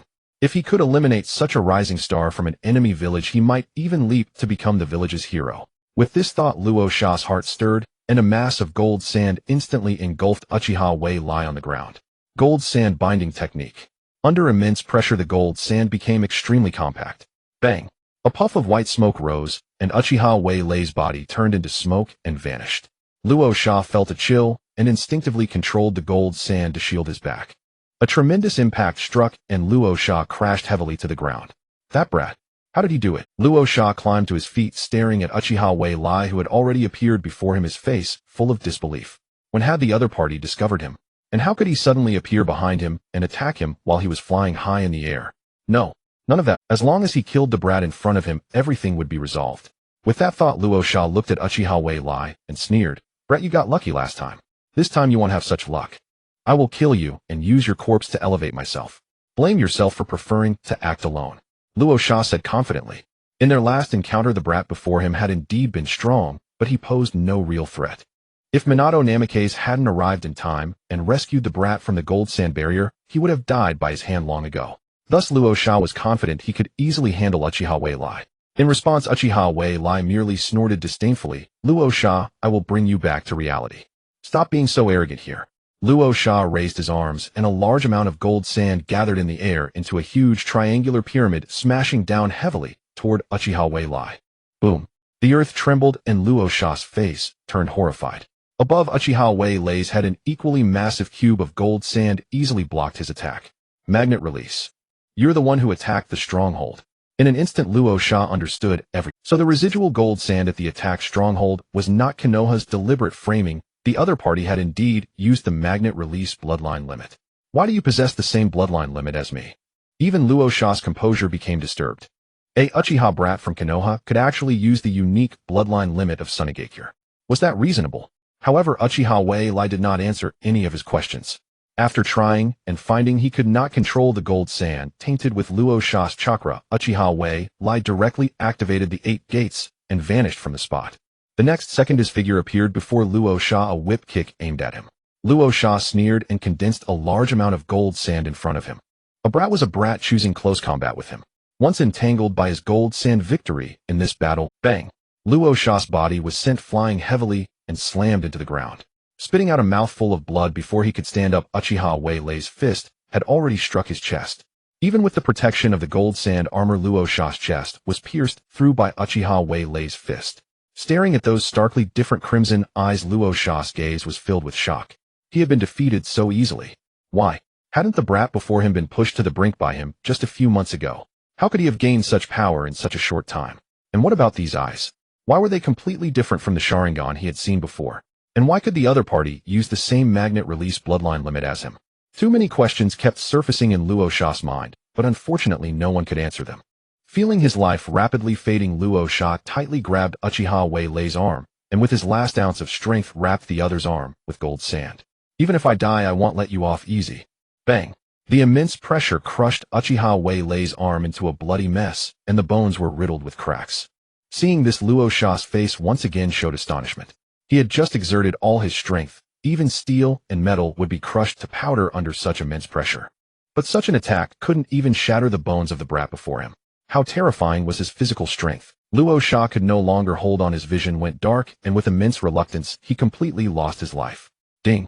Congratulations to the host for successfully plundering the reward, Chakra 1. Ignoring the voice in his mind, Uchiha Mirai quietly gazed at his own bloody and mangled arm. Yuan Tian Yinming. The Mangekyō Sharingan's power surged continuously, and Uchiha Mirai's body rewinded to a few decades ago. In just a single moment, his arm had fully recovered. Such efficacy was something even a top-tier medical ninja like Tsunade could not match. Time is supreme. Compared to the left eye's ability, the right eye's consumption of pupil power is negligible. Uchiha Mirai murmured after sensing it. He had deliberately not dodged Luo Sha's attack, just now, first to test his own physical strength, and second to test the ability of his right eye. Now both answers left him extremely satisfied. Bang! After crushing Luo Sha's head with one stomp, Uchiha Mirai's mind moved, and the attribute panel immediately appeared before his eyes. Name: Uchiha Mirai. Physique 748, mental power 728, chakra 732, bloodline limit Mangekyō Sharingan. Magnet release gold sand. Ninjutsu. Others. All 3 attributes have surpassed 700, and I have countless ninjutsu. It's time to launch a general attack on Sangekyō. After saying this, Uchiha Mirai vanished. On the ground, Luo Sha's headless body lay quietly in the rain, continuously emitting a bloody scent. What? You killed Raza? Upon hearing Uchiha Mirai's words, the usually composed Minato Namikaze was instantly struck with a look of utter shock. This is not something I would joke about. Gazing at Uchiha Mirai's indifferent expression, Minato Namikaze drew in a sharp breath. He was quite familiar with Raza. In the war between Konoha and Sangekyō, Raza's magnet release, Kekkei Genkai, had left a deep impression on him. Although Raza seemed somewhat cumbersome in single combat, every time large-scale battles erupted between Konoha and Sangekyō ninja, his magnet release always brought immense trouble to their side. Not only were his defensive range and power astonishing, but his attack range and power were equally staggering. Minato Namikaze felt he was already swift in killing, yet compared to Raza on the battlefield, he was still far inferior. This was why he had always tried to avoid large-scale conflicts with Sangekyō. But now this enemy who had given him such headaches had fallen at the hands of Uchiha Mirai. Hearing this news, Minato felt as if he were dreaming. Seeing Minato lost in thought, Uchiha Mirai reminded him, the news of Raza's death should reach Sunagakure soon. I think we should launch a general offensive before they react to crush Sunagakure in one blow. Hearing Uchiha Mirai's suggestion, Minato Namikaze immediately nodded in agreement. Mirai, you have truly given me a surprise. As the commander on the battlefield, if he could defeat the Suna ninja Hiden and win this war, his prestige would soar. Thus he would be one step closer to his dream of becoming Hokage. Though it was somewhat inappropriate to think of such things at this moment, it was indeed his most genuine thought. Mirai, we launched the general offensive tonight. Go rest for now. I'll await your word. With that, Uchiha Mirai turned and left. After he left, Minato Namikaze let out a relieved sigh. Recalling his first encounter with Mirai, the latter's strength was merely at the Chunin level. Now just over a year later, he had grown to the point of being able to kill a cage-level powerhouse. Moreover, Minato had just noticed Uchiha Mirai's condition. Apart from some bloodstains on his clothes, there was no sign of injury or fatigue, as if Raza had posed. Such strength was truly terrifying. Even he felt a faint sense of pressure when facing Mirai. Defeating A and forcing Kamui to retreat. Killing the 7 ninja swordsmen. And now slaying Raza, a cage-level powerhouse with the magnet release Kekkei Genkai. It's fortunate that Mirai was born a few years later, or else there would be no place for me. Minato Namikaze shook his head with a wry smile. Even he, who had always been confident in himself, was somewhat disheartened by Uchiha Mirai's achievements. At the Sunagakure camp, Chiyo gazed at the fully darkened sky, her expression growing impatient. She had been pondering this war for a long time. Continuing like this would only lead to unnecessary casualties.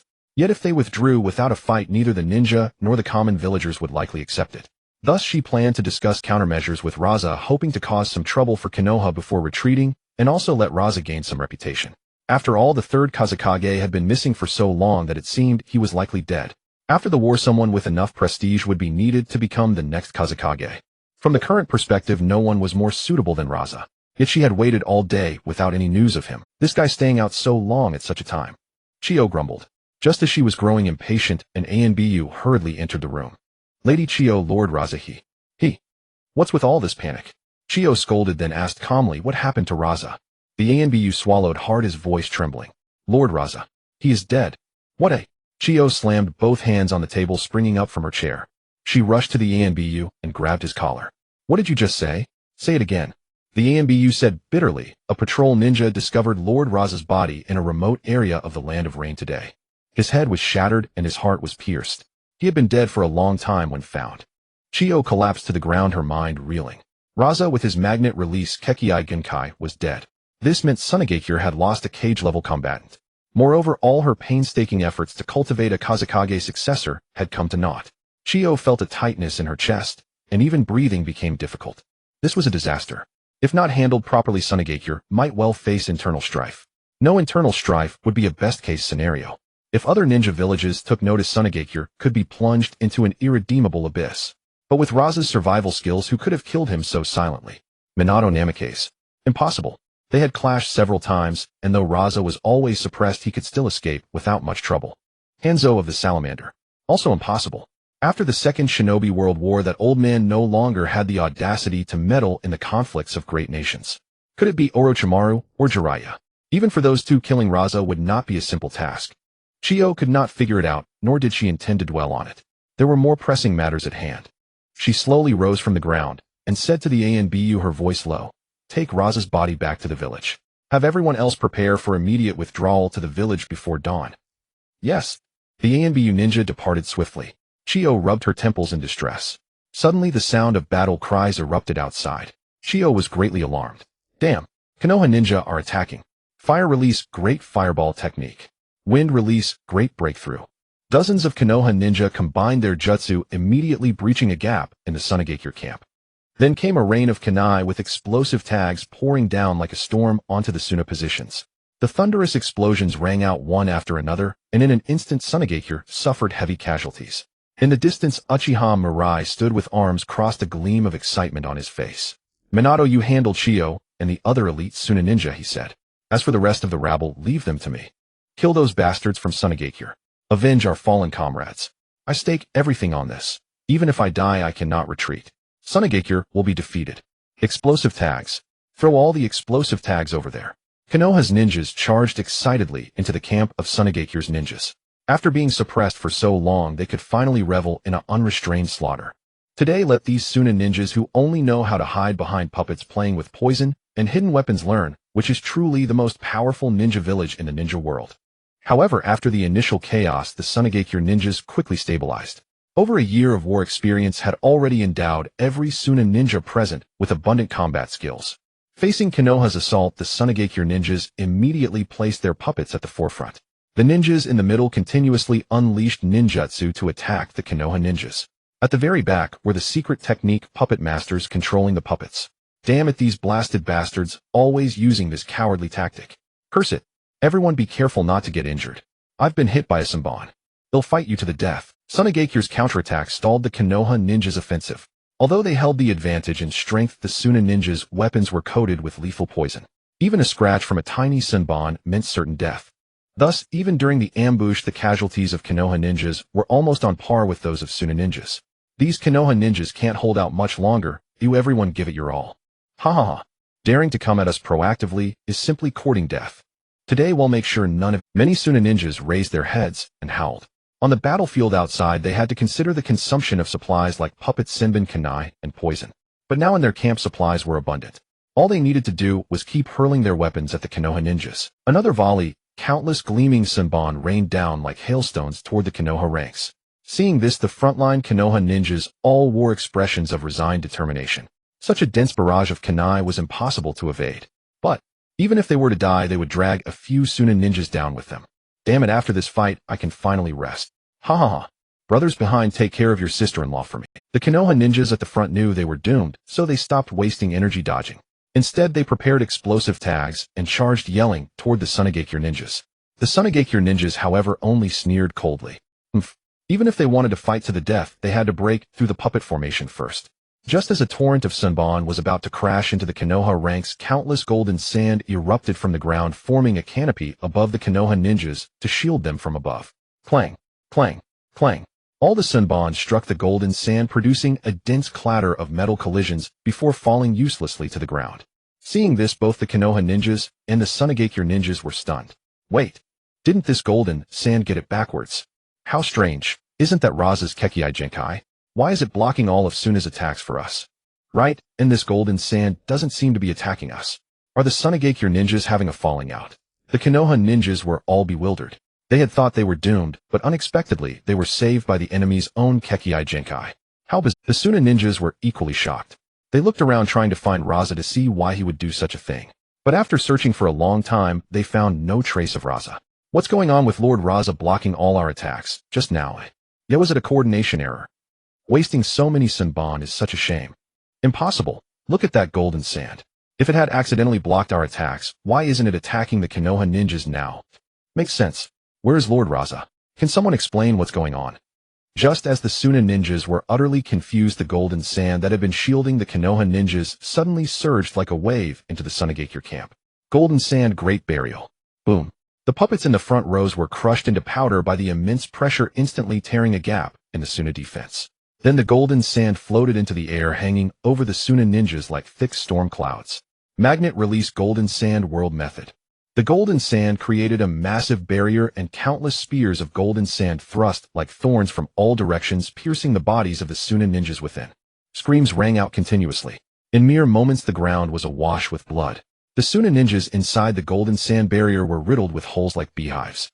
Uchiha Mirai sat cross-legged on the golden sand, drifting slowly from afar, and said softly to the Konoha ninjas below, "Fall back. Leave this to me." Only upon seeing Uchiha Mirai did the Konoha ninjas realize this golden sand was controlled by— No way. How can Uchiha Mirai control golden sand? I was wondering why the golden sand protected us. It's because Lord Mirai was controlling it. Magnet release Kekkei Genkai. Could it be that Lord Uchiha Mirai is actually an orphan adopted by the Uchiha clan? Bullshit. Haven't you seen Lord Mirai's Sharingan before? Speaking of which, look at Lord Mirai's eyes. They seem completely different from ordinary Sharingan. Regardless, Lord Mirai saved our lives. Let's follow orders and retreat first. The Konoha ninjas were baffled, and the Sunagakure ninjas were even more bewildered. They had thought the golden sand was controlled by Raza, but it turned out to be an Uchiha ninja. What was going on? Why could someone from Konoha use the magnet release Kekkei Genkai? Why is this golden sand attacking our own people? Did Raza drink some bad sake? Damn it, what is this? Where's Raza? Don't tell me it's really a Konoha ninja using magnet release. He killed so many of us in an instant. What a bastard. That opponent's eyes are strange. Could Lord Raza be under a jinjutsu? The Suna ninjas murmured among themselves, utterly dumbfounded. They couldn't understand why this golden sand was helping Konoha attack them. And when their proud magnet release Kekkei Genkai turned against them, they finally realized just how terrifyingly lethal this powerful ability truly was. Their most adept puppet technique couldn't even break through the defense of this golden sand.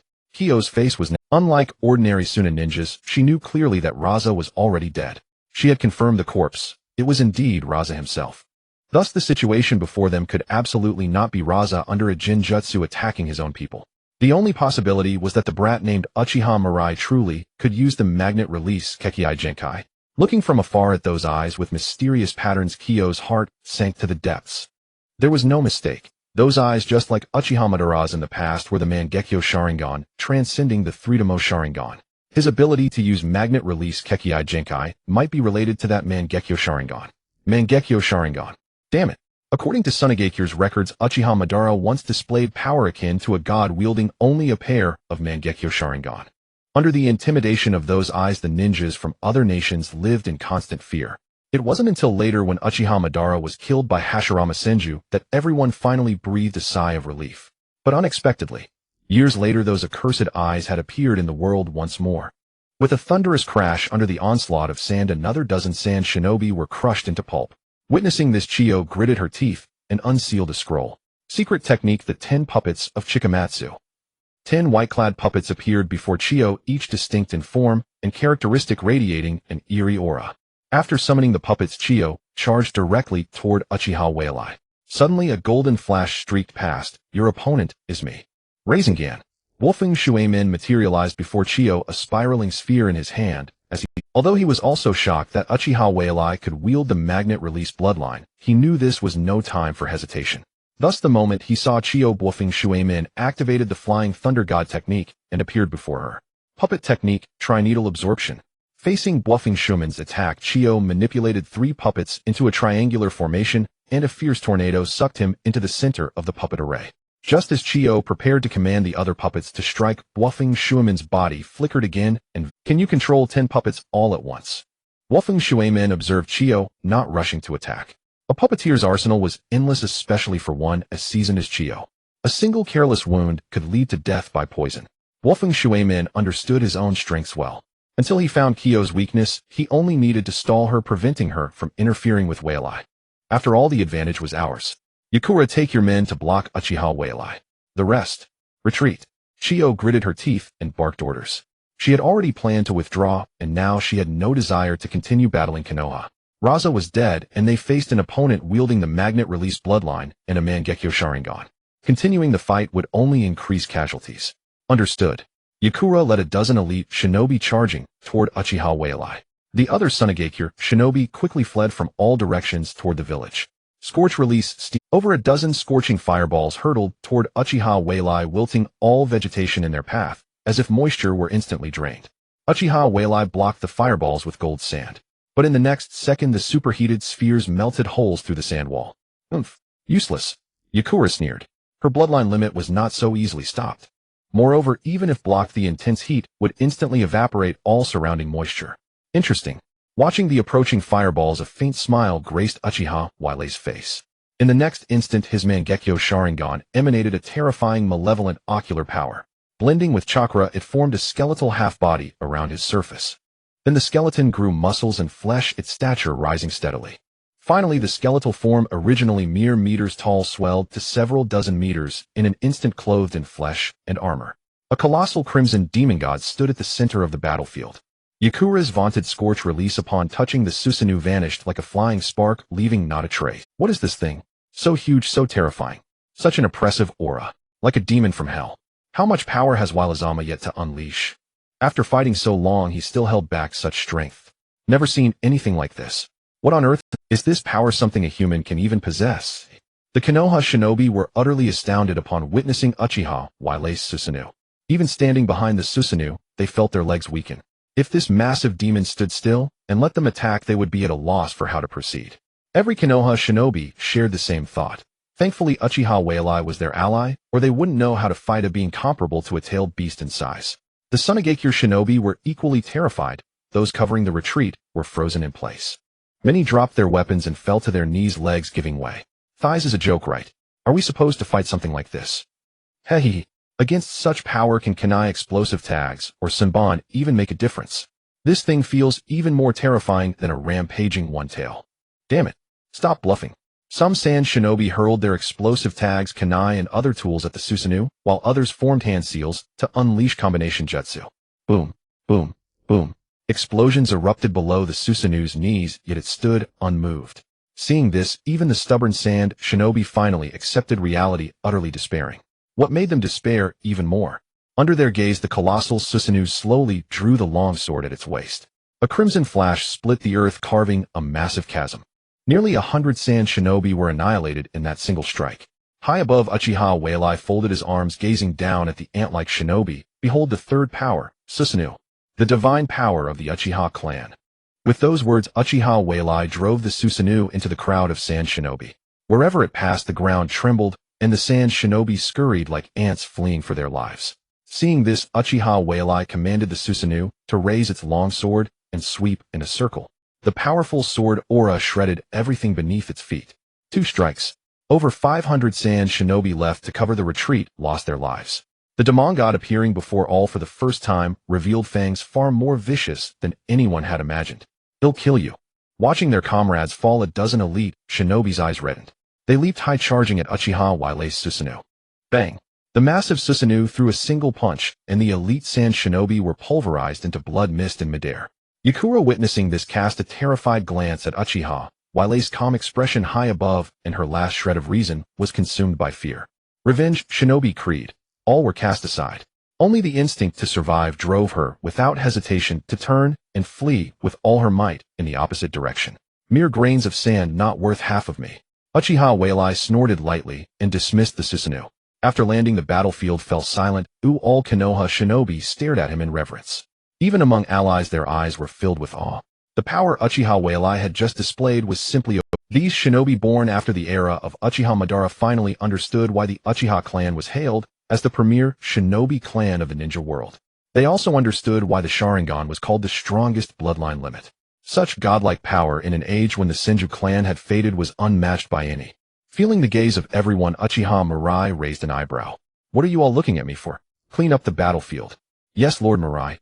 Upon hearing Uchiha Mirai's words, all the Konoha ninja present sprang into action, pretending to diligently clean up the battlefield. Although under the rampage of Susanoo, the battlefield seemed to have little need for cleaning. Actually, strictly speaking, Minato Namikaze was the supreme commander of this war. Whether to continue the pursuit or clean the battlefield, it should have been Minato Namikaze who issued the orders. But now no one questioned Uchiha Mirai's words. This young man who had just displayed overwhelming power had established enough authority in everyone's heart. Moreover, if it weren't for Uchiha Mirai, they wouldn't know how many sacrifices they would have had to make to secure victory in this war. With both kindness and authority, Uchiha Mirai had gained sufficient influence in the hearts of these Konoha ninja. Seeing this, Minato Namikaze said nothing more. He had a good relationship with Uchiha Mirai, and moreover the victory had been achieved so easily entirely because of Uchiha Mirai, so naturally, he wouldn't mind such things. Minato Namikaze approached Uchiha Mirai, hesitated, then couldn't help but ask, Mirai, the power you just used. Mangekyō Sharingan. Uchiha Mirai replied directly. Since he now possessed enough power, there was no need to continue hiding it. Otherwise, being constrained was truly uncomfortable. Moreover, apart from the system, the 2 Mangekyō Sharingan techniques, Tianchong Lizuan and Yuantian Yinming, were his true trump cards. Mangekyō Sharingan. Minato Namikaze gasped. As a disciple of Jiraiya, he had access to. He knew something about the Mangekyō Sharingan. He never expected that Uchiha Mirai had actually obtained such a legendary power. By the way, the ability to use magnet release Kekkei Genkai. Is that also the power of these eyes? Minato Namikaze asked curiously. Hearing this, Uchiha Mirai was momentarily stunned, then nodded imperceptibly. As expected of you, Hearing Uchiha Mirai's compliment, Minato Namikaze scratched his head sheepishly. I just made a random guess. After all, aside from the power of the Mangekyō Sharingan, I really can't think of any other reason why you could use magnet release Kekkei Genkai. Minato Namikaze lowered his voice and leaned close to Uchiha Mirai's ear. Mirai, the ability of your Mangekyō Sharingan. Can it even copy others' Kekkei Genkai? Since ordinary Sharingan can copy ordinary ninjutsu, wouldn't it be natural for the Mangekyō Sharingan to copy higher-level forbidden techniques, or even Kekkei Genkai? Logically sound. The imagination monster is indeed terrifyingly strong, Uchiha Mirai muttered to himself. Minato Namikaze's guess not only perfectly explained why he could use the various abilities he had plundered, but also helped conceal the true secret of his Mangekyō Sharingan. It was a win-win situation. Thinking this, Uchiha Mirai whispered, "This is a secret. You must not tell anyone." Upon hearing this, Minato Namikaze nodded solemnly. "Mirai, rest assured. I will never tell anyone about this." Although he felt that given Uchiha Mirai's performance today, others would likely reach the same conclusion, Minato Namikaze still vowed to keep the secret firmly. "Alright, if there's nothing else, I'll go back and rest first." Seeing Uchiha Mirai about to leave, Minato Namikaze opened his mouth. Uchiha Mirai looked puzzled. "What's wrong?" Hearing this, Minato Namikaze revealed his trademark smile. "Mirai, you haven't awakened your Mangekyō Sharingan for long, have you?" Uchiha Mirai glanced at Minato Namikaze, curiously unable to figure out what he was trying to say, and simply nodded. What's up?" "Then you probably haven't had time to think of a name for your newly acquired ability, right?" And then, "Oi, I just thought of a very cool name for you." Minato Namikaze revealed his true intention. Although this request might be a bit rude, I'm really talented at naming things. Minato Namikaze declared confidently, "Copy Mangekyō Super Round Dance Kekkei Acquisition Tri-Style. How about it? Doesn't it sound incredibly cool?" Uchiha Mirai's mouth twitched. He just remembered that in the original story, Minato Namikaze seemed to have a talent for terrible naming. Seeing Minato's expectant expression, Uchiha Mirai patted his shoulder. "The name is great. Don't come up with another one next time. Minato, you're different from others. Don't focus your energy on naming things in the future." Watching Uchiha Mirai's retreating figure, Minato Namikaze scratched his head in confusion. Was that an agreement or not? "Hey, you should make it clear." After the two left, the Konoha ninja present couldn't help but start discussing. "Phew. After Lord Mirai left, it feels like breathing is much easier. The pressure was just too intense." "Yeah, so the Uchiha clan's Kekkei Genkai can be this strong. No wonder they were able to found Konoha together with the Senju clan. Even now, recalling the scene of Lord Mirai's attack, I feel a lingering fear. If I had to face such an enemy, I would have been hopeless." That's right, killing over 500 Sunigakure ninja in one go. Such power is terrifying. Actually, it wasn't that he could kill over 500 in one go, it was because there were only over 500 Sunigakure ninja at that time. The Konoha ninja marveled repeatedly. More and more people joined the discussion, and everyone grew more animated. Speaking of which, Lord Mirai was just too cool just now. He single-handedly routed the Sunigakure ninja. Even the third Hokage, known as the strongest Hokage, probably couldn't have done what happened today, right? Having a powerhouse like Lord Mirai in the village is truly reassuring. When I get back, I'm definitely going to tell my friends all about today. They'll be absolutely shocked.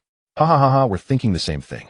Uchiha Mirai arrived at his room, opened the prearranged barrier, and began to inspect the gains from this battle. With a thought, a sky-blue, translucent panel appeared before his eyes. Name: Uchiha Mirai, Physique 1055, Spirit 982, Chakra 975, Kekkei Genkai, Mangekyō Sharingan.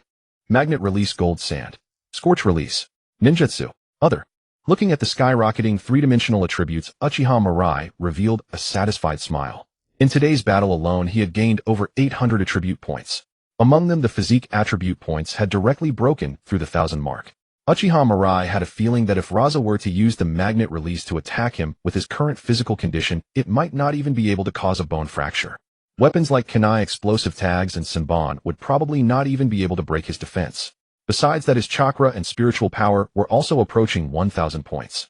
According to the traditional measurement units of the ninja world, Uchiha Mirai estimated that his chakra was over 1,000 calories. As for spiritual power, Uchiha Mirai felt that his eyes were already showing signs of evolving again.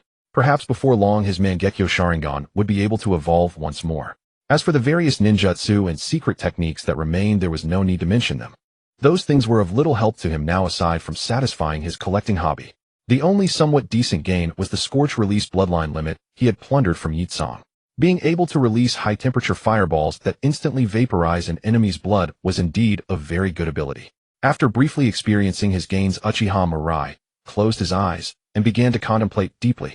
He needed to quickly familiarize himself with his skyrocketing attributes, turning them into power that he could wield as easily as his own limbs. Sunigakure. The fierce wind blew, swirling up a sky full of yellow sand. All the pedestrians on the road were dressed in black, their expressions solemn and grave.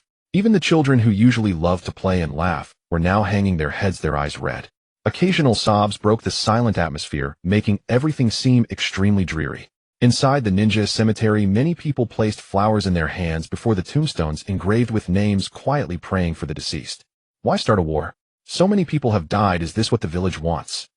Grandma Chiyo can't let go of the hatred for her son and daughter-in-law, so she uses our sons and daughters-in-law's lives to take revenge. People have died, the village has been defeated, and the future days will probably be even harder. We clearly had the best ninjas in the entire ninja world, yet we ended up in such a situation. Chiyo is the villain of our village. Chill. Discussing this so loudly, do you want to die? My family only has me left, so if they want to kill me, let them come. I'm not afraid either. We lost the third Kazekage, and now even Lord Raza has died on the battlefield. This is all Kiyo's fault.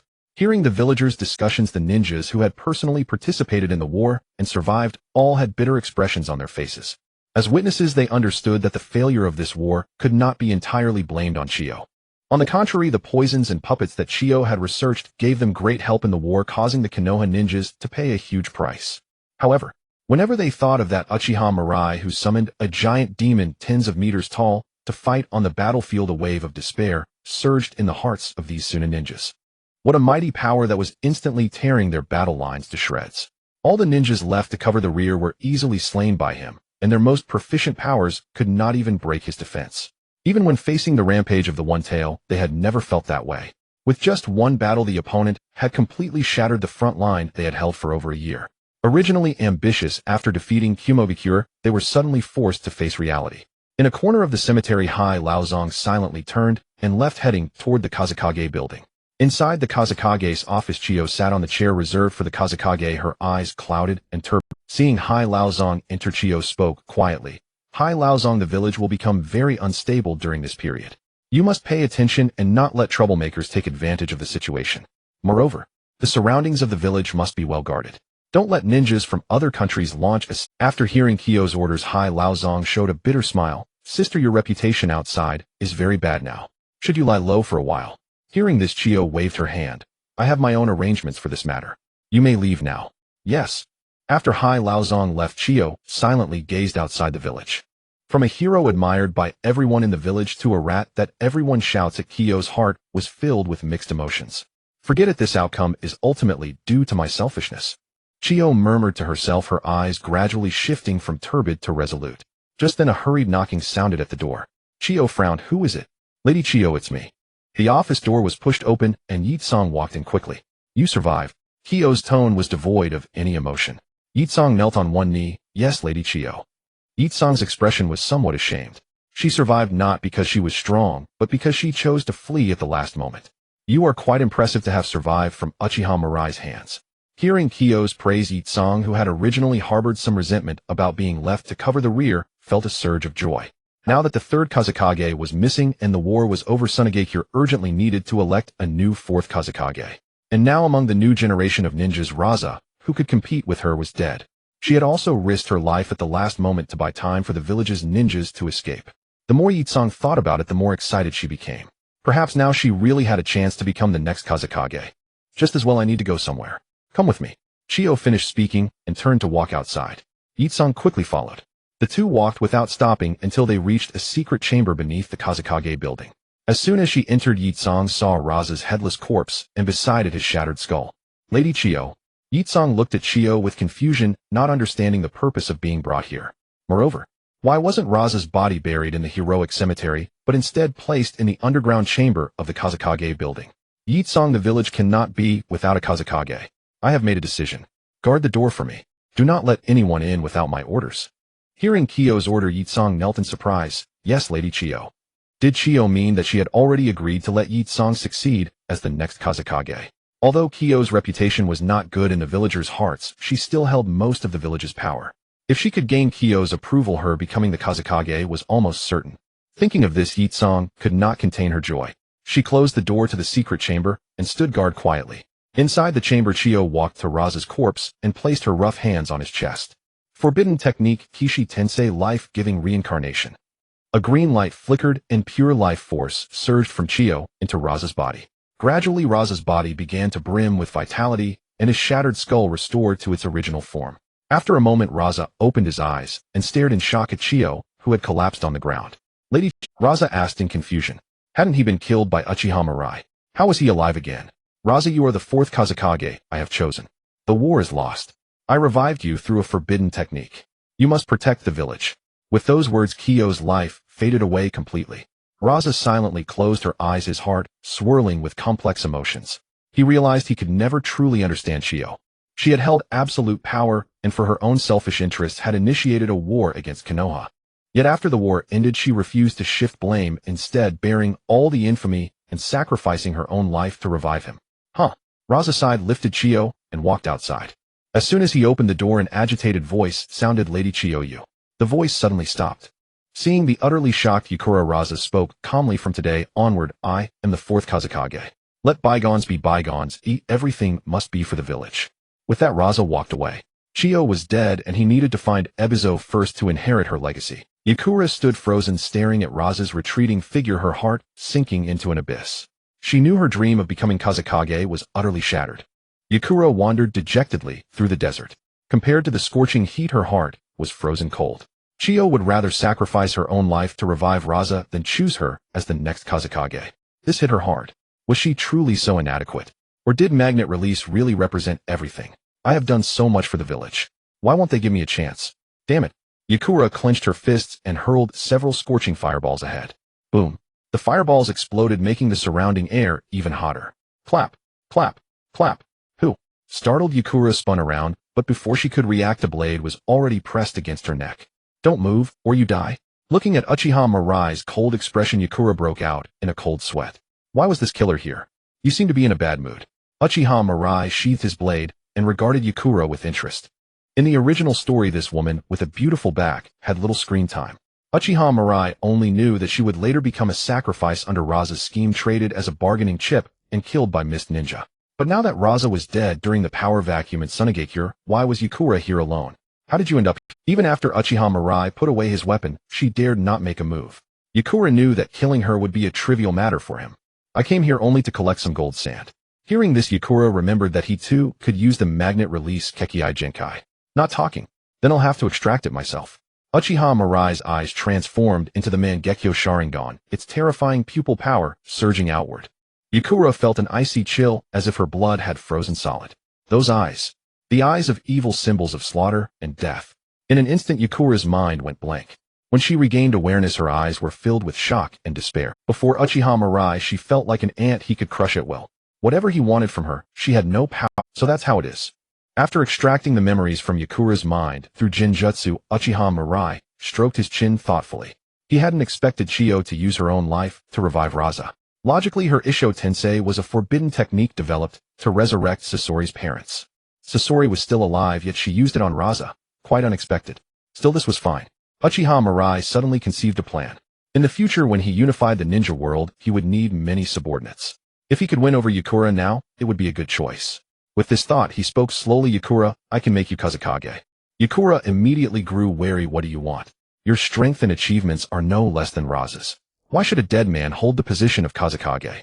If you wish, I can help you kill Raza." At these words, Yukura stepped back several paces. "Don't try to sow discord. I will never betray my village." Ha ha ha. Uchiha Mirai laughed loudly. How naive. Yukura, I've already seen your future, and even if you remain loyal to your village, you will become a sacrificial pawn in the village's political games. Hearing this, Yukura said in a low voice, "You underestimate me if you think such words can make me betray my... Even if you kill me, I will never yield to someone like you." Seeing her determination, Uchiha Mirai shrugged nonchalantly. "If you don't believe me, let's wait and see. This is a special kunai of mine. If you're in danger, inject chakra into it, and it'll sense it immediately. Keep it on you. I don't want to hear news of your death next time."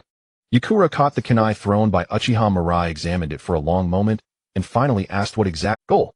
Uchiha Mirai thought for a moment. "If I must say, I just want to bring true peace to the ninja world. This world has been rotten for too long. I intend to establish a new order." Hearing this, Yukura was stunned. She never imagined that Uchiha Mirai's ambition was so vast. Establish a new order and achieve true peace. If anyone else had said this, Yukura would have scoffed. But recalling his terrifying power, she inexplicably felt a shred of conviction. If it were this man, perhaps he really could accomplish such a goal. "Remember what I said." Uchiha Mirai waved his hand. "Good luck." Watching Uchiha Mirai disappear, Yukura slumped to the ground. Only then did she realize her back was completely soaked with cold sweat. After hesitating for a while, she still placed the kunai given by Uchiha Mirai into her tool pouch. Setting aside their opposing stances, there was something about him that intrigued her greatly. After all, it was just a kunai, carrying it would do no harm. She was curious to see whether the things Uchiha Mirai had said would actually happen to her.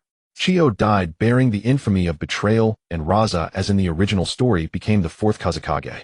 The war between Konoha and Tsunegakure was declared concluded. Uchiha Mirai and Namikaze Minato led the frontline ninja back to Konoha. Upon returning, they were once again greeted by the cheering crowds of villagers. Unlike the aftermath of the war with Kumogakure, this time Uchiha Mirai was unmistakably the central figure. His exploits on the Tsunegakure battlefield had become widely known. Having secured 2 decisive victories for the village in consecutive wars, he was elevated to the status of a hero in the eyes of the villagers. Is this Lord Mirai? A true young hero, so young, yet possessing such immense power. He is also very handsome. I would love to marry a boy like him. The Uchiha clan truly lives up to its reputation as a noble ninja clan. The power of the Sharingan is astonishing. Thanks to Lord Mirai, otherwise the war would not have ended so soon. Indeed, seeing the new generation of Konoha ninja capable of standing on their own is truly reassuring. The villagers lavished their praise without restraint, and even the Uchiha clan's image in their hearts improved considerably. Among the Konoha ninja, Uchiha Mirai's prestige soared to a great height. After all they had witnessed with their own eyes, the terrifying power lurking within his body. Seeing the crowd's cheers, Namikaze Minato sighed with admiration. Mirai, your popularity is truly high. In response to Namikaze Minato's envious gaze, Uchiha Mirai shrugged. I've tried to keep a low profile, but I still end up shining in the crowd.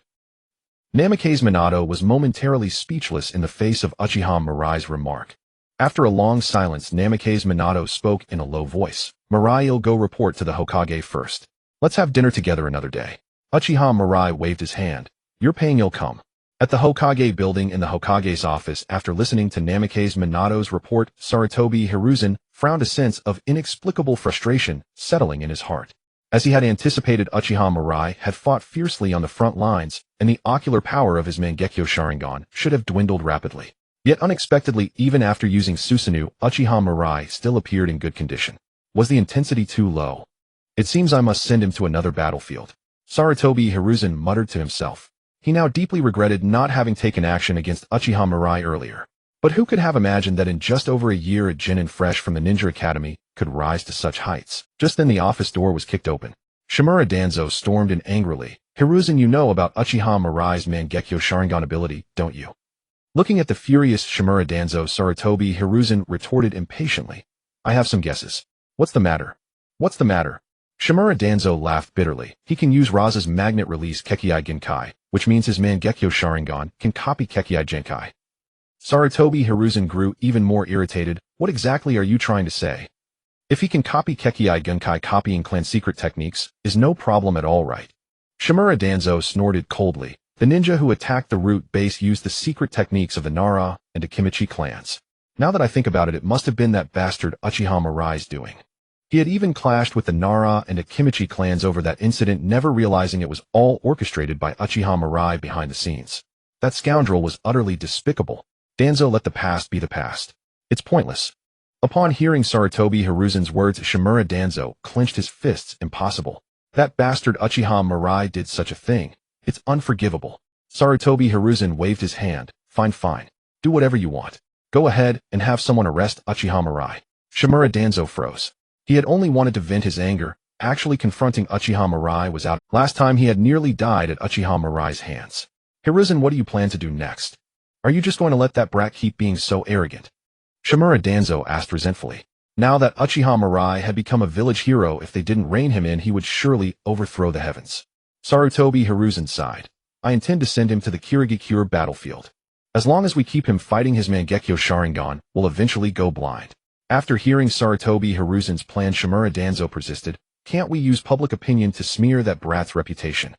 At that, Sarutobi Hiruzen shot Shimura Danzo a contemptuous glance. Uchiha Mirai has just achieved great merit and enjoys high prestige among the villagers. You want to ruin his reputation. Have you lost your mind? After speaking, the two fell into silence. Since taking control of Konoha, they had never felt so cornered. Sometimes they truly couldn't understand. Having weathered countless storms, why were they being driven to such a state by a mere brat? Returning to the clan compound, Uchiha Mirai found it unusually quiet. Upon inquiry, he learned that after he had been dispatched to the Tsunegakure battlefield, Kirigakure had declared war on Konoha, and the Uchiha clan's ninja had been sent to the Kirigakure front. Even Uchiha Fugaku, the next clan head, had been dispatched to the front lines. However, word had it that the battle there was going poorly and many clan members had fallen. Uchiha Mirai was not surprised by this. Such a perfect opportunity to weaken the Uchiha clan. Sarutobi Hiruzen and his ilk would not let it slip. At home, Uchiha Mirai glanced at the white snake in the corner and snorted. Entering the living room, he sat cross-legged. Orochimaru coming uninvited is hardly polite. At his words, Orochimaru's figure appeared opposite him. Mirakin, congratulations on another great achievement. Now you've become the village's hero. Uchiha Mirai did not respond to the flattery. Have you come to accept my Orochimaru paused, then said slowly, if you can truly achieve what you claim, I will agree to your terms. I came to warn you. Shimura Danzo recently had me perform a surgery on him. He now possesses both Hashirama cells and the Uchiha clan's Sharingan. Upon hearing Orochimaru's intelligence, Uchiha Mirei's face showed a hint of surprise. I never expected you, Orochimaru, to come specifically to tell me these things. Orochimaru smiled faintly. I'm just finding a way out for myself. He had lost trust in Sarutobi Hiruzen and Shimura Danzo. Now that Konoha was under attack from all sides, it was the perfect time to make a name for oneself. But after returning from the battlefield at Kumogakure, Sarutobi Hiruzen had been doing everything he could to keep him in the village. The implication was clear. If the third Hokage truly intended to groom him as a successor, the frontline commander should have been him by now. Since a rift had already formed between them, he might as well invest in Uchiha Mirai. Otherwise, if things really developed as Uchiha Mirai had predicted, he would likely end up as a rogue ninja from Konoha. Lord Mirai, the third Hokage, and Shimura Danzo have inherited the second Hokage's will and have always been wary of the Uchiha clan. You should be careful. Recently, Uchiha Mirai's actions had been a bit too conspicuous. Defeating the Raikage, killing the 7 ninja swordsmen, slaying Raza. And it was said he had awakened the legendary Mangekyō Sharingan.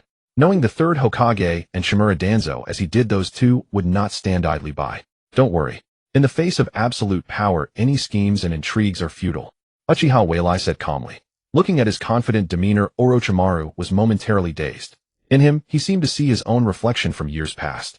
Unfortunately, having experienced so many harsh realities, he had long lost the youthful exuberance of those days. Thinking this, Orochimaru couldn't help but remind him, Lord Mirai, sometimes power is not the only way to confront an opponent. Your adversary might strike you a fatal blow from a moral standpoint. Just like Tsukumo Hatake back then. However, to Orochimaru's surprise, Uchiha Mirai merely smiled faintly. As long as my moral standards are low enough, they can't affect me much. Orochimaru was taken aback, then chuckled. Lord Mirai, you never cease to amaze me. Alright, let's end our conversation here. Uchiha Mirai waved his hand. Orochimaru, is there anything else? Seeing the dismissal, Orochimaru pretended not to notice, his vertical pupils filled with curiosity. I heard Lord Mirai's culinary skills are quite impressive. I'd like to taste them myself. Before Uchiha Mirai could refuse, Orochimaru quickly added, consider it my reward for coming all the way to deliver the intelligence. Uchiha Mirai looked at Orochimaru's smug expression and smiled. Then wait a moment. I was just getting hungry myself. After a while, Uchiha Mirai returned to the room, carrying a large basin of steaming hot soup. The aroma caught Orochimaru's attention. What a delightful fragrance. Lord Mirai, what soup is this? Snake stew. Orochimaru narrowed his eyes. I don't eat snake meat. Then you're missing out on a treat. Before long, watching Uchiha Mirai eat heartily, Orochimaru couldn't resist taking a taste. It was delicious. After seeing Orochimaru off, Uchiha Mirai returned to his room. He took out a small gourd he had purchased earlier and began to engrave sealing formulas on it. During the battle at Sunagakure, he had to summon gold dust from the summoning scroll. Each time, he used it, which was not only troublesome, but also lacked style. So after returning, Uchiha Mirai specifically bought a small gourd that could be hung at his waist. Once the sealing formulas were engraved on it, he could seal a large amount of gold dust inside the gourd, making it convenient to use and also stylish. Although engraving sealing formulas was energy-consuming, style was a lifetime commitment, no compromises. It went on until evening. Thanks to the rich experience gained from Namikaze Minato and Uzumaki Kushina, Uchiha Mirai's small gourd was finally completed.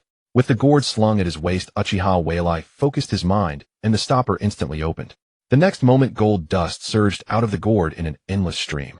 Then, under Uchiha Mirai's control, all the gold dust returned to the gourd. The entire process was incredibly smooth, and Uchiha Mirai nodded in satisfaction. It was done. Just then a knock came at the door. Soon after, the voice of Yuhi Kurenai sounded. Mirai, are you coming? As Uchiha Mirai opened the door, Yuhi Kurenai immediately threw herself into his arms. Mirai, you've grown taller again. Back when they were at the Ninja Academy, Uchiha Mirai was about the same height as her, but now he was a head taller. Uchiha Mirai patted her head and smiled. Why did you come looking for me at the clan compound? Yuhi Kurenai pouted a little aggrievedly. You never come to find me, so I had to come to you. Seeing her like this, Uchiha Mirai felt a mix of emotions. The once tsundere little girl was now showing signs of developing into a mature woman. Mirai, aren't you going to invite me in? Hearing her words, Uchiha Mirai's heart stirred. Come on in then. I happen to have time today, so will personally guide you in your training. The next day, Uchiha Mirai walked out of the house with Uchiha Mirai, whose cheeks were flushed red. Only when they reached outside the clan compound did Uchiha Mirai stop and look at her seriously. Kurenai, you still have a lot of room for improvement in taijutsu. Next time I'm free, I'll give you some proper guidance. Uchiha Mirai lowered her head and hummed softly, big jerk, no way. Watching her flee in embarrassment, Uchiha Mirai let out a soft laugh. Just as he was about to go back, a masked Anbu appeared before him. Uchiha Mirai, the third Hokage, orders you to set off immediately to reinforce the battlefield at Kirigakure. The Anbu handed a scroll to Uchiha Mirai. After opening it and reading the contents, a cold smile crept across his face. They really didn't want to give him a moment's rest. Having just returned from the Sunigakure battlefield, they were sending him to the Kirigakure front. For an ordinary Mangekyō wielder, such treatment would likely lead to blindness soon enough, wouldn't it? Unfortunately, Sarutobi Hiruzen and Shimura Danzo would never realize that this only made him stronger. Uchiha Mirai put away the scroll and waved at the Anbu. I understand. He'll set out tomorrow. He had promised to have dinner at Namikaze Minato's house today, and he couldn't break that promise. Hearing his reply, the Anbu's tone turned displeased. Uchiha Mirai, the third Hokage's order is for you to depart immediately. Uchiha Mirai raised an eyebrow and walked slowly toward the Anbu. Are you threatening me? Feeling the overwhelming pressure, the Anbu ninja couldn't help but step back. Only then did he remember that the young man before him was not one to be trifled with. He was a born killer who had made countless cloud and sand ninjas tremble on the battlefield. With that thought, the Anbu ninja's voice trembled slightly. I'm just emphasizing the third Hokage's order. Uchiha Mirai said calmly, just go back and report. I believe the third Hokage will have no objections to my decision. If he does, have him come talk to me personally. After Uchiha Mirai left, the Anbu ninja finally let out a long sigh of relief. When Uchiha Mirai had been staring at him, he truly felt as if he could be killed at any moment. The Uchiha clan is really not to be messed with. I mustn't be so impulsive next time. The Anbu ninja admonished himself inwardly, then used the body flicker technique to vanish. Such matters were better left for the third Hokage to worry about. That bastard. Hiruzen Sarutobi slammed his hand on the desk after hearing the Anbu ninja's report. After years of wielding power, few dared to challenge his authority so openly. How dare he refuse his orders in public, even saying that if he disagreed, he should come find him in person. That Uchiha Mirai kid was far too arrogant. Did he still regard him as the Hokage? Lord Hokage, shall I lead a team to apprehend Uchiha Mirai? The Anbu ninja asked, seeing Hiruzen's anger. Hiruzen paused, then gritted his teeth. Leave him be. Let him do as he pleases. Hearing this, the Anbu ninja's mind churned with disbelief. He had considered countless possibilities, but never that the third Hokage would choose to yield. Despite his fury, he had decided to let the blatant defiance slide. Was Uchiha Mirai already so powerful? You may go. Remember, speak of this to no one. Yes. After the Anbu departed, Hiruzen took a drag from his pipe, his eyes devoid of their usual warmth and kindness. In their place was a grim, sinister expression. Uchiha Mirai, continue your arrogance. When your eyes go blind, they'll show you the consequences of defying me. Inside the apartment, Uchiha Mirai looked at the scroll Minato Namikaze had placed in his hand, puzzled. Minato, what is this? Minato smiled. This scroll contains some sealing techniques. They might be of help to you. Sealing technique, why are you giving me this? Hearing Mirai's question, Kushina Uzumaki came out of the kitchen. You've helped us so much. We have nothing else to offer, so we wanted to give you this as a token of gratitude. As a genius of the Uchiha clan, Mirai certainly lacked no ninjutsu resources within the clan, so after much thought, she and Minato decided to present him with some sealing techniques. These were lost secret arts of the Uzumaki clan, which Mirai likely had never encountered. Minato patted Mirai's shoulder. Mirai, don't be polite. Without you, the war with Sunigakure wouldn't have ended so quickly.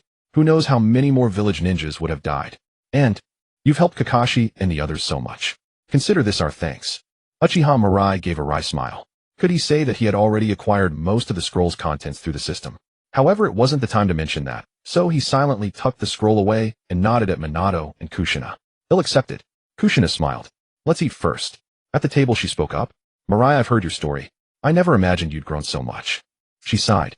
I envy you and Minato being able to be true ninjas out in the field. Mirai chuckled lightly.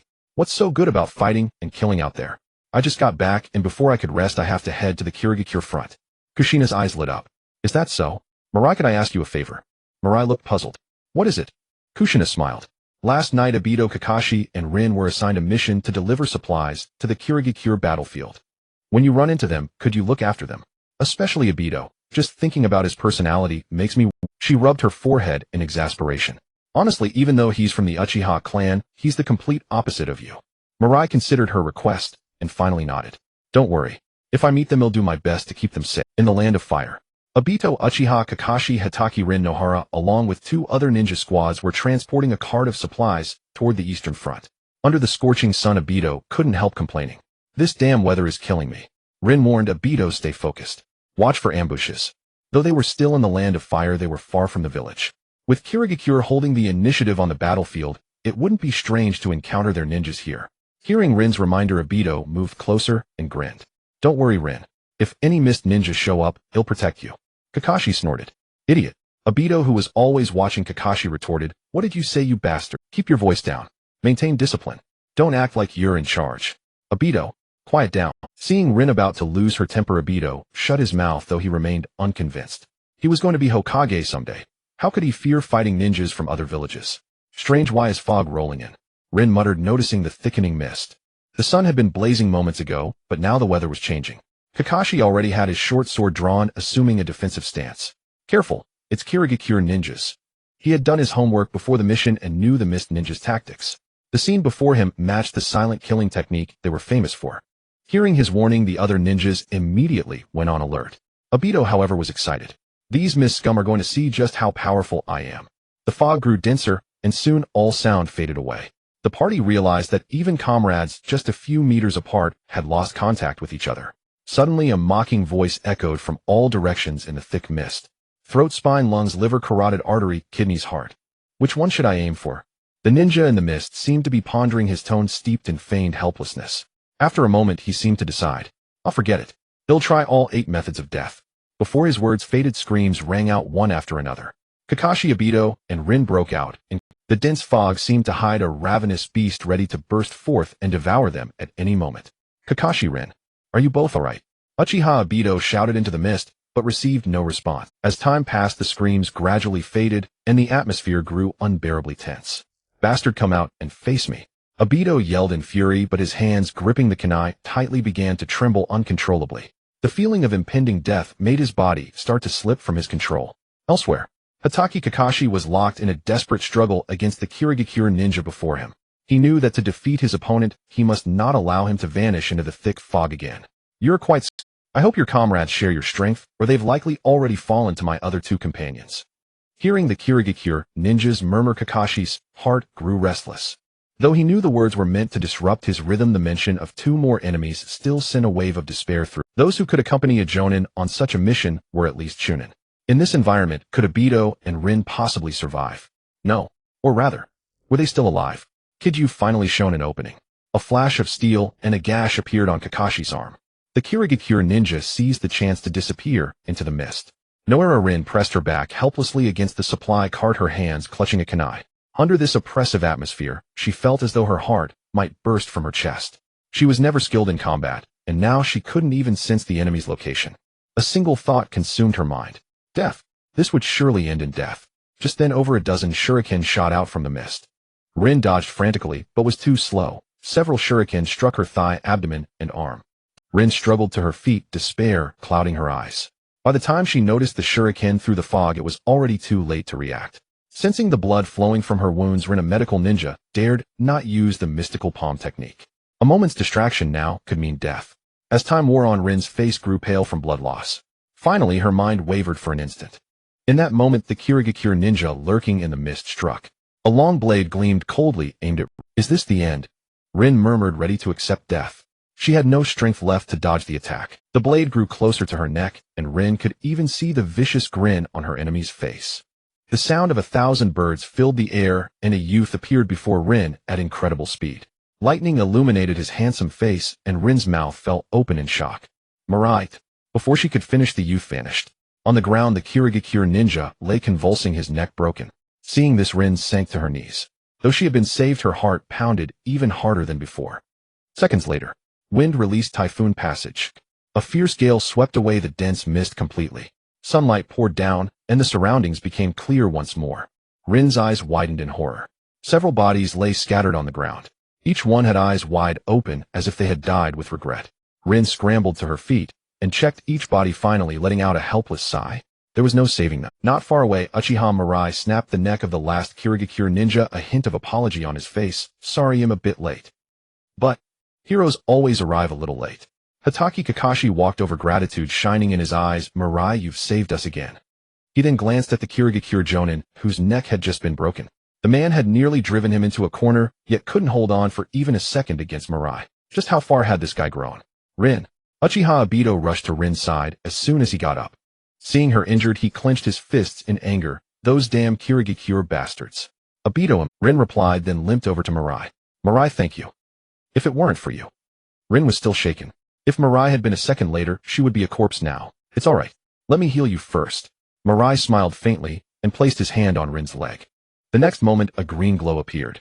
Rin's wounds healed visibly. Wow. Mirai, you know medical ninjutsu too. Rin exclaimed. The mystical palm technique Mirai had just used was far superior to hers. What could... To her amazement, Mirai casually replied, it never hurts to have more skills. Learning more is always good. Overhearing this, Kakashi's eyes flickered with confusion. Wait, that's not what you told me back then. Obito, meanwhile, was grinding his teeth in frustration. Damn it. This bastard actually dared to. He should have learned medical ninjutsu too. Huh. Obito, your eyes. Rin looked at Obito with surprise. Kakashi also stared in astonishment. Noticing their expressions, Obito rubbed his eyes in confusion. What's wrong? Rin took out a small mirror from her ninja pouch. See for yourself. Obito took the mirror, and his eyes widened. He had awakened his Sharingan. Ha ha ha. I finally awakened it. This is great. Obito put his hands on his hips and laughed, then turned to Kakashi and Mirai. Just wait, I'll surpass you both soon. Kakashi rolled his eyes. Idiot. Mirai said flatly. Ao Netamo Sharingan, so impressive. Obito, look at my eyes. A pair of Mangekyō Sharingan with terrifying ocular power appeared, and Obito's grin froze. Bastard, are you showing off? Mirai nodded. Yes, jealous. You insufferable jerk. Watching Obito stomp his feet in rage, Mirai frowned. Keep it down, you're disturbing my treatment of Rin. With that, Mirai moved his hand from Rin's leg to her abdomen. Seeing this, Obito was on the verge of tears. He really wanted to kill that bastard. After providing some basic medical treatment to Noara, Rin and the others, Uchiha Mirai decided to travel with them. Otherwise, given their current state, encountering another attack from Kirigakure ninja would spell certain doom. Mirai, are you sure it's alright to accompany us? Noara Rin asked with a hint of concern. Ordinarily, missions to support the front lines were extremely urgent and brooked no delay. If escorting these supplies delayed her, it could cause trouble. To this, Uchiha Mirai simply waved her hand. Don't worry, the village can't do anything to me. Hearing Uchiha Mirai's response, Noara Rin felt the phrasing was a bit off. Shouldn't it be more like, the village won't do anything to me? Seeing his goddess chatting so warmly with another man, Uchiha Obito spoke up with some irritation. Uchiha Mirai, if you have a mission, just go ahead. I've already awakened the power of the Sharingan now. If we run into those Kirigakure ninja again, it'll definitely defeat them all. Hearing Uchiha Obito's declaration, Uchiha Mirai snorted coldly. Obito, I don't expect you to be grateful, but at least don't treat your savior like this, alright? At that, Uchiha Obito clenched his fists in defiance. Who asked you to save me? Uchiha Mirai glanced at him. You don't need me to save you, but what about Rin? Because of your incompetence, Rin was almost killed. Hearing those words, Uchiha Obito finally felt. Noara Rin, sensing the heavy atmosphere, took the initiative to explain. Mirai, that's just how Obito is. Deep down, he's actually very gentle and knows how to repay kindness. Uchiha Mirai laughed. Gentle at heart. So gentle that he joined forces with Uchiha Itachi to annihilate the Uchiha clan. Grateful. So grateful that he placed explosive tags on Naruto's swaddling clothes and forcibly extracted the nine tails from Uzumaki Kushina's body. However, thinking of Uzumaki Kushina's appearance, Uchiha Mirai deliberately reminded them, I'm protecting you because Kushina specifically asked me to. Though she's in the village, she worries about you all deeply. Especially you, Obito. You're the one she's most concerned. After hearing Uchiha Mirai's words, Uchiha Obito muttered softly, geez, I'm not that bad. Seeing his reaction, Uchiha Mirai decided not to say more. His fate would depend on his own choices. Eastern border.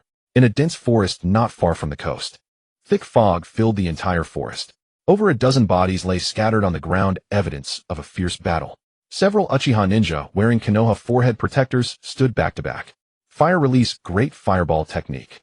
Over a dozen of them unleashed the fire jutsu simultaneously, instantly evaporating the dense fog for several meters around.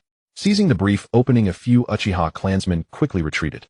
However, within moments the fog shrouded everything once again. Seeing this, one Uchiha gritted his teeth. Lord Fugaku, take the others and go first. Well, hold them off. Uchiha Fugaku shook his head. No, we leave together. Lord Fugaku, you are the next clan head of the Uchiha. You must not die here. Yes, retreat quickly, or none of us will make it. Lord Fugaku, now is not the time for hesitation. Well, sacrifice ourselves to block the Kirigakure ninja for you. Watching his clansmen's resolute expressions, Uchiha Fugaku was momentarily at a loss. Seeing his hesitation, an older Uchiha ninja spoke gravely. Inabi Tetsuka Yashiro. The three of you must ensure Fugaku returns safely. Yes. Three young ninja immediately stood beside Uchiha Fugaku. The rest of you line up and let no one pass. Yes. The fog gradually thinned. Uchiha Fugaku had already forgotten how he broke through the Kirigakurens. His mind was filled with the dying screams of his clansmen. Uchiha Fugaku was filled with regret. If it weren't for his greed for glory and reckless advance, they would never have fallen into the Kirigakure ambush, nor would this disaster have occurred. Nearly 30 men, only 4 escaped. Those who followed him were all elite ninja of the Uchiha clan. An intense surge of emotion spread through Uchiha Fugaku's mind. Uchiha Fugaku's eyes began to spin rapidly. Soon the 3 black tomo merged into one, forming a complex, mysterious pattern. Mangekyō Sharingan. The intense shock of awakening overwhelmed him, and Uchiha Fugaku's vision went black as he fainted. When he opened his eyes again, Uchiha Fugaku found himself back in the Konoha camp. My eyes. Recalling the events before he blacked out, Uchiha Fugaku picked up a mirror and immediately saw his 3-tomo Sharingan. With a thought, his eyes transformed into the Mangekyō Sharingan pattern.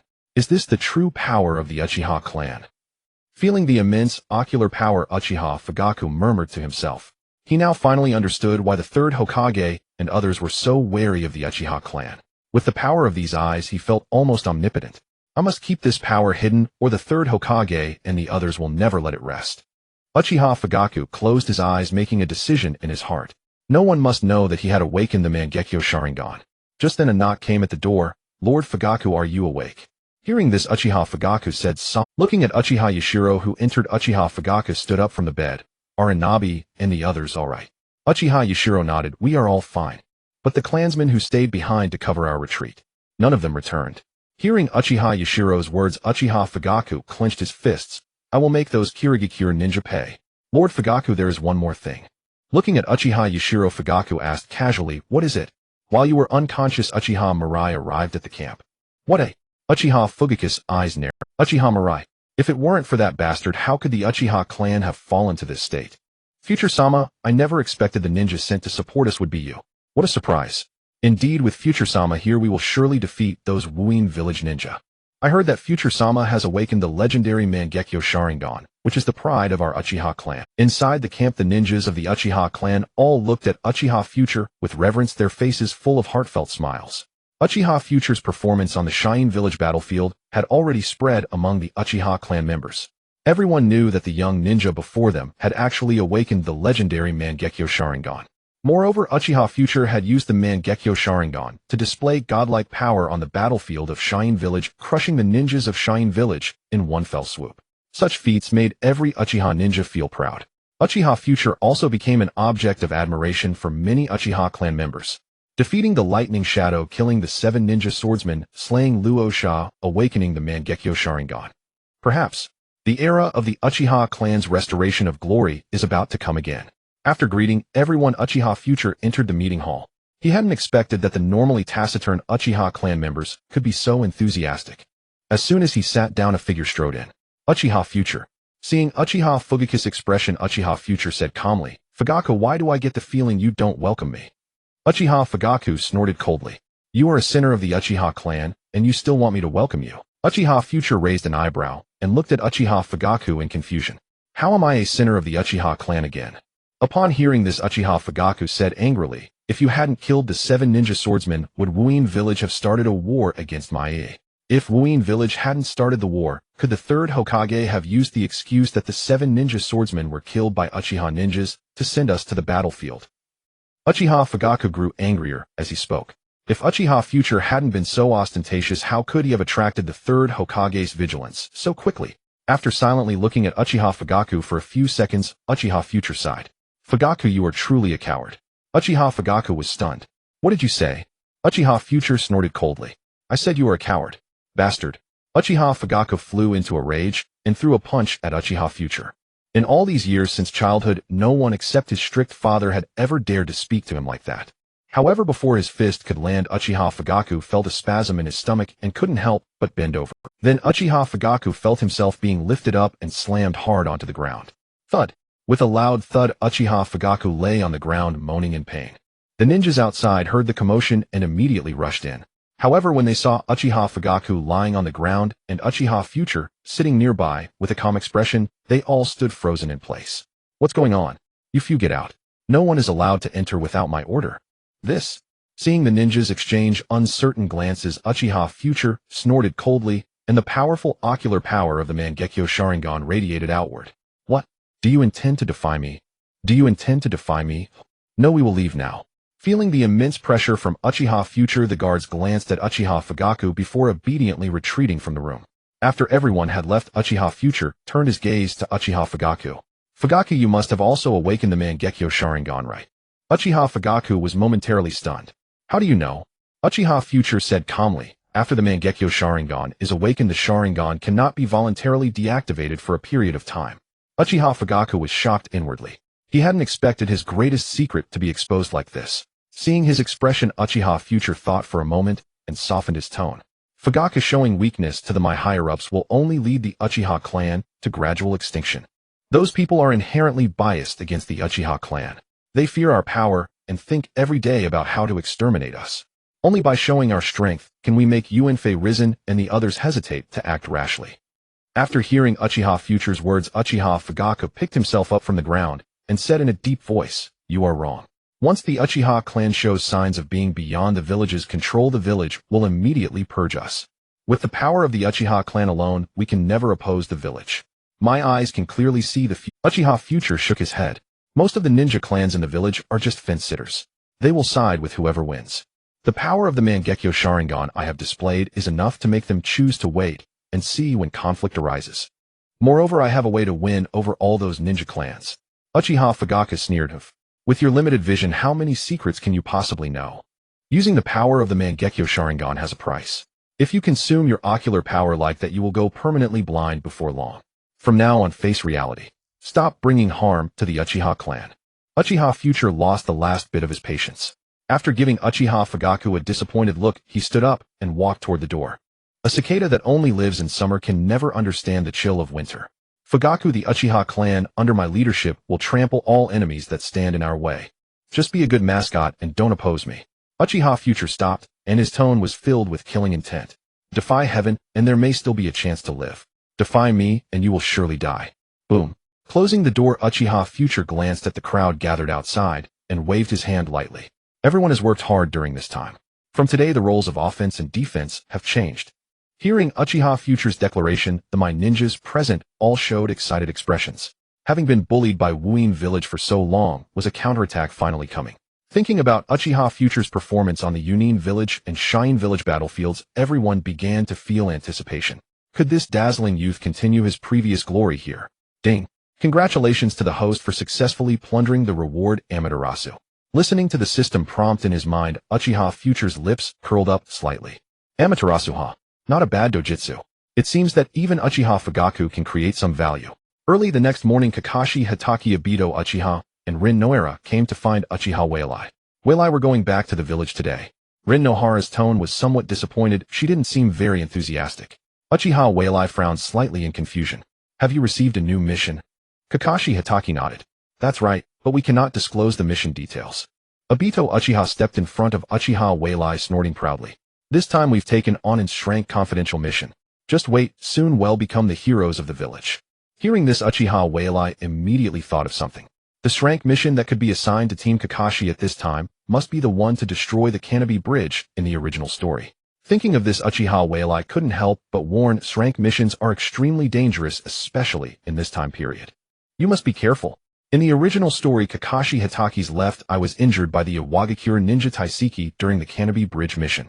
Rin Nohara also nearly lost her life. Obito Uchiha even began his path of corruption. Moreover, due to his butterfly effect, many things in the ninja world had deviated from the original trajectory. So Uchiha Whaleye didn't know what Kakashi and the others would encounter this time. Don't worry, Whaleye. They'll take care of them. Kakashi Hatake said seriously, looking at Uchiha Whaleye. Uchiha Mirai had taught him many truths, and he had resolved his own inner conflicts. No matter what happened, he would never abandon his comrades. Hearing Kakashi's words of Bido, Uchiha's lips curled slightly, but he habitually retorted, "Tch." Kakashi stopped boasting. After awakening the Sharingan, I'm completely different from before. If you hold me back, I won't go easy on you. To this, Kakashi simply commented, "Idiot." Huh. Kakashi, you're calling me that again. What do you want, crybaby? Damn, it'll beat you to death today. Take off your goggles before you boast, at least it'll make you look less childish. Rin Nohara unusually ignored the quarreling Kakashi and Obito and looked at Uchiha Mirai with a complicated gaze. After a long while, she seemed to muster up courage and came to Uchiha Mirai. "Mirai, we're about to leave. I don't know if we'll come back alive. Can I hug you?" Hearing Rin's words, Uchiha Mirai opened his mouth in surprise. He never expected that Rin Nohara would make such a request to him. Their interactions hadn't been many, but Uchiha Mirai had no intention of refusing. He opened his arms and gently hugged Rin Nohara, smiling softly. "You will come back alive, I believe in you." Saying that, he took out a sealing scroll from his chest. This scroll contains the never-extinguishing black flames. If you encounter trouble, you can't self-summon it. Be careful not to hurt yourself. A warm-hearted man puts others first, but since the girl had taken the initiative, a little extra care was only appropriate. Releasing Rin Nohara, Uchiha Mirai suddenly felt an unusual silence around him. He looked up and found Kakashi Hitaki and Obito Uchiha both staring at him blankly. "Don't misunderstand. I just don't want to go against a woman's will. Alas, a considerate guy like me is really rare. Oh, don't go around saying this. Of course I'm not afraid of Kurenai confronting me. I'm just worried that other girls will find out and can't resist asking for a hug." Watching Uchiha Mirai's serious expression, Kakashi Hitaki suddenly felt enlightened. So that's how you can speak flirty words. Thinking this, Kakashi Hitaki couldn't help but step forward and smile. "Mirai, your way of talking is so interesting. Can you teach me?" Uchiha Mirai curled his lip. "This is innate, can't be taught." Seeing this, Kakashi Hitaki quietly took out a book from his chest. "He'll trade this with you." Looking at the scantily clad figure on the cover, Uchiha Mirai's expression changed. "You're bribing a cadre. I study the spring and autumn annals." Saying that, he snatched the book from Kakashi's hand and put it into his own chest. "Well, let's say goodbye here. See you next time." Watching Uchiha Mirai leave without looking back, Kakashi Hitaki felt like crying. He had lost both his wife and his soldiers. This was a huge loss. "Let's go too." Looking at Obito Uchiha, who had been dejected from the start, Kakashi Hitaki patted his shoulder. "Obito, give up. You can't win." Obito Uchiha snapped back to reality, secretly glanced at Rin Nohara, who was smiling foolishly, and his scarlet single-tomo Sharingan began to slowly rotate. Fire Country. On the frontline battlefield, over a dozen Konoha ninjas were hiding behind a dirt slope, their eyes filled with despair. "Hasn't backup arrived yet? We can't hold on. Damn, is this the end? How frustrating. Our chakra and tools are almost exhausted. Everyone prepare to fight to the death." Looking at the dense crowd of Kirigakure ninjas ahead, the group of Konoha ninjas prepared to risk everything. But when they looked up, they found dozens of Kirigakure ninjas forming hand seals simultaneously. Water-style great waterfall technique. The water technique, released by dozens of people combined, was like surging waves in the sea, sweeping over overwhelmingly. Seeing this, the Konoha ninjas' hearts sank completely. The enemy didn't even give them a chance to fight desperately. With such a powerful water technique rushing over, they would likely be crushed into meat patties in an instant. Splash! The water waves surged into the sky and crashed down with unparalleled force. At that moment, countless gold dust spread from afar, firmly shielding the Konoha ninjas from above. Boom!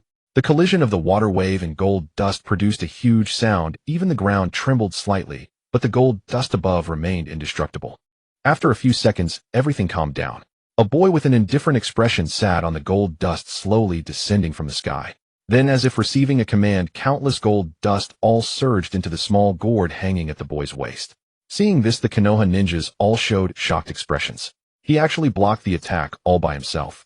That's too strong. And that entrance was almost unfairly cool. How handsome. He even blocked that attack just now. I never knew the village had a ninja capable of such power. You've been on the front lines, so it's normal you didn't know. This is Lord Uchiha Mirai, a powerhouse who has risen fiercely in the village over the past year. A ninja from the Uchiha clan. He looks quite young. Regardless, now that Lord Mirai has come to support us, many of the Leaf Ninja present showed expressions of relief at surviving the ordeal. They had heard the tales of Uchiha Mirai more than once. He was the greatest hero who had led the village to victory over the Hidden Cloud and Hidden Sand villages. Though they were now surrounded by Mist Ninja, a mere 100 or so of them were no match for Lord Uchiha Mirai. Only a few uninformed ninja found it odd seeing their comrades so excited and relieved. Just one person came to support us. How does everyone act as if we've already won? Uchiha Mirai slowly landed on the embankment, turning to the leaf ninja behind him, and said calmly, "Leave those guys to me. Stay here and don't move. They'll bring you all back alive." His confident demeanor stirred the leaf ninja, who shouted in excitement, "Yes, Lord Mirai." Watching Uchiha Mirai walk alone toward the mist ninja, someone couldn't help but mutter, "No matter how you look at it, this is reckless. He's going alone. There are over 100 elite mist ninja." Hearing the doubt, a leaf ninja who had witnessed Uchiha Mirai's battle on the sand battlefield snorted, "Idiot, this is Lord Mirai. Just wait and watch with your eyes wide open. You'll be absolutely stunned." Maybe. A hint of reverence appeared on the ninja's face. Maybe you'll even get to see the legendary power of the Uchiha clan's gods.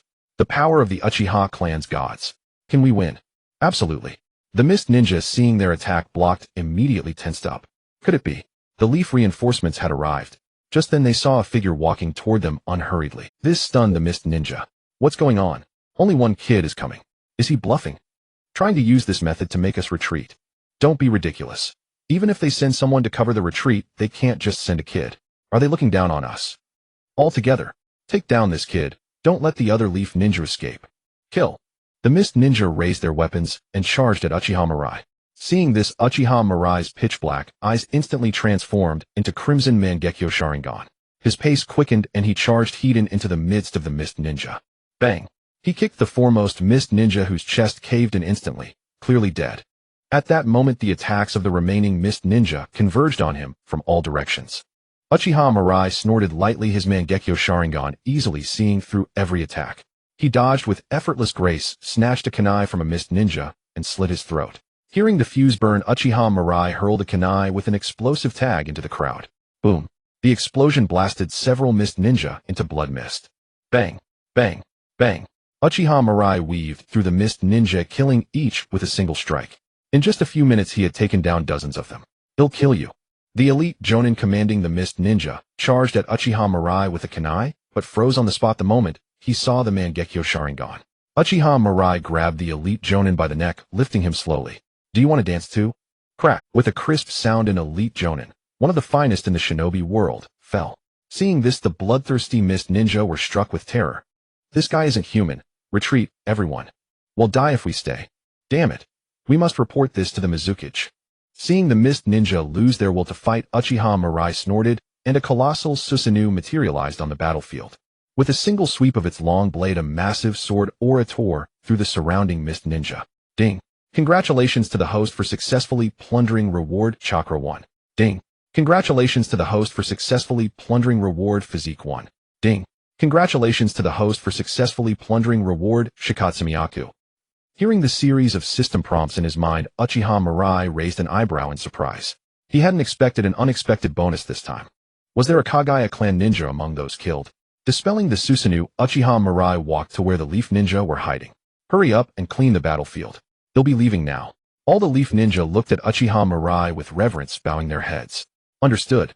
After Uchiha Mirai left, except for the ninja who had already seen the Susanoo on the sand battlefield, the rest of the leaf ninja wore expressions of shock.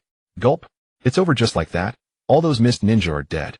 Was that giant demon god statue the power of the Uchiha clan's gods? So strong. He killed dozens of mist ninja in a single strike. Only a tailed beast could do that, right? I can't believe it. The mist ninja who cornered us were crushed like ants.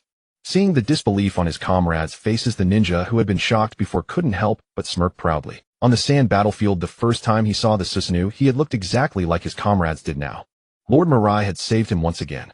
If he could, he truly wished to follow a ninja like Lord Mirai forever. Thinking this, he couldn't help but say, "Now you understand." With Lord Mirai's support, the mist ninja's defeat was only a matter of time.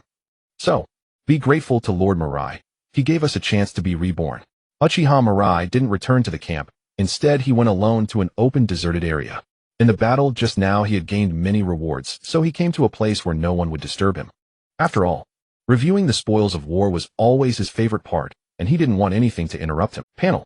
Uchiha Mirai thought, and a translucent blue panel appeared before his eyes.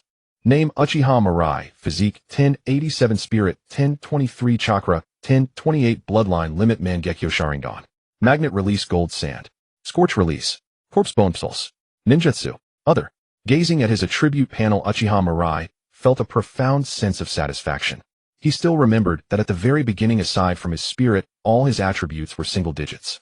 In less than 2 years they had all surpassed 1,000. The Mangekyō Sharingan he had long yearned for was finally his, and it came with 2 extremely powerful dojutsu.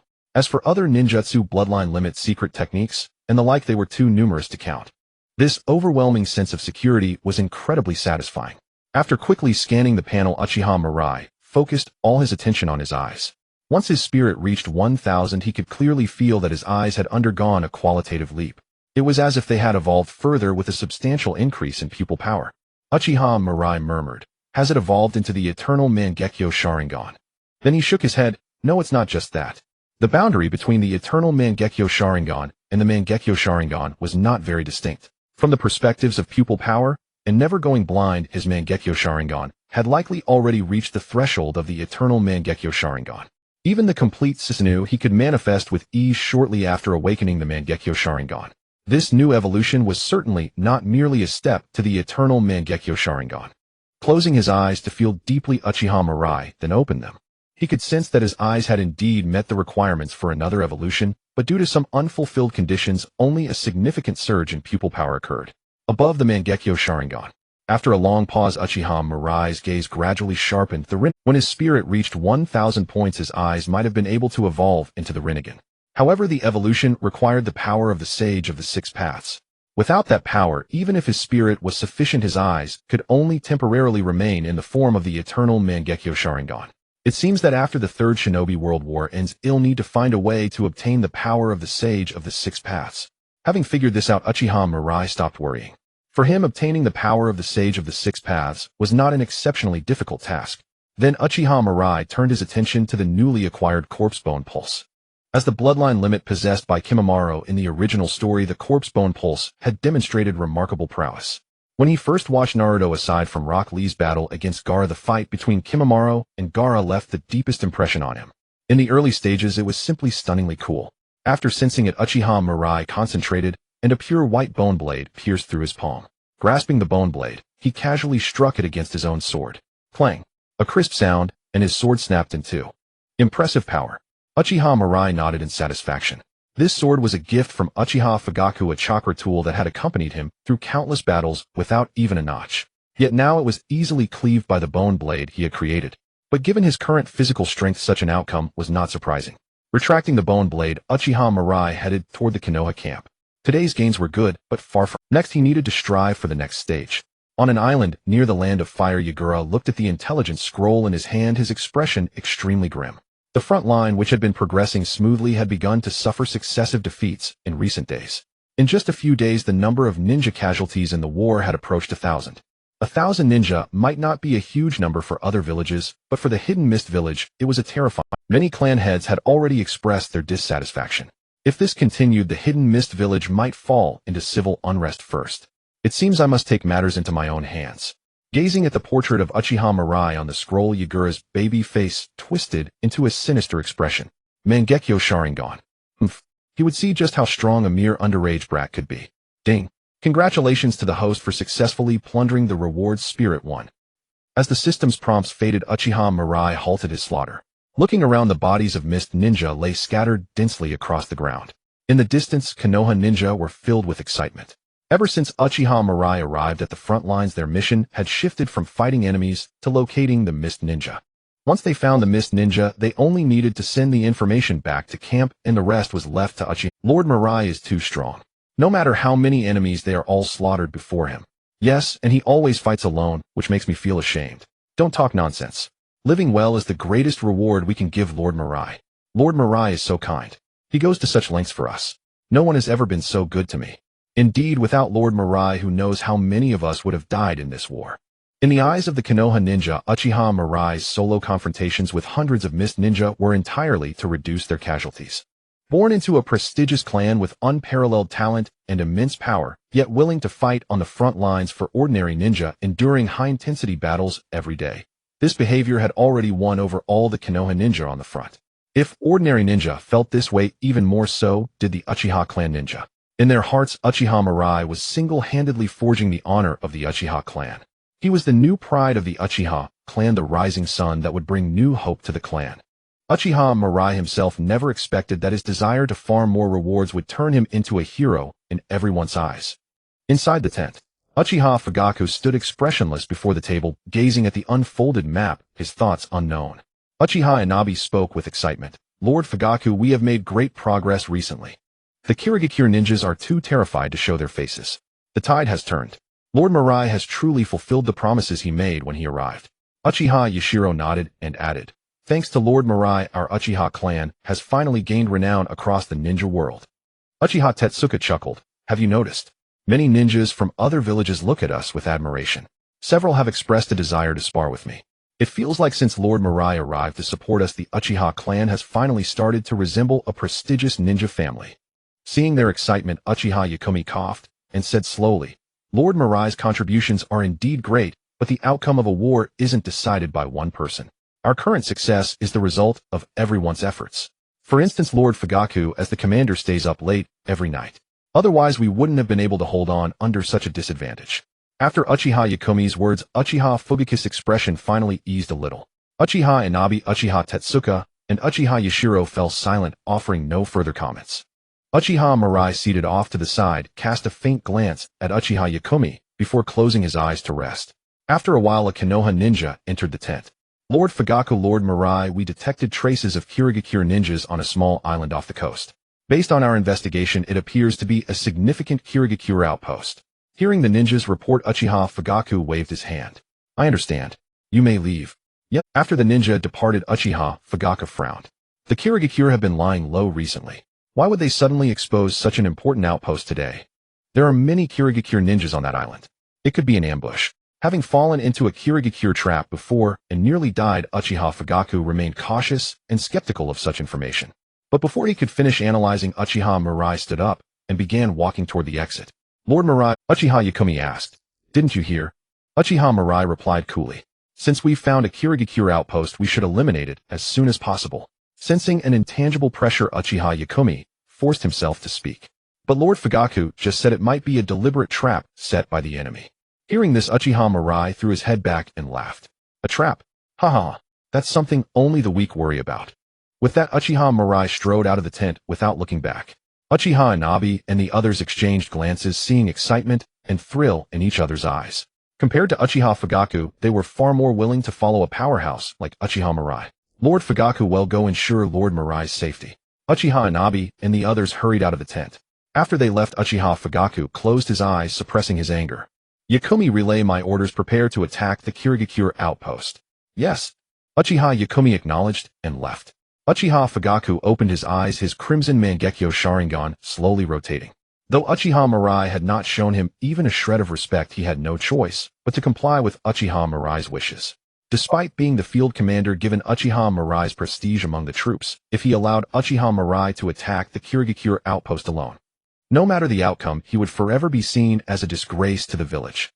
Let him have his moment. No matter how much fame he gains now, without his dojutsu power, he will eventually sink into endless darkness. Uchiha Fugaku took a deep breath, struggling to calm his mind. Time would prove that his choice was the only path for the Uchiha. On the island, thousands of Kirigakure ninjas stood ready. Yagura Karatachi stood at the highest point, the salty sea wind billowing his robes. Beside him stood a woman with long reddish-brown hair. After a long wait, the woman grew impatient and whispered, Lord Mizukage standing here so conspicuously, will the Konoha ninjas really take the bait? The island was surrounded by water, a home field advantage for their village's ninjas. Moreover, they had prepared in advance, making it nearly impossible for the enemy to land. Under such circumstances, unless the Konoha ninjas were fools, they wouldn't choose a heating clash, would they? Yagura Karatachi smiled confidently. That man's arrogance won't let him miss this opportunity. Over the past few days, he had carefully gathered information about Uchiha Mirai. The man was a war maniac. If he detected an opponent, he would strike immediately. Even knowing it was a trap, Yagura was certain Uchiha Mirai would come. Suddenly a smile spread across Yagura's face. Terumi may look. They're here. Uchiha Mirai sat cross-legged on a mass of gold sand, drifting slowly toward the island ahead. Below him, nearly 3,000 Konoha ninjas formed a vast fleet of boats, a magnificent sight. Soon the two forces could see each other across the sea. Seeing the Kirigakure ninjas in full battle array on the island, the Konoha ninjas frowned. To attack the Kirigakure, they would have to land on the island. But judging by the enemy's formation, a forced landing would likely result in heavy casualties. Uchiha Fugaku snorted coldly, looking up at Uchiha Mirai in midair. He wanted to see what Uchiha Mirai could do in this situation. Feeling the eyes upon him, Uchiha Mirai reached out and summoned a bone spike about the length of a kunai into his hand. After marking the bone spike with the Flying Thunder God technique, Uchiha Mirai hurled it with tremendous force, embedding it in the sand at the edge of the island. The next second, Uchiha Mirai vanished from midair. A commotion arose among the Kirigakure ranks. Fire release, great fire annihilation. Boom. A massive wave of flames instantly engulfed the Kirigakure ninjas ahead. Then Uchiha Mirai clapped his hands together, dead bone pulse dance of the young fern. Centered on Uchiha Mirai, countless sharp bone spikes erupted from the ground, within a 100-meter radius, forming a forest of white bones in the blink of an eye. In an instant, the Kirigakure ninja's position was torn open, with a huge gap. Charge! Kill those Kirigakure ninjas! Seeing Uchiha Fugaku unmoved, Uchiha Inabi and the others shouted. The next moment, nearly 3,000 Konoha ninjas leaped off the boats and charged across the waves toward the island. Witnessing this, Uchiha Fugaku clenched his fists in frustration. Dead bone pulse, Flying Thunder God technique. How many more trump cards does that bastard have? Ding. Congratulations to the host for successfully plundering the reward, Chakra 1. Ding. Congratulations to the host for successfully plundering the reward, Constitution 1. Ding. Congratulations to the host for successfully plundering the reward, Mental Strength 1. Uchiha Mirai was reaping the lives of Mist Ninja in the crowd, and the system's prompts kept ringing in his mind. Watching the steadily increasing attribute points, Uchiha Mirai felt a sense of satisfaction akin to an autumn harvest. As for the attacks from the Mist Ninja, he could easily dodge them all. Occasionally, when an attack was unavoidable, Uchiha Mirai simply took it heed in. With the gold dust armor, the deadbone pulse, and his own physical resilience. If not for the fear of his clothes being destroyed, revealing a certain formidable asset that would shock onlookers, Uchiha Mirai wouldn't even need to dodge. Just as he was in the heat of battle, excited shouts erupted around him. Lord Mirai, we're here to help you. Uchiha Mirai looked up and saw that all the Konoha ninja had charged in, engaging the Mist Ninja in a chaotic. Uchiha Mirai frowned. Who told you to come? Hearing his reprimand, the Konoha ninja showed expressions of deep emotion. Lord Mirai, you don't need to worry about us. From the moment we became ninja, we were prepared to sacrifice ourselves. That's right, at least let us fight alongside you once. We understand your intentions, but that's exactly why we cannot stand by. This is the will of fire. Watching the Konoha ninja act as if they were pumped full of adrenaline, Uchiha Mirai felt somewhat speechless. He simply wanted to gain as many system rewards as possible, but these guys seemed to have imagined many things in their minds. However, it was too late to say anything now. The priority was to reap the Mist Ninja as quickly as possible. Just then, all the Mist Ninja around Uchiha Mirai retreated. Immediately after, a thick fog engulfed. Boyle released skillful mist technique. A heart-stopping sour odor drifted through the air, and then Terumi Mei immediately mobilized her chakra, lava release lava monster technique. A massive amount of sticky, highly corrosive acid covered the entire fog, and a hissing sound of corrosion arose from the ground. It's over. Seeing her attack hit the target, Terumi Mei breathed a sigh of relief. Her Kekkei Genkai could corrode anything. Anything touched by boil release and lava release would be completely disintegrated. But thinking of how Uchiha Mirai had charged through the crowd moments ago, Terumi Mei couldn't help but feel a pang of regret. Such formidable strength and such a handsome face. If only he were a ninja from her own village. Just as Terumi Mei was about to turn her attention to other ninja, a sudden change occurred. A massive blood-red fist burst out from the lava release mucus. Watch out! Water release mirror of still water. A smooth water mirror appeared in front of Terumi Mei, blocking the fatal blow. Crack! The sound of the water mirror shattering echoed. Terumi Mei was pulled back and retreated. Mizukagesama. Looking at the solemn-faced Yagura, Terumi Mei showed a hint of relief at having survived. That attack had shattered the water mirror created by the fourth Mizukage in an instant. If it had struck her, she would have certainly died. Leave this one to me. You handle the other Konoha ninja. Yes. After Terumi Mei left, Yagura watched Uchiha Mirai emerge from the acid, his expression turning serious. From the battle, just now it seemed he had been overly optimistic. He hadn't expected that a single person could tear through the entire mist formation. Ding. Congratulations to the host for successfully plundering the reward boil release, Kekkei Genkai. Hearing the prompt in his mind, Uchiha Mirai scanned the area, but couldn't find Terumi Mei. Striking, and then fleeing. No matter. We'll meet again someday. Uchiha Mirai turned his gaze back. The fourth Mizukage before him had a baby face and a very short stature. A vicious scar ran across his left eye, making him look even younger than Uchiha Mirai. Yagura. Looking at such distinctive features, Uchiha Mirai immediately guessed the man's identity. Uchiha Mirai, your strength is remarkable. Even I am not confident I can defeat you, Yagura spoke first. To have an opponent like you is truly exhilarating. Hearing this, Uchiha Mirai chuckled. Is that so?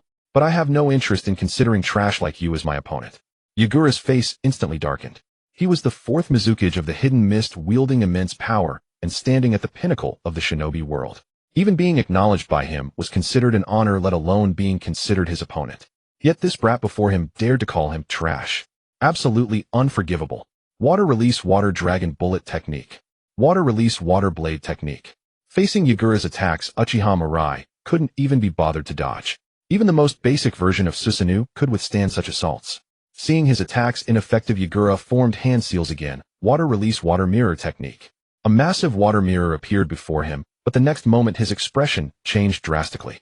This was his signature jutsu, capable of creating a mirror clone identical to the enemy, which could use the same techniques as the original. But his chakra was almost drained, yet he still couldn't create a mirror clone of Uchiha Mirai. This bastard, how much chakra does he have? Yagura cursed inwardly and forcibly created a half-finished mirror clone.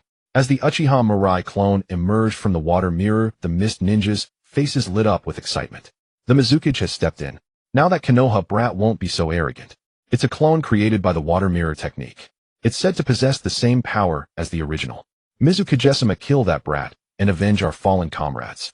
Every village's Kaguya held immense prestige among their ninja, so seeing Yagura take action, the mist ninjas' faces were filled with excitement. In their eyes, although Uchiha Mirai was strong, he was no match for the fourth Mizukage. Only Yagura inwardly groaned. He had been somewhat blindly optimistic. The Uchiha brat before him seemed absurdly powerful. But that was, as Mizukage, Yagura had his pride. No matter who the enemy was, he was confident he could defeat them. Observing the gazes around him, Goju Shirtsong stirred his mind, and the clone created by the water mirror technique dashed toward Yuzhibo Whaleye. The clone formed hand seals, spewing a colossal fireball from its mouth. Then came wind release, lightning release, earth release, water release. Ninjutsu rained down like a barrage of cannon fire, relentlessly assaulting Yuzhibo Whaleye. Facing such an onslaught, Yuzhibo Whaleye let out a disdainful sneer. The water mirror technique was indeed a mystical art, but claiming it could create a clone with the same power as the original was an exaggeration. As the water mirror clone continued its relentless assault, Yuzhibo Whaleye's ocular power surged forth. The Susanoo, which had only possessed an outer skeletal frame, swiftly grew meridians and flesh, transforming into a towering half-bodied deity of over 10 meters. Die? With a single slash of the Susanoo's blade, the water mirror clone vanished into smoke. Witnessing this, the ninjas of the Mist Village were completely dumbfounded. The fourth Mizukage's secret technique had been so easily countered. Damn it. Gazing at the Susanoo before him, Goju Shirtsong rapidly formed hand seals, unleashing a barrage of powerful water-release ninjutsu against its form. Yet no matter how hard he tried, he could not leave even a single scratch on the Susanoo. Yuzhibo Whaleye controlled the Susanoo, swinging it toward Goju Shirtsong. Boom, boom, boom. The deafening roars shook the eardrums of all present. Goju Shirtsong could only flee in panic under the Susanoo's relentless assault. Facing such a colossal entity, he was utterly helpless. If this is all the power you possess, then you might as well stay here today. Yuzhibo Whaleye snorted coldly, and the Susanoo's attacks accelerated. After being sent flying by another powerful shockwave, Goju Shirtsong crashed heavily to the ground, spitting a mouthful of blood. Die! The Susanoo's long blade swung toward Goju Shirtsong. Clang! A thunderous sound. A massive turtle shell blocked the Susanoo's path. Seizing the opportunity, Goju Shirtsong swiftly retreated into the Mist Village's ninja ranks. His expression was grim. Had it not been for the Three Tails intercepting the fatal blow, he would have already perished. His initial confidence had vanished without a trace. In contrast, the Mist Village ninjas were brimming. The Three Tails has appeared. Now those Konoha bastards are in for it.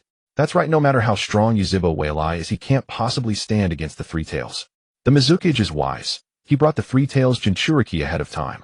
How brilliant. The Konoha ninjas, seeing the colossal Three Tails, wore grim expressions. Merely beholding the tailed beast's immense form filled them with a sense of powerlessness.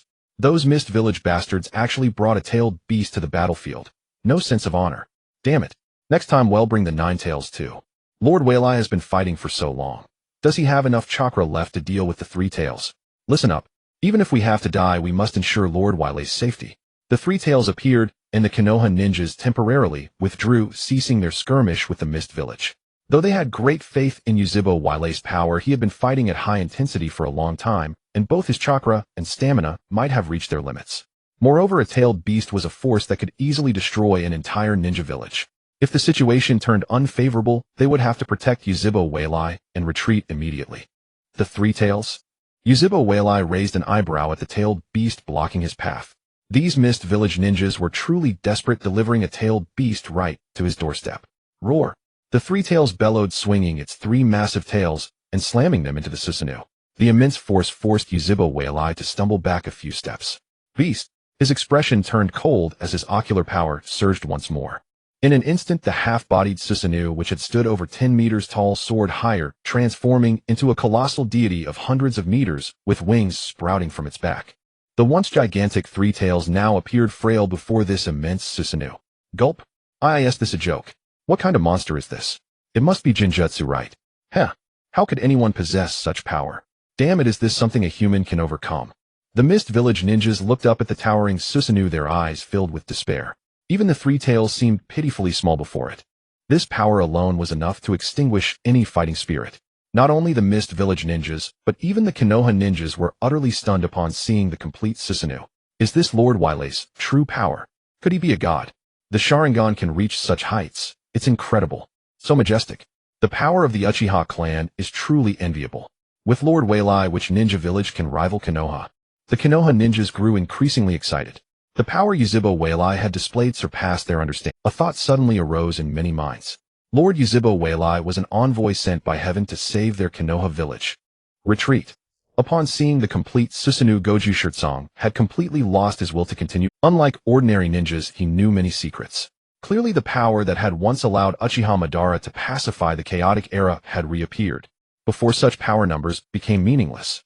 No matter how many elite ninjas the Mist Village possessed, they could not defeat Yuzhibo Weilai, who had mastered this force. Goju Shirtsong deeply regretted provoking Konoha.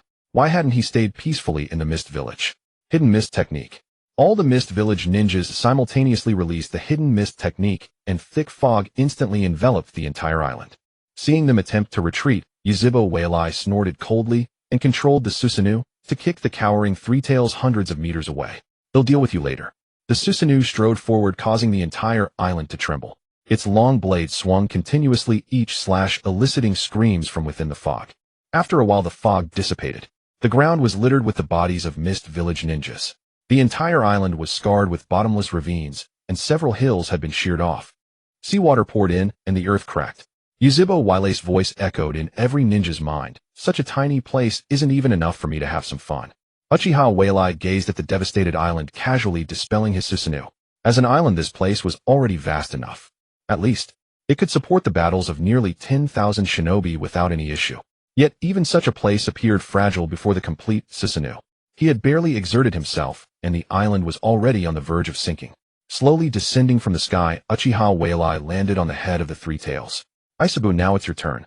Hearing Uchiha Weilai's voice, the Three Tails swished its tail in surprise. You little brat, you actually know my name.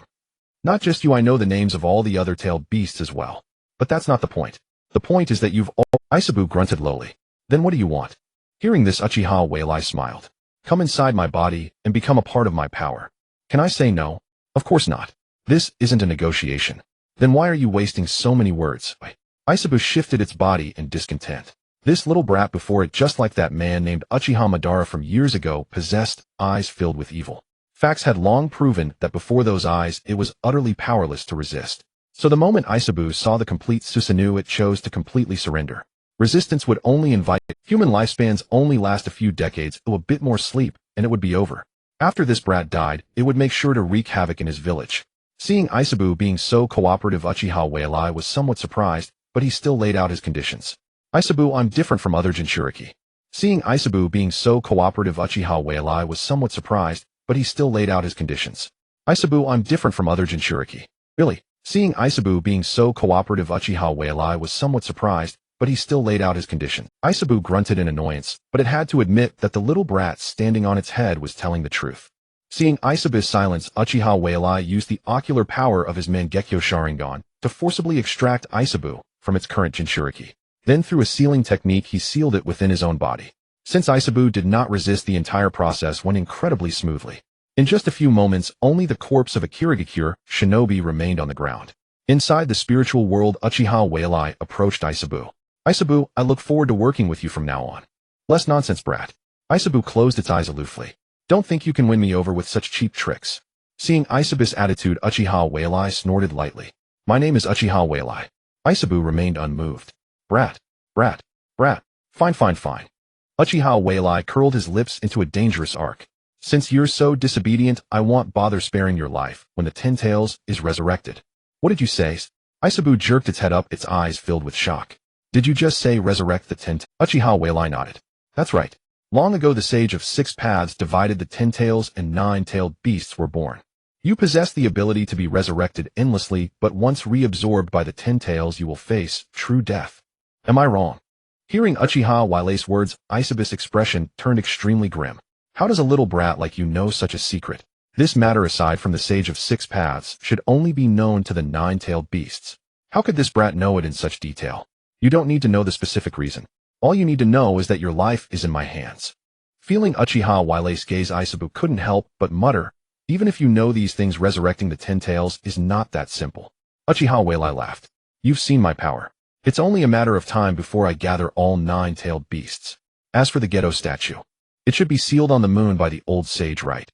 The last shred of hope in Isabu's heart shattered. No matter how unbelievable it was, it had to accept reality. This little brat knew all the secrets about them. In the thousands of years since its birth, Isabu felt the fear of true death for the first time. Thinking this, Isabu steeled itself and spoke. I understand your meaning. From now on I will remember your name, Uchiha Mirai. Seeing that Uchiha Mirai was unmoved, Isabu's voice turned somewhat ingratiating. Boss, from now on you're my boss. Feel free to borrow my power whenever you want. He'll cooperate fully. Seeing Isabu's demeanor, Uchiha Mirai felt a twinge of emotion. Who would have thought that even a tailed beast could change its face so quickly? Maintain this respectful attitude, and when the time comes to resurrect the 10 tails, it'll extract your consciousness. Watching Uchiha Mirai disappear, Isabu let out a long sigh of relief. It now had to retract its earlier assessment. This Uchiha Mirai was far more dangerous than Uchiha Madara back then. Back in the real world, Uchiha Mirai slowly walked over to the Konoha shinobi. Seeing the awe in their eyes, he waved his hand. The Hidden Mist village has been defeated. Clean up the battlefield and it'll take you home. Yes. The Konoha shinobi bowed in unison, their faces filled with excitement and elation. No one doubted Uchiha Mirai's words.